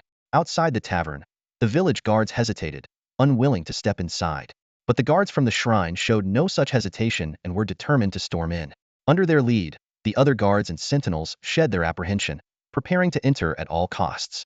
Lin Chuan's heart raced. He knew he stood no chance against such overwhelming numbers. Just as he was racking his brain for a solution, the black-robed drunkard inside the tavern casually raised a hand. In an instant, the guards and sentinels attempting to enter were thrown backward, flying several meters away. When they scrambled to their feet and tried again, they were met with an invisible barrier. Not only could they not enter, but even their voices couldn't penetrate the tavern. Inside, the warriors stared in shock at the scene, then turned their gazes toward Lin Chuan and the drunkard. The drunkard tipped his head back, taking a swig of his drink, then squinted at Lin Chuan with a lazy gaze. "Still think you can handle this on your own?" Lin Chuan frowned but said nothing. The drunkard, unfazed, nonchalantly dropped another bombshell. "There's no rule in this realm saying the guards can't go to the evil dragon's lair." The words struck Lin Chuan like a hammer, shattering his last shred of hope. He had thought that if the tavern fell, he could escape to the dragon's lair. But now it seemed that even if he got hold of the crystal orb, he wouldn't have the strength to protect it. The drunkard continued, "Besides, kid, that crystal orb is completely useless to you at this stage." Lin Chuan raised an eyebrow. He had assumed that the crystal orb would grant him powerful abilities, much like the one in the evil dragon's lair. But on closer inspection, this misty crystal orb was indeed different from the one held by the dragon princess. He stared deeply at the drunkard, then said in a low voice, "Maybe you're right, this orb might not be useful to me right now. But if I'm not mistaken, it's extremely valuable to you, or perhaps to the one you serve. Am I wrong?" The drunkard burst into laughter at the word serve. "Kid, you think him someone's lackey? Are you not?" Lin Chuan raised an eyebrow. The drunkard laughed again, louder this time. "With your limited knowledge and experience, I guess calling me a lackey isn't entirely wrong. And yes, the crystal orb is indeed valuable to me, or rather, to my extensions." Though the drunkard's appearance was eerie and his aura ominous, his personality seemed surprisingly lively and animated. He turned to Lin Chuan and said, "All right then, since you helped me get the orb, how about I grant you one wish?" Lin Chuan's eyes lit up. "Can you give me an SS-level defensive ability? Something like immortality?" The drunkard shot him a look as if he'd just heard the most absurd thing in the world. Lin Chuan quickly corrected himself. "Okay, how about this, help me kill someone with an SS-level shadow body ability? That should be easier, right?" The drunkard's lips twitched, and he glared at Lin Chuan. "Kid, do you even understand the value of an SS-level ability? Every single one of them represents someone blessed by fate. Killing such a person isn't something you can just casually request, and the cost of doing so? It's enormous." Lin Chuan frowned, pressing further. "Fate blessed, is that different from being favored by the god of fate?" The drunkard gave him a look of utter disbelief. Lin Chuan thought for a moment, then ventured a guess. "Fate itself must be far beyond the god of fate. Far, far beyond. Or maybe they're not even on the same level." The drunkard rolled his eyes, his patience clearly wearing thin. Lin Chuan hesitated, a new worry creeping into his mind. If SS-level abilities were truly that powerful, could the advanced version of the master-servant contract really allow a master to share a servant's SS-level ability? Then again, the drunkard had specifically used the term natural to describe SS-level abilities. Did that mean there was a chance for non-natural SSS abilities to be acquired artificially? With a glimmer of hope, Lin Chuan made a third request. "Since the first two are impossible, how about this, you give me an advanced version of the master-servant contract?" The drunkard's expression turned exasperated. "Kid, don't you think you're being a bit too demanding? Why don't you just ask me to be your servant while you're at it?" Lin Chuan's eyes lit up with excitement. "Oh, can you? If that's the case, then I Like hell I would. The drunkard cut him off, crushing Lin Chuan's wild fantasy. With a flick of his fingers, the drunkard formed a glowing silver cross in the air. With a wave of his hand, the cross-shaped light shot into Lin Chuan's forehead. Lin Chuan immediately felt a change. His vision and hearing became sharper, and his mind was enveloped in a refreshing clarity. He felt incredible. Touching his forehead, he asked, "What did you just do?" The drunkard didn't elaborate. He simply said, "For the next year, as long as you don't go courting death in the origin plane, you'll be immune to all mental attacks, including soul-searching and psychic probing." "Whoa, that's amazing!" Lin Chuan exclaimed, then eagerly asked, "Can you give me a few more to extend the duration?" But when he looked up, the drunkard was already gone. Only his voice lingered in the air. "Kid, you've got half an hour to settle your affairs. After that, this secret realm will collapse completely." "Hiss, the secret realm is collapsing." Lin Chuan suddenly realized the gravity of the situation. The secret realm of the dragon and the warrior was about to vanish completely, never to exist again. His gaze fell upon the misty crystal ball in his hand, and only then did he grasp its intricate connection to the realm's very existence. This was undoubtedly a priceless artifact. A sudden wave of frustration surged within him. Lin Chuan shouted into the air, "No way, drunkard! The cross mark you gave me wasn't even part of the deal I asked for. This is a complete loss for me. Get out here, you bastard. Let me renegotiate the terms." Assuming the drunkard had already left, he vented his anger without restraint. But with a loud thud, something struck his forehead with pinpoint accuracy. Lin Chuan winced in pain, hissing sharply as a large bump formed on his forehead. Hiss, hiss, hiss, ouch, ouch, ouch. He had never imagined a blow to the forehead could hurt so much. As he reached up to touch his forehead, his hand caught a falling dimensional ring. Staring at the ring in astonishment, Lin Chuan realized it was from the drunkard. Without hesitation, he focused his consciousness on the ring, and his eyes lit up instantly. Inside the ring, he found a small booklet, a master-servant contract from the origin plane, and 28 moon tears. Lin Chuan couldn't help but marvel, wow, the drunkard really is a big shot. Just casually handing over 28 moon tears like that. For the first time, he truly felt that his risky mission to steal the crystal ball had been an incredible success. Without bothering to check the booklet's contents, Lin Chuan walked straight to where Jiao Zhengqing lay and cast a healing spell on him. Although his healing spell was only at a grade level and insufficient to fully treat Jiao Zhengqing's severe injuries, it seemed the drunkard had done some healing when taking the crystal ball. This had barely kept Jiao Zhengqing alive, though he remained unconscious. Lin Chuan unceremoniously slapped Jiao Zhengqing awake and then dragged him toward Dragon Lair number 002. By the time they arrived, the lair had undergone a remarkable transformation. The previously gloomy sky seemed to clear, with faint sunlight breaking through the clouds. The flowers, trees, and grass, now bathed in light, were gradually regaining their vibrant colors, no longer the lifeless black they had been. Standing within the lair, Zhong Qing'er watched the unusual scene unfold with a mix of amazement and fear. When Lin Chuan suddenly appeared, dragging someone behind him, she hesitated before asking, "What's going on?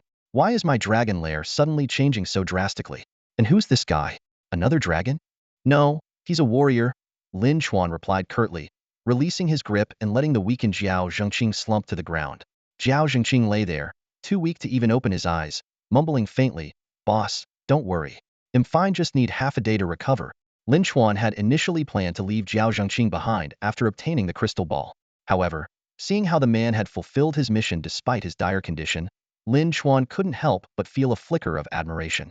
Considering Jiao Zhengqing's current state and the fact that all 9 of his subordinates had perished, it was clear he wouldn't survive long in this dangerous, apocalyptic world. After a brief moment of thought, Lin Chuan decided to bring him back to his own world. Casting another healing spell on Jiao Zhengqing, Lin Chuan then poured a bottle of ice-cold water over his head. The shock helped Jiao Zhengqing regain some clarity. Lin Chuan looked at him seriously and asked, "Can you hear me?" Jiao Zhengqing barely managed to open his eyes and replied, "Yeah, I can." "Good. Now listen carefully to every word I'm about to say," Lin Chuan instructed. He then turned to Zhong Qing'er. "That goes for you too. Remember everything I'm telling you." Zhong Qing'er, unharmed, nodded quickly in agreement. Despite his injuries, Jiao Zhengqing summoned his remaining strength to nod firmly as well. Lin Chuan continued, "In half an hour, this secret realm will completely collapse. When that happens, every player who participated in the realm will return to their own world." "Wait," Zhong Qing'er interrupted. "What about the faction battles? Does this mean everyone who's still alive gets to leave?" Lin Chuan nodded and explained, "When the secret realm collapses, its rules will cease to exist. There will be no rewards and no eliminations." "What? No rewards?" Zhong Qinger's face fell. But after a moment's thought, she realized that obtaining her SS-level talent during this realm was already an incredible reward. Compared to her, the other players had gained little more than some experience if they were lucky enough to survive. Many others had perished within the realm. Of course, the biggest winner was undoubtedly Lin Xuan. Ignoring Zhong Qinger's disappointment, he pressed on. Most players will return to their original worlds.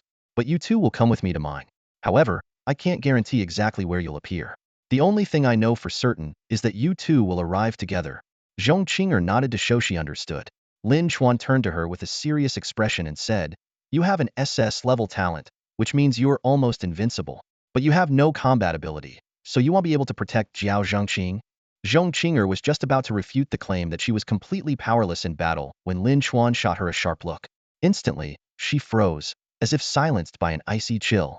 "With Jiao Zhongqing's current condition, there's no way you can protect him," Lin Xuan stated bluntly. "Use the death seal on him right away and list him on the trading market. I'll buy him back." This suggestion made Zhong Qinger's eyes light up.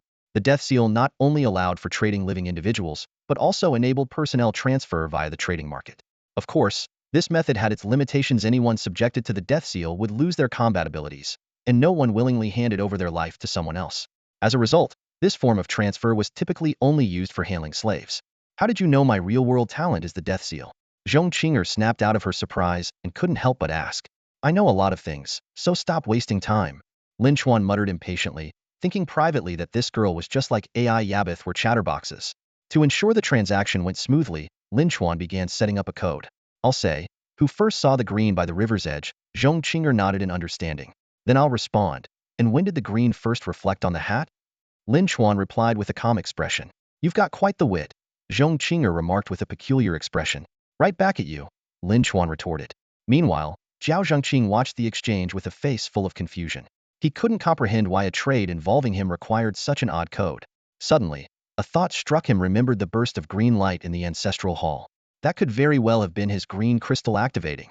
Previously, his teammates' attempts to use the red crystal on Lin Xuan had failed, leading him to believe that crystals were ineffective in the secret realm. To his surprise, it was the green crystal that had saved his life, though his current condition was still dire. Lin Xuan's expression turned serious as his sharp gaze darted between Zhong Qinger and Jiao Zhongqing. "There's one more important thing you both need to be aware of," he said gravely. Jiao Zhongqing, struggling to stay upright, forced himself to respond, "Boss, just say it. I'll remember." "In my world, there's also a Jiao Zhongqing and a Zhong Qinger," Lin Xuan said, his words causing both of their pupils to contract sharply. Without giving them a chance to process, he continued, "Two identical people can't coexist in one world. So, when you return to the real world, the system will immediately assign you a task: eliminate the other version of yourself." "Kill another version of myself?" Zhong Qinger's voice trembled, filled with fear and shock. She instinctively took a step back, clutching her clothes tightly with trembling fingers. Jiao Zhongqing lay weakly on the ground. Though his expression remained relatively blank, the sudden contraction of his pupils betrayed the turmoil within him. He struggled to turn his head, his gaze shifting back and forth between Lin Xuan and Zhong Qinger. Lin Xuan understood their reactions all too well. He recalled the first time he witnessed the fusion of worlds in his past life, a memory that still left him shaken. He let out a soft sigh and clarified, "It's not guaranteed that the system task will appear. If it doesn't, it means that the versions of you from my world are already dead." "Dead?" the two murmured, their faces blank with disbelief. Lin Xuan gave them ample time to process the bombshell he had just dropped. Once he felt they had somewhat digested the information, he began explaining a few precautions. His tone was calm, as if discussing the most mundane of matters. After finishing his instructions, Lin Xuan retrieved the boundary mirror from his spatial storage. It appeared to be an ordinary mirror, but it contained the power to traverse worlds. Instead of using a boundary marker, Lin Xuan directly bound it with a drop of his own blood. As the drop of crimson blood fell, the previously dull, gray surface of the mirror erupted in a warm, white glow. Lin Xuan manipulated the light, scanning both Zhong Qinger and Jiao Zhongqing with it. "Think of the worlds as a gated community, and the world rules as its security guards," Lin Xuan explained. "What I just did is equivalent to sending the guards your identification information. This way, you won't be stopped when entering my world." With that task complete, Lin Xuan took a moment to sense the shifts in time and rules around him. Suddenly, he turned to Zhong Qinger and asked, "Didn't you just complain about the lack of rewards? Well, how about gaining a few more talents?" Zhong Qinger's eyes lit up with excitement. "Of course, I want that," she exclaimed eagerly.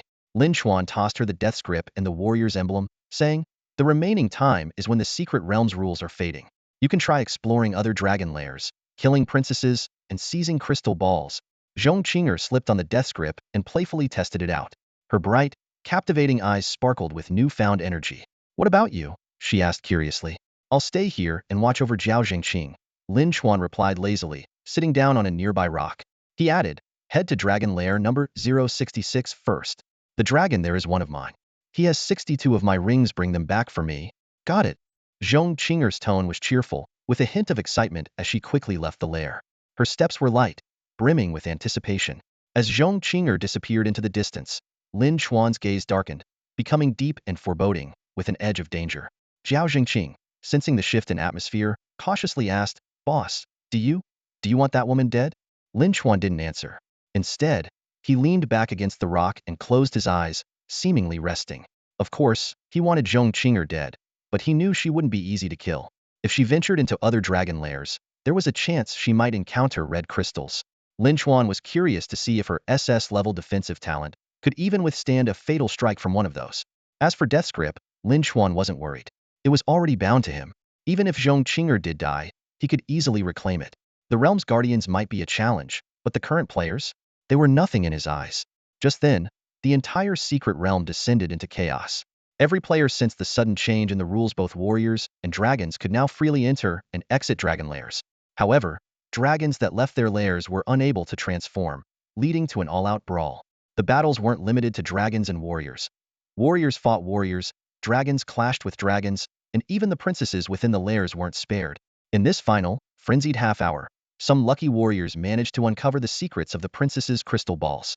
Yang Xiao, the player from whom Lin Chuan had snatched the earring, was one such lucky individual. When he entered Dragon Lair number 005, he found it completely empty, save for a stunningly beautiful princess. Her features were flawless, and her voice was sweet and melodic. However, Yang Xiao had a girlfriend in real life, one who had manipulated him into being a loyal, subservient partner. The princess's allure ignited a blaze of fury within Yang Xiao. He couldn't stomach the thought of betraying his girlfriend and, in a fit of rage, swung his sword at the princess. As she fell, a crystal orb tumbled from her grasp. Without hesitation, Yang Xiao crushed it underfoot. Just then, a crisp chime echoed in his mind. Ding! Congratulations! You have awakened an rank ability, Frost Mist Domain. This powerful crowd control ability allowed him to create a frost-laden mist field with a diameter twice his mental attribute. Any enemies entering the domain would suffer severe visual and movement impairments, and those with significantly lower mental attributes than his would be entirely immobilized. Overcome with ecstasy, Yang Xiao tilted his head back and let out a triumphant roar. The rush of newfound power filled him with boundless confidence, and the thrill of defeating the princess left him craving more. Without delay, he dashed toward the lair of dragon number 001, eager for his next conquest only to find it empty. Frustrated, he set his sights on the lair of dragon number 002. But when he arrived, he was greeted by an unexpected sight. Lin Chuan, reclining casually against a rocky outcrop, eyes closed as though he were on a leisurely vacation. To make matters worse, Yang Zhao's own earring was dangling from Lin Chuan's ear, sparkling mockingly in the sunlight. Hatred churned within Yang Xiao. Though Lin Chuan's past displays of power had been intimidating, a new thought struck him. The disfigured woman wreaking havoc with Lin Chuan's ring suggested that his most dangerous weapon was no longer in his possession. Now that Yang Xiao wielded an rank ability, perhaps he truly stood a chance to take him down. Fortune favors the bold. Yang Xiao resolved silently. Feigning humility, he cautiously approached. Master Lin, why are you here all alone? When the distance between them shrank to less than 20 meters, Yang Xiao made his move. He unleashed the Frost Mist Domain, and an intense white fog engulfed the area ahead. Frost crystals quickly spread across Lin Chuan and Jiao Jingqing, as if they might freeze solid at any moment. Seeing this, Yang Xiao burst into triumphant laughter, only for his mirth to be abruptly cut short. Lin Chuan hadn't even opened his eyes. With a lazy flick of his hand, a dark green jade seal materialized out of thin air. It expanded rapidly, enveloping Yang Xiao in an instant. Yang Xiao froze in place, his body utterly immobile, his grin still plastered awkwardly across his face. It was a comical sight. Unaffected by the frost mist, Lin Chuan effortlessly blinked to Yang Zhao's side. He wore a warm, almost friendly smile as he leaned in close. Why stop laughing? Go on, law some more, Lin Chuan said, his tone dripping with mockery. Yang Zhao's pupils suddenly dilated, and his face turned as pale as a sheet. Lin Chuan noticed the jade seal on his head and suddenly realized, ah, So you were immobilized? With that, he lightly raised his wrist, and the jade seal fell to the ground with a crisp sound. Lin Chuan's tone remained calm and warm. All right, you can keep smiling now. The moment the jade seal was removed, Yang Xiao regained his freedom. However, faced with Lin Chuan's display of power, he had already lost all will to resist. With a loud thud, Yang Xiao dropped to his knees, his forehead hitting the ground heavily, blood trickling down his temple. Master, I was wrong. I was terribly wrong. Yang Xiao's voice trembled as he spoke, slapping his own face repeatedly. His cheeks quickly turned swollen and red. I was blinded by greed. I deserve to die. I deserve to die. Lin Chuan yawned lazily, his demeanor indifferent. All right, that's enough. Stop hitting yourself. I'll just pretend you were joking with me. Yang Xiao felt as though he had been granted a pardon. Tears immediately filled his eyes as he sobbed. Thank you, master. Thank you so much. Yang Xiao will never forget your great kindness. I will serve you loyally, no matter what. Saying this, he banged his head on the ground a few more times. Lin Chuan, unimpressed by his words, casually tossed out a master-servant contract and said in a flat tone, sign this, and then help me with something. A flicker of hesitation flashed in Yang Xiao's eyes, but he quickly gritted his teeth and signed his name on the contract. This contract was something Lin Chuan had acquired through a trade with Su Hai. While it was not as binding as contracts from the original dimension, it was more than sufficient to control Yang Xiao in this world. After signing the contract, Lin Chuan took out a 1,000-pound axe, the Qingmu seal, and an empty dimensional ring, handing them to Yang Xiao. He instructed, from now on, I want you to collect corpses for me. Whether they're ones you find or ones you kill, put them all into this dimensional ring. Although Yang Xiao was confused, he obeyed without question. Once Yang Xiao left, Lin Chuan leaned back against a rocky outcrop and closed his eyes, seemingly resting. In reality, he was monitoring the chat channel of the Dragon Lair.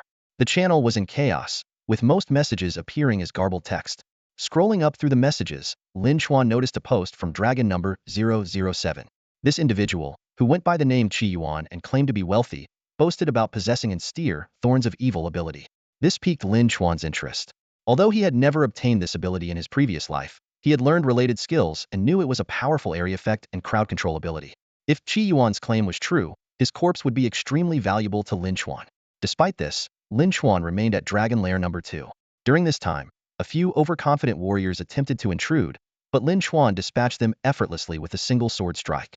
Half an hour passed quickly. Zhong Qing'er and Yang Xiao returned one after the other. Zhong Qing'er brought back 62 spatial rings, handing them to Lin Chuan in batches and detailing the contents of each one.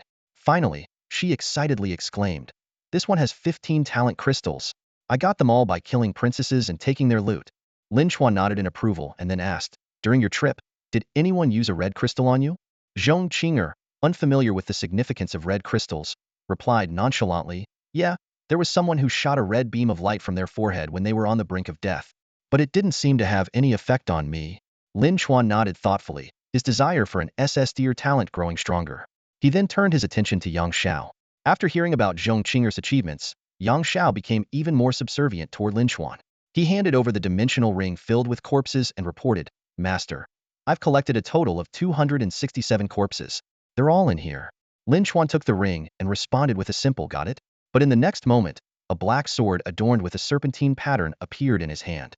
With a swift motion, he ended Yang Xiao's life. Without a change in expression, Lin Chuan added Yang Xiao's corpse to the dimensional ring as well.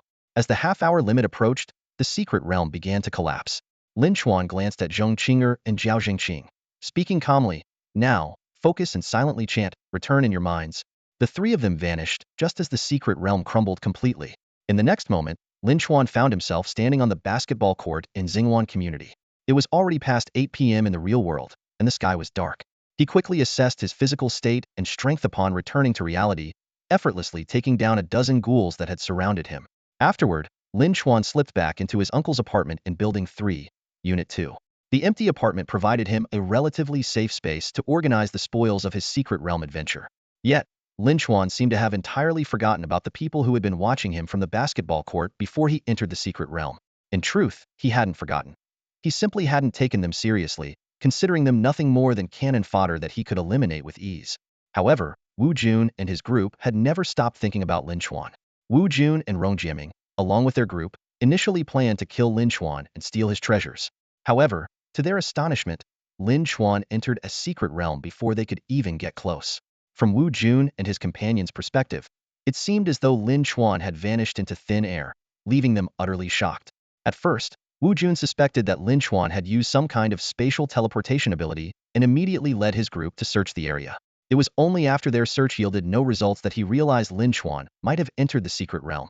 In truth, Lin Chuan's entry into the secret realm was purely coincidental, but in Wu Jun's eyes, it seemed like Lin Chuan had fled into the realm out of fear to escape them. Narrowing his eyes, Wu Jun analyzed the situation with his subordinates. That guy dared to kill my ghoul minions. I won't let him off. If he dies in the secret realm, then he's lucky. But if he comes out alive, he'll definitely have a lot of treasures on him. Hearing this, his subordinates' eyes lit up with greed, eager to take action. Wu Jun then assigned 2 of them to keep watch at the basketball court, instructing them to report immediately if Lin Chuan reappeared. Later that evening, around 8 p.m., Lin Chuan indeed appeared at the basketball court. The 2 subordinates quickly informed Wu Jun, but to their frustration, Lin Chuan moved incredibly fast, using an A-level ability called Blink, disappearing into the residential complex in the blink of an eye. They couldn't even determine which building or unit he entered. When Wu Jun arrived at the basketball court and heard the report, he was furious. He slapped each of the 2 subordinates and scolded them harshly. Useless. You can't even keep track of one person. The 2 subordinates dared not argue and meekly explained. That guy is really something else. His speed is insane. He vanished before we could even blink.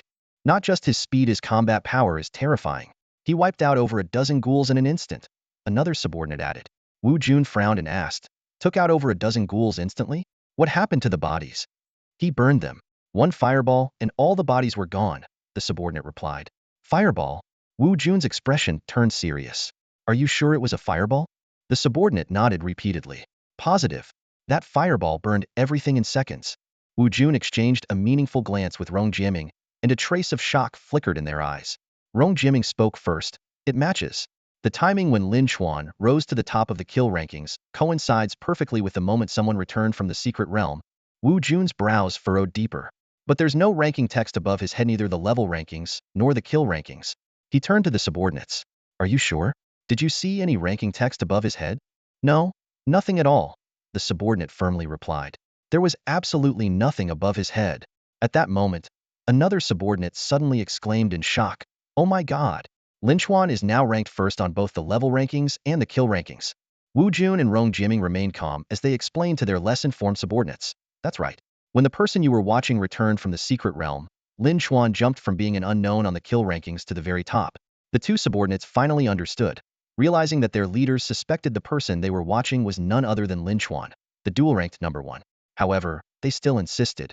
But there really wasn't any text above his head. Rong Jiaming pondered for a moment and analyzed. Our understanding of this world is still limited.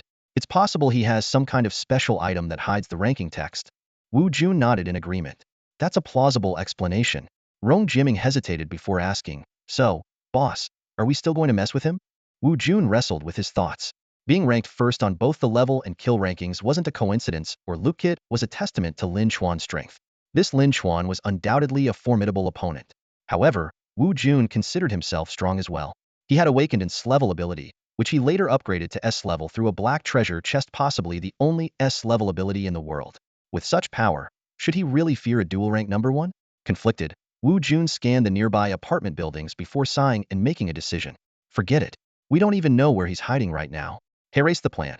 Xiao Li, Xiao Lu, you 2 stay behind and continue keeping watch in the area. I'll assign one of my ghoul minions to assist you. If Lin Chuan shows up, have the ghoul test his strength. If he turns out to be overwhelmingly strong, we'll drop this entirely and leave him alone. But if he's all hype and no substance, then well, Wu Jun made a throat-slitting gesture, leaving no doubt about his intentions. Rong Jiaming and the others agreed that the plan was reasonable.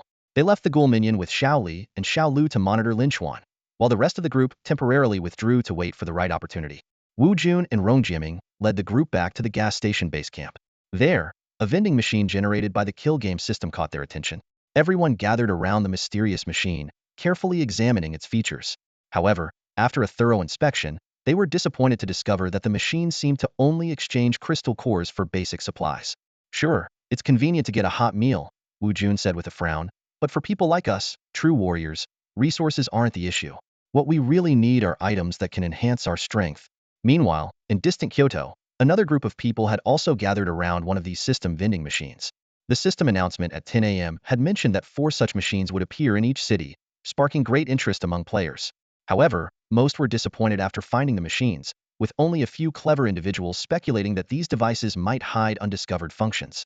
At one vending machine in Kyoto, Su Ling from the Su family and Luo Yinping from the Luo family crossed paths unexpectedly. Luo Yinping immediately noticed Su Ling's pointed ears and greeted her with a gentle smile. Isn't the eldest daughter of the Su family always known for her excellence?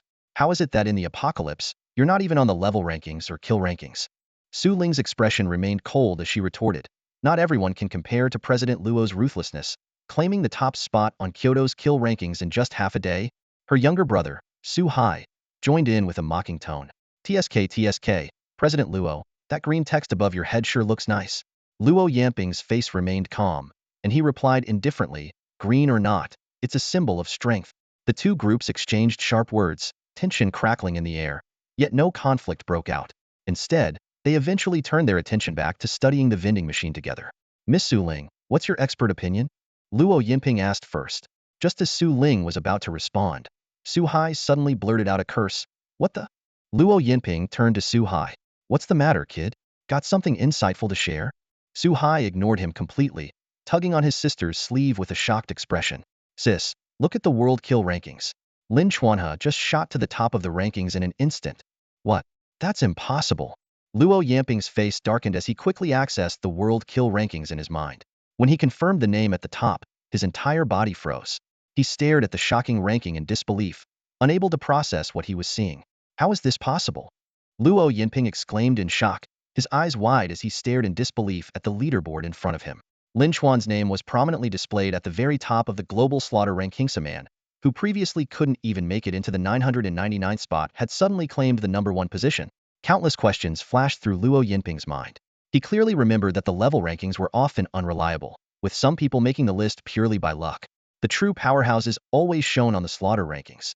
While Lin Chuan held the top spot on the level rankings, he had remained obscure on the slaughter rankings, leading many to doubt his true strength.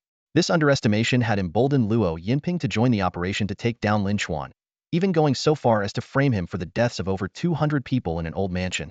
But now, Lin Chuan was not only first on the level rankings but had also become the ruler of the slaughter rankings. Holding both titles sent a chill down Luo Yinping's spine. The Su siblings were equally stunned by this sudden turn of events.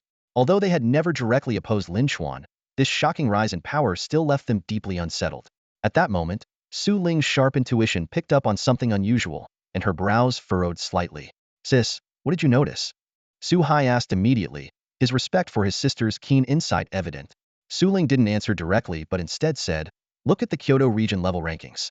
Check the 3rd and 9th places. Everyone quickly pulled up the Kyoto region level rankings.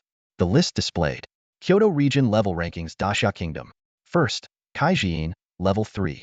2nd, Lei Ming, level 3. 3rd, Zhao Jingqing, level 3.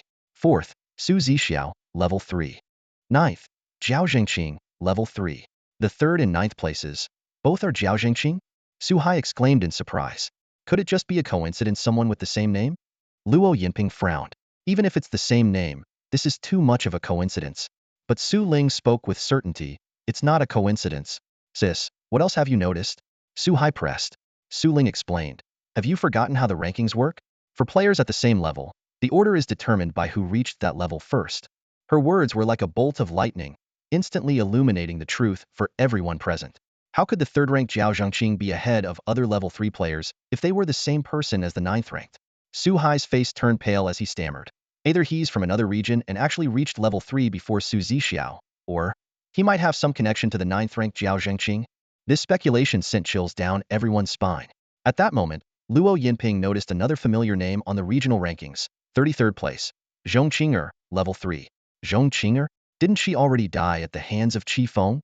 Luo Yinping muttered to himself before turning to question his subordinates. Was Zhong Qing'er's name on the rankings before? One of his men quickly responded, no, Boss Luo. Her name wasn't there before. This revelation meant Zhong Qing'er, like Zhao Zhengqing, had suddenly appeared on the rankings. Even more unsettling was the fact that both of them were people originally from their world. Su Hai's face grew even paler as he turned to Su Ling. Sis, their sudden appearance on the rankings coincides with the exact moment Lin Chuan took the top spot on the slaughter rankings. Could this really be a coincidence? Su Ling shook her head, her expression grave. I'm not sure. But one thing is clear. Lin Chuan likely possesses knowledge or abilities beyond what ordinary people can comprehend. much like Tereo Yuena. People like him are best approached as allies, not enemies. Luo Yinping's face darkened upon hearing this. He had already crossed paths with Lin Xuan in the worst way possible. What now? Apologize? Seek reconciliation? Beg for forgiveness? None of these options suited his prideful nature. A sinister glint flashed in his eyes as he gave a cold order. From now on, use Lin Xuan's rise to the top of the slaughter rankings to intensify the public narrative against him. Make sure everyone sees him as a ruthless, inhumane killer. Su Ling frowned slightly, but Su Hai couldn't contain his anger. Are you insane? At a time like this, you're still provoking him further? Luo Yinping sneered. Do you think he'd forgive me even if I begged? Since the bridge is already burned, I might as well burn it completely. Su Hai shook his head repeatedly in disbelief, while Su Ling gave Luo Yinping a long, unreadable look before saying calmly, we clearly have different paths. I'll leave this vending machine to you, Mr. Luo. My brother and I will take our leave. With that, she turned to leave with the Su family members, only to find Luo Yinping's men subtly blocking their way. Su Ling turned back to face Luo Yinping, her gaze calm and her voice steady. What is the meaning of this, Mr. Luo? Luo Yinping stepped forward, his tone casual. I'm just curious. Miss Su, as far as I can tell, you're not even level 1, and your combat abilities are negligible. Your brother's talent isn't combat-oriented either. His eyes swept over the Su family group. And the dozen or so people you brought with you, none of them are a match for me. So tell me, Miss Su, what makes you so confident? Do you really think I wouldn't dare make a move against you? Su Ling met Luo Yinping's gaze without flinching. Her clear, crystalline eyes seemed to pierce right through him. She smiled faintly. If you'd like to try, Mr. Luo, go ahead. The tension in the air was palpable, but in the end, Luo Yinping simply waved his hand, signaling his men to step aside. Su Ling said nothing more, leading the Su family away. A sharp-suited man standing beside Luo Yinping spoke in a low voice. Boss Luo, why didn't you act? Your soul rend ability is incredibly strong. I'm sure the Su family wouldn't have been able to stop you. Luo Yinping shook his head slightly, his gaze fixed on the man. Xiao Zhou, while your insights on other issues are often spot on, your understanding of the 3 great families of Kyoto is still too shallow. Hearing this, Chun Zhou lowered his head in silence. Luo Yinping continued, his voice calm yet laced with a hint of warning. The resources controlled by the 3 families are far beyond your imagination. After that heavy rain, almost everyone was left paralyzed. Except the Su family, they remained completely unscathed. He paused, then elaborated further, and Su Hai, with his innate talent for forging contracts, is terrifyingly practical. Every contract he sells could be exchanged for a powerful item, perhaps even a life-saving trump card. Luo Yinping's eyes grew deeper. As for Su Ling, that woman is the most enigmatic. You've noticed her ears, haven't you? With the Su family's resources, obtaining level 3 crystal cores is effortless. Reaching level 3 would be a walk in the park for her. Yet, she remains at level 0. Why do you think that is? Chun Zhou pondered for a moment, a trace of seriousness flashing in his eyes. There's definitely a secret about that woman that no one knows. Luo Yinping nodded slightly. Exactly. That woman was no ordinary person even before the apocalypse. As long as she's alive, the Su family will only continue to thrive. Chun Zhou suddenly frowned. Do you think she would recruit Lin Xuan? A faint smile appeared on Luo Yinping's lips, his tone confident. She won't. Meanwhile, within the departing Su family team, Su Hai was asking his sister, are we going to recruit Lin Xuan? Su Ling shook her head. We can't afford to. Then should we at least try to maintain good relations? Su Ling still shook her head. No need. Why not? Su Hai asked, puzzled. Su Ling glanced at her younger brother and sighed. Do you really think Luo Yinping has lost his mind? What? Su Hai was completely confused. After a moment of thought, Su Ling asked, remember last year when you wrote that 10,000-word review of human history? Now let me ask you this. In the environment created by the killing game, how should humanity survive? Without hesitation, Su Hai replied, by any means necessary strive to become stronger? Su Ling looked at her brother's youthful face and prompted, I'm asking for a broader answer, one from the perspective of humanity as a whole. Su Hai looked bewildered. Su Ling sighed and cast her gaze over the street littered with corpses. In a world where killing yields great rewards, few can resist the temptation. But if this continues, humanity will keep slaughtering itself until it faces extinction. She elaborated, throughout human history, at every stage, the core goal has always been survival. In an environment where killing becomes the norm, humanity will inevitably seek new ways to survive. Much like the formation of tribes in ancient times, various factions will naturally emerge. Su Hai listened intently, the admiration in his eyes growing stronger. Su Ling continued, in chaotic times, forming factions puts us, who were capitalists before the apocalypse, at a disadvantage. Grassroots leaders often garner more support. You're only seeing Luo Yinping opposing Lin Chuan, but you're missing the deeper intentions behind it. A look of realization dawned on Su Hai's face. Luo Yinping wants to attract more people to his side by opposing Lin Chuan? Is he trying to form an anti-Lin Chuan alliance? Su Ling smiled. Not exactly an anti-Lin Chuan alliance. But think about if historical peasant uprisings always needed a rallying cry. By going against Lin Chuan, Luo Yinping can more easily bring those who dislike Lin Chuan under his banner. Su Hai's expression turned strange. Why are we talking about peasant uprisings now? It's like Lin Chuan is some kind of emperor. Su Ling neither confirmed nor denied, merely saying indifferently, Luo Yinping is ruthless and decisive, a true warlord in chaotic times. But our Su family doesn't need to be that aggressive. A steady and low-key approach to development suits us just fine. Su Hai nodded. I'll follow your lead, sis. As night deepened, the Kyoto chat channel erupted into a frenzy once again. All because Lin Chuan had claimed the top spot on the global killing leaderboard. Meanwhile, the old mansion that had witnessed the brutal slaughter earlier in the day was now shrouded in darkness, eerily silent. Over 200 corpses lay scattered throughout, the air thick with the stench of blood. At that moment, a small figure appeared out of the shadows. It was Zhuo Kaiyuan, the 10-year-old younger brother of Zhuo Tianhan. Moving cautiously in the darkness, he crept like a cat on the prowl. Quietly, his small hand reached out and touched a cold, lifeless corpse. In an instant, a thick, black mist rose from the surface of the body, as if drawn by some invisible force, and merged into Zhuo Kaiyuan's body. The once intact corpse began to decay rapidly, emitting a putrid stench that quickly overpowered the metallic tang of blood lingering in the air. At just 10 years old, Zhuo Kaiyuan showed no trace of disgust or fear in the face of this horrifying scene. Instead, his eyes lit up with excitement, a grin spreading across his face. Eagerly, he moved toward the other corpses left there deliberately by Luo Yinping. One by one, the black mist was absorbed into his body until nothing was left. Finally, Zhuo Kaiyuan turned toward the underground air raid shelter of the old mansion. Inside lay the bodies of over a dozen members of the Zhuo family. Staring at the remains of his relatives, he felt no sorrow, no grief. Instead, his excitement grew as he reached out to touch them. The black mist surrounding these bodies was far denser than that of the others outside, especially that of Zhuo Tianyi. The mist around her corpse had almost solidified. Zhuo Kaiyuan gazed at Zhuo Tianyi's body, his eyes gleaming with exhilaration.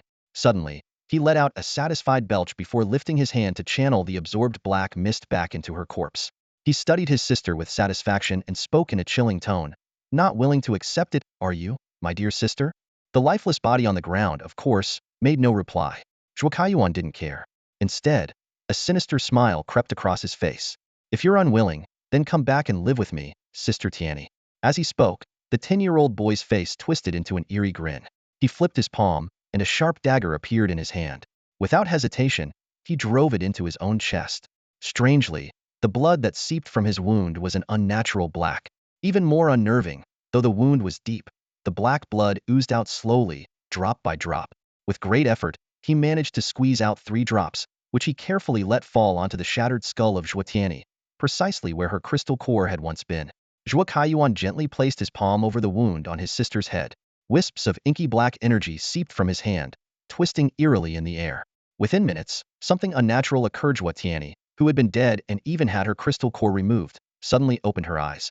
Her gaze was unsettling. Her scara were gone, replaced entirely by pure blackness, her eyes vacant and devoid of any emotion. She stood rigidly, like a lifeless puppet. The strain of the spell left Zhuo Kaiyuan visibly exhausted. Taking a moment to catch his breath, he finally staggered to his feet and muttered softly, "Get up, sister." At his command, Zhuo Tianyi rose mechanically. Zhuo Kaiyuan allowed himself a faint smile and whispered, "Let's go." Without hesitation, he led this uncanny sister out of the old mansion.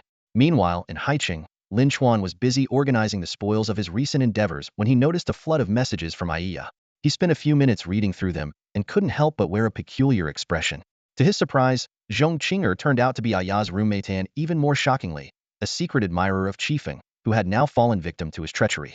But what truly caught Lin Chuan off guard was the revelation that the seemingly naive and innocent Aiya had discreetly taken care of Qifeng herself. After pondering for a moment, Lin Chuan sent a straightforward question. "That roommate you saved, is she still with you?" In Kyoto, Aiya frowned slightly as she read the message, a vague sense of irritation surfacing. Her reply was curt.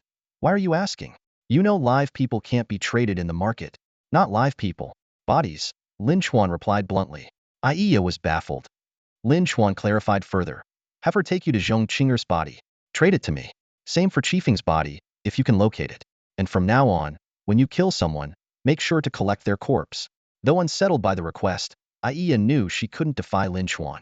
She replied with a simple, got it? Lin Xuan immediately turned his attention to the trading market, scanning for any listings from Zhong Qinger. When he found one, his expression twitched slightly. He opened a private chat. Well, you're braver than I thought. It turned out that Zhong Qinger, despite her predicament, had cleverly used her death seal ability to subdue Jiao Zhongqing and posted a bold trade offer. One sealed live person in exchange for a talent crystal ball. This move was a calculated attempt to regain a combat-oriented talent, as Lin Xuan had already taken all 15 of her crystal balls, leaving her with only Death Seal and Shadow Form, neither of which contributed much to battle prowess. Continue the narrative in this style, ensuring clarity while maintaining the original plot and emotional tone. Lin Xuan held the Rubik's Cube up to his eyes, examining it closely, and was instantly stunned by what he saw. Each side of the cube reflected his own eyes, but they appeared like shattered puzzle pieces, forming a bizarre and distorted image. As he turned the cube, the fragmented patterns remained consistent on every side, though arranged differently. While it seemed operable like an ordinary 3 by 3 Rubik's Cube, Lin Xuan restrained the urge to manipulate it. In the deadly killing game, the unknown often equated to lethal danger. He decided to wait until he acquired an appraisal-type ability before delving into the mysteries of this strange object.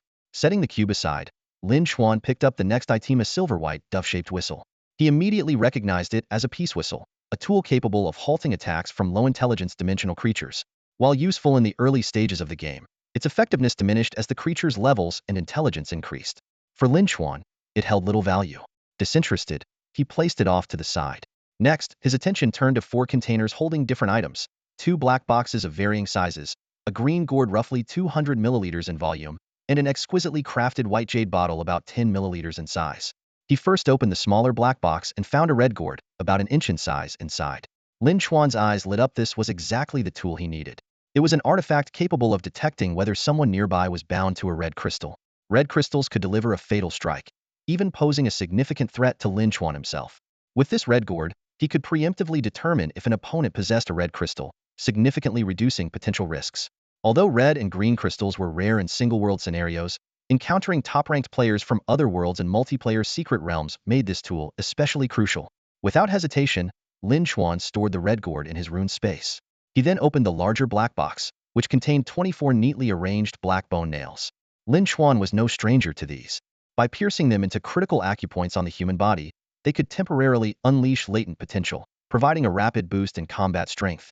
The effect was similar to Lin Xuan's own experiences of pushing past physical limits, but the use of these bone nails came with severe side effects, leaving the body in an irreparable state of exhaustion. Weighing the risks, Lin Xuan decided to put the bone nails up for sale on the trading market. The green gourd contained a beginner-level healing potion, comparable in efficacy to Lin Xuan's Crade healing touch ability. While not particularly useful to him, it could serve as a resource for his subordinates, such as Jiao Zhongqing. Finally, Lin Xuan picked up the small white jade bottle. Upon opening the lid and seeing the silver-white viscous liquid inside, his expression darkened, and a cold, murderous glint flashed in his eyes. He gripped the jade bottle tightly, his knuckles turning white from the pressure. The bottle contained liquid forbidden stone, an extremely rare and dangerous substance. Forbidden stones existed in solid, liquid, and gaseous forms, with their effects intensifying in that order. Solid forbidden stones functioned similarly to Lin Xuan's anti-magic field, suppressing the use of talents and abilities within a certain range. Liquid forbidden stone, however, was far more terrifying once it entered the human body. It could permanently strip away all talents and abilities, rendering a person powerless. Gaseous forbidden stone was akin to a biochemical weapon. When dispersed, anyone who inhaled it would lose their abilities. Among the 3 forms, the solid state was the most common, the liquid state was exceptionally rare, and the gaseous state was almost unheard of. The rarity of gaseous forbidden stone was astonishing, so rare, in fact, that it surpassed even the elusive SSDR talents. Lin Xuan silently rejoiced that the jade bottle contained liquid forbidden stone instead. If it had been gaseous, opening it recklessly might have spelled his doom on the spot. He felt a surge of excitement. What an incredible find from a secret realm expedition of dragons and warriors. However, as Lin Xuan gazed at the liquid forbidden stone, his expression turned cold, and memories from his past life flooded back like an unstoppable tide. He had fallen victim to this very substance before. Lin Xuan had faced 3 major setbacks in his life. The first was during the early days of the apocalypse when he was hunted by Qifeng for failing to understand the significance of the fireball talent. The second was when someone he trusted betrayed him, tricking him into consuming liquid forbidden stone, which wiped out every talent and skill he had painstakingly accumulated. If not for his still formidable attribute stats, he might not have survived that ordeal. Thankfully, his fireball talent had stubbornly endured. Later, Lin Chuan seized the opportunity when Teruo died, opening a black chest. He managed to acquire Teruo's corpse and plunder the abyssal fate talent. This allowed him to swiftly recover from his setbacks and rise again. As for those who had plotted against and betrayed him, Lin Chuan exacted the most ruthless revenge, ensuring they met their ends in agony. Even though those events were now in the past, the sight of liquid forbidden stone once again brought a glint of cold malice to Lin Chuan's eyes. He vowed silently to himself that in this lifetime, anyone who dared to betray or scheme against him would not escape unscathed.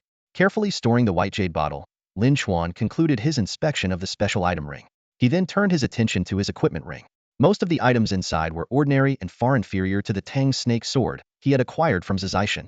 Lin Chuan made a mental note to list these items on the trading market at some point. As for the dimensional storage ring filled with basic supplies, Lin Chuan didn't even bother to give it a second glance. Instead, he retrieved the dimensional ring gifted to him by the drunkard, the one he valued most. He had only given it a cursory look before, but now it was time for a thorough examination. First, the 28 Moon Abyss stones were intact and identical to those circulating in the market.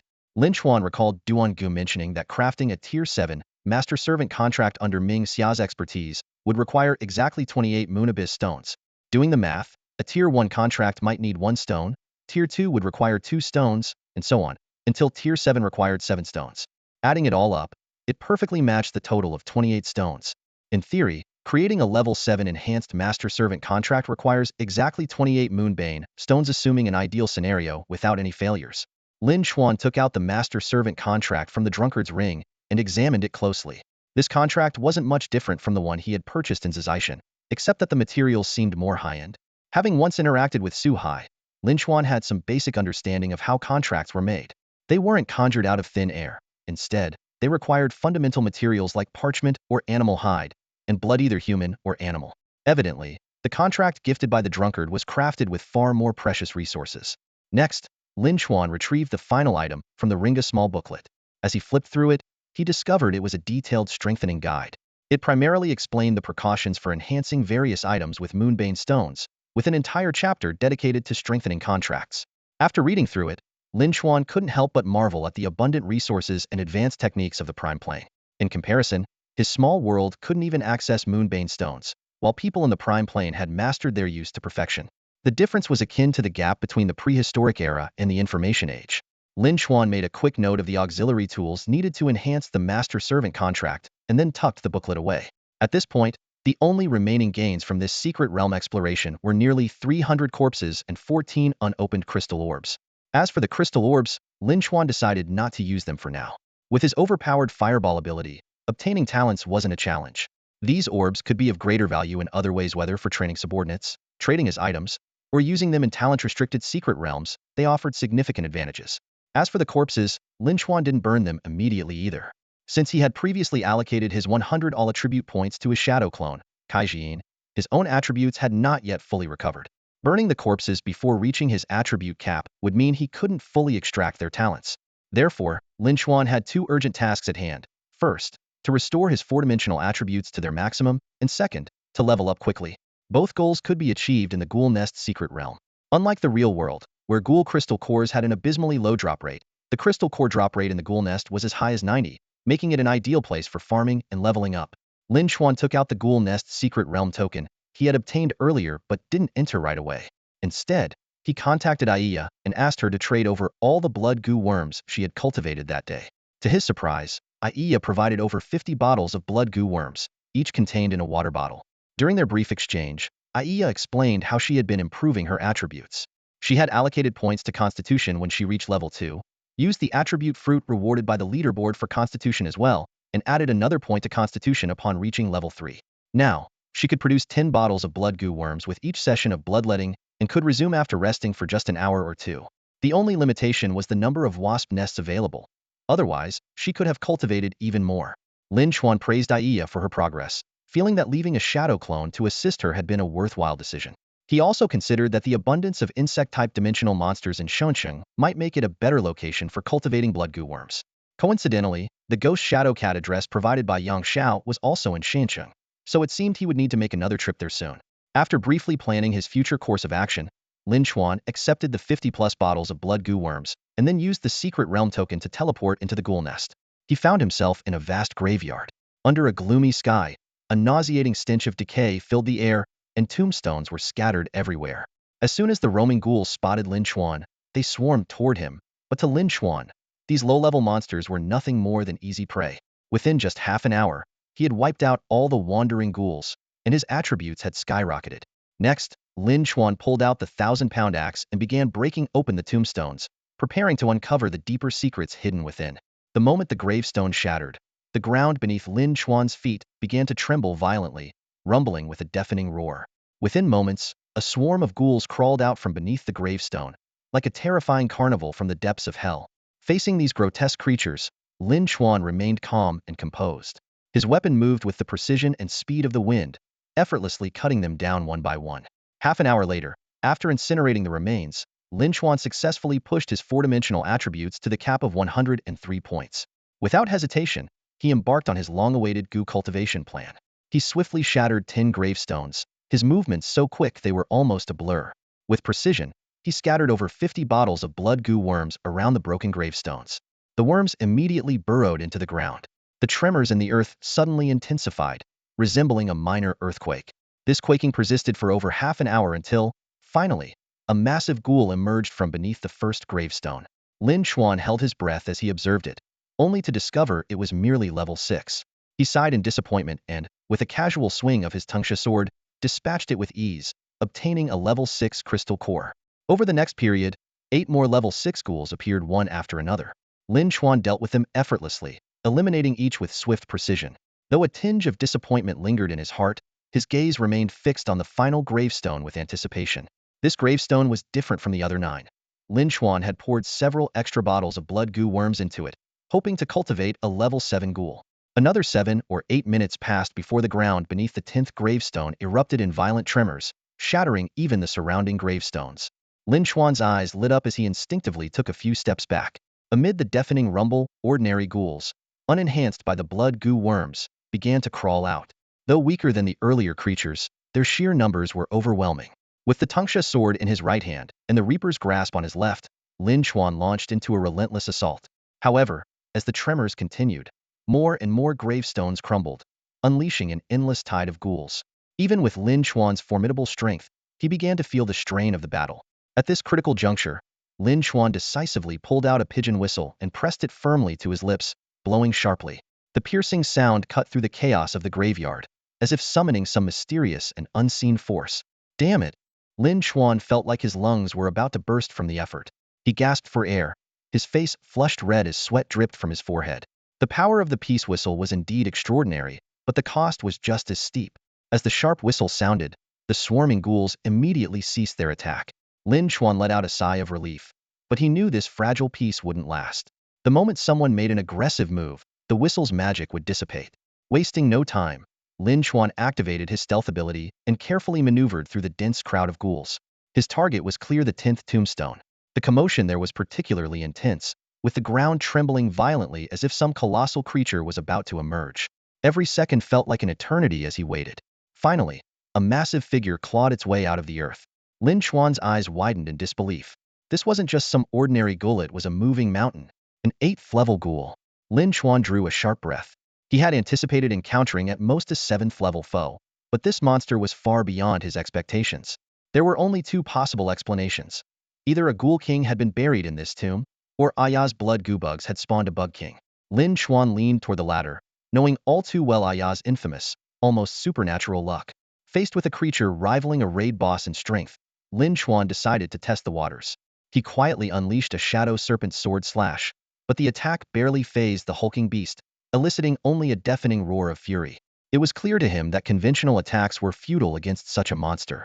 Left with no choice, Lin Chuan pulled out the peace whistle once more and blew it with all his strength. This time, he could taste blood in his mouth. Quickly casting a healing spell on himself, he cloaked his presence and retreated to recover. Under the influence of the peace whistle, All the ghouls, including the 8th-level giant, ceased their aggression. Taking advantage of the reprieve, Lin Chuan found a safe spot to sit down. From his storage space, he retrieved a skill book, Judgment of Fate. This was a clever skill book that Iya had obtained from a purple treasure chest.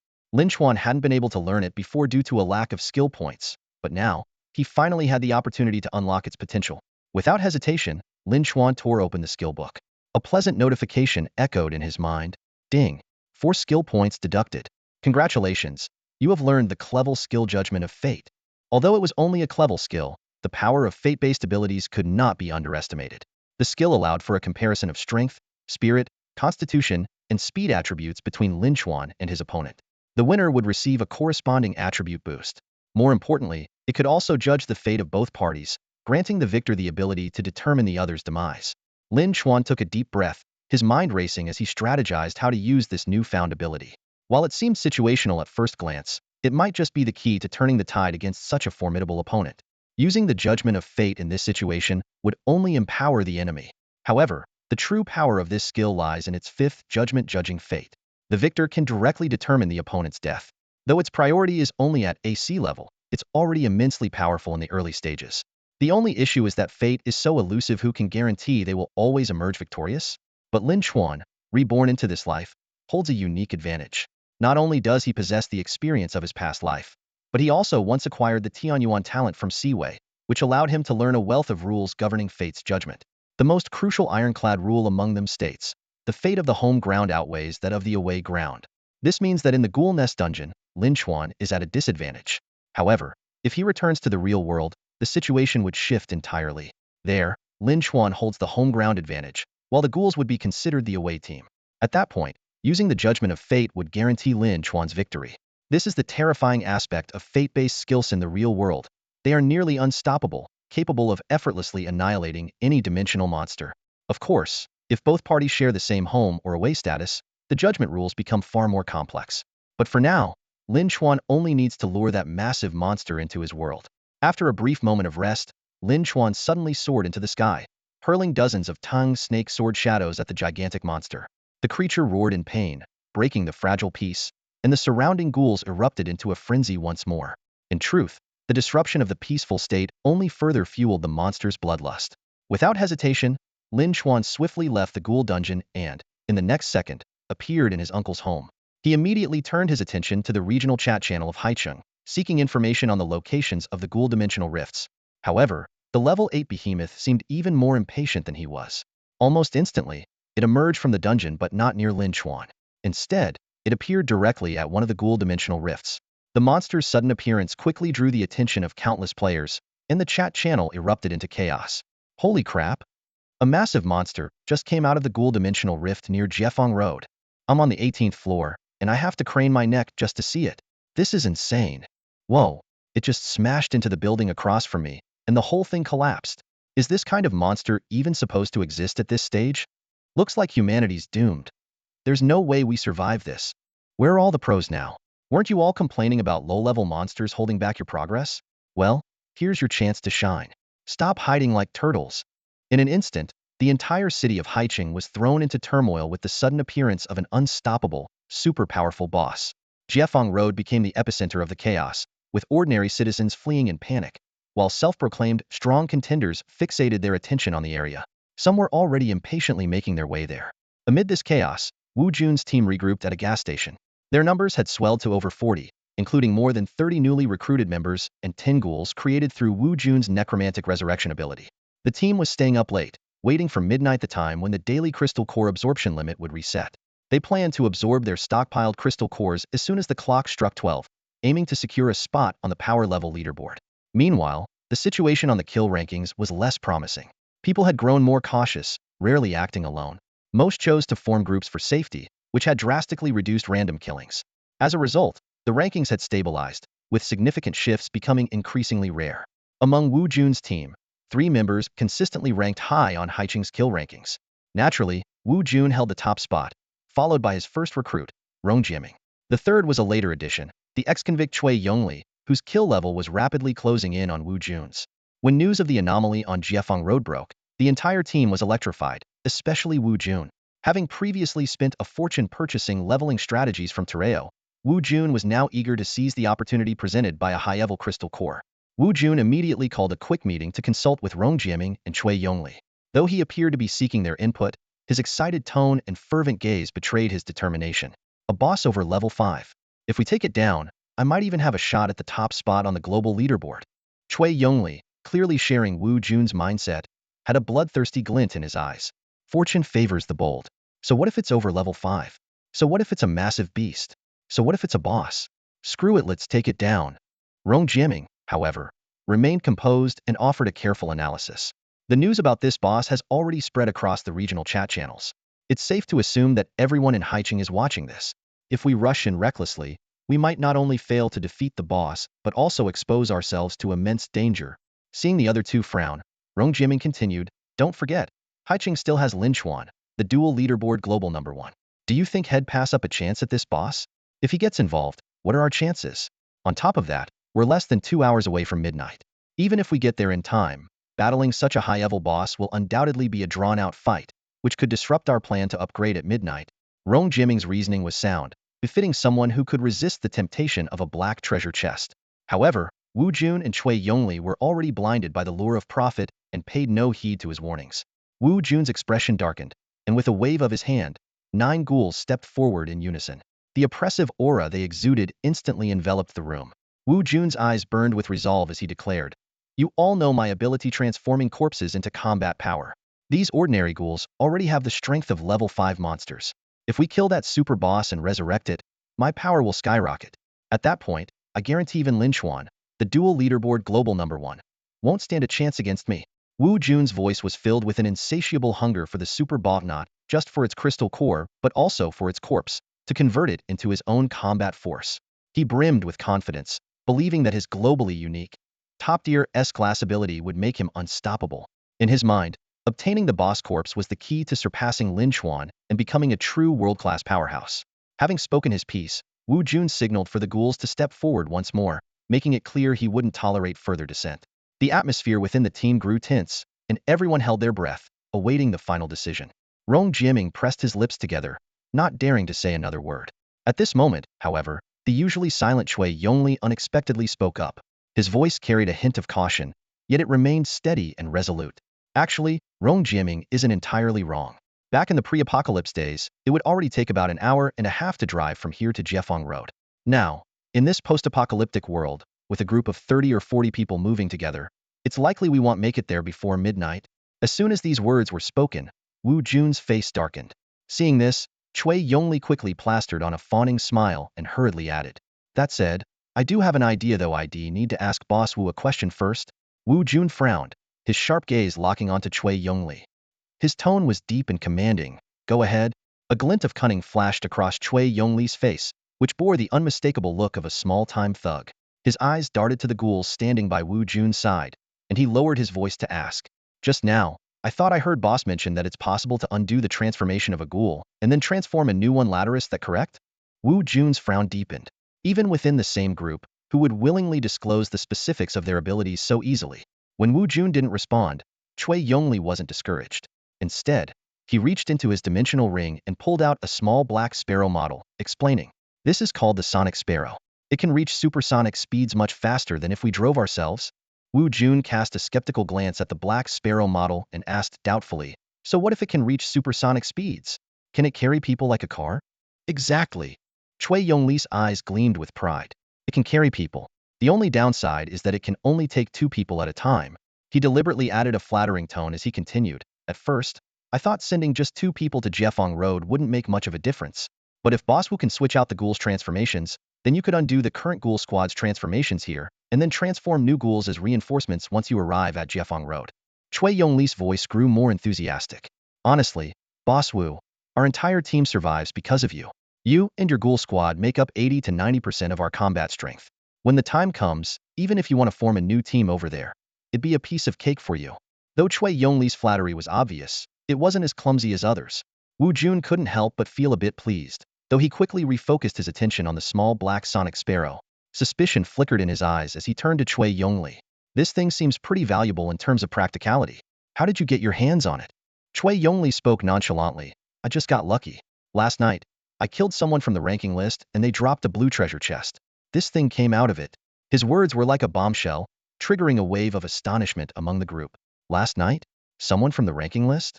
Everyone knew that at the time, only the global ranking list existed, and it was almost entirely filled with foreign names. It was rare for anyone from Desya to make it onto the list, let alone someone from a small place like Haicheng. What Chui Yongli didn't share was that after the apocalypse began, he had discovered the crystal cores in people's brains early on. However, an A-level talent user had snatched the first crystal core he found and used it to secure a spot on the world ranking list. But Chui Yongli was not someone to mess with. Despite his strong talent, he initially lacked combat power. Yet, through cunning and strategy, he managed to kill the A-level talent user and directly obtain the treasure chest. This experience was somewhat similar to Lin Chuan's early struggles. Unfortunately for Chui Yongli, the sonic sparrow he acquired from the treasure chest was merely a support-type item and far less offensive than Lin Chuan's death grip. As a result, he couldn't rise to prominence as quickly as Lin Chuan and instead had to quietly bide his time, waiting for the right opportunity. As the newest member of Wu Jun's team, Chui Yongli had yet to fully earn Wu Jun's trust. At this moment, Wu Jun scrutinized him with a skeptical look and asked, "This sparrow is so small. How does it carry people? Do we shrink? Or does it enlarge?"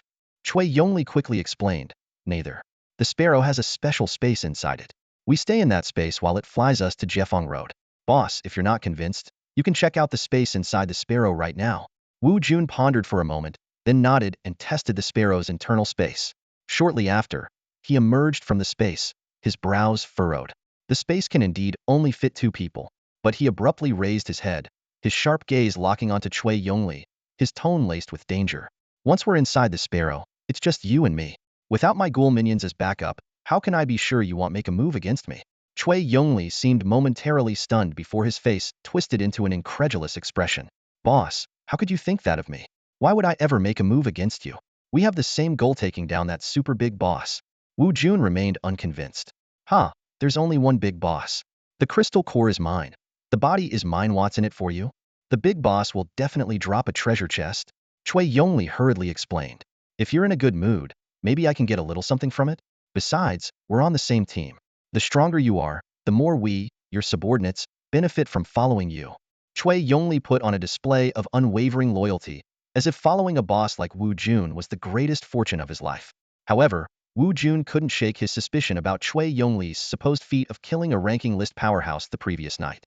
Such a slim chance occurrence could be attributed to luck, or it could involve something more deliberate. Before the apocalypse, Chui Yongli had been a convicted murderer. His signature buzz cut and the prison uniform he wore when he joined the team silently testified to his past. How could Wu Jun easily believe that someone like him was genuinely loyal? Seeing the lingering doubt on Wu Jun's face, a flicker of pain flashed through Chui Yongli's eyes. But he quickly steeled himself, gritting his teeth as he pulled out another item from his dimensional ring, a peculiar-looking doll. "A substitute doll," Chui Yongli announced. "Boss, you've seen a lot. You should recognize this, right?" Wu Jun's eyes widened, his gaze lighting up with greed. Of course, he recognized it. Not long ago, a substitute doll had sold for an astronomical price in the trade market. It was a rare treasure that could grant someone a second life. He hadn't expected Chui Yongli to possess such an invaluable item. For a brief moment, a murderous intent flickered in Wu Jun's heart. No matter what, he wanted to claim this substitute doll for himself. But Chui Yongli clearly understood the principle of a treasure invites trouble. With a pained expression, he handed the doll to Wu Jun and said, "Now, boss, can you trust me?" Wu Jun immediately accepted the doll, but he neither stored it in his dimensional ring nor gave an answer. Chui Yongli went on, "I couldn't even bring myself to bind this substitute doll. I was planning to sell it on the market for something good. But now, I'm giving it to you, boss. In return, I hope that when you defeat the boss, the treasure chest it drops will belong to me. Additionally, I hope that in the future, you'll have priority access to advanced crystal cores just below you, boss, and ahead of Rong Jiaming." Though his words didn't directly mention loyalty, every sentence demonstrated his commitment to the team. If he weren't sincere, why would he even consider the team's future distribution of crystal cores? This reasoning eased Wu Jun's suspicion considerably. Wu Jun pondered for a long time, his brows furrowed tightly before finally making a decision. "All right, I agree," he declared with finality. Taking a deep breath, he continued, "Here's the plan. I'll take 10 minutes to bind the substitute doll first. Then, you and I will take the Sonic Sparrow to Liberation Road to challenge the boss. Rong Jiaming, you stay here with the others and guard the vending machine closely." As he spoke, Wu Jun stepped closer to Rong Jiaming, giving him a reassuring pat on the shoulder. His tone carried a hint of comfort. Remember, this gas station will always be our base. No matter how things unfold for me and Xiao Chui on Liberation Road, we'll return here in the end. Rong Jiming frowned slightly, his gaze shifting between Cui Yongli and Wu Jun. After a moment of hesitation, he gave a subtle nod. Deep down, though, he couldn't shake the feeling that Cui Yongli's actions were always peculiar. Still, in this team where strength ruled supreme, Wu Jun was the undisputed leader, while he and Cui Yongli were rivals.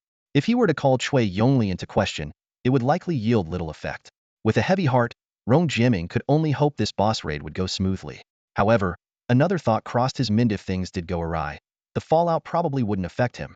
After all, this team was built solely on brute force.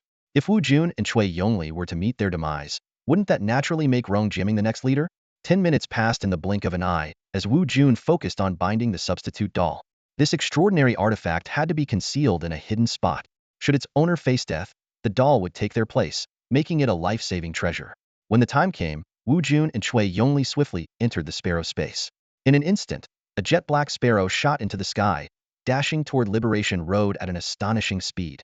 The gang members left behind at the gas station tilted their heads to watch. The sparrow quickly vanished into the night sky, becoming nothing more than an indistinct black speck.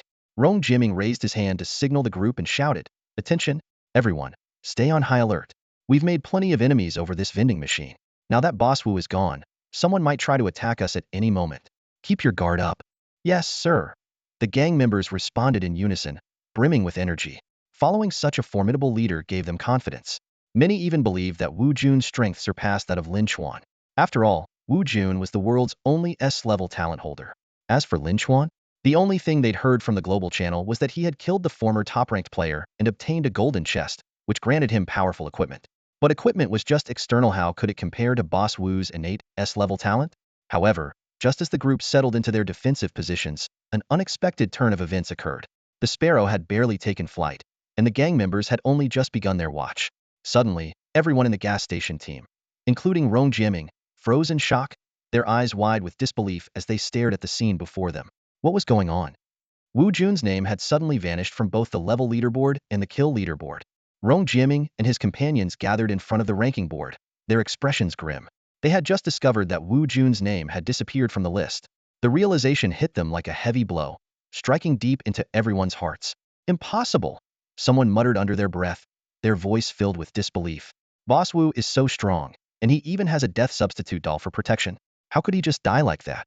Maybe he entered the sparrow space, and his name is temporarily hidden from the list."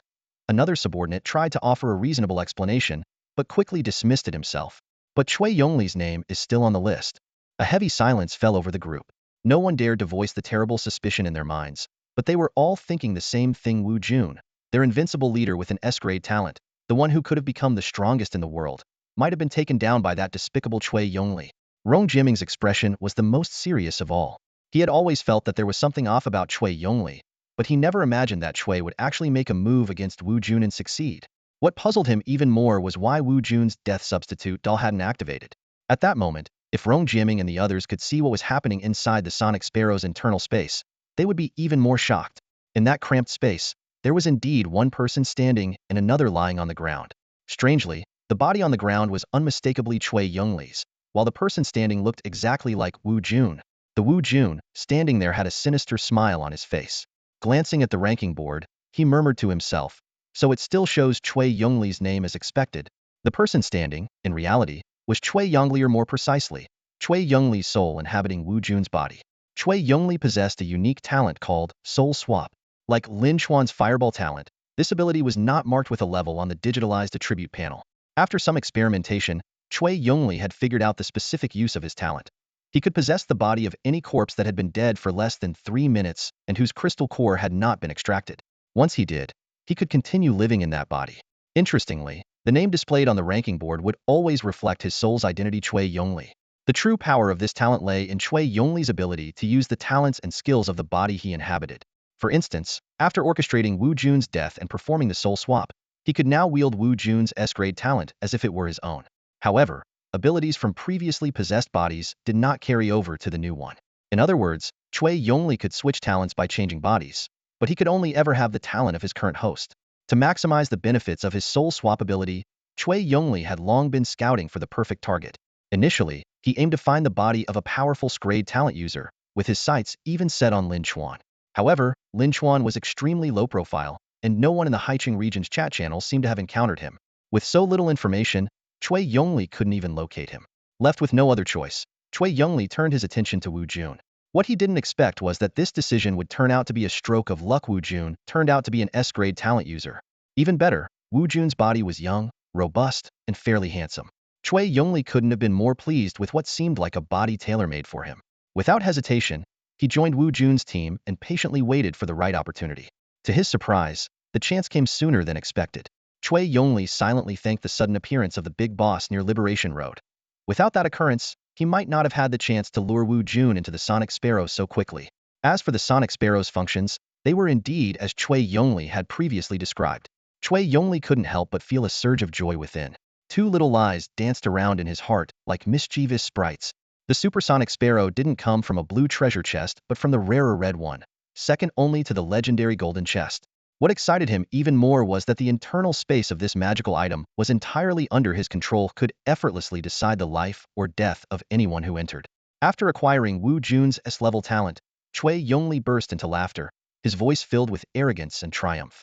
At the same time, Wu Jun's name quietly vanished from both the ranking and kill leaderboards, as if erased like ink wiped from a page.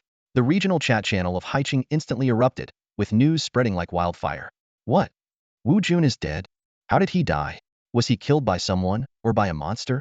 Definitely by a monster. The boss on Jiefeng Road appeared, and you know how many strong players were eyeing it. He probably got greedy, trying to take down the boss for high-level crystal cores, and ended up losing his life. Serves him right. Wu Jun wasn't much of a big shot anyway. He monopolized the vending machines at the gas station and wouldn't let regular folks use them. All I can say is good riddance. However, someone raised a doubt. Wait a second. Wu Jun's last known position wasn't even near Jiefeng Road. There's no way the boss killed him. Then who did? Could it have been Lin Chuan? Very likely. Lin Chuan shot to the top of the kill leaderboard in an instant and must have gone on a killing spree. My advice? Get out of Haicheng as soon as possible. Staying in the same city as a maniac like him is asking for trouble. You never know when you'll become someone else's stepping stone for leveling up. Meanwhile, Luo Yinping's smear campaign against Lin Chuan extended far beyond Kyoto. World channels were frequently filled with defamatory remarks about him. Under the influence of this propaganda, most players in various regions spoke of Lin Chuan with hostility. Those in Haicheng, who shared the same city with him, were especially on edge. Some even began planning their escape. Lin Chuan, however, remained utterly indifferent. To him, the concept of public opinion had lost all significance in the post-apocalyptic world.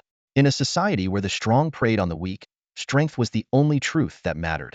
To Lin Chuan, humans themselves were hardly worth fearing, let alone their words. After emerging from the ghoul nest, Lin Chuan learned that the level 8 boss was on Jiefeng Road, but he chose not to act immediately. Instead, he used fireballs to incinerate the 300 corpses he had brought back from the secret realm. Almost instantly, a series of system notifications echoed in his mind.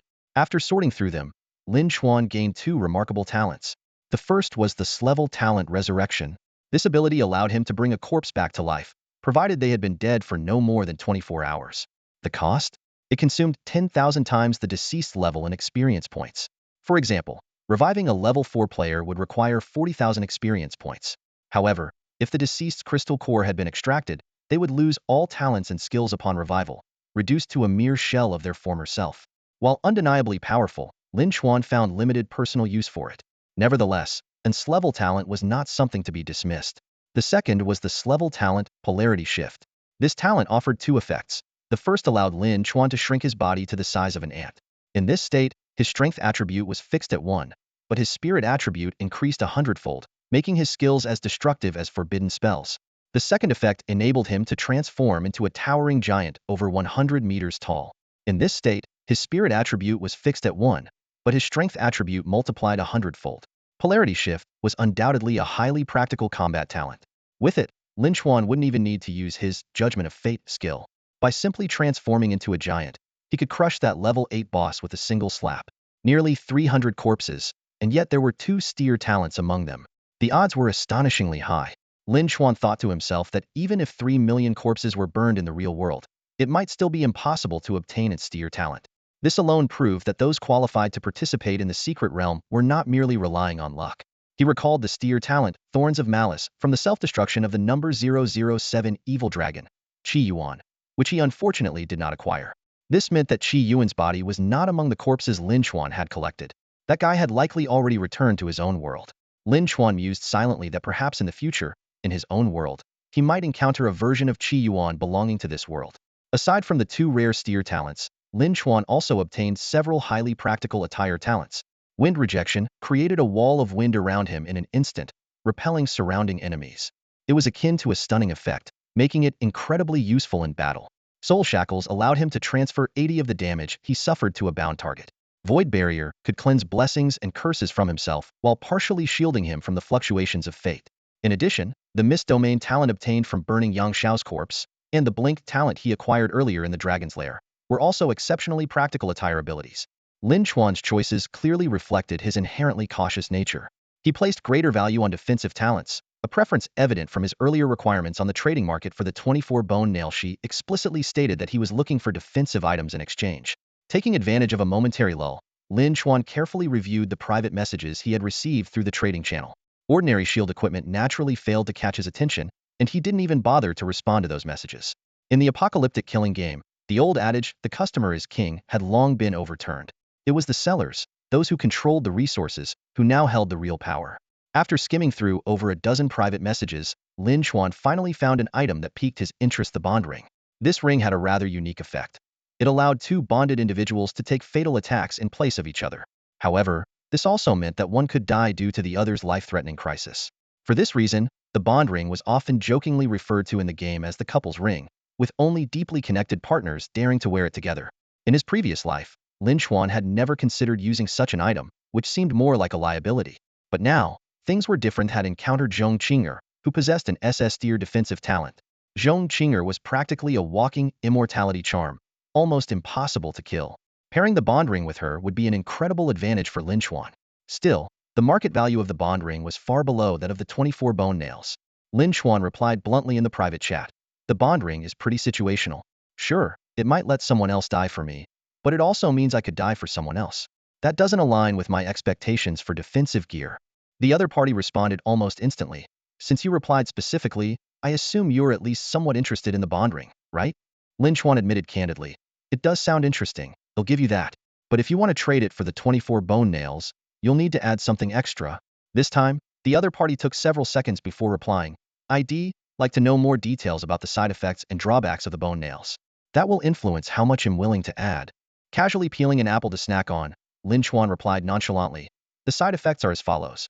After the potential boost lasts for 30 minutes, your body will fall into extreme exhaustion, like being paralyzed after a torrential downpour, and it'll last for about 6 hours. As for the drawbacks, there are 3. First, every time you go all out in the future, the areas pierced by the bone nails will ache terribly, though it's bearable if you have strong willpower. Second, it shortens your lifespan by about 3 to 5 years. Lin Chuan let out a soft sigh, thinking to himself, in this post-apocalyptic world, dying of old age is already a luxury. Losing a few years of life hardly seems worth mentioning. However, he didn't reveal the whole truth. Shortening one's lifespan could actually influence fate. Those who had sacrificed their lifespan often faced bad luck when using fate-related tools. But as a businessman, Lin Chuan naturally wouldn't disclose this detail. After all, even if he did, the players at this stage probably wouldn't grasp the intricacies of it. He continued explaining, thirdly, once your potential has been triggered using bone nails, it will be harder for your body to break through its limits in the future. The person on the other end remained silent for a long time before finally responding. Could you clarify what it means to fully utilize one's potential? And what does it mean to break through human limits? Lin Chuan, enjoying his late-night snack, patiently began explaining the concepts of maximizing potential and surpassing human limits. He even used a vivid analogy. Think of your body as a bank. Using bone nails is like taking out a loan and not repaying it. When you later want to take out a mortgage to break through your limits, the bank is likely to deny you. Unexpectedly, the other party suddenly asked, what if I pay for the house in full? Lin Chuan was momentarily at a loss for words, then couldn't help but retort, forget paying in full, you might as well go to a construction site and carry steel beams. On the other end, the customer Su Ling felt her usually stoic face flush slightly after seeing his response. Embarrassed, she replied, I'm sorry. In truth, what made her even more self-conscious was that after fully understanding the side effects of the bone nails, she was no longer as eager to buy them. Yet, the merchant had gone to great lengths to explain details she hadn't known. and she felt she had already benefited from the information. Simply walking away without purchasing anything seemed a bit unfair. Besides, the bond ring seemed utterly useless to her. Although she and her brother Su-hai were close, she had never considered wearing a bond ring. The item seemed pointless, taking up a precious equipment slot on her finger for no good reason. After weighing her options, Su Ling decided that despite her concerns about the bone nail side effects, exchanging the bond ring for them didn't seem like a bad deal. She then shifted the discussion to pricing. Alright, I've understood the details about the bone nails. Regarding the additional cost, would you prefer resources, crystal cores, or something else? Su Ling's responses remained polite, but Lin Chuan could sense from her tone that her interest in the bone spike had significantly waned. This shift in attitude made Lin Chuan smirk coldly to himself. He knew all too well that, in the early days of the apocalypse, far too many people overestimated their own importance. The bone spike side effects would indeed impact a player's future potential, but Lin Chuan understood clearly that not everyone could fully utilize their abilities, let alone push beyond the limits of the human body. In this brutal game of slaughter, the harsh reality was that many players had no future to speak of. Lin Chuan recalled countless examples from his past life of so-called powerhouses who fell just as quickly as they had risen. Wu Jun was a prime example, a man who believed his S-tier talent was unparalleled, fantasizing about standing at the pinnacle of the world. He even thought that Lin Chuan, the dual-ranking leader, wasn't worthy of carrying his shoes. Yet this arrogant fool didn't even get a chance to show off his strength in front of Lin Chuan before he was swiftly eliminated by someone else. All his ambitions, all the bright futures he had envisioned, dissipated into nothing the moment he died. No one cared, and no one remembered him. He was nothing more than a disposable pawn. Although Lin Chuan wasn't yet aware of Wu Jun's story in this life, he was all too familiar with such scenarios. And in this early stage of the apocalypse, most players hadn't yet realized that death could come in the blink of an eye. They were still foolishly planning for a future they might not live to see, oblivious to the fact that the so-called future was meaningless to the dead. Clearly, the customer Lin Chuan was dealing with now was one of those overly ambitious and self-assured individuals. She truly believed the bone spike side effects would hinder her future achievements. Lin Chuan had no patience for such customers. Without hesitation, he stated, "I want an engraved skill book. Appraise it." On the other end of the transaction, Su Ling frowned at Lin Chuan's audacious demand. Skill books were universally acknowledged as far more valuable than equipment or consumable items. While the bone spike was indeed a good item, its severe side effects made it far from worth a skill book. Su Ling replied bluntly, "Sorry, skill books are too precious. I can't accept your offer." Lin Chuan wasn't surprised by her response and said, "Alright, then I guess this deal is off. But if you can't sell your bonding ring, you can come back to me. I'll offer you a level 3 crystal core." At this point, level 3 crystal cores had already depreciated significantly since the previous night, but their purchasing power was still considerable. Lin Chuan had acquired a large number of level 1 to level 5 crystal cores while clearing out the ghoul nest, so he wasn't the least bit stingy. In fact, he was eager to trade away the level 3 to level 5 crystal cores as soon as possible, knowing that as time passed and players leveled up, cores below their level would inevitably lose value. Most players were still at level 1 during this stage. Reaching level 2 was enough to be considered strong, and level 3 players could easily make it onto the regional leaderboard. However, once the limit on crystal core absorption was updated at midnight, the situation would undoubtedly shift. After a moment of contemplation, Su Ling agreed. "Alright, if you're really willing to offer a level 3 crystal core, I can trade the bonding ring with you right now." Lin Chuan responded, "Fine, put up the trade." With that, he prepared to exit the private chat channel. However, Su Ling suddenly interjected, "Wait." Lin Chuan raised an eyebrow. Su Ling sent him a message, "I have a trade number here. If you ever want to sell items in the future, you can check it out first. Trade number, DF09. Lin Chuan stared at the message, momentarily taken aback. This was a common practice in his past life. In the killing game, you could only add people as friends if you had real-world connections. Once a trade was completed with someone from the marketplace, it was difficult to reconnect with them. Some major factions, in an effort to expand their influence, would set up a long-term trade listing that wasn't tied to a specific transaction. They would then widely distribute the trade number. These trade numbers function like small storefronts. However, only major factions typically engaged in this practice because if a trade listing remained active for over 24 hours without being completed and wasn't cancelled, the marketplace would charge a hefty crystal core fee. In Lin Chuan's previous life, all the major factions had fixed trade numbers in the marketplace. He hadn't expected someone to be doing this so early in this life. Looking at the trade numbers Su Ling sent, he began to speculate about her identity. It seemed highly likely that she was from the Su family in Kyoto. Lin Chuan's mind raced rapidly. He was almost certain that the person seeking the bone nail was none other than Su Ling himself. Not only that, but he also clearly understood the reason behind Su Ling's desire for it. At this point, Su Ling was likely still at level 0, having yet to complete his class advancement quest. Lin Chuan recalled that in his previous life, Su Ling's class advancement had indeed been delayed for a long time.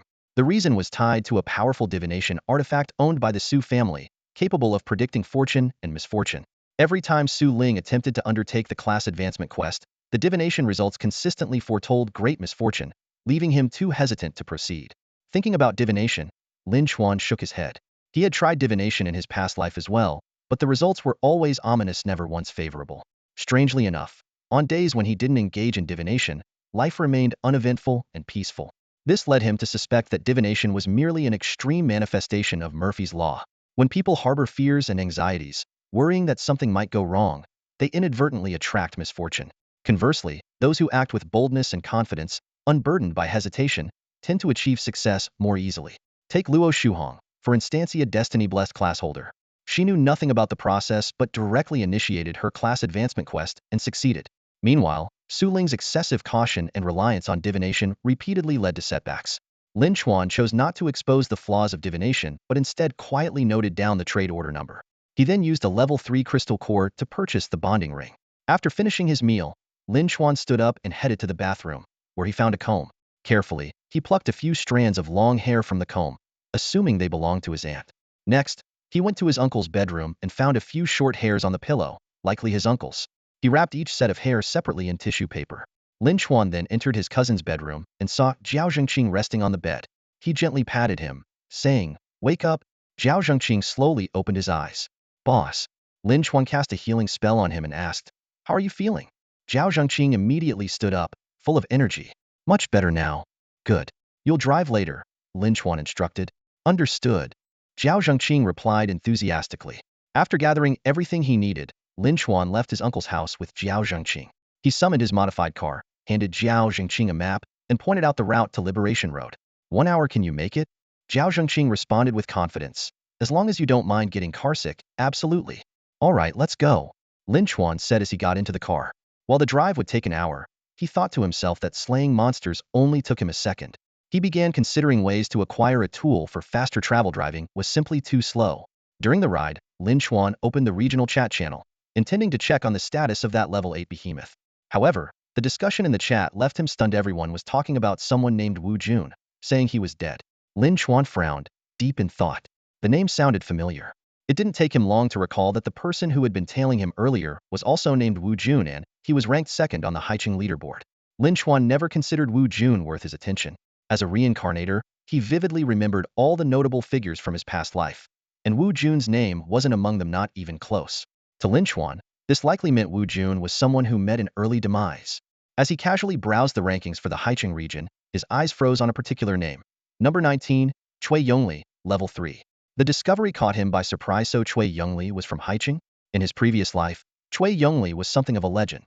Stories about him circulated widely, yet few had ever seen him in person. Some claimed that anyone who laid eyes on Cui Yongli's true face didn't live to tell the tale. Others suggested he was a master of disguise, never revealing his real appearance. While his true identity remained shrouded in mystery, his infamous exploits were well known. Players had nicknamed him the Lubu among men and the ultimate backstabber. It was said that during the early days of the apocalypse, he frequently joined small factions, quickly earning trust and recognition through his strength, only to betray them at critical moments. Many faction leaders met their end because of him.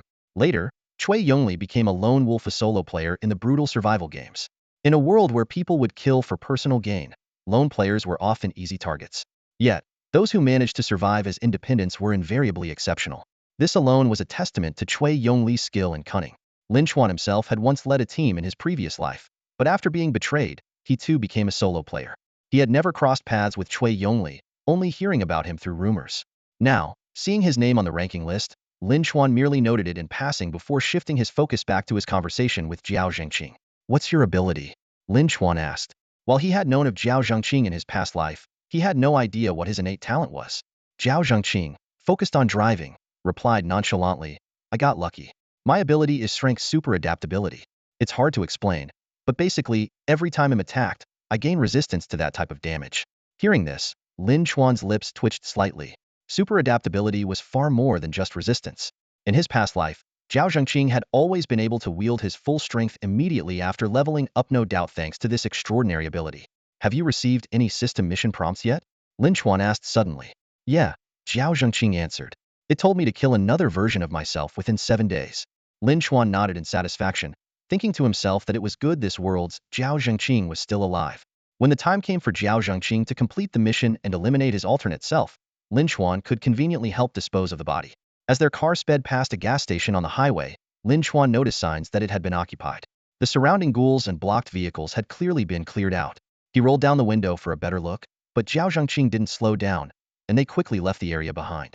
Meanwhile, back at the gas station, one of Rong Jiming's subordinates approached him and whispered, "Boss, could the people in that car just now have been Lin Xuan?" Rong Jiming shook his head slightly. "Hard to say, but one thing's for sure, they're probably heading for Jiefeng Road too. I wonder who'll end up claiming that I catching Big Boss." Half an hour later, Lin Xuan was forced to stop the car and continue on foot due to heavy congestion in the city center. After surveying his surroundings, he pointed into the distance and said to Zhao Zhengqing, "There's a Four Seasons hotel over there. Go settle in for now. I'll come find you once I'm done." He tossed Zhao Zhengqing a dimensional ring. "There's some basic equipment in there. Pick out what suits you and sell the rest on the trading market." Zhao Zhengqing's eyes lit up as he caught the ring, flashing an okay gesture. Seeing his enthusiasm, Lin Xuan still felt compelled to offer a reminder. The Four Seasons might already be occupied. With your name displayed in green as the second on the leaderboard, you'll likely attract some attention. Though his face was still pale, Zhao Zhengqing's expression carried a hint of arrogance. "Don't worry, boss. I've checked the local leaderboard. Aside from you, no one here should be a match for me." Lin Xuan shook his head slightly. If the guy wanted to be cocky, so be it. Let him learn the hard way if necessary. If he survives, good. If not, I'll handle his body. Lin Xuan gave a concise instruction, then quickly exchanged contact info with Zhao Zhengqing. Without waiting for a response, he dashed off alone toward Jiefeng Road. Activating his Brank invisibility ability, Lin Xuan's figure vanished into the night. He occasionally used his blink skill, moving even faster than speeding cars. Despite his incredible speed, the effort was draining, far more taxing than simply driving. Roughly 10 minutes later, Lin Xuan arrived at Jiefeng Road, still cloaked in invisibility. The scene before him left him stunned. The entire street was reduced to rubble. Once towering buildings were now flattened, with bricks and debris scattered everywhere. Amid the destruction, a massive level 8 monster stood menacingly, commanding an army of ghouls that roamed the area. The sheer number of ghouls, densely packed and overwhelming, made Lin Xuan's scalp tingle. He initially considered transforming into a giant, using his polar shift ability to see if he could take down the level 8 monster with a single blow. However, even while invisible, he keenly sensed 3 distinct gazes from different directions observing him.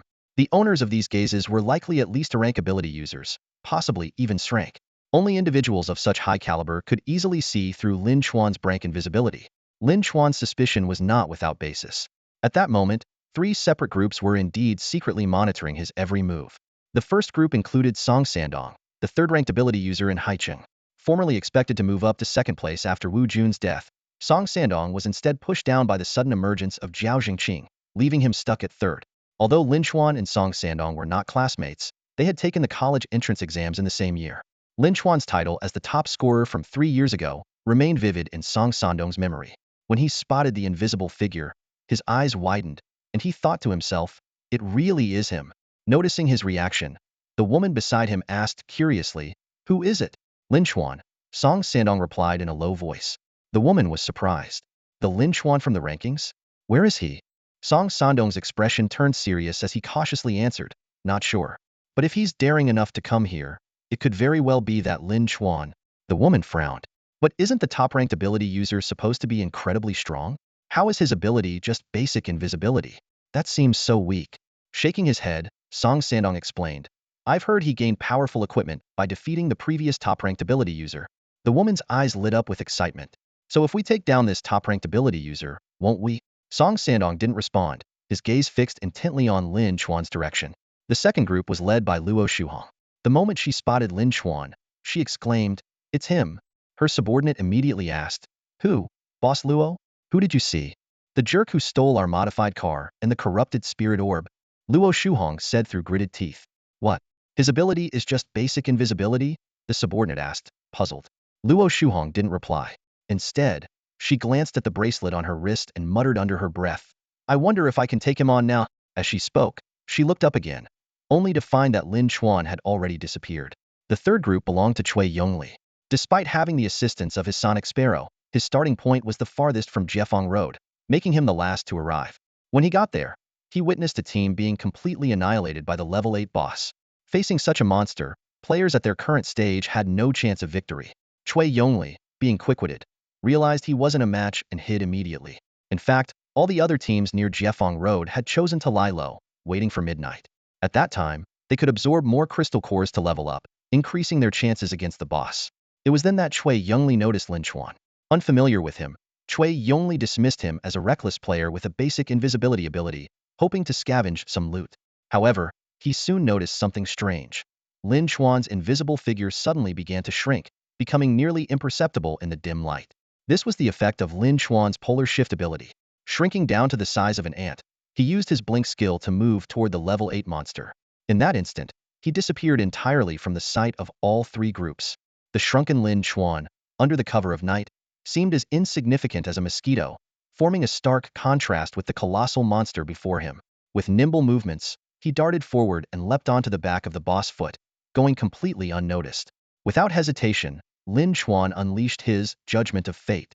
In an instant, a dazzling torrent of destiny descended from the heavens, resembling a cascading Milky Way, illuminating the entire night sky. This breathtaking sight instantly captured everyone's attention. Emotional female viewers couldn't help but whisper in awe about its beauty, while the regional chat channel erupted with excitement. Holy crap, what's that on the boss head? Looks like a galaxy from the sky. Don't be dumb. No real planet has something this small. Whatever it is, it's absolutely spectacular. It must be some kind of skill. The visuals are stunning. If someone proposed to me with this move, I'd say yes on the spot. Keep dreaming. Anyone who made it to Liberation Road is a pro. They wouldn't even glance at you. Amidst the heated discussions, a sudden exclamation silenced everyone. Guys, I'm near Liberation Road. I just saw that galaxy crash onto the boss, and it dropped dead instantly. This revelation triggered another wave of shock and skepticism. Someone mentioned the boss was an 8th level monster, one that even top-tier players struggled to defeat. However, nearby tremors soon confirmed the truth of the claim. Meanwhile, in reality, the massive boss collapsed with an earth-shaking thud, causing tremors that rippled across the area. As the galaxy-like brilliance gradually faded, Lin Chuan, still the size of an ant, remained hidden in the night, almost entirely unnoticed. Yet, a trace of coldness crept across Lin Chuan's face. He had seen with his own eyes a purple treasure chest emerge from the boss corpse, only for it to vanish into thin air a moment later. Drawing on his memories from his previous life, Lin Chuan immediately realized it had been stolen. He recalled the notorious thieves from his past life who lurked near others' battles, waiting to snatch the spoils. Some possessed innate theft-related skills, while others used special tools designed for stealing hard-earned loot. Lin Chuan even remembered the infamous Thieves' Code Syndicate, a group dedicated to such activities. That organization, however, had been obliterated after angering a powerful figure. A glint of frost flickered in Lin Chuan's eyes. Clearly, this world also harbored such despicable scoundrels. In this lifetime, Lin Chuan never imagined that someone would dare to steal from him. In an instant, two powerful force fields erupted from within him. Anti-magic domain and ice mist domain activated simultaneously. Under the amplification of the extreme state in its minimal form, Lin Chuan's mental attributes skyrocketed 100-fold. Although he could only unleash less than 20% of this amplified power, the resulting strength was already astonishing. The range of the anti-magic domain expanded 5 to 6 times its usual size, while the ice mist domain extended to over 10 times its normal range. Everywhere it reached, everything froze.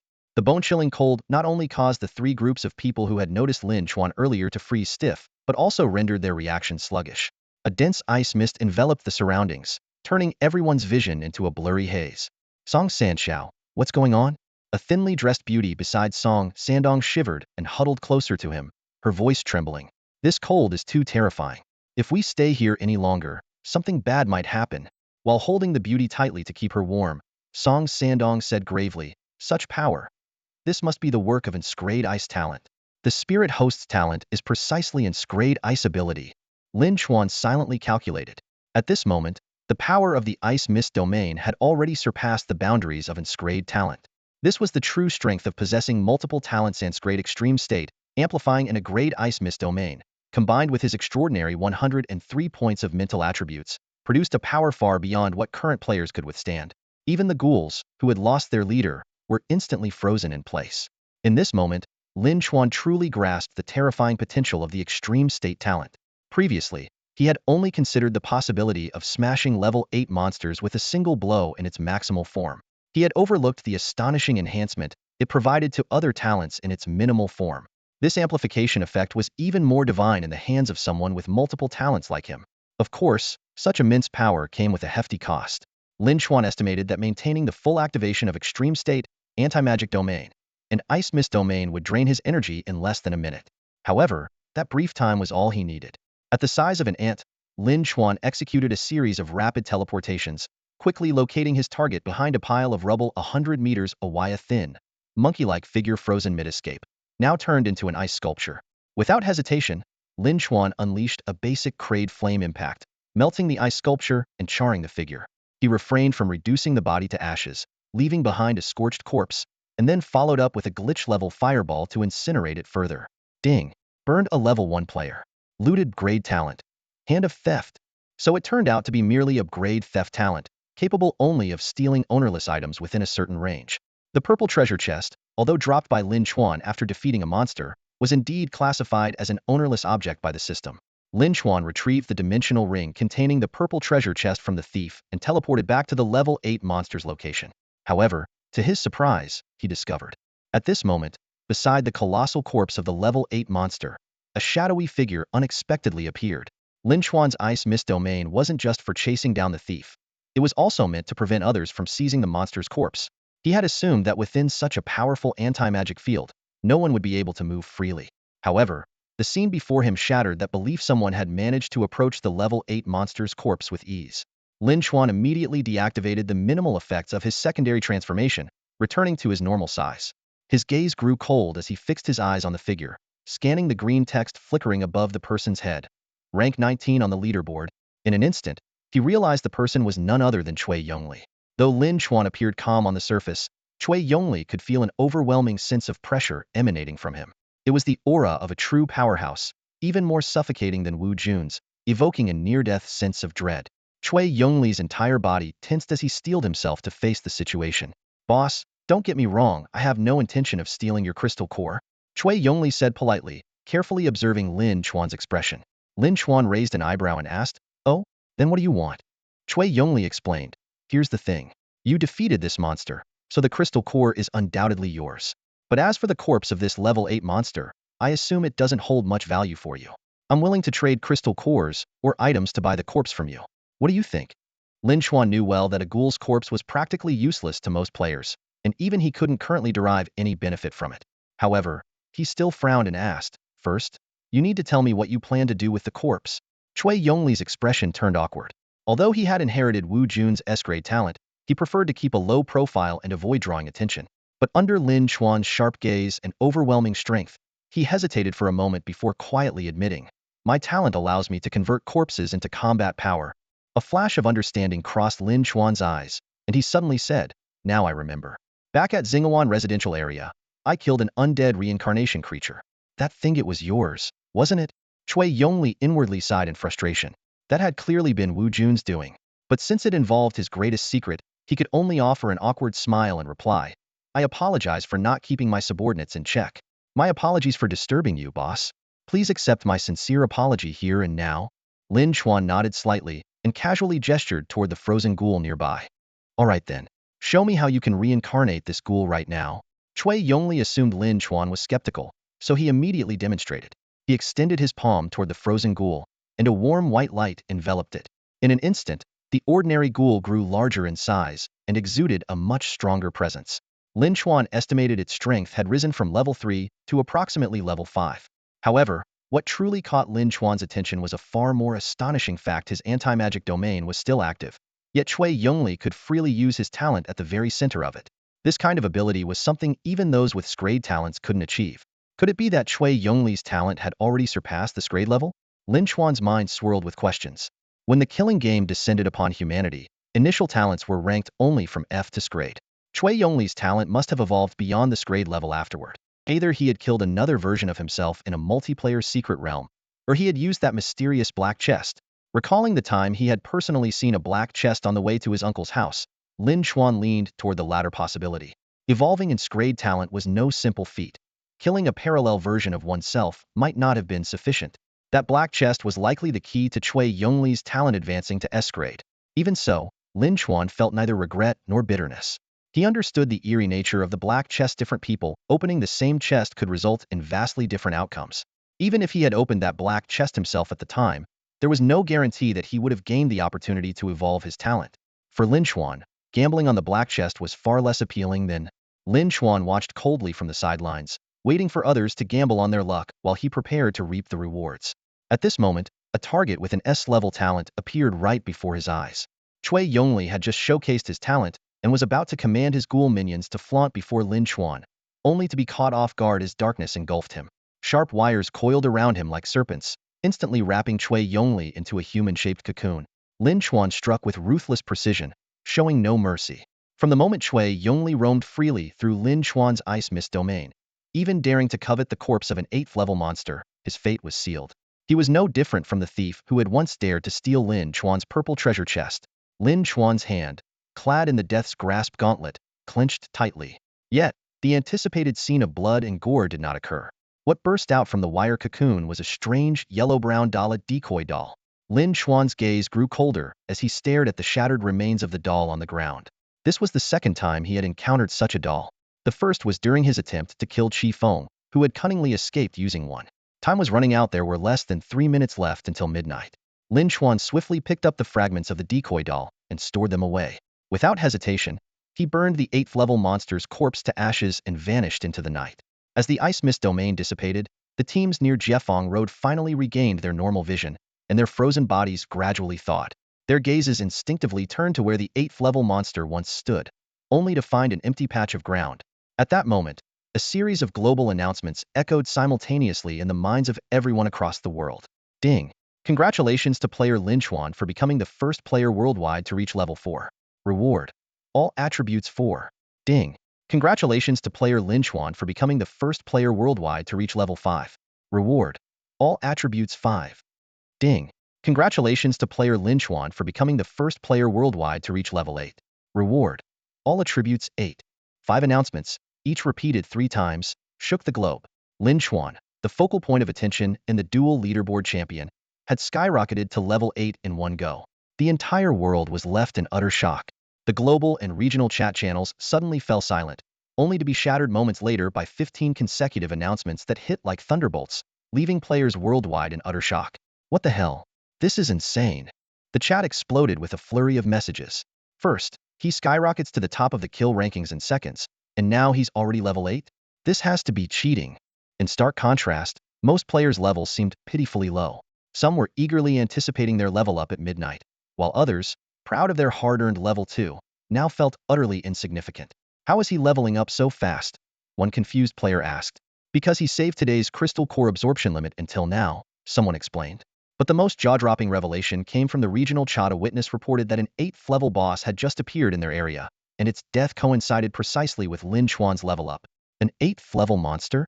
A chill ran through the average players. I can't even handle a level 3 monster. A seasoned player quickly analyzed the situation. According to Tereo's guide, absorbing the core of a monster 5 levels higher than you, like a level 3 player, absorbing an 8th level core should theoretically grant 100,000 experience points. However, skepticism soon arose. Multiple factions shared their findings. Absorbing a crystal core from a monster 5 levels higher often resulted in the absorber's body exploding, even claiming the lives of those with the grade talents. While everyone was speculating how Lin Xuan managed to survive such a feat, Tereo promptly released a new guide, shedding light on the secret behind absorbing crystal cores from monsters 5 levels higher. It required exceptional physical endurance and a specialized medicinal bath as preparation. As midnight struck, the game world erupted into a frenzy. Players raced to absorb as many crystal cores as possible, causing the global leaderboard to shift dramatically. Meanwhile, Lin Xuan made his way toward the Four Seasons Hotel, glancing at the latest rankings. Global level leaderboard top 10. 1. Lin Xuan level 8. 2. Belly level 7 Destiny Alchemist. 3. Tereo Yuana level 7. 4. August level 6 gained a secret realm opportunity. 5. Su Zixiao level 5 heir to the Su family of Kyoto, grade talent. 68. 3 members of Tereo's team all level 5. 9. Zhang Boyan level 5 Shinqing powerhouse, Destiny class profession. 10. Zhao Zhengqing level 5 from another world. Lin Xuan's attention was drawn to Belli, who, despite being relatively unknown, had leveraged her alchemist profession to surpass the renowned Tereo. But when his eyes landed on Su Zixiao's name, his expression turned cold. Lin Chuan's gaze continued to scroll down the global ranking list, quickly locking onto a few familiar names. Rank 18. Lei Ming, level 4. This lone wolf with an grade talent had made it to the leaderboard on the first day, earning rewards. However, without the backing of a major faction, his rank was already starting to slip. Rank 22. Chui Yongli, level 4. Having just survived a life-or-death crisis, his leveling speed showed no signs of slowing down. Rank 36. Luo Yinping, level 4. Lin Chuan's eyes narrowed. This guy, gifted with a soul-based ultimate kill talent, had a history with him in his previous life. The soul-based skill bypassed decoy dolls and directly destroyed the soul. If given the chance, Lin Chuan knew he had to acquire this soul-reaping talent. Rank 52. Qi Yuan, level 4. A wealthy tycoon before the apocalypse, it was no surprise that he used his vast resources and grade talent to form a faction and secure a spot on the global leaderboard. Rank 66. Zhong Qing'er, level 4. Hailing from another world, she carried a deep foundation similar to Jiao Zhongqing.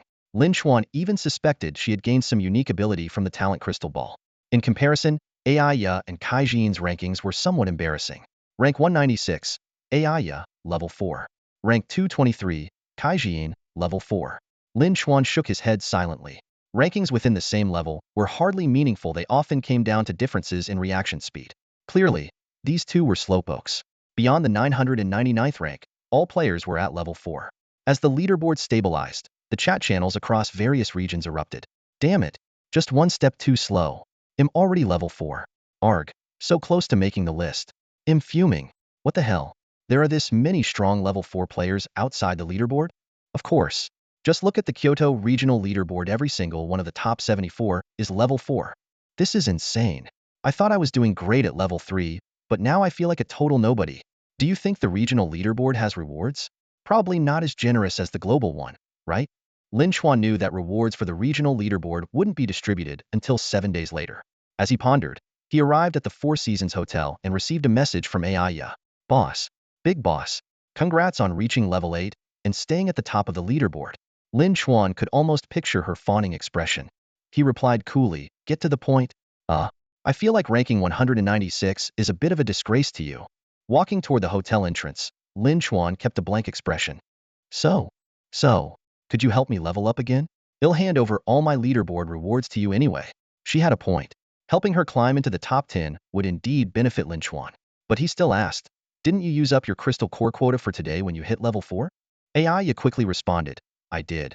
But I just saw someone selling experience potions in the trading market. Lin Chuan stood at the entrance of the Four Seasons Hotel, his eyes scanning the virtual interface of the trading market as he carefully reviewed the listings for experience potions. He silently calculated in his mind listing experience potions at this hour was practically daylight robbery. With the global player base scrambling to climb the rankings before the rewards were distributed, the prices for these potions would undoubtedly be sky high. A faint smirk appeared on Lin Chuan's lips as he thought to himself, I'm not about to be anyone's easy target. At that moment, two burly men suddenly stepped in his way. They sized him up and down before one of them spoke. Hey there, little brother. Checking into the hotel? Still focused on the virtual interface, Lin Chuan casually replied, yeah. The man continued, well, staying here comes with a protection fee 1 level 2 crystal core per night. This finally caught Lin Chuan's attention. He looked up at the two men and asked in a calm tone, and may I ask, who's providing this so-called protection? The man puffed out his chest with pride. Our area is under the protection of Jiao Zhongqing, the second-ranked player on the leaderboard. Not only is he ranked second regionally, but he's also in the top 10 globally. Plus, our boss has tons of gear. If you've got decent skills and can earn his approval, he might even reward you with a piece or two. The excitement in their eyes was unmistakable, as if their sole purpose in life was to gain their boss recognition. One of the men glanced at the space above Lin Chuan's head, then shook his head. But judging by the fact that you don't even have a regional ranking, I'd say you're probably not up to par. No way the boss would take notice of you. Lin Chuan nodded lightly, saying nothing. Instead, he casually tossed each of them a level 2 crystal core. The men's eyes lit up, and their smiles grew even wider. One of them even boldly slung an arm around Lin Chuan's shoulder, laughing heartily. Good man. If you've got other valuables and want to trade with our boss for some gear, we can introduce you. Sure, go ahead, Lin Chuan replied nonchalantly. The two men immediately led Lin Chuan into the hotel, signaling to two others to keep guarding the entrance. A few minutes later, they arrived at the door of a lavish suite. The two men knocked respectfully and spoke in hushed tones. Boss, we've got a big spender here to buy gear. The door swung open quickly, revealing a tall, lanky young man dressed in designer clothes. He gave Lin Chuan a once-over, his expression skeptical and his tone less than friendly. You're the one here to buy gear? You don't look like you. Before he could finish, the back of his head was smacked hard. Zhao Zhengqing stormed out from behind the door, his face livid as he barked, "Watch your damn mouth. Who do you think you're talking to? Show some respect." Boss, please stop hitting me." The lanky man clutched his head, stammering apologies. "I'm sorry, boss. I know I was wrong. If you're sorry, then apologize properly." Zhao Zhengqing snapped, pressing him further. The lanky man quickly bowed deeply to Lin Chuan. "I'm so sorry, sir. I didn't mean to offend you. Please don't take it to heart." Lin Chuan was about to brush it off when Zhao Zhengqing smacked the man on the head again, scolding, "Who the hell are you calling, sir? Call him boss." The lanky man was completely dumbfounded, standing there frozen in confusion. Lin Chuan waved a hand dismissively. "That's enough." Only then did Zhao Zhengqing shove the lanky man aside and personally welcome Lin Chuan. "Boss, you're finally here. So, the entire Four Seasons Hotel is now, under your control." The realization hit everyone in the room like a ton of bricks. Their initial confusion turned to shock as they finally understood that this so-called customer was actually their boss. The two burly men who had led Lin Chuan there turned pale as ghosts. They fumbled to return the crystal cores they just received, holding them out with trembling hands. "Boss, we didn't know who you were. Please forgive us for our ignorance." Lin Chuan waved it off casually. "Keep them. Consider it a tip. Now get back to your post." "Thank you, boss. Thank you, boss." They scurried out of the room as if their lives depended on it. Once they were gone, Lin Chuan's eyes roamed around the luxurious suite before settling on Zhao Zhengqing. With a faint smile, he remarked, "You've been doing well for yourself." Zhao Zhengqing grinned sheepishly. "Oh, just trying to live up to your standards." He gestured toward the large table in the center of the room, which was covered with hot pot ingredients and an array of drinks. "Have you eaten yet, boss? If not, join us." "No need. You all enjoy yourselves. Just get me a room." "I need some rest," Lin Chuan said calmly. "Of course, boss. Right this way." Zhao Zhengqing hurried to lead the way. A moment later, Lin Chuan found himself standing in the most opulent suite in the hotel. He had to admit, the level of luxury was truly impressive. The living room is spacious and bright, large enough to host a small party. In addition, there is a game room and a board game room, offering a variety of entertainment options for the residents. Most remarkable are the 3 soundproof bedrooms, each as luxurious as a 5-star hotel suite. The overall opulence of the residence surpasses that of an ordinary villa. Lin Chuan couldn't help but compare it in his mind, concluding that even his uncle's house paled in comparison. Zhao Zhengqing led Lin Chuan to the most lavish master bedroom. When Lin Chuan pushed open the bathroom door, he was greeted by a space as large as his uncle's entire bedroom. He walked to the sink and turned on the faucet, only to find that not a single drop of water came out. Water outages at this time of day had become the norm, and Lin Chuan frowned as he thought to himself. By tomorrow morning, the global power outage would only make life even more difficult. The killing game was like a double-edged sword in one hand. It helped people break free from their dependence on technology, but on the other, it gradually eroded their daily lives, creating a new reliance on this brutal game. Lin Chuan turned to face Zhao Zhengqing, his expression serious as he instructed, "Keep your men under control. I don't want anyone finding out about me." Zhao Zhengqing immediately straightened up and replied respectfully, "Understood, boss. You can count on me." After Zhao Zhengqing left, Lin Chuan finally let out a sigh of relief and prepared to rest. The exhaustion from pushing his body to its limits hit him like a wave. He thought back to the dragon blood medicinal bath he had soaked in earlier, had intended to rest properly afterward, but neither in the secret realm nor back in reality had he found the opportunity. Tonight, he resolved to get a good night's sleep no matter what. To ensure the best possible rest, Lin Chuan had even gone out of his way to purchase a Reaper's Coffin experience card from the trading market. It was such an extravagant move that even he couldn't help but feel it was a bit excessive. But at this moment, all he wanted was a peaceful night. Without waiting for the 12:30 a.m. leaderboard rewards to be announced, Lin Chuan comfortably settled into the Reaper's Coffin and quickly drifted off to sleep. Meanwhile, as Lin Chuan slept soundly, many other players were tossing and turning in anxiety. Among them, no one felt the pressure more than Su Ling. The new leaderboard was like a towering mountain, weighing heavily on everyone's minds. The top 10 players on the global level leaderboard had all surpassed level 5, with the highest even reaching an astonishing level 8. In stark contrast, Su Ling hadn't even reached level 1 yet. The vast gap between her and the top players left her deeply unsettled. "Uncle Guan, is the A-level skill book identification that Xiaofang received still in the family vault?" Su Ling's eyes gleamed with unwavering determination. Uncle Guan hesitated, his heart tightening as he looked at her resolute expression. "Miss, you're not planning to. If I keep wasting time like this, I'll only fall further and further behind. Su Ling clenched her fists, her voice firm and resolute. But, no buts. Go and bring me that skill book. Uncle Guan let out a heavy sigh but eventually turned and headed toward the family warehouse. Left alone on the rooftop, Su Ling stood silently. The night sky of the post-apocalyptic world was unusually clearer than it had ever been before the end of days. There was no moon tonight, but the stars shone brilliantly, as if defying the darkness. She gazed at the vast expanse above, her mind weighed down with thoughts. She didn't want to be this desperate, but watching the world around her relentlessly push forward while she remained stuck in place was unbearable. Moreover, the burden she bore was immense. 3 major clans, 4 prominent families, and countless skilled mercenaries from the shadows all had their eyes on the Su family, eager to claim a piece of the prized meat. In this sudden, brutal survival game, anyone with the slightest advantage was scrambling to seize a foothold. Those who had been at the bottom of society before the apocalypse were now fighting tooth and nail to rise above. Though the Su family was a colossal presence, it was far from invincible against such relentless predation. If the Su family fell, Su Hai, with his extraordinary talent, would inevitably become a tool exploited by others for profit, and her fate would be even more tragic. The world was changing rapidly, and she could no longer afford to wait. She couldn't pin her hopes on a distant future. She had to grow stronger now.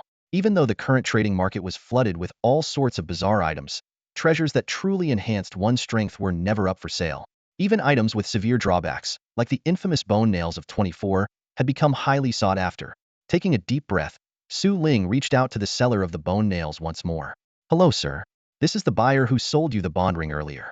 Are you still accepting a level skill book identifications? I'd like to purchase your bone nails. However, Lin Chuan, the seller, was fast asleep at the time and didn't see her message. That night, he enjoyed an unusually restful sleep, both his mind and body fully recharged. When he woke up the next morning, just after 8 a.m., Lin Chuan realized that he had missed significant developments. His ranking on the world kill leaderboard had dropped from 1st to 3rd, overtaken by Tereo Yuina and Augustus. On the level leaderboard, Bellari, who had previously held 2nd place at level 7, had also been surpassed by Tereo, who had ascended to level 8. Meanwhile, a post by a player named Yujia had caused a stir on the forums. In her post, she sharply criticized the players who climbed the leaderboards by slaughtering their fellow humans for crystal cores. She described horrifying scenes she had witnessed firsthand, her piercing words exposing the darker side of humanity. Her post resonated deeply with weaker players, gaining widespread support and sympathy. This scenario wasn't unfamiliar to Lin Chuan, as he had seen similar events unfold in his previous life. When the weak were pushed to their limits, they would inevitably rise up in defiance. Even in the apocalypse, the majority of people were still powerless.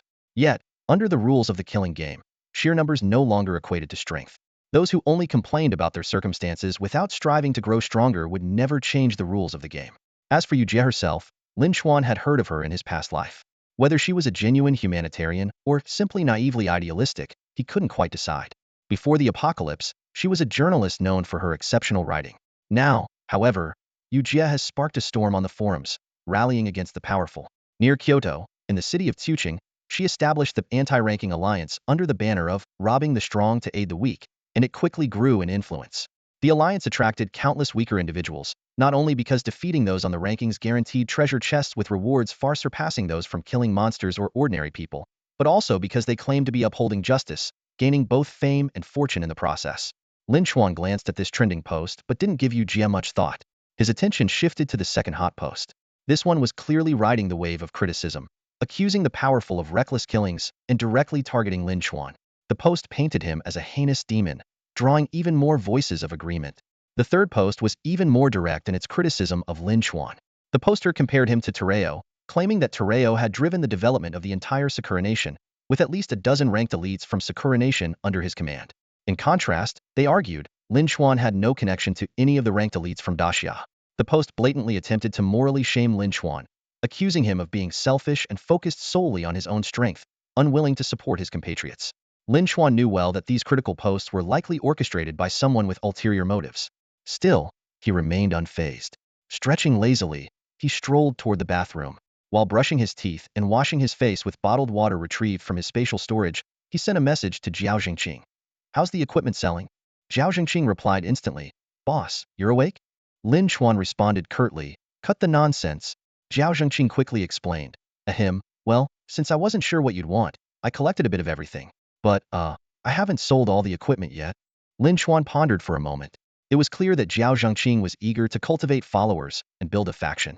Given that this was someone who could effortlessly manage a 100-member team and run the Four Seasons Hotel in such a short time, he indeed seemed to have a knack for leadership. Lin Xuan, on the other hand, was solely focused on growing stronger and had no interest in wasting time on trivial matters. Letting Zhao Zhengqing handle the task of building a faction seemed like a reasonable choice. He sent another message. "Are you still at the hotel? Come to my room." Just after sending the message, a knock sounded at the door.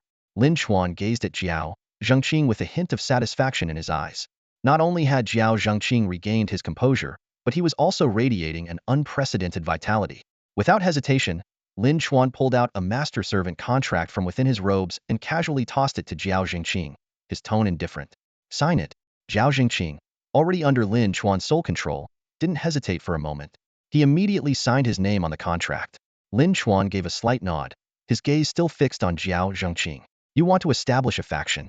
I will provide you with a certain level of support." Zhao Zhengqing's eyes lit up, and he quickly expressed his gratitude. "Thank you, boss." Lin Xuan continued, "However, I have conditions. Whatever I ask of you, you must execute it with full effort." "Of course." Zhao Zhengqing agreed without hesitation. Lin Xuan slowly outlined 3 conditions. "First, in the faction you create, the leader is Zhao Zhengqing. Do not use my name or reveal any information about me." "Understood." "Second, I expect your faction to collect information for me. Whether it's about secret realms, powerful individuals, or any special intel, you need to set up a dedicated team to gather and store it all in a database." Zhao Zhengqing nodded. "That won't be a problem." "Third, any resources your faction collects that I desire will belong to me." "Understood. The faction I establish will exist solely to serve you, boss." Zhao Zhengqing pledged, pulling out a token from his pocket and handing it to Lin Xuan. "Boss, take a look at this." Lin Xuan accepted the token, his pupils narrowing slightly. "A guild token? You actually have something like this? Did you bring this from your original world?" Zhao Zhengqing explained, "No, I got it last night as a reward from a purple treasure chest on the leaderboard." Lin Xuan was inwardly impressed by Zhao Zhengqing's luck, while speculating that the guild token likely had a limited capacity. Without hesitation, he let a drop of his blood fall onto the token and mentally inscribed the character Qing onto it. Instantly, the once blank token displayed the same Qing character, while the back bore the words Guild Leader. Lin Xuan delved his consciousness into the token, discovering a 500 square meter space inside far larger than the capacity of a dimensional ring. This space resembled a guild storage, specifically designed to hold guild resources. What surprised Lin Xuan even more was the sight of 99 identical tokens neatly arranged within the space, all bearing the same Qing character on the front. Combined with the guild leader's token, they could form a guild of exactly 100 members. Lin Xuan quickly realized the guild token's most crucial function. If a token holder were killed, the guild leader's token would immediately sense it and record the killer's information. This feature was invaluable in the current deadly game, providing a measure of security for guild members. After returning the guild token to Zhao Zhengqing, Lin Xuan continued, "You can manage the guild's development as you see fit. But there are 2 additional matters you need to pay attention to."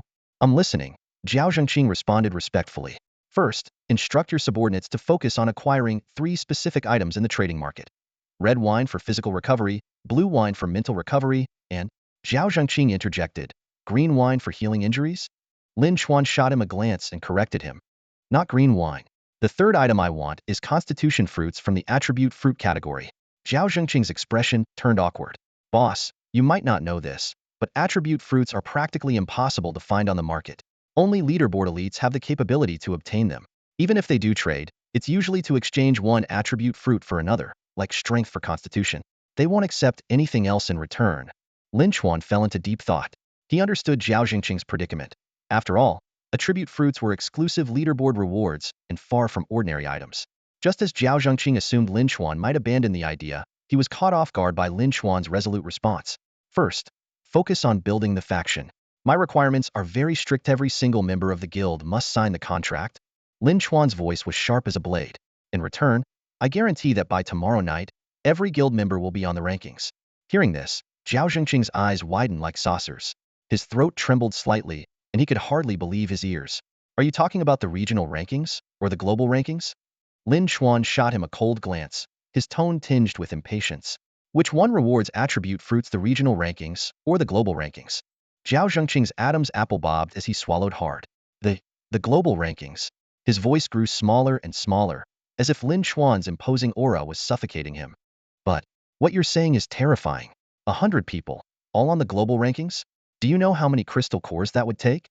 Suddenly, Jiao Zhengqing recalled a forum post where someone accused Lin Chuan of being unpatriotic, focusing only on his own progress and ignoring his fellow countrymen. He couldn't help but think that when the rankings updated tomorrow, many of those critics were going to eat their words. But at the same time, he couldn't help but wonder, was this even possible? Lin Chuan's expression remained calm, as if the promise he had just made was a trivial matter. He added, "Of course, the precondition for helping them get on the rankings is that all rewards from the rankings are handed over to the guild. According to the rules, anything I take an interest in will belong to me. The rest, which I don't care for, you can use as rewards for the guild members." Yes, of course. Jiao Zhengqing nodded mechanically, clearly still in shock. Lin Chuan continued, "The second thing, I need you to keep an eye on someone for me." "Who?" "His name is Cui Yongli. You'll find him on the regional rankings. If you locate him, or if he approaches us to join the guild, notify me immediately." Jiao Zhengqing's eyes flickered with curiosity as he cautiously asked, "Does this guy have a grudge against you, boss?" Lin Chuan immediately saw through Jiao Zhengqing's probing and gave him a cold, warning look. "Don't overthink it. This person is someone you can't handle. When the time comes, just notify me. Otherwise, you'll face the consequences." Although Jiao Zhengqing was ranked second on the Haicheng leaderboard and 10th on the global leaderboard, he wisely nodded in agreement under Lin Chuan's warning gaze. "Understood. I'll follow your orders, boss." "Good. You can leave now." Lin Chuan waved him away dismissively. After Jiao Zhengqing left, Lin Chuan took out a fragment of the substitute doll Cui Yongli had used the previous night, along with a paper crane meant for tracking people. He carefully fed the fragment to the paper crane. In the next moment, the paper crane turned to ash. Lin Chuan sighed. It seemed the substitute doll couldn't be used as a medium for tracking. He then retrieved a strand of hair he had collected from his aunt and fed it to another paper crane. Once again, the paper crane disintegrated into ashes. A heavy feeling settled over Lin Chuan. This result meant that his aunt had already passed away. He couldn't help but suspect that, just like in his previous life, his uncle's entire family might have already met a tragic end. Lin Chuan carefully placed his uncle's strand of hair into a fresh paper crane. Instantly, the crane emitted a soft green glow and gracefully floated upward. "That's great. Uncle is still alive." His eyes lit up with relief as he let the paper crane drift outward. Although the tracking paper crane was one of the simplest tools for locating people, with an excruciatingly slow flight speed, it was the best option he had for now. Following the crane out of the bedroom, Lin Chuan instructed Jiao Zhengqing, "Send someone capable to follow this crane. As soon as it stops, inform me of the location." "Got it, boss." Jiao Zhengqing replied with an enthusiastic thumbs up before leading Lin Chuan to the dining table in the main hall. "I wasn't sure about your preferences, so I prepared a little bit of everything for breakfast." Lin Chuan glanced at the table, laden with a feast of both Western and Chinese dishes, and couldn't help but redefine the word a little. He picked a bowl of beef noodles and some steamed soup dumplings, eating as he sent a message to Aya. "Have you found Zhong Qing'er and Qi Feng's bodies yet?" "We found them last night," Aya replied almost immediately, though her tone carried a distinct sadness. "Then why didn't you tell me last night?" "I was going to, but you told me to wash up and get some sleep, so I actually did." Recognizing her playful sulk, Lin Chuan sighed and promised, "Next time, don't upgrade on your own. I'll prepare advanced crystal cores for you." "Really? Can you help me reach the top 10 on the world leaderboard?" "That depends on how fast you are." "Ah, thank you, boss. You're the best." Lin Chuan smiled faintly at her exuberant reply, though it stirred memories of his past life. Back then, he had treated her like a younger sister, protecting her at every turn, only to be betrayed for profit in the end. In this life, he had bound everyone around him with master-servant contracts to guarantee loyalty to everyone except Aya. Even so, he had stationed a shadow clone by her side, both as protection and surveillance. He resolved to have her sign a contract the next time they met. "How's the progress on today's tasks?" Lin Chuan asked, steering the conversation back to business. "You mean raising the blood goo bugs?" "It's still early, and we haven't started yet. The main problem is that hornets are hard to find. Go to the trading market and buy 2 regional teleportation cards. Then teleport to Shun City with Kaiji. There are plenty of iron-backed beetles and blade mantises, they're dimensional monsters that are much better than hornets. Just don't get greedy and end up drained dry." "I'm not stupid. There's no way I'd let that happen." "Good. Hand over the bodies you've collected to me first, then head to Shun City to continue working. By the way, boss, I've gathered over 100 bodies, but some of them are severely decomposed, like they've been dead for a long time. It's really strange." Lin Chuan's brows furrowed. The apocalypse had only begun 2 days ago, and the weather in April wasn't warm enough to cause such rapid decomposition. This anomaly brought one name to his mind: Zhuokaiyuan. No, he corrected himself. It should now be Zhuokaitian. Before heading to Shan City, Go check out that old mansion we used to stay in. Report anything unusual you find. Got it. After wrapping up his conversation with Aya, Lin Chuan turned his attention to the private messages regarding the bone spikes he had listed for sale. A message from Su Ling caught his eye, expressing her concern over the pressure brought by the latest world leaderboard update. Lin Chuan shook his head lightly. His own actions today would undoubtedly push every player to feel even greater urgency in strengthening themselves. The grade skill books aren't enough. Raise the price, he replied bluntly. Suppressing her irritation, Su Ling politely asked, "What else are you looking for?" "Information. I have exclusive intel on the top-ranked player, Lin Chuan." Lin Chuan's lips twitched slightly at her response. Why would he need information about himself? Still, this presented an excellent opportunity to gauge how the major factions perceived him. Not enough. I want information about the gods chosen. Su Ling's eyes narrowed as she tried to decipher the seller's motives.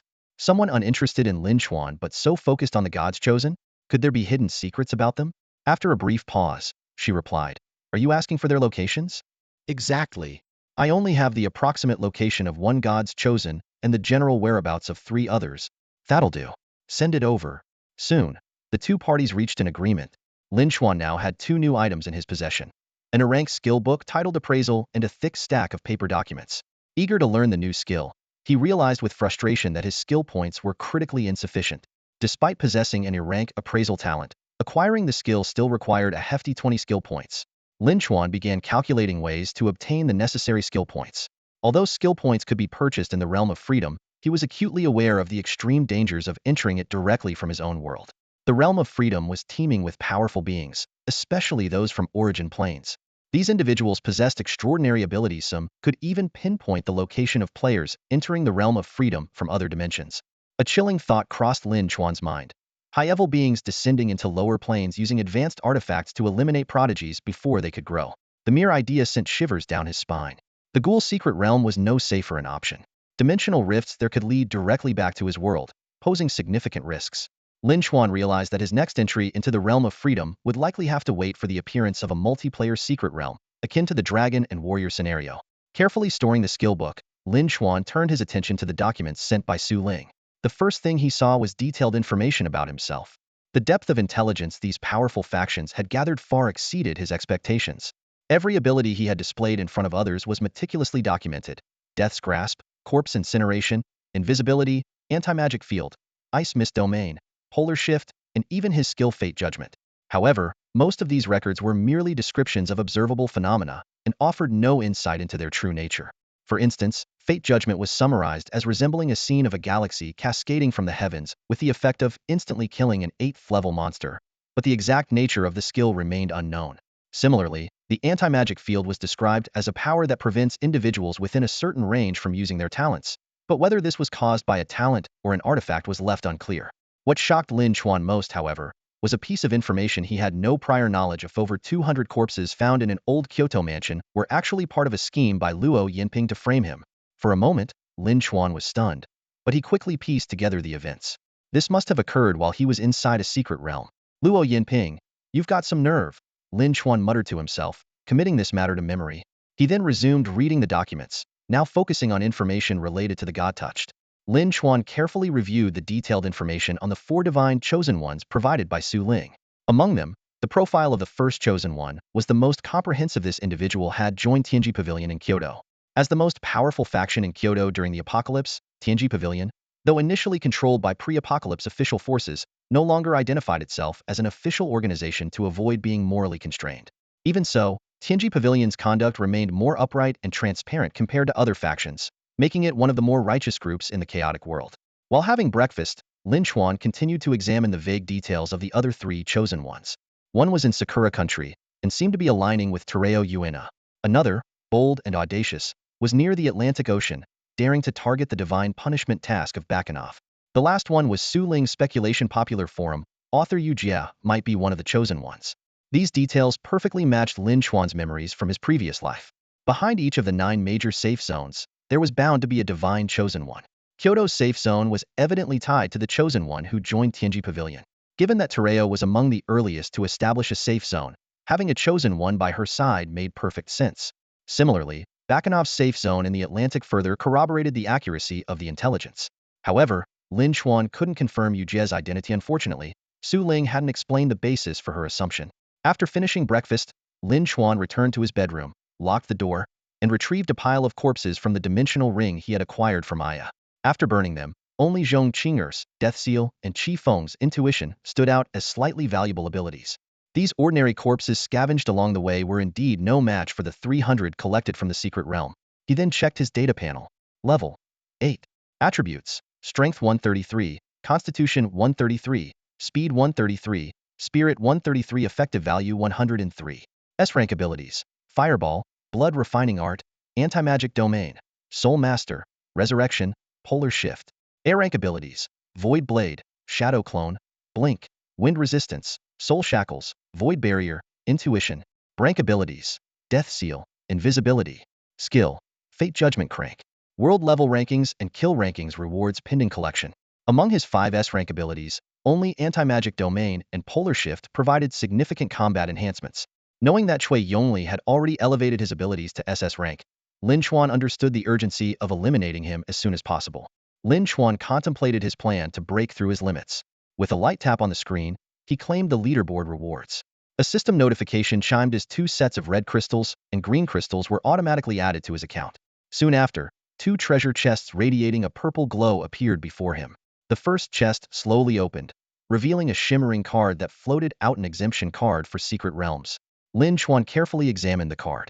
The word exemption flickered on the front, while the word secret realm faintly appeared on the back. This rare functional card could exempt a player from being eliminated by the rules of a secret realm. For example, in the Dragon and Warrior secret realm, where a tie would normally result in all players being wiped out, this card would prevent such a fate.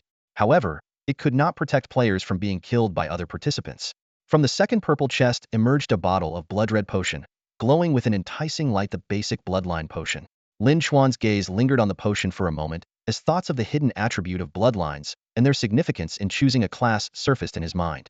To successfully transition into a new class, players needed to meet 3 conditions: reach level 10, achieve a class compatibility rate of over 60, and complete the class transition quest. The reason fate-bound professionals could unleash their full potential was their 100 compatibility with their class. Lin Chuan recalled his past life experiences. The method of class transition in the origin plane was unique. Players had to first enhance their bloodline level and then use a resonance stone to awaken their fate-bound class. Previously, he had prematurely used a basic bloodline potion, which led him to awaken the extreme warrior class. While the class synergized well with his high stats, he deeply regretted this decision. Bloodline potions were categorized into 4 tiers: basic, intermediate, advanced, and origin, corresponding to purple, orange, red, and gold tier treasure chests, respectively.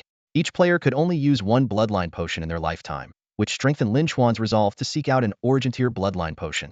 Storing the basic bloodline potion in his inventory, he silently vowed to search every secret realm, the boundless heaven, and even the origin plane to obtain the highest tier potion.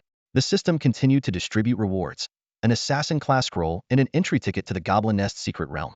Lin Chuan glanced at the items. The class scroll would only be useful after he reached level 10, and the Goblin Nest was merely a grinding spot for leveling up. He casually stored both items away. Finally, 2 blue treasure chests opened one after the other, revealing the virtual projections of a featherlight cloak and a gas mask. Lin Chuan's gaze lingered on the gas mask for a few extra moments, a faint smile appearing on his lips. If the world's course remained unchanged, this piece of equipment would soon become a highly sought-after item in the marketplace.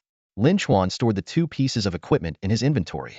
The leaderboard rewards now only included 1 skill point and a single constitution fruit. He looked at the fruit with satisfaction, as it was perfect for improving Aya's constitution, which had been deteriorating due to her constant bloodletting to feed the worms. Just then, Lin Chuan's communication device vibrated, and the screen lit up with a series of frantic messages from Aya. "Oh my god! The entire old mansion is filled with rotting corpses. Thank goodness I came during the day, otherwise I would have died of fright. I'm sure I'll have nightmares tonight. I feel like throwing up already."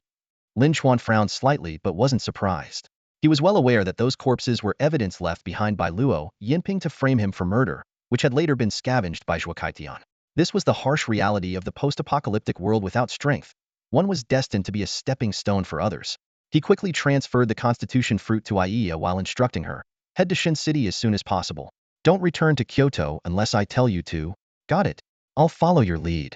Aya's mood visibly improved after receiving the fruit. Lin Chuan added, "By 12 o'clock at the latest, you'll need the blood goo worm." "Understood. I'm heading to Shin City right now to get it done for you." Aiya responded decisively. Outside the old mansion in Kyoto, Aiya refrained from consuming the Constitution fruit immediately due to the horrendous surroundings. She walked a considerable distance with Kai Jian before her stomach felt settled enough to take out the fruit and eat it.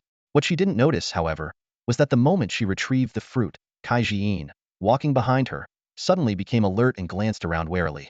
Hidden among the ornamental shrubs not far away, a 10-year-old Zhuakaitian lay flat on the ground, barely daring to breathe. Only when Kai Zian's silhouette disappeared entirely did Zhuakaitian slightly relax his tense body, though his gaze toward the direction they left remained filled with vigilance and confusion. Meanwhile, back in Haicheng, Lin Chuan, seeing no progress with the seeking paper crane, decided to draw a card from the deck of fate. He flipped it over to reveal the 9 of diamonds. 9 was a decent number, and diamonds signified a secret realm. After a brief moment of contemplation, Lin Chuan activated the card. The card immediately transformed into a secret realm entry pass, depicting a tightly shut door. This represented a trial secret realm, also known among players as a challenge realm or board game realm. Such realms typically required 8 to 12 participants to play a simple yet high-stakes game. The winners would receive rewards, while the losers faced penalties. Due to the large number of participants, matchmaking was swift. Within seconds, a system notification echoed in Lin Chuan's mind. Ding! Room A018 has matched 12 players. The room has met the activation criteria. Room A018 is now opening. Please prepare yourselves. 3, 2, 1. As the countdown ended, Lin Chuan was teleported into a sealed room. Before him was a massive circular table surrounded by 12 luxurious throne-like chairs. In front of each seat was a crystal goblet, with glowing numbers from 1 to 12 engraved on the rims. Lin Chuan's seat was marked with the number 12.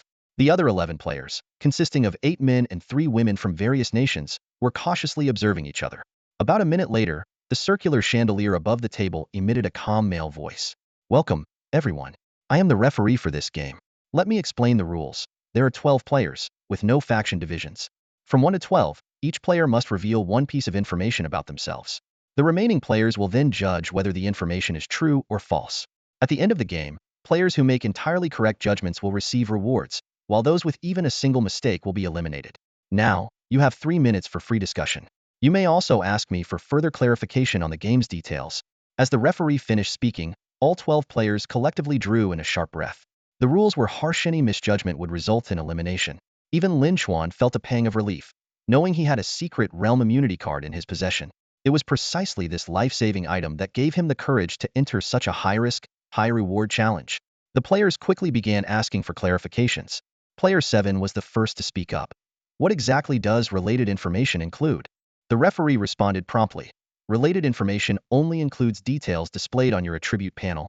The game rules just revealed a critical piece of information. If a player has multiple names, such as Zhang San and Tony, but the attribute panel displays Zhang San, claiming to be Tony would be considered a lie. At this moment, player 3 raised an important question. Can players agree in advance on whether to tell the truth or lie? The referee gave an affirmative answer but immediately added a crucial detail. Yes, you can. However, keep in mind that the fewer survivors there are, the greater the reward for each person. Conversely, the more survivors, the smaller the reward for each individual. This rule instantly stirred an undercurrent among the players. It was clear that the 12 players were in a competitive relationship. Even if agreements were made in advance, who could truly trust that others would stick to their promises? For instance, they might agree to always tell the truth, but there would always be the risk of someone deliberately breaking the agreement. At that moment, player 6, a quiet-looking young woman, suddenly asked, can players blatantly lie when revealing information? Like saying my strength attribute is 10,000 or something? You can blatantly lie, the referee replied, causing all the players' eyes to light up. The young woman then addressed the group. I think none of us want to be eliminated by the game rules, right? We need to stick together. Someone immediately objected. Stick together? We don't even know each other in real life. It's fair to say everyone has their own agenda. How do you expect us to cooperate when there's no foundation of trust? Still smiling, player 6 responded, if we agree to tell the truth, it's true that someone might deliberately break the agreement. But if we agree to tell completely outrageous lies, it becomes much easier to identify. This suggestion quickly gained traction among the players. Soon, almost everyone voiced their agreement. Let's all tell absurd lies. Only by working together can we survive. No reward is worth more than staying alive. The 12 players swiftly reached a consensus. Even Lin Chuan, who had remained low-key until now, chimed in with a few words of support. The 3-minute preparation time ended, and the referee announced the new rules. From now on, no one is allowed to speak without my permission. In front of you is a crystal cup containing 12 balls, numbered 1 to 12. When you believe a player is lying, you must place the ball with their corresponding number into the crystal cup. Once placed, the ball cannot be retrieved. 3 minutes after player 12 finishes speaking, the game will end, and I will determine the outcome. Now, player 1, begin your statement. Player 1, a black man, stated directly, "My strength attribute is 1000. Hearing this, the other 11 players exchanged knowing smiles and unanimously placed the ball marked 1 into the crystal cup. Players 2 through 5 followed the same strategy, all making blatantly untrue statements. When it was player SX's turn, she smiled and said, "My talent has no level." The other players maintained their knowing smiles, but Lin Chuan's brow furrowed slightly, as if he had noticed something. The players carefully dropped the number 6 ball into the crystal cup, their movements cautious and their gazes wary. Lin Chuan held the marble-sized number 6 ball, casually mimicking a throwing motion while secretly observing player 6. She was a young, quiet girl, resembling the classic teacher's pet, soft-spoken and seemingly harmless. Even when suggesting that everyone tell outrageous lies, she appeared more like a clever, studious type rather than someone with ill intentions. Lin Chuan smirked inwardly. If people were already so calculating before the apocalypse, how much more so now? After a brief moment of hesitation, he discreetly slipped the number 6 ball into his pocket. Player 7 smiled and introduced himself. "Hello everyone. My name is Zhang San." The referee thoughtfully displayed the name in text. The other players stopped smiling, their brows furrowing slightly. Zhang San sounded absurd, but what if it was his real name? Some hesitated for a long time before throwing their ball, while others couldn't make up their minds. Lin Chuan pretended to deliberate for a while before finally tossing the number 7 ball into the cup. In truth, he knew player 7 his name was Zhang Quan, not Zhang San. Player 8 mimicked player 7's tone and said, "Hello everyone. My name is Chao Dan." The name was even more ridiculous, but Chao was indeed a legitimate surname. Reflecting on player 8's previous behavior, Lin Chuan felt there was a higher probability that he was telling the truth, so he refrained from throwing his ball. The blonde-haired, fair-skinned player 9 spoke coolly, "I am a pharmacist." The group frowned again, struggling to discern the truth. Lin Chuan initially intended to pocket his ball, but suddenly hesitated and knew a Bellry who was indeed a pharmacist. But what about this Bellry from another world? He scrutinized the blonde girl carefully, trying to glean some clue from her calm and indifferent expression. At that moment, their eyes met, and neither revealed the slightest trace of emotion. Lin Chuan's heart churned like a stormy sea, growing increasingly restless. He stared at Bailey, suspecting she was playing a dangerous game of bluff, betting that someone among the players knew her. The thought sent a chill down his spine. If Bailey hadn't yet changed her role, then any player who recognized her would undoubtedly fall into a trap, and the others would be left uncertain about the truth of her words. Lin Chuan pondered silently. Perhaps this was the true allure of psychological warfare. Just when you think you've seen through someone's strategy, they may have already set a deeper trap, turning your assumptions against you. After much hesitation, he decided to place the number 9 ball into the left pocket alone, giving himself room to think further. The 10th player didn't seem to be up to any tricks. They followed the rules honestly, albeit spinning an outlandish lie. The other players easily tossed the number 10 ball into the crystal cup. However, it was the 11th player's move that shattered the calm. With a blank expression, he stared straight ahead and coldly stated, "My strength attribute is 3. The statement struck Lin Chuan like a heavy blow to the chest. Such a declaration was the hardest to discern, neither obviously true nor blatantly false. Compared to the absurd lies earlier, it was far more deceptive. Lin Chuan was plunged into deep uncertainty. Was this player's strength really 3? Or 4? Or even 3.3? Unable to determine the truth, he reluctantly placed the number 11 ball into the left pocket as well, leaving it for later consideration. Just then, the referee suddenly announced that they were about to reveal the game's hidden rule. This unexpected twist left all the players stunned. Lin Chuan knew that every Secret Realm game came with hidden rules, but for the referee to disclose them mid-game was almost unheard of. The atmosphere in the room grew tense in an instant. Everyone held their breath, waiting for the referee's next words. In a slow, almost mocking tone, the referee drawled, "Before the game determines a winner, if the number of balls in the crystal cup is even, those players will be eliminated immediately." The statement landed like a thunderclap, reverberating in every player's mind. The control they thought they had over their fate now seemed tenuous and fleeting. If the number of liars turned out to be even, everyone would face certain death. Suddenly, player 1 could no longer bear the pressure. He stood up abruptly, slamming the table in a desperate protest. But his actions brought swift and horrifying consequences. His head exploded on the spot, and his lifeless body collapsed heavily back into the chair.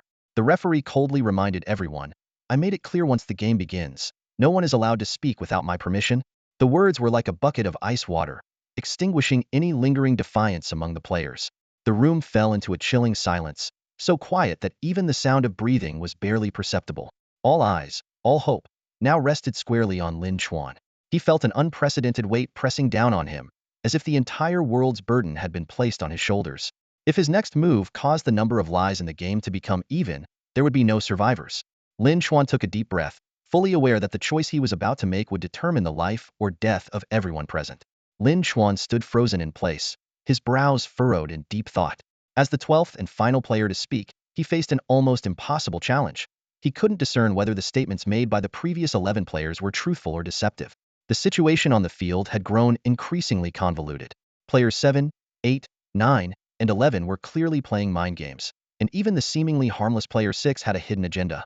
At this moment, their cunning strategies had turned into a double-edged sword. Their expressions were tense, their gazes desperate as they shot Lin Chuan a variety of subtle signals, as though frantically trying to hint at the veracity of their prior declarations. Lin Chuan glanced at their animated facial cues with mild exasperation. He wasn't some kind of mind reader, and all these winks, raised eyebrows, and cryptic gestures were as incomprehensible as ancient hieroglyphs.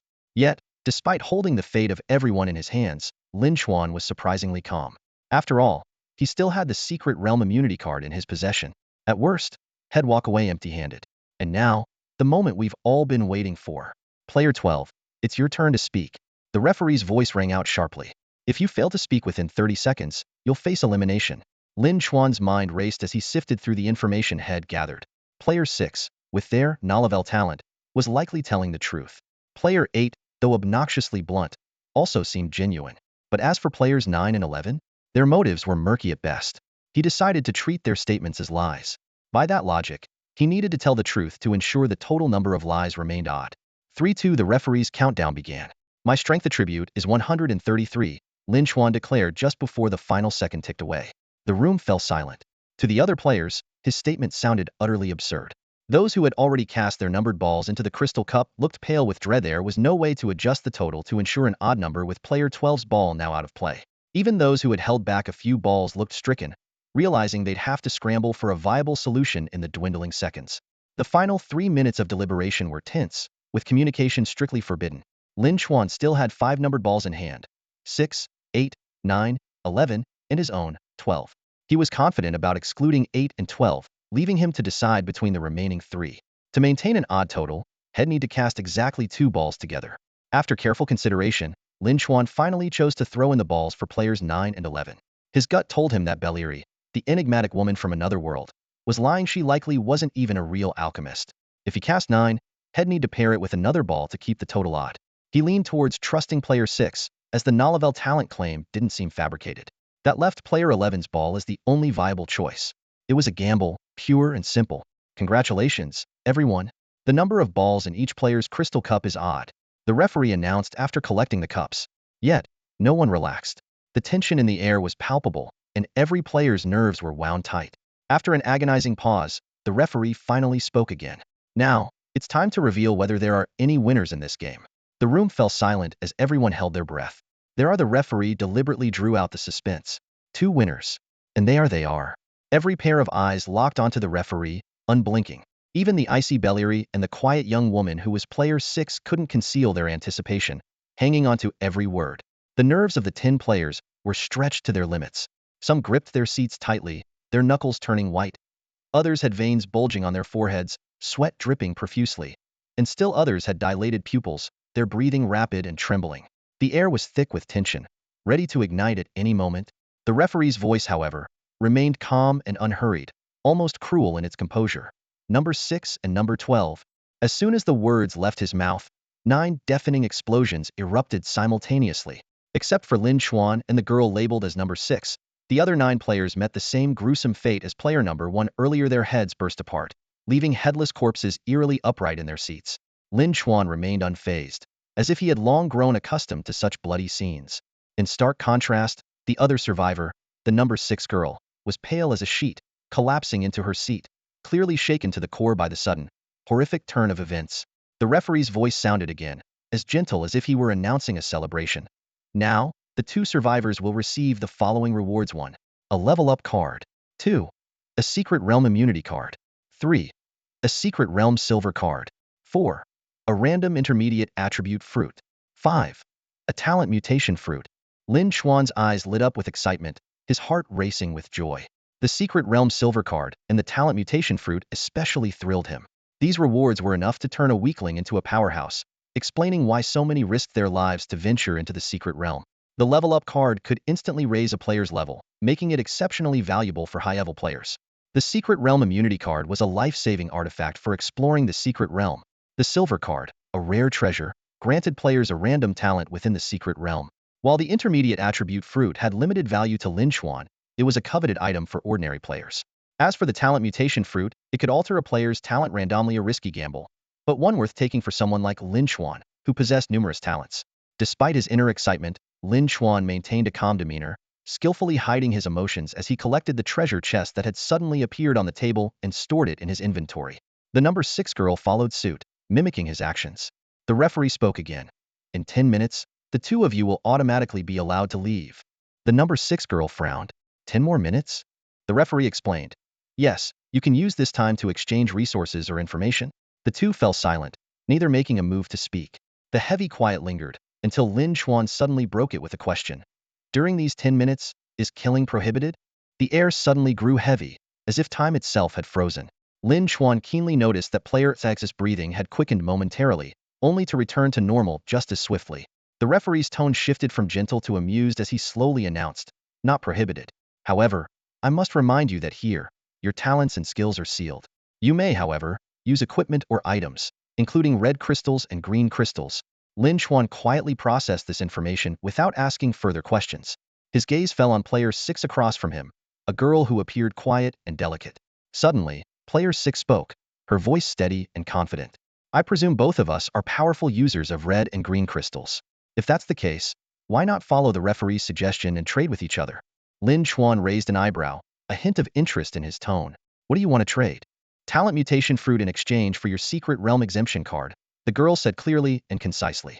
If I'm not mistaken, you already have one, don't you? Lin Xuan nodded calmly, admitting, indeed. But no matter how many Secret Realm exemption cards I have, they'll always come in handy at some point. On the other hand, another talent mutation fruit doesn't seem particularly useful to me. The girl narrowed her eyes slightly, her tone probing. Are you sure? Lin Xuan chuckled lightly. Believe it or not, it's up to you. The topic of trading abruptly ended, and silence filled the air once more. Minutes passed before Lin Xuan suddenly changed his tone. But if you're willing to tell me about your talent, I might agree to the trade.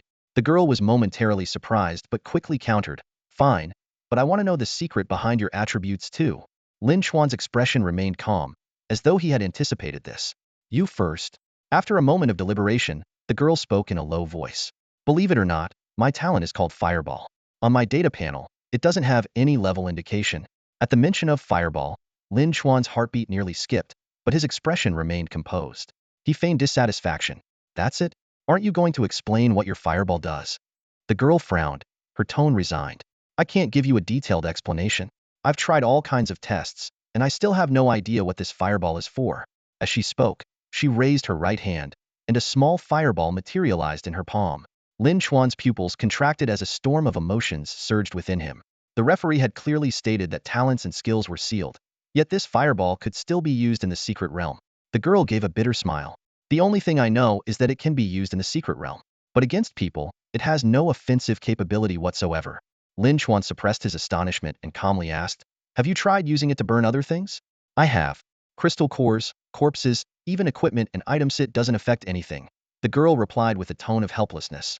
It's like an illusion. Aside from the fact that it can be used in the Secret Realm, it's completely useless. Lin Xuan remained silent for a moment, sensing the truth in her words. The girl urged him. I've already told you. Now it's your turn. Me. Lin Xuan's voice suddenly turned cold. In the next instant, his right hand shot up, and with a flash of steel, a sturdy wire instantly wrapped around the girl, cocooning her like a silkworm. This time, Lin Xuan didn't crush her into pulp.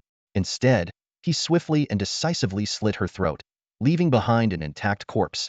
It wasn't out of pity, but rather for the convenience of using the fireball to dispose of the body later. Lin Xuan had seen through her lies long ago.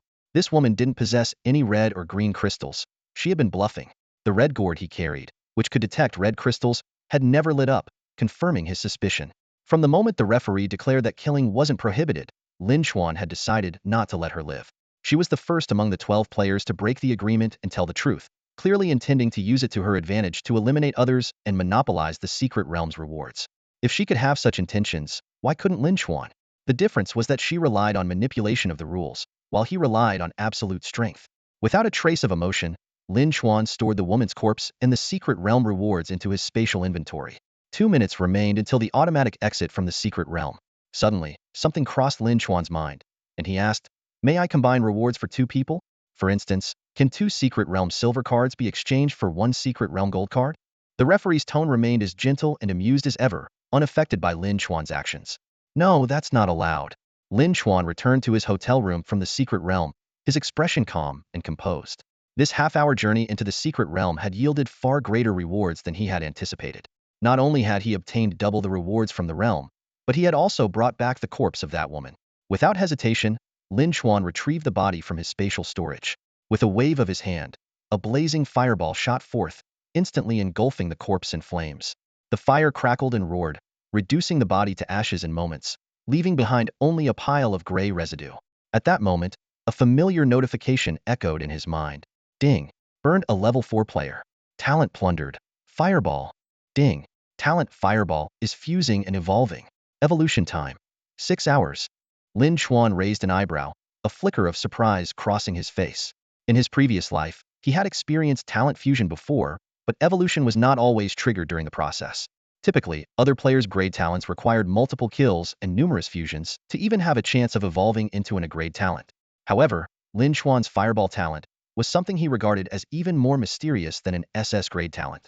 In his past life, this talent only fused but never evolved, a limitation he had accepted. Yet, in this life, before he'd even killed a single version of himself, the Fireball talent had begun evolving. What baffled him even more was the anomaly of this fusion. In his previous and current lives, he had burned countless corpses, many of which belonged to individuals with identical talents.